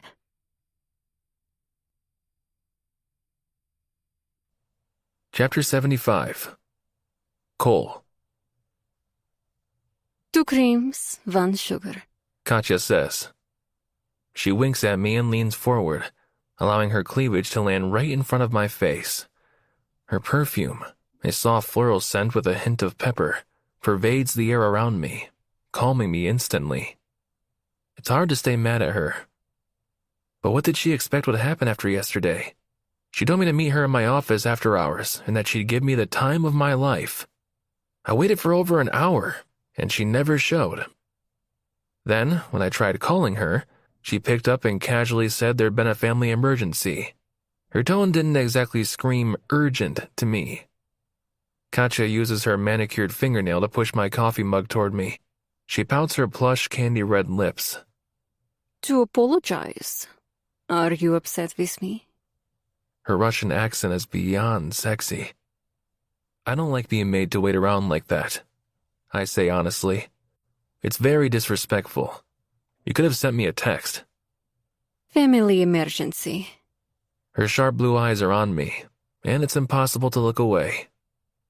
I'm convinced Russian women show emotion differently. Katya never seems bothered by anything. She doesn't even appear remorseful for the situation she put me in. I'll make it up to you. She traces a sharp nail up my throat and across my jawline. I shiver. When? Tonight. She says.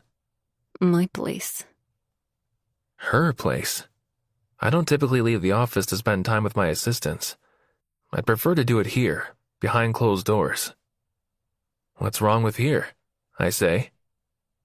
She pulls away and rests her hand on her perfectly curved hips. I don't see handcuffs here, do you? Holy shit. I always knew Katya had a dark side.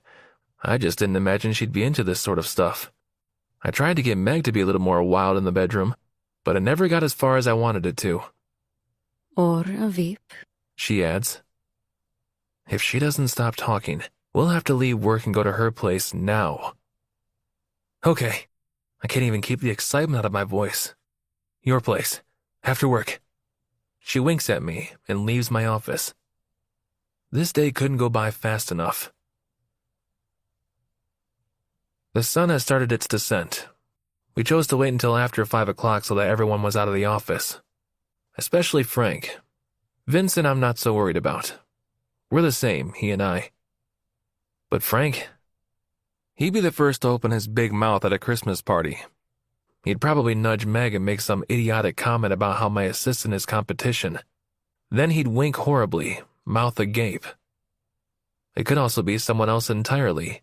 A woman from a different section that I've never paid attention to. Someone willing to give Meg a call and tell her all about what I do after hours. Not that it's anyone else's damn business. And not that it matters today anyway, because Katya told me she preferred to drive her own car and to keep up. Katya's very independent like that. I lower my sun visor as the orange rays beam down through my windshield, almost blinding me. Up ahead, Katya drives her silver Mustang. It's a hot look. There's nothing quite like a woman driving a sports car. Her engine revs as she waits at a red light. She's impatient. Which means she wants this as badly as I do.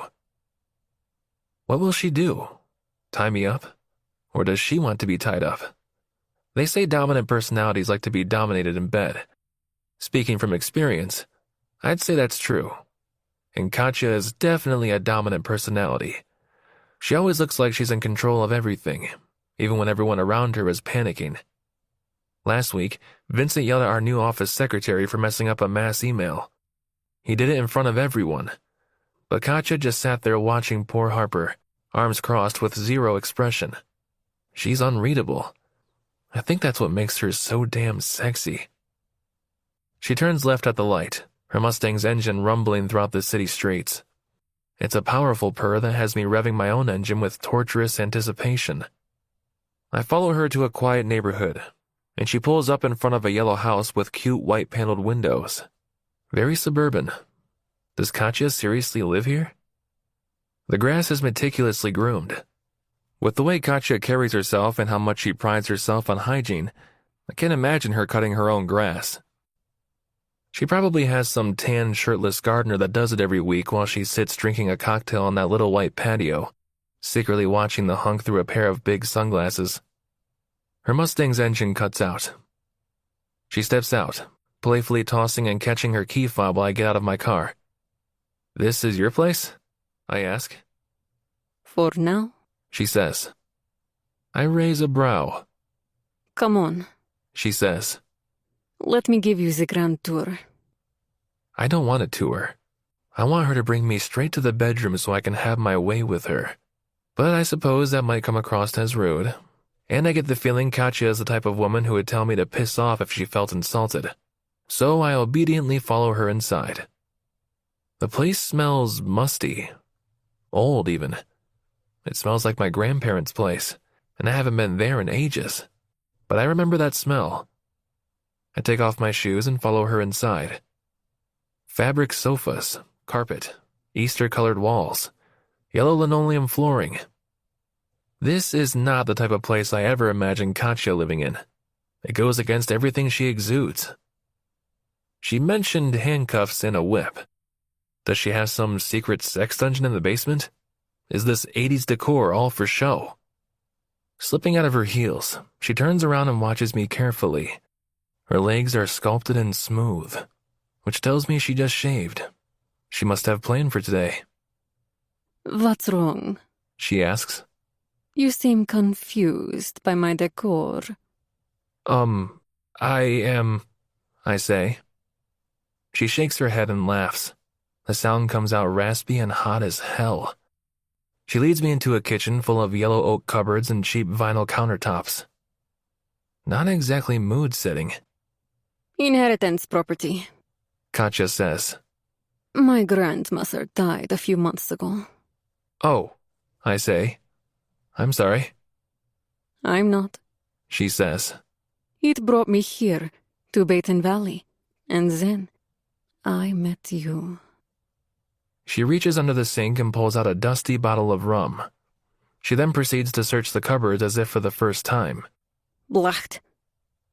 The word comes out sounding Russian, and I can only imagine it's some sort of curse. Her laid-back composure returns after the fifth cupboard, from which she pulls out 2 whiskey glasses.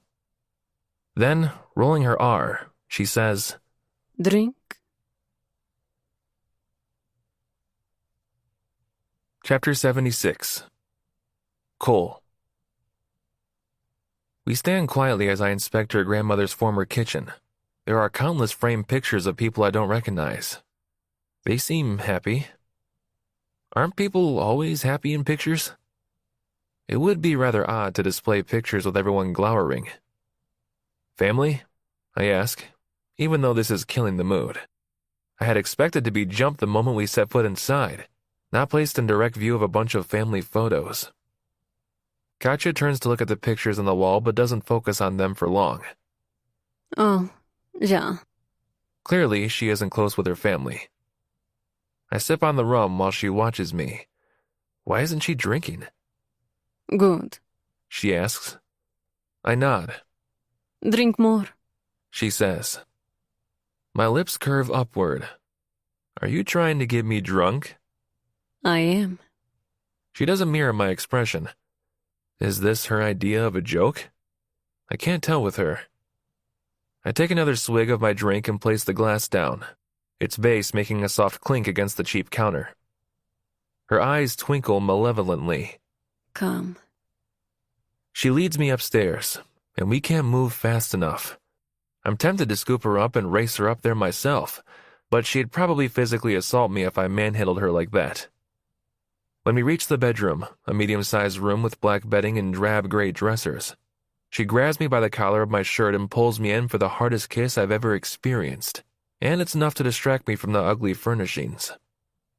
It's so passionate. So raw. When she's done with me, she shoves me toward the bed. Take off your pants. I do as told and rip everything off until I'm buck naked. She reaches into a drawer and pulls out 2 sets of handcuffs. You sure you're ready for me? I nod so fast I almost pull something in my neck. I've never wanted anything more in my life. She fastens one cuff around my left wrist and locks me to the bedpost. She goes on to do the same with my right wrist. You sure you want this? She asks. I nod again. Say it. She says. I want this. I want you. So bad. She winks at me. Then you're about to have me. My head rolls, occasionally hitting the wooden headrest behind me. Katja is incredible. More than incredible. I wish I'd met her sooner. And although I expected a wild ride from her, I didn't expect it to drain me this much. Tired? Katja asks. I blink hard. Yeah, actually. Can you uncuff me? She purses her lips, chin raised. Why is she looking at me like that? Come on. I wriggle my wrists, but they're fastened tightly on both sides. Uncuff me. But she's still looking at me in a way that makes me increasingly uneasy. What's going on? I blink hard. There are now 2 Katjas. What? I try. She moves toward the bed, climbs atop, and straddles me. There.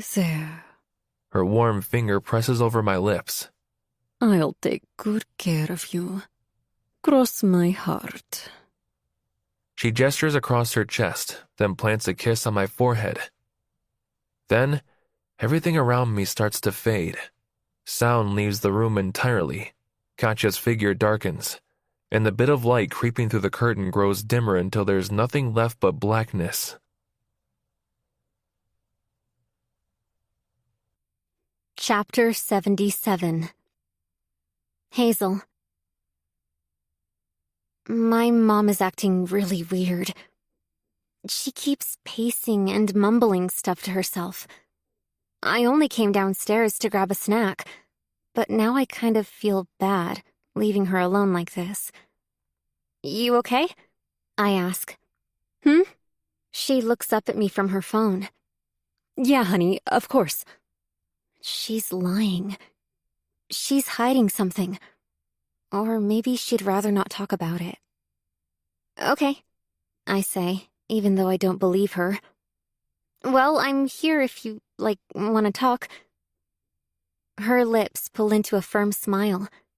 Thanks, sweetheart, but I'm okay. Just dealing with a work issue right now. Mom talks about work like she's still working. But she hasn't worked since her accident, so it's really confusing when she makes comments like this. Or is she going back to work? I don't see how. Her arm still doesn't work. I thought you didn't have work anymore, I say. She hesitates, eyes darting between me and her phone. Well, I don't, but I still own the business, so I do have to deal with issues as they come. I suppose that makes sense. When Mom first started her practice several years ago, she barely took a break to sit down. She was constantly on her phone or in her office. It only slowed down once she hired more staff. but I guess it makes sense that she still has to make the big decisions. Ziggy suddenly appears at the patio door with a red heel in his jaw. Mom doesn't wear heels. At least, she hasn't in years. What's that? I ask, pointing at the door. Mom lets out a little chirp when she sees Ziggy's jaws wrapped around the shoe. She slides the door open so fast it slams against the frame. She then rips the shoe out of Ziggy's mouth. I don't know how he got that, she says. She leans forward, inspects our yard, then pulls her head back with a scowl. Ziggy, bad boy. She huffs and looks back at me. Went into the garbage again. Where'd the heel come from? I ask. I swear, it looks like she's frozen. Like I shot some sort of ice laser beam at her. She's just standing there, back round, dirty red heel grasped firmly in her fist. What's she doing? Mom? She snaps out of whatever daydream she was in. Yeah? Oh, this? Found it in the backyard a few weeks ago. I think some kid threw it over as a prank. Probably because Ziggy has such a big mouth. It wouldn't be the first time people threw stuff over our fence. It doesn't happen often. We live in a safe neighborhood. But there are these two 11-year-old twin brothers that go around wreaking havoc everywhere. If anyone did it, it was them. Mom suddenly shrieks, and I flinch. What is it? Sorry. She reaches into her pocket to grab her phone. I left it on vibrate. Wow. She really is on edge. Talking to her might not be a good idea right now. Maybe what she really needs is to be alone. I'm gonna go upstairs, I say. She nods absent-mindedly, eyes glued to her phone. The pale skin of her face lightens as she stares at her screen. She looks so stressed out. Poor Mom. I'll be upstairs, I repeat. She ignores me. I should have gone to Alex's. I thought spending time at home after school would be nice, but Mom clearly has something going on. And Dad isn't home. Again. Sighing, I go upstairs to my room.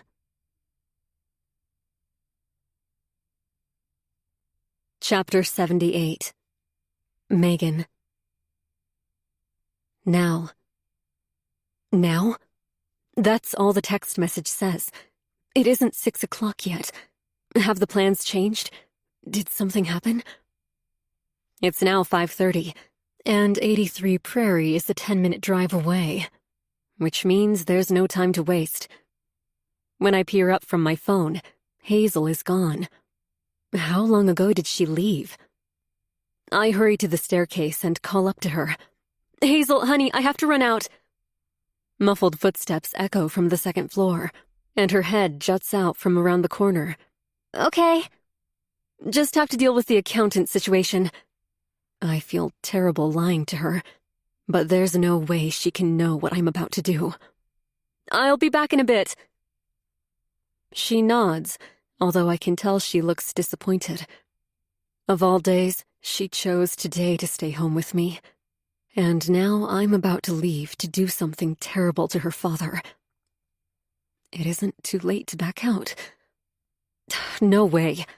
He's put me through hell our entire marriage, made me feel worthless, unwanted. I'm done with him. I might go to Alex's place for supper, she says. If it were any other day, I'd be bummed to hear this. But today it might be for the best. Sounds good, honey, I say, walking toward the front door. Will Charlotte be picking you up? I can't believe I haven't even met this woman yet. Does that make me a bad mother? Then again, I trust Hazel, and she's spoken very highly of her. Still, I make a mental note. When this is all over, I'll introduce myself. Heck, I might even make a new friend. Yeah, probably, she says. Good. I say my goodbyes and hurry to my rental car. My hand is shaking so badly that I'm thankful this car's starter utilizes a fob and not an actual key. I leave the driveway and make my way over to Prairie Drive as fast as legally permitted. The last thing I need right now is to get pulled over. The neighborhood is quaint and very clean. People seem to pride themselves on their lawns and gardens. Not exactly what I was expecting. After slow rolling down the street, I manage to spot number 83. It's a small yellow house with white-paneled windows and a meticulously groomed exterior. Again, not what I was expecting. But there's Cole's car. This must be the right place. I park quite a ways down from him. If there are any street cameras or doorbell cameras, I don't want my rental next to his Lexus. Once parked, I sit in my car, fighting with myself. You can still back out. No, you can't. Everything is already in motion. This mental back and forth is agonizing. My gaze shifts to my dashboard clock. 5:42. I swing my door open and step out with wobbly knees. Every step toward that cute yellow house aggravates my nausea. I can't believe I'm doing this. But I made a promise to Cole when we married, and I've let him get away with too much for far too long. He needs to learn. When I reach the yellow house, I grasp the door handle. It turns, as it should. I step inside. The house looks like it belongs to someone's grandmother. Reluctantly, I step backward and peer sideways at the house number one last time. 83. And this is Prairie Drive. I checked it at least 6 times on my phone's GPS. Besides, Cole's car is out front. That confirms everything. This has to be the right house. The whole place smells old, dusty, with a hint of laundry detergent. Something they used to sell decades ago. I can't quite put my finger on it. A little foyer table is pressed up against the pastel green wall, and on it is an envelope with my name scribbled in black marker. I reach for it and open it up. Inside is a small USB key. This is it. I can't believe I finally have it. "Hi, Meg," comes Katya's voice. Chapter 79. Megan. 1 month earlier. Coming here was a mistake. But Cole isn't around, and Hazel is at Alex's place. Is it so wrong that I want to get out of the house too? Maybe talk to someone? Anyone who isn't Ziggy? I thought I'd be relieved after I got Valeria to leave town. But of course, AstroWire hired some other girl within 24 hours. It's a never-ending cycle. Honestly, I'm exhausted. I take a sip of my cold beer and lean against the slick wooden bar top. "This seat taken?" comes a woman's voice. She has a Russian accent and a flirtatious smile on her lips. Is she hitting on me? I mean, not that I would mind. I'd welcome the attention, since I'm not getting it anywhere else.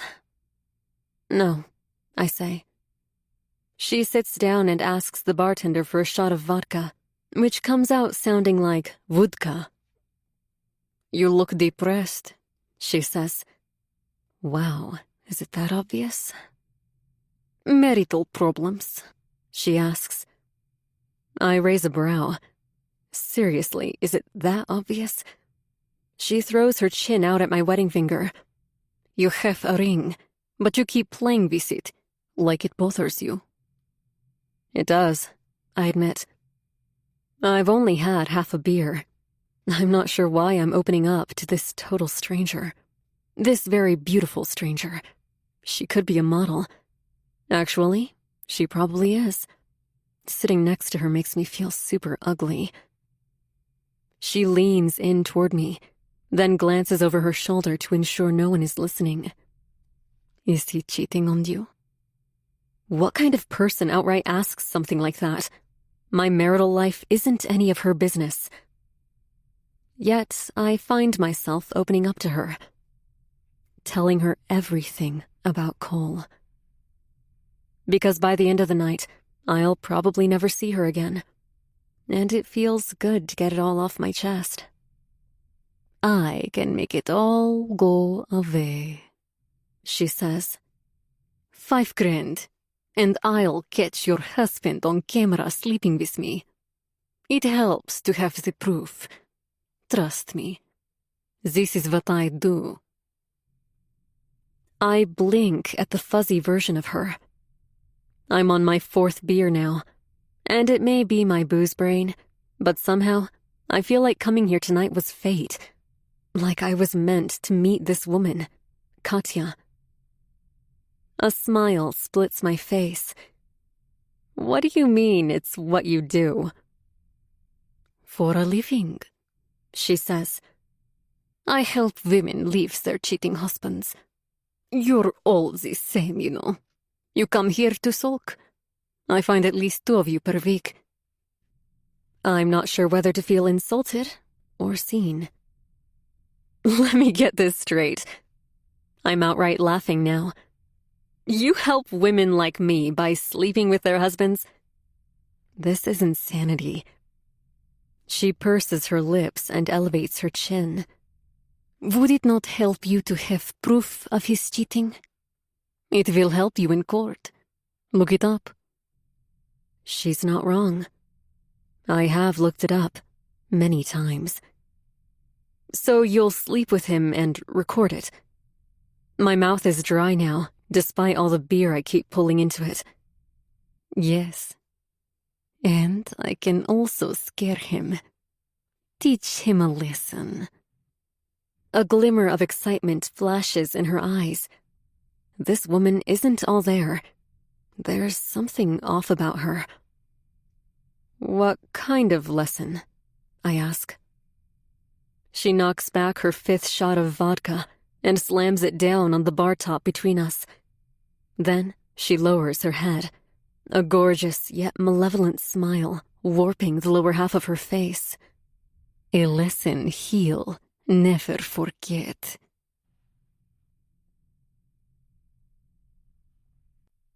Chapter 80. Megan. Katya steps out from the darkness, her hair disheveled and her forehead grimy. She's clearly been doing a lot of physical work. She's as stunning as the day I met her. It's no wonder Cole hired her, especially if she wore a snug sky blue dress at her interview, like I told her to. Es promised. Her accent is as thick as I remember it from a few weeks back. She wiggles her finger at the USB key in my fingers. I glare at the little thing, fuming inside. I'm both enraged and satisfied. It's a very odd feeling. But this is exactly what I wanted. It's what I asked for. You can tell it's him? I ask. She nods. Absolutely. The angle is perfect. I slip the USB key back into the envelope, then fold it over twice before tucking it into my purse. Thank you. She nods without any hint of emotion on her face. I knew Katya was badass when I met her. A little crazy, even. I mean, that's why I hired her. But it's admittedly unnerving to see her this calm right now. It makes me think she's incapable of feeling any real emotion altogether. Cash, she says. As promised, I pull another envelope out of my purse and hand it to her. She elevates her chin, grabs it, and rips it open. Then she starts counting the cash. It's all there, I say. The second third. And I'll give you the final envelope after this is over. She nods and jerks her head sideways. Ready? No. I'm not ready. But I'm here now, and there's no backing out. This has to happen. I swallow what feels like a lump of vomit and nod. Good. Katya reaches for the basement door's handle. He's down here.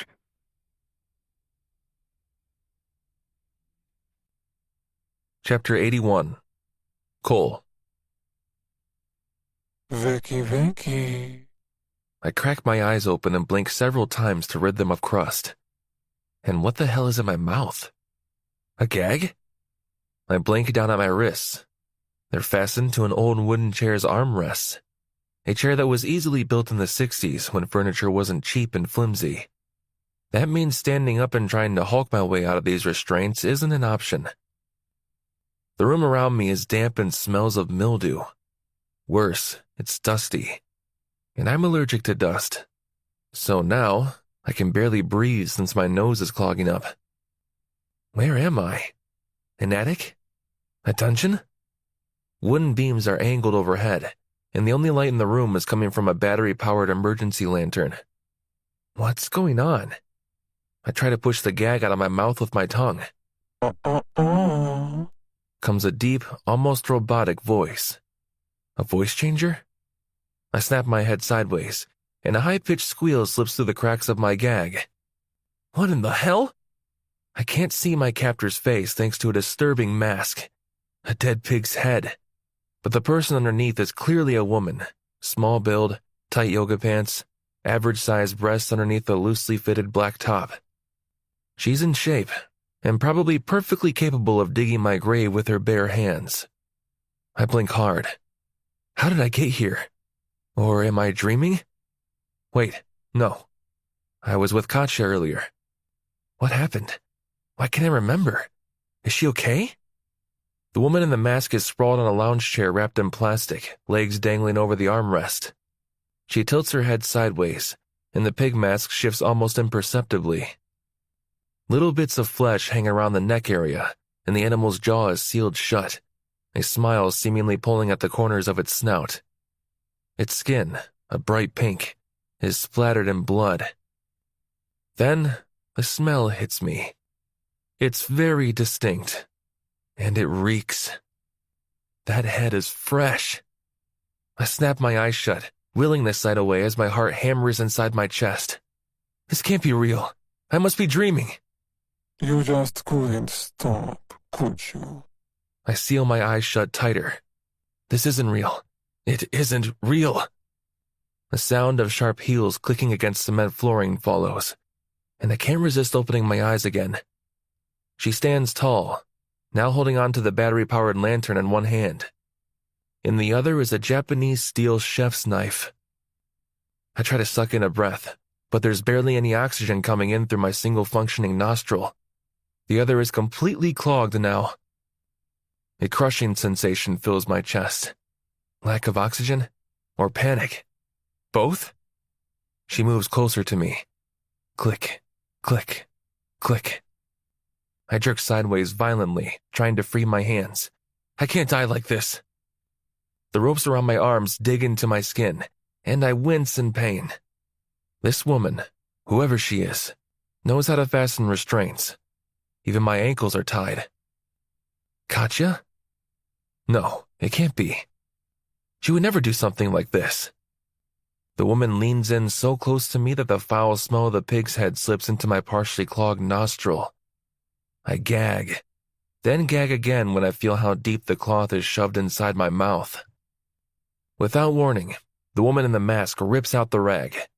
I cough several times, then suck in so hard it hurts my chest. The knife in her hand glints. I'm about to protest, but she brings its point to my neck. The tip is sharp and pressed right up against my jugular. Any last words? Chapter 82. Megan. Any last words? Katya says. I knew the woman was unhinged, at least a little bit, to accept a job like this. But I didn't expect things to play out this way.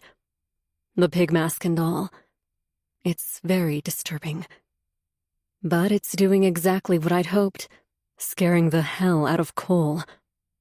Part of me feels bad for him, especially with how he's wriggling around, trying desperately to free himself from that old wooden chair. The other part of me? Well, I'm reveling in this. Please, Cole begs. don't kill me. I step out from behind stacked boxes in the dark, and Cole's eyes seem to triple in size. Meg? His voice cracks. First, it sounds like he's confused. But then, it's almost as if he thinks I'm here to rescue him. Meg! When I don't say anything, the confusion returns. He's putting the pieces together, realizing that I'm the one behind this, and I'm not here to save him. Cole? I say. Despite the anxiety I've felt all day, I'd say I'm handling this pretty well.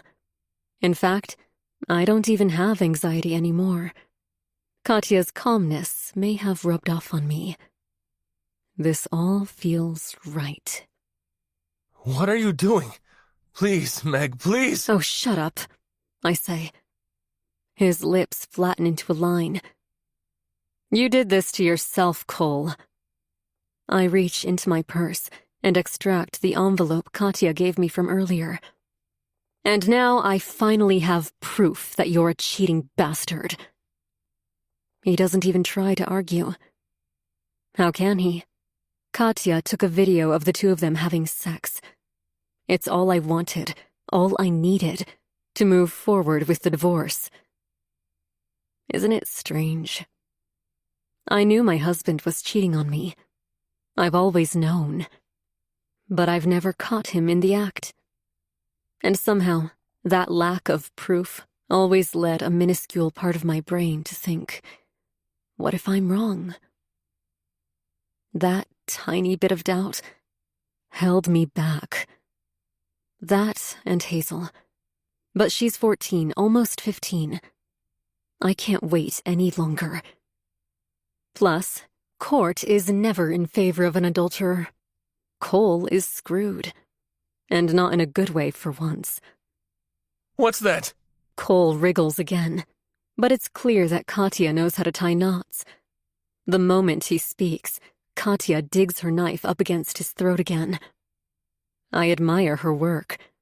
She knows how to keep scaring him. Cole swallows hard. What? You're going to kill me, Meg? Take Hazel's father away from her? Katya presses the knife a little harder, and I can't repress a smile. I'm about to tell him that if he cooperates, I won't kill him, even though the plan was never to kill him. All I want to do is traumatize him, teach him a lesson for all the times he cheated on me. But before I can say any of this, he opens his big mouth. You're making a mistake. You know that? You won't get away with this, Meg. You won't. Without warning, Katya pulls a small paring knife out from her belt and brings it down hard, right through his thigh, all the while still pressing the chef's knife to his throat. I flinch hard, and Cole's head snaps back as he bellows. His mouth opens wide, revealing his upper back molars. Fuck! He shouts. His eyes are now quadruple their usual size. He pants through gritted teeth while staring at the knife. His pupils are so dilated, there's barely any blue left. Respect your wife. Katya's voice comes out sounding like a man's, thanks to the voice changer I gave her. I'm too stunned to say anything. This wasn't part of the plan. I never wanted Cole to get hurt. I hate him, but I still love him in a messed up sort of way. Katya was supposed to rough him up a bit, scare the living daylights out of him, not stab him with a kitchen knife. Katya leaves the knife in place, and Cole is now hyperventilating. Tucked into her belt is another paring knife, and I'm afraid that if Cole opens his mouth again, she'll jab that one into his other thigh. I want to say something. Tell Katya that she's crossed a line. but I don't. Rosaline. I move toward him, ignoring Katya's frightening pig head. Cole sucks in several rapid breaths, chest heaving. What? What about her? Have you been seeing her? I ask. Cole is a mess. Sweat drips down his temples, and he's lost so much color that his face has taken on a death-like pallor. Is he losing blood? Should I be worried? But I imagine that's why Katya left the knife in place, so that he doesn't bleed out. I've heard that you should never pull out an offending object, and that it should instead be stabilized until a medical professional can extract the weapon in a controlled environment. Blood spills out all over his thigh, but it's not dripping. It's collecting, pooling. I imagine if he had pants on, and not just briefs, the material would have soaked it all up. I'm sure if Katya were to rip out the handle, the situation might quickly escalate. Cole squints at me. It's his famous look he gives me when he's about to tell me that I'm imagining things, having delusions again. Don't bullshit me, Cole. I know all about you deleting my calendar notes, trying to make me think I'm losing my mind, my memory. You crossed a line, you know that. You had me thinking my brain was completely fried. We're done, Cole. Do you hear me? I'm the one breathing hard now. I'm so angry I could slap him across the face. I want to, but I hold back. So tell me, I continue. Have you been seeing Rosaline twice per year? A look of sadness washes over him. Yes. Bastard.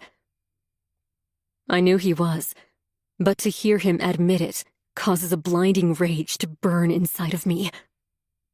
Instead of punching him in the nose, all I can do is laugh. The sound fills the entire basement. Now he's really looking at me like I'm crazy. You're unbelievable, you know that. Do you have any idea the danger you've put Hazel in, bringing that psychopath back into our lives? He stares at me.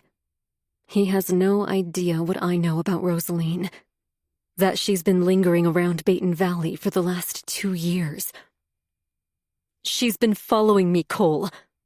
Probably following Hazel. His brows bunch, and he shakes his head.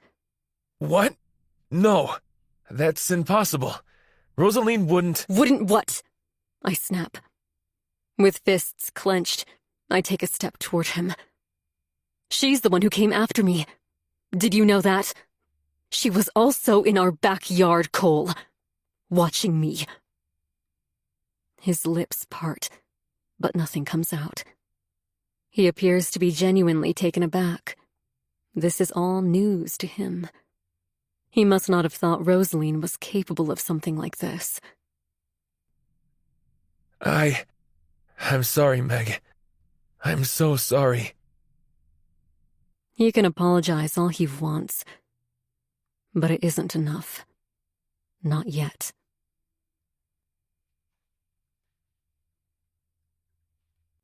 Chapter 83.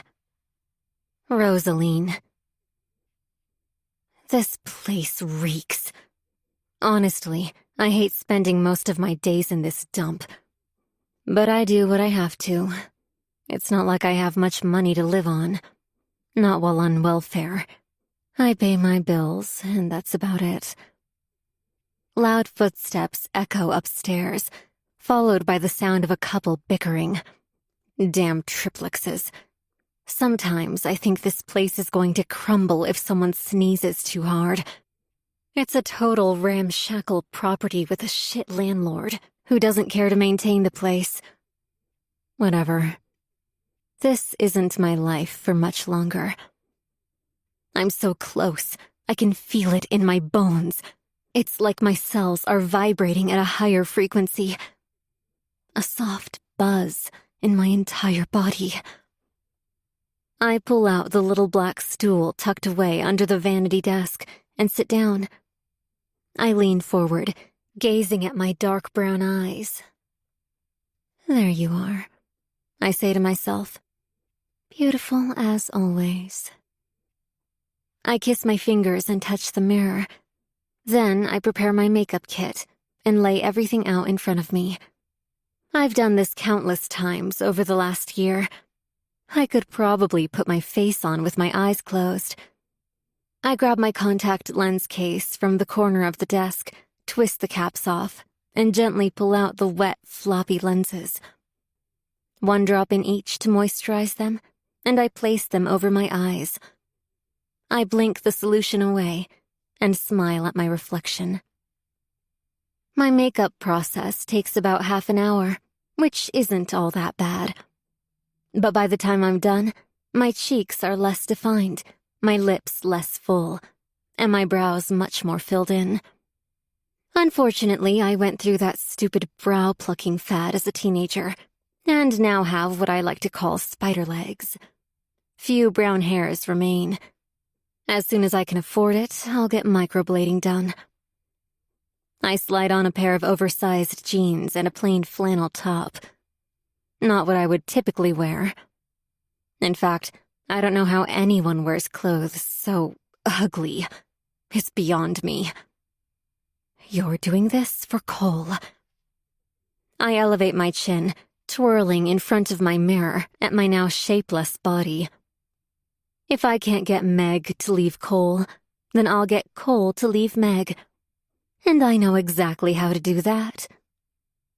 The last touch, which is probably my favorite part in all of this, is my wig. I pull my long brown hair into a tight bun at the base of my skull and adjust the wig over my head. There. Perfect. I snatch my car keys from my coat pocket and leave my disgusting apartment. Overhead, Tyler is smoking off the highest balcony.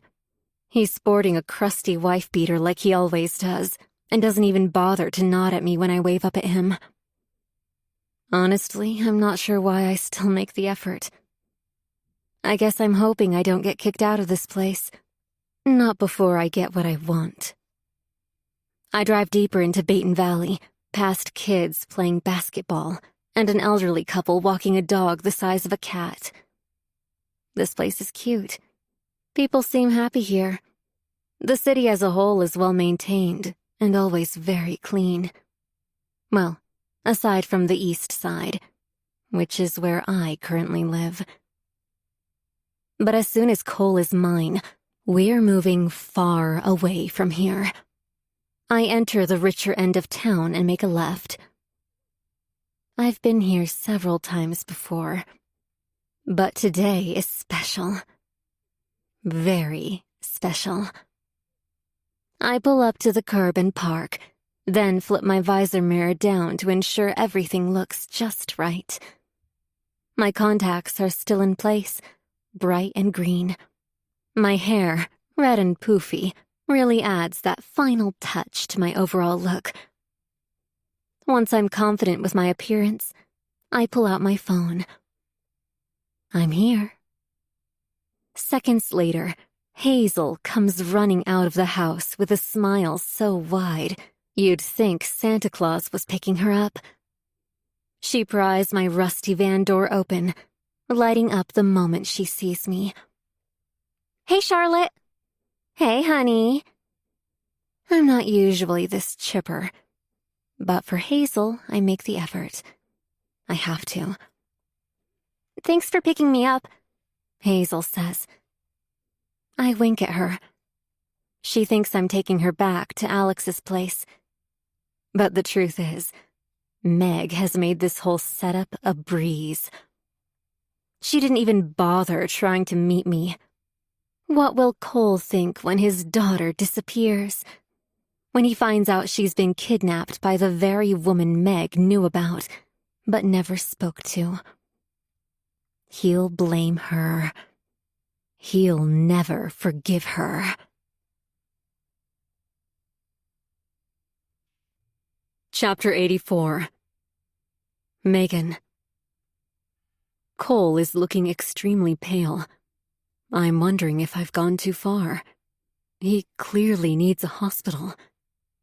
Please. His head rolls. I glance worriedly at Katya, who shrugs me off as if Cole is complaining of a paper cut. Meds are still making him drowsy. He isn't dying. How can she be so unemotional about this? She stabbed him so easily. But I can't let my love for Cole get in the way of my plan. Cole, I say. His eyelids flutter. I step toward him and grab him by his prickly chin.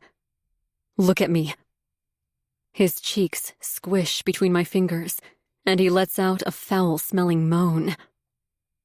I have a list of 7 women willing to testify in court against you. This wakes him up. The tiredness that made him look so pathetic only seconds ago washes away instantly, which leads me to wonder if it was all an act. That's right, I say. They didn't want to have sex with you, Cole. Not my list of 7, anyway. But you apparently made several suggestions that they'd lose their jobs if they weren't up to the task of getting closer to you as your assistant. His Adam's apple bobs.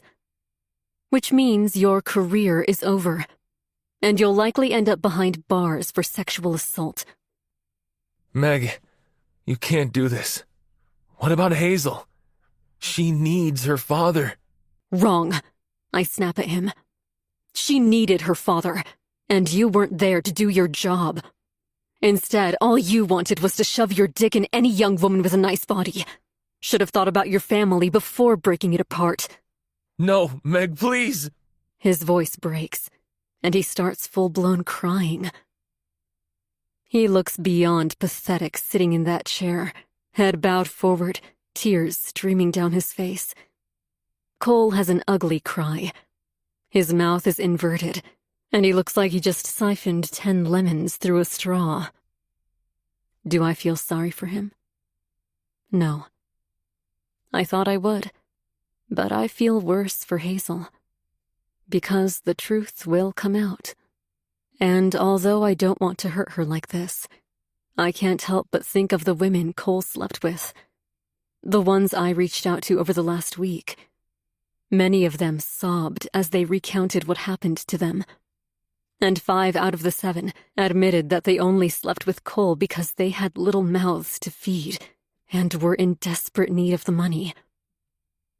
What if Hazel ever ends up in that position, at the mercy of some powerful man? I'd want that man's wife to get involved. I wouldn't want her sitting on the sidelines to protect her children from the truth. This is the right thing to do. Where's your phone? I ask. Before he can answer, Katya nudges her chin at a set of keys and a cell phone resting on an old wooden shelf. I walk toward the shelf, pick up his phone, then bring it to his face to unlock it with Face ID. It takes a few tries, thanks to that ugly grimace he's making. But finally, it unlocks. I search through his contacts. Surprisingly, there aren't that many women's names. I imagine he deletes them after he's done with them. I scroll to the R section for Rosaline, but she isn't there. But I'm not stupid. He probably gave her some other name to mask her identity in case I ever decided to search his phone. Which one is Rosaline? I say. He sniffles. Which one? My tone comes out far more menacing this time. Jimmy, He says. Jimmy Stason. Of course he'd give her some random guy's name.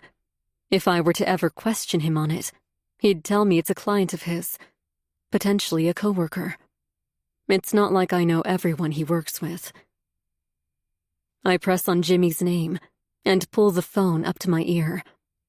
I'm not sure why, but a faint smile is tugging at my lips. Because soon, this will all be over.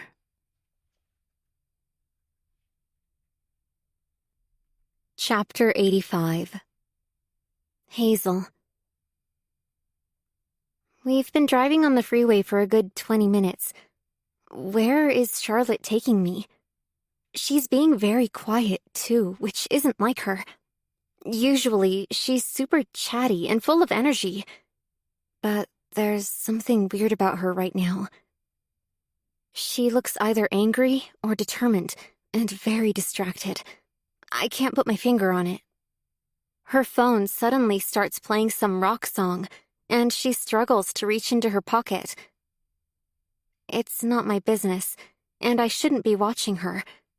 But I could have sworn the caller ID said Cole. No way. It can't be. It's not like my dad is the only person named Cole. Hey. She answers awkwardly. Her eyes flicker toward me. Okay, she's being totally weird. But then, out of nowhere, her eyes almost pop out of their sockets. She slams the brakes and swerves the steering wheel so hard that my shoulder slams into the door. What the hell? I shout. She pulls off the freeway, her tires squealing the entire time as she cuts off 3 cars behind us. The moment she's off, she pulls up alongside the curb, parks, and jumps out. My heart is still pounding a mile per minute. She almost made us crash. What the hell was that about? I inhale deeply, trying to steady my heart. What could be so important that she would drive like a total maniac? She could have killed me. Maybe I don't know Charlotte as well as I thought, because Mom would never have done something like that. It was like Charlotte forgot about me in that moment, like she didn't even care that I was in her car. Through the windshield, she paces up and down the road, constantly scratching at her red hair. For a second, it almost looks like she's readjusting it the way you would a hat. Hair isn't supposed to move like that. Despite how frantically she's walking about, she returns to the car with a tight smile on her lips. My jaw is so tense it's hurting my neck. What was that about? She rolls her eyes theatrically. Would you relax? It was a bit of a sharp turn. Besides, you should be happy. Today's your lucky day. I'm too stunned to say anything. She's never spoken to me like that before. Like I'm nothing but some annoying little brat. And what's that supposed to mean? My lucky day? Without another word, she blasts the music on the radio, does another unpleasant sharp turn, and speeds toward the freeway's on-ramp. Rather than go north, however, we're going south, back toward Baton Valley. I'm even more confused now. She said she was taking me out someplace, as a surprise. But if we aren't going there anymore, then how is it my lucky day? That would mean not going has made my day a lucky one. Where was she really planning on taking me? I swallow hard and discreetly pull out my phone. Mom, can you please pick me up ASAP? Charlotte is being weird. I should be at Alex's place in 25.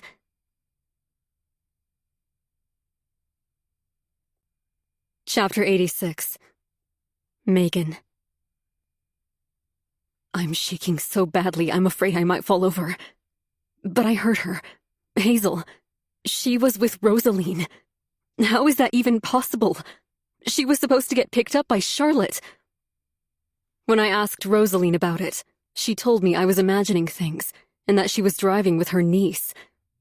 But that was Hazel. I know it. Oh my God. Did Rosaline kidnap her? Hazel is a tough girl. She takes after me. Those muscular calves alone from all that soccer would be enough to render someone disabled for a few days. Maybe even permanently. I can't picture thin little Rosaline getting a good grip on my daughter. Doesn't mean she didn't have any help.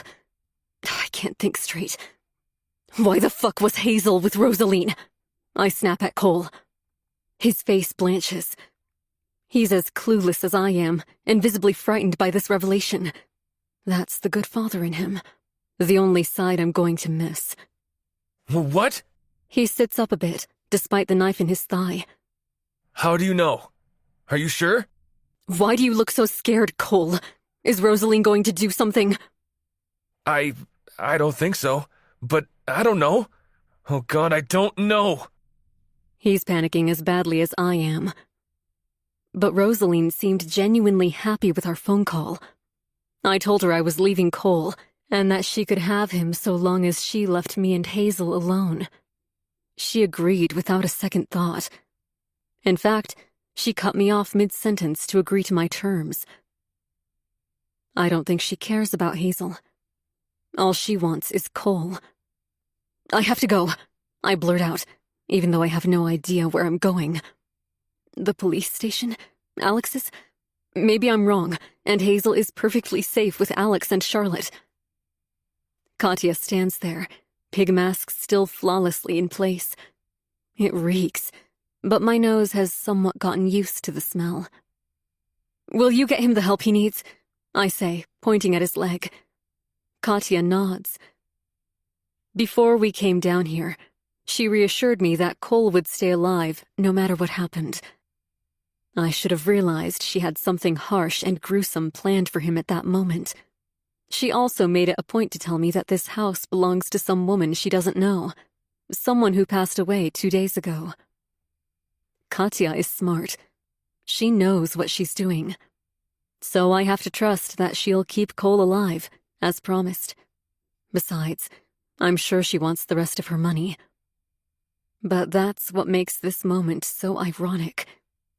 I made her promise me she wouldn't kill Cole. Apparently, she's gotten rid of husbands in the past. The offer was there. However, Cole isn't abusive. He's never laid a hand on me. Death didn't feel like the right punishment for him. But now, part of me wishes I hadn't refused her offer.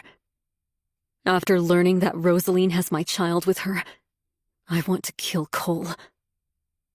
I open my palm at Katya, silently requesting her second paring knife. She hands it to me, and I lean into Cole, pressing the tip against his throat. I swear to God, if you or Rosaline ever come near me or Hazel again, I'll kill you both. Do you fucking hear me? He nods so fast that a droplet of sweat leaps from his face and lands on my chin. But it isn't enough. Not with this amount of rage inside of me. My daughter is in danger. All because of him. Without warning, I clench the paring knife's handle and bring it down hard into his other thigh. He lets out an ear-splitting cry, head tilted back, mouth entirely agape. He starts hyperventilating again. Once that heals over, you'll have a scar to remember me by. He's breathing so hard, I'm not sure he even heard me. Then, a text chime pulls my attention away from my distressed husband. Mom, can you please pick me up ASAP? Charlotte is being weird. I should be at Alex's place in 25. Chapter 87. Megan. Alex's place is about 10 minutes from here. It takes me all of 5 minutes to get there. My tires squeal throughout the entire neighborhood as I accidentally climb the curb before parking. No one bothers to look my way. I bet they're used to reckless driving around here. This isn't exactly a quiet, family-oriented neighborhood. The more I look around, the more I regret allowing Hazel to come here. But it's Alex we're talking about. Her best friend. How can I deny her that?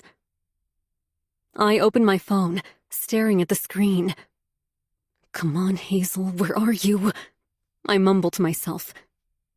I know she said 25 minutes, but that in itself worries me.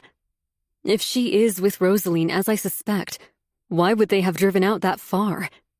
Was Rosaline planning on taking her away from me? Did I call just at the right time? None of this makes any sense. She said Charlotte was being weird. Is Charlotte actually Rosaline? She looks nothing like her. Rosaline is petite, and Charlotte a little on the plump side. Then again, I haven't met her up close. Maybe Rosaline and Charlotte are working together. Or maybe Rosaline was telling the truth and wasn't with Hazel at all. Impatient, I use my good thumb to write out a message. ETA? It takes her a few minutes to even read the message, and when she responds, it isn't clear. 15 min bout. The errors in her message are causing me to spiral. Why is she writing like that? Has she been drugged? Something's wrong. Hazel has always taken after me. She excels in grammar and punctuation, and isn't one of those lazy teenagers that write everything out in code or half sentences. How the hell am I going to survive 15 minutes waiting for my daughter to be returned to me safely? I'm kicking myself for not setting up that LifeEv app on all our phones. Cole didn't want it. He said it was intrusive and a breach of privacy to know someone's whereabouts at all times. But that's not how I see it. I think it's perfectly healthy to be able to track your immediate family members. Besides, family members shouldn't be doing sneaky shit. There's no reason not to have the app. But he somehow managed to talk me out of it, like he does everything. Did. That ship has sailed. After several minutes pass, I want to check in again, but I'm afraid to cause more trouble for her. Maybe she wrote the message out that way because she's hiding her phone. Who knows? Instead, I reverse and park almost a block away so that I'm not spotted. Now, all I can do is wait. Chapter 88. Hazel. Charlotte climbs the curb with her rusted minivan the second we pull up to Alex's place. If I hadn't texted my mom, I'd be freaking out right now. But I saw her car parked down the road. She's either still in her car, or she's inside Alex's house. I'm not sure yet. Go on. Get out, Charlotte says. There's zero hint of kindness in her voice. With the way she's talking to me, I'm convinced she hates me. What did I do to her? What's changed? She was so sweet with me. She was like a second mom. I get out of the van, but Charlotte is ahead of me, beelining it to the front door. Right as she reaches for the handle, my mom's face appears through the glass storm door. She kicks it open, almost cracking the plastic in half. Charlotte takes a big step back. You must be Charlotte, my mom says through clenched teeth. She's forcing a smile, but I know that scary smile. She's pissed. Livid. Behind her, Alex is standing awkwardly with his fingers clasped together, his neck stretching as he tries to peer over my mom's shoulder. Yeah, I am, Charlotte says weirdly. Why is she talking like that? Like she's trying to change her voice? You must be Hazel's mom. Mom doesn't even blink. I don't know what she's thinking, but it's pretty terrifying. Where did you take my daughter, Charlotte? Charlotte forces a strained laugh. Oh, well, I was about to take her to— Don't bullshit me right now, Mom says. I step away from Charlotte and hurry to my mom. She wraps a protective arm around me, making me feel safer than I have in my entire life. She kisses the top of my head, then pulls her arm away and steps out of the house, dropping down a few inches to meet Charlotte face to face. Mom isn't much taller than her, and she only has one functioning arm. Despite this, I'm more afraid for Charlotte's well-being than my mom's. You had no right to take her anywhere, Mom says. Alex here says he wasn't even aware you were bringing her anywhere. He took the bus home, yet you decided to pick Hazel up. Why is that? She takes another step, and Charlotte steps back. Know what else is funny, Charlotte? Why does she keep saying her name like that? Like she's making fun of it. I had a nice chat with Anna while you were driving Hazel back here. What kind of lunatic pays to pretend to be someone's sister? What? I blurt out. Alex lets out a strangled chirp next to me, though he looks more hurt than anything. It's not what you think, Charlotte says. Oh no? Mom takes another step, and before Charlotte can do the same, Mom reaches for Charlotte's red hair and tugs sideways. I slap a hand over my mouth. Charlotte screams painfully and reaches for her hair. When she stands up, she looks really weird. Her red hair has shifted to the side, and under it are locks of brown hair. Is that a wig? Took me a few minutes to piece it together. Mom says. Charlotte looks over at me and parts her lips. You don't understand, Hazel. You're my... Crack. Mom lowers her fist while blood gushes out of Charlotte's nose. Charlotte reaches for it, but the blood is so intense that it's spilling through the cracks of her fingers. Mom doesn't seem to care. She's beyond enraged. I can see it in the way she breathes. Her shoulders go up and down rapidly. Her back is tense, and her good fist is so tightly closed that her knuckles have transformed into microweapons. She suddenly grabs Charlotte by the collar and pulls her right up to her face. She whispers something, but I can't hear what she's saying. I think she's threatening her. At her sides, Charlotte clenches her fists. She's getting ready for something. To hit my mom? To grab her? Mom! I call out. Charlotte lets out an angry roar and raises her right fist. But she doesn't stand a chance. My mom's head rocks back and then forward with full force. A sickening crack follows.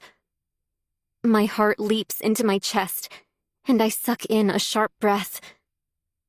Charlotte's eyes roll into the back of her head, and her body goes limp. Slowly, Mom lowers her to the ground. I've never seen anyone get headbutted before. And I never thought I'd see my mom headbutt someone. Mom! I cry out. I throw myself against her, and she wraps a solid arm around me. Alex slowly steps out of his house. Even Anna, who's usually passed out around this time, comes out looking groggy. She pulls a cigarette out of a front pocket of her shirt, along with a lighter, and lights up a smoke. Never really liked that lady. She groans. You said she was your sister! Alex shrieks. Anna shrugs, her bony shoulders rising a few inches. Then she sucks on her cigarette and lets out a big white cloud into Alex's face. He coughs and swats at the smoke. She was paying me $500 a month to play along. And you didn't think that was suspicious, Mom says. She's glaring hatefully at Anna now. But all Anna does is shrug again. Why would I care? It was free money. Mom's nostrils flare.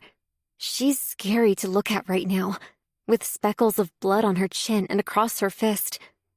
She breathes hard, her eyes filled with fury as she watches Anna.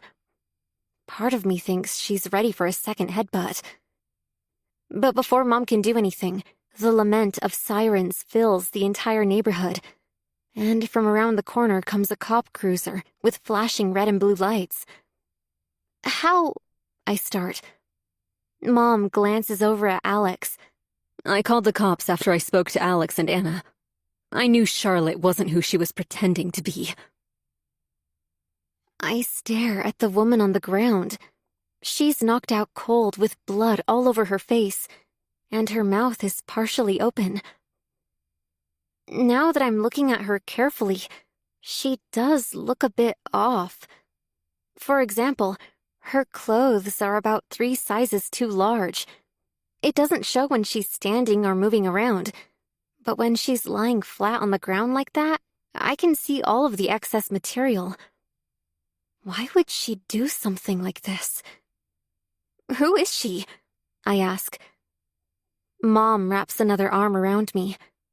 It's a long story, sweetheart. And now isn't the time. I watch in terror as 2 police officers step out with bulletproof vests and palms resting on their duty belts. This her? Asks the female officer. Mom nods. Charlotte groans as the officers proceed to pull her hands behind her back and fasten them with cuffs. I don't understand what's happening. Why is Charlotte being arrested?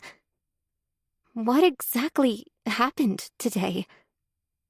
Mom hugs me tightly, and I melt against her chest. You're safe now, sweetheart. I don't know what Charlotte had planned, but somehow I get the feeling that if Mom hadn't gotten involved, I might not be here right now. Chapter 89. Megan. 3 months later. Jack grins proudly over my barbecue grill, shoulders drawn back. He looks cute in my pink apron, with big muscular arms bulging out on either side. What's even cuter is that he happily wore it and didn't make some stink about pink not being manly enough. That's what makes a man attractive, in my opinion. A guy who isn't insecure about who he is, who doesn't think that what's sociologically thought to be a female color will somehow strip away his masculinity. I couldn't be happier for Shells. Jack really is the perfect guy for her. I watch from the comfort of my outdoor sofa as Shells comes out through the patio doors, a tray of drinks in hand. She places some fruity cocktail on the glass table in front of me and winks at me, then proceeds to give her husband a glass. He slurps half of it in one gulp, then wipes his beard with his thick forearm. He thanks her with a kiss, which he can only do by bending down a whole foot. Shells is tiny. Burgers are almost ready, Jack says. Hazel perks up in the distance. She's playing soccer with little Arthur on our lush green grass, while Alex is busy running on all fours with those scrawny limbs of his. It looks really odd, especially with Alex's stringy hair flapping all over the place. But it's working. Arthur is full-blown belly laughing. The kid looks more like Jack than Shells with his red locks and freckled face. He's cute. Really cute. I can't believe how fast he's growing. And now that he's past the 1-year-old mark, Shells seems a lot more comfortable going out and doing things with him. Before that, she said he was fussy, and it made it impossible to go anywhere. Hence why we barely saw each other. This way, Hazel says, kicking the soccer ball.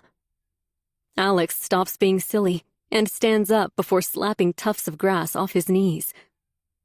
Arthur giggles and chases him with a waddle, his chubby little legs barely keeping him upright. It warms my heart. As Jack removes the burgers from the grill, Shells comes to sit next to me. She looks much more rested than the last time I saw her. There's even a glow to her. So, she says, resting a warm palm on my knee. What are we celebrating? How are you holding up? She looks both weary and hopeful. How mean would it be to say, better than ever now that Cole is gone? I bite my tongue, especially since Hazel is within earshot. She misses her father. I'm doing okay, I say. The trial went better than I thought it would. And by better, I mean fantastic. I attended earlier today, which is the reason we're celebrating right now. Rosaline is officially out of the picture. Shells' jaw drops.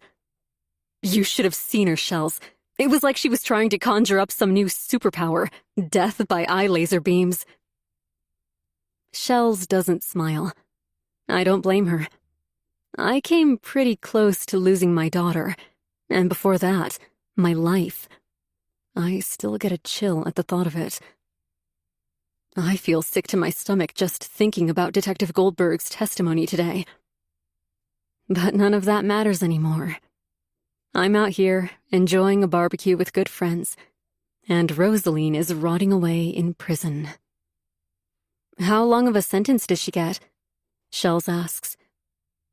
I glance sideways at Hazel, who appears to be distracted by Arthur's cuteness. Then I smile. 15 years. I don't even remember all the charges specifically, but I do remember a mention of impersonation. Turns out, Anna really does have a sister named Charlotte, but they stopped talking over a decade ago.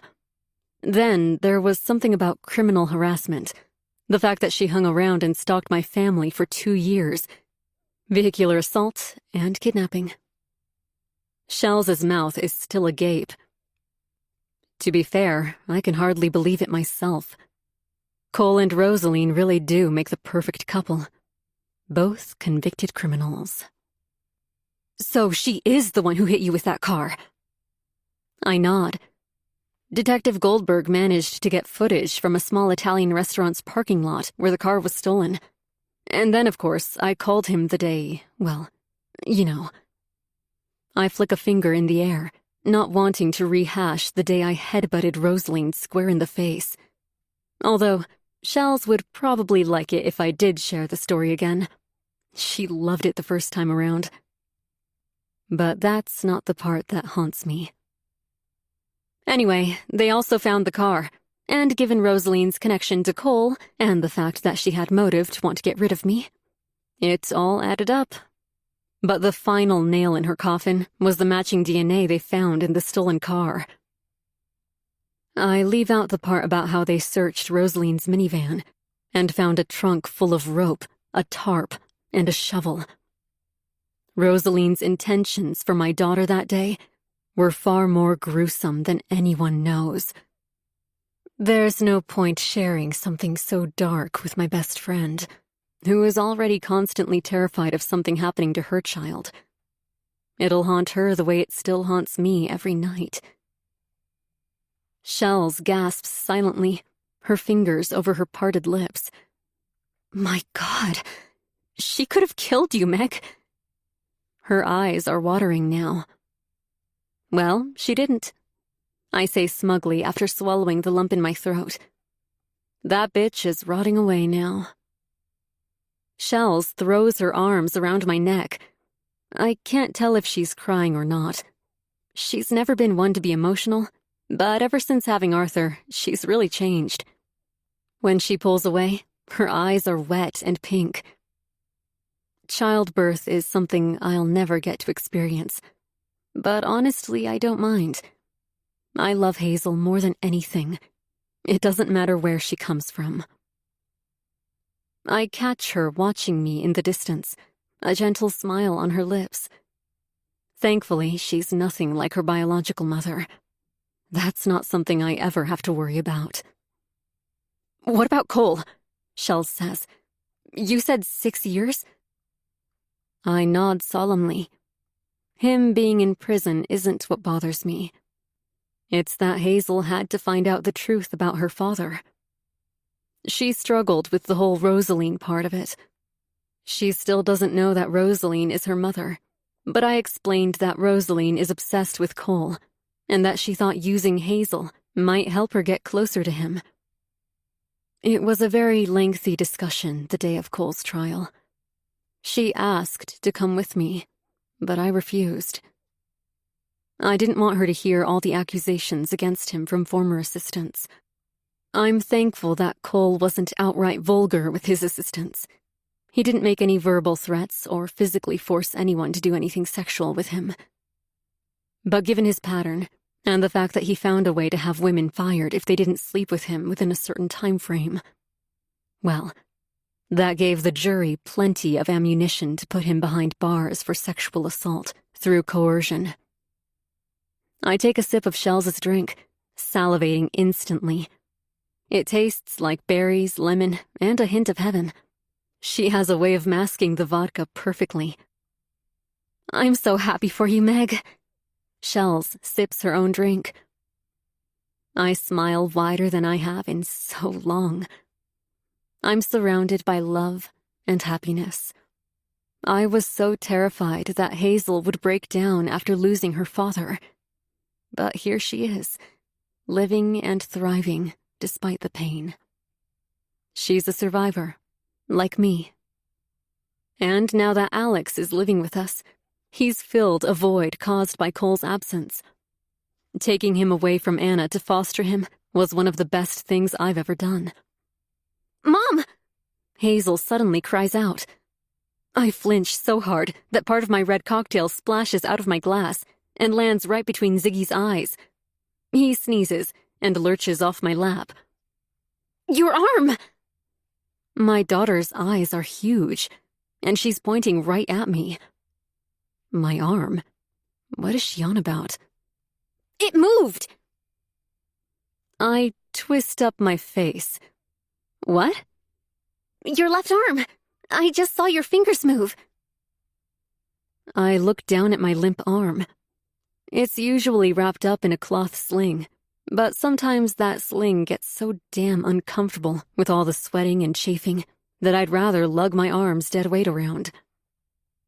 With my good arm, I grab my left wrist and prop my arm up onto my lap.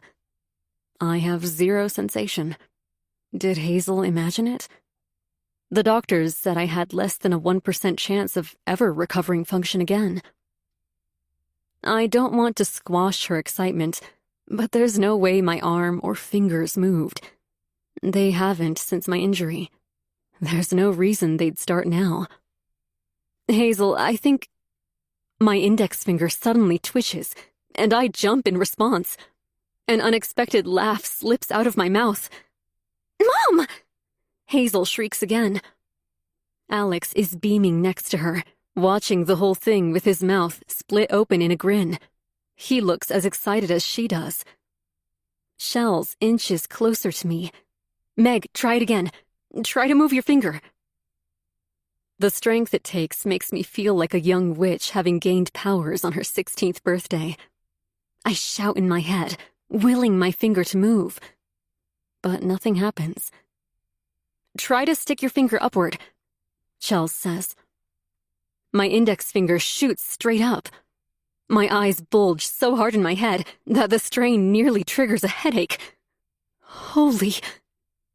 Hazel cheers, and Shells gives me a big hug around my neck. "You think you'll get function of your entire arm again?" Hazel asks. I manage to curl my finger down, then stick it straight back up. It's the strangest feeling, as if my arm isn't even my own. I don't have the answer to Hazel's question, but I have one thing I haven't had in a long time. Hope. I smile up at Hazel's baffled, expectant eyes. I'm gonna give it all I've got. The love around me is palpable. I want to reach out and hug everyone all at once. But a group hug would be, as Hazel says, cringy. As I stare at all the gleaming, crinkled eyes around me, I realize that I don't need a husband to have a family. And I don't need my children to be made up of my biology either. This is my family. And family isn't always blood, my mother being a prime example. I haven't cut her out of my life, but I've made a conscious decision to no longer chase after her love, her acceptance, or her admittance of her inadequacy as a mother. All that did was hurt me. Ziggy suddenly barks and jumps back up onto the sofa. He just wants a piece of burger, but I ignore his intentions and instead appreciate his warmth against my lap. Shells raises her cocktail glass at me, her tanned skin glowing beneath the blazing summer sun. To a new life. I raise my glass and clink it against hers.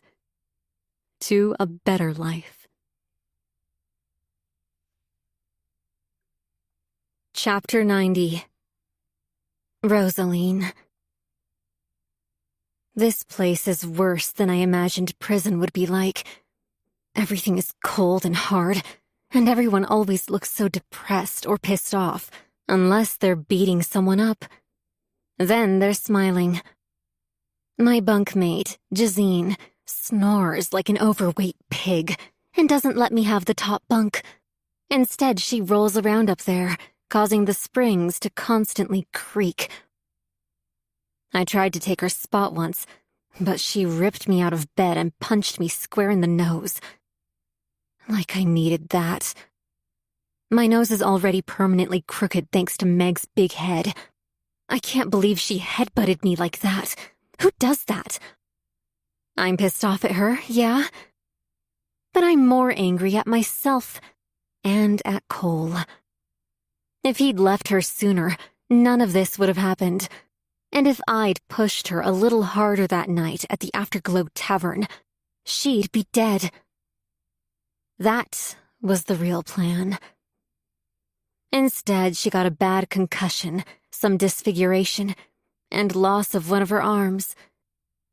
Boo fucking who. She was supposed to die. Who the hell survives a metal staircase that steep? There's a reason they put signs everywhere and a gate to close off access. I pushed her right over the gate. Worked out well, too, because the place was so damn crowded, no one saw what happened. Not even Cole. They figured she was too drunk, and someone accidentally bumped into her.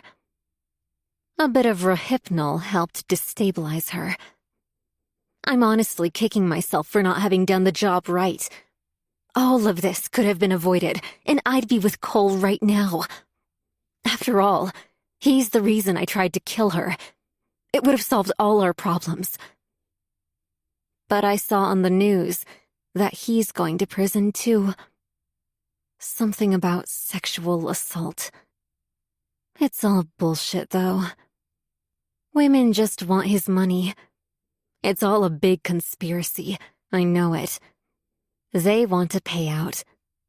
Sure, Cole has slept around, but he loves me. I would never do something like that to him. I'd never betray him. All I have to do is wait until he gets out of prison, because he'll have good connections to get me out sooner. He's always had connections. I'm patient. I'll wait my entire life for him, if I have to. 15 years isn't that long. I don't even care about Meg anymore. She wants nothing to do with Cole, all the better for me. Apparently, she finally left him. I don't know the full story, but someone told me she took him to the cleaners. That's okay. I was never with Cole for his money.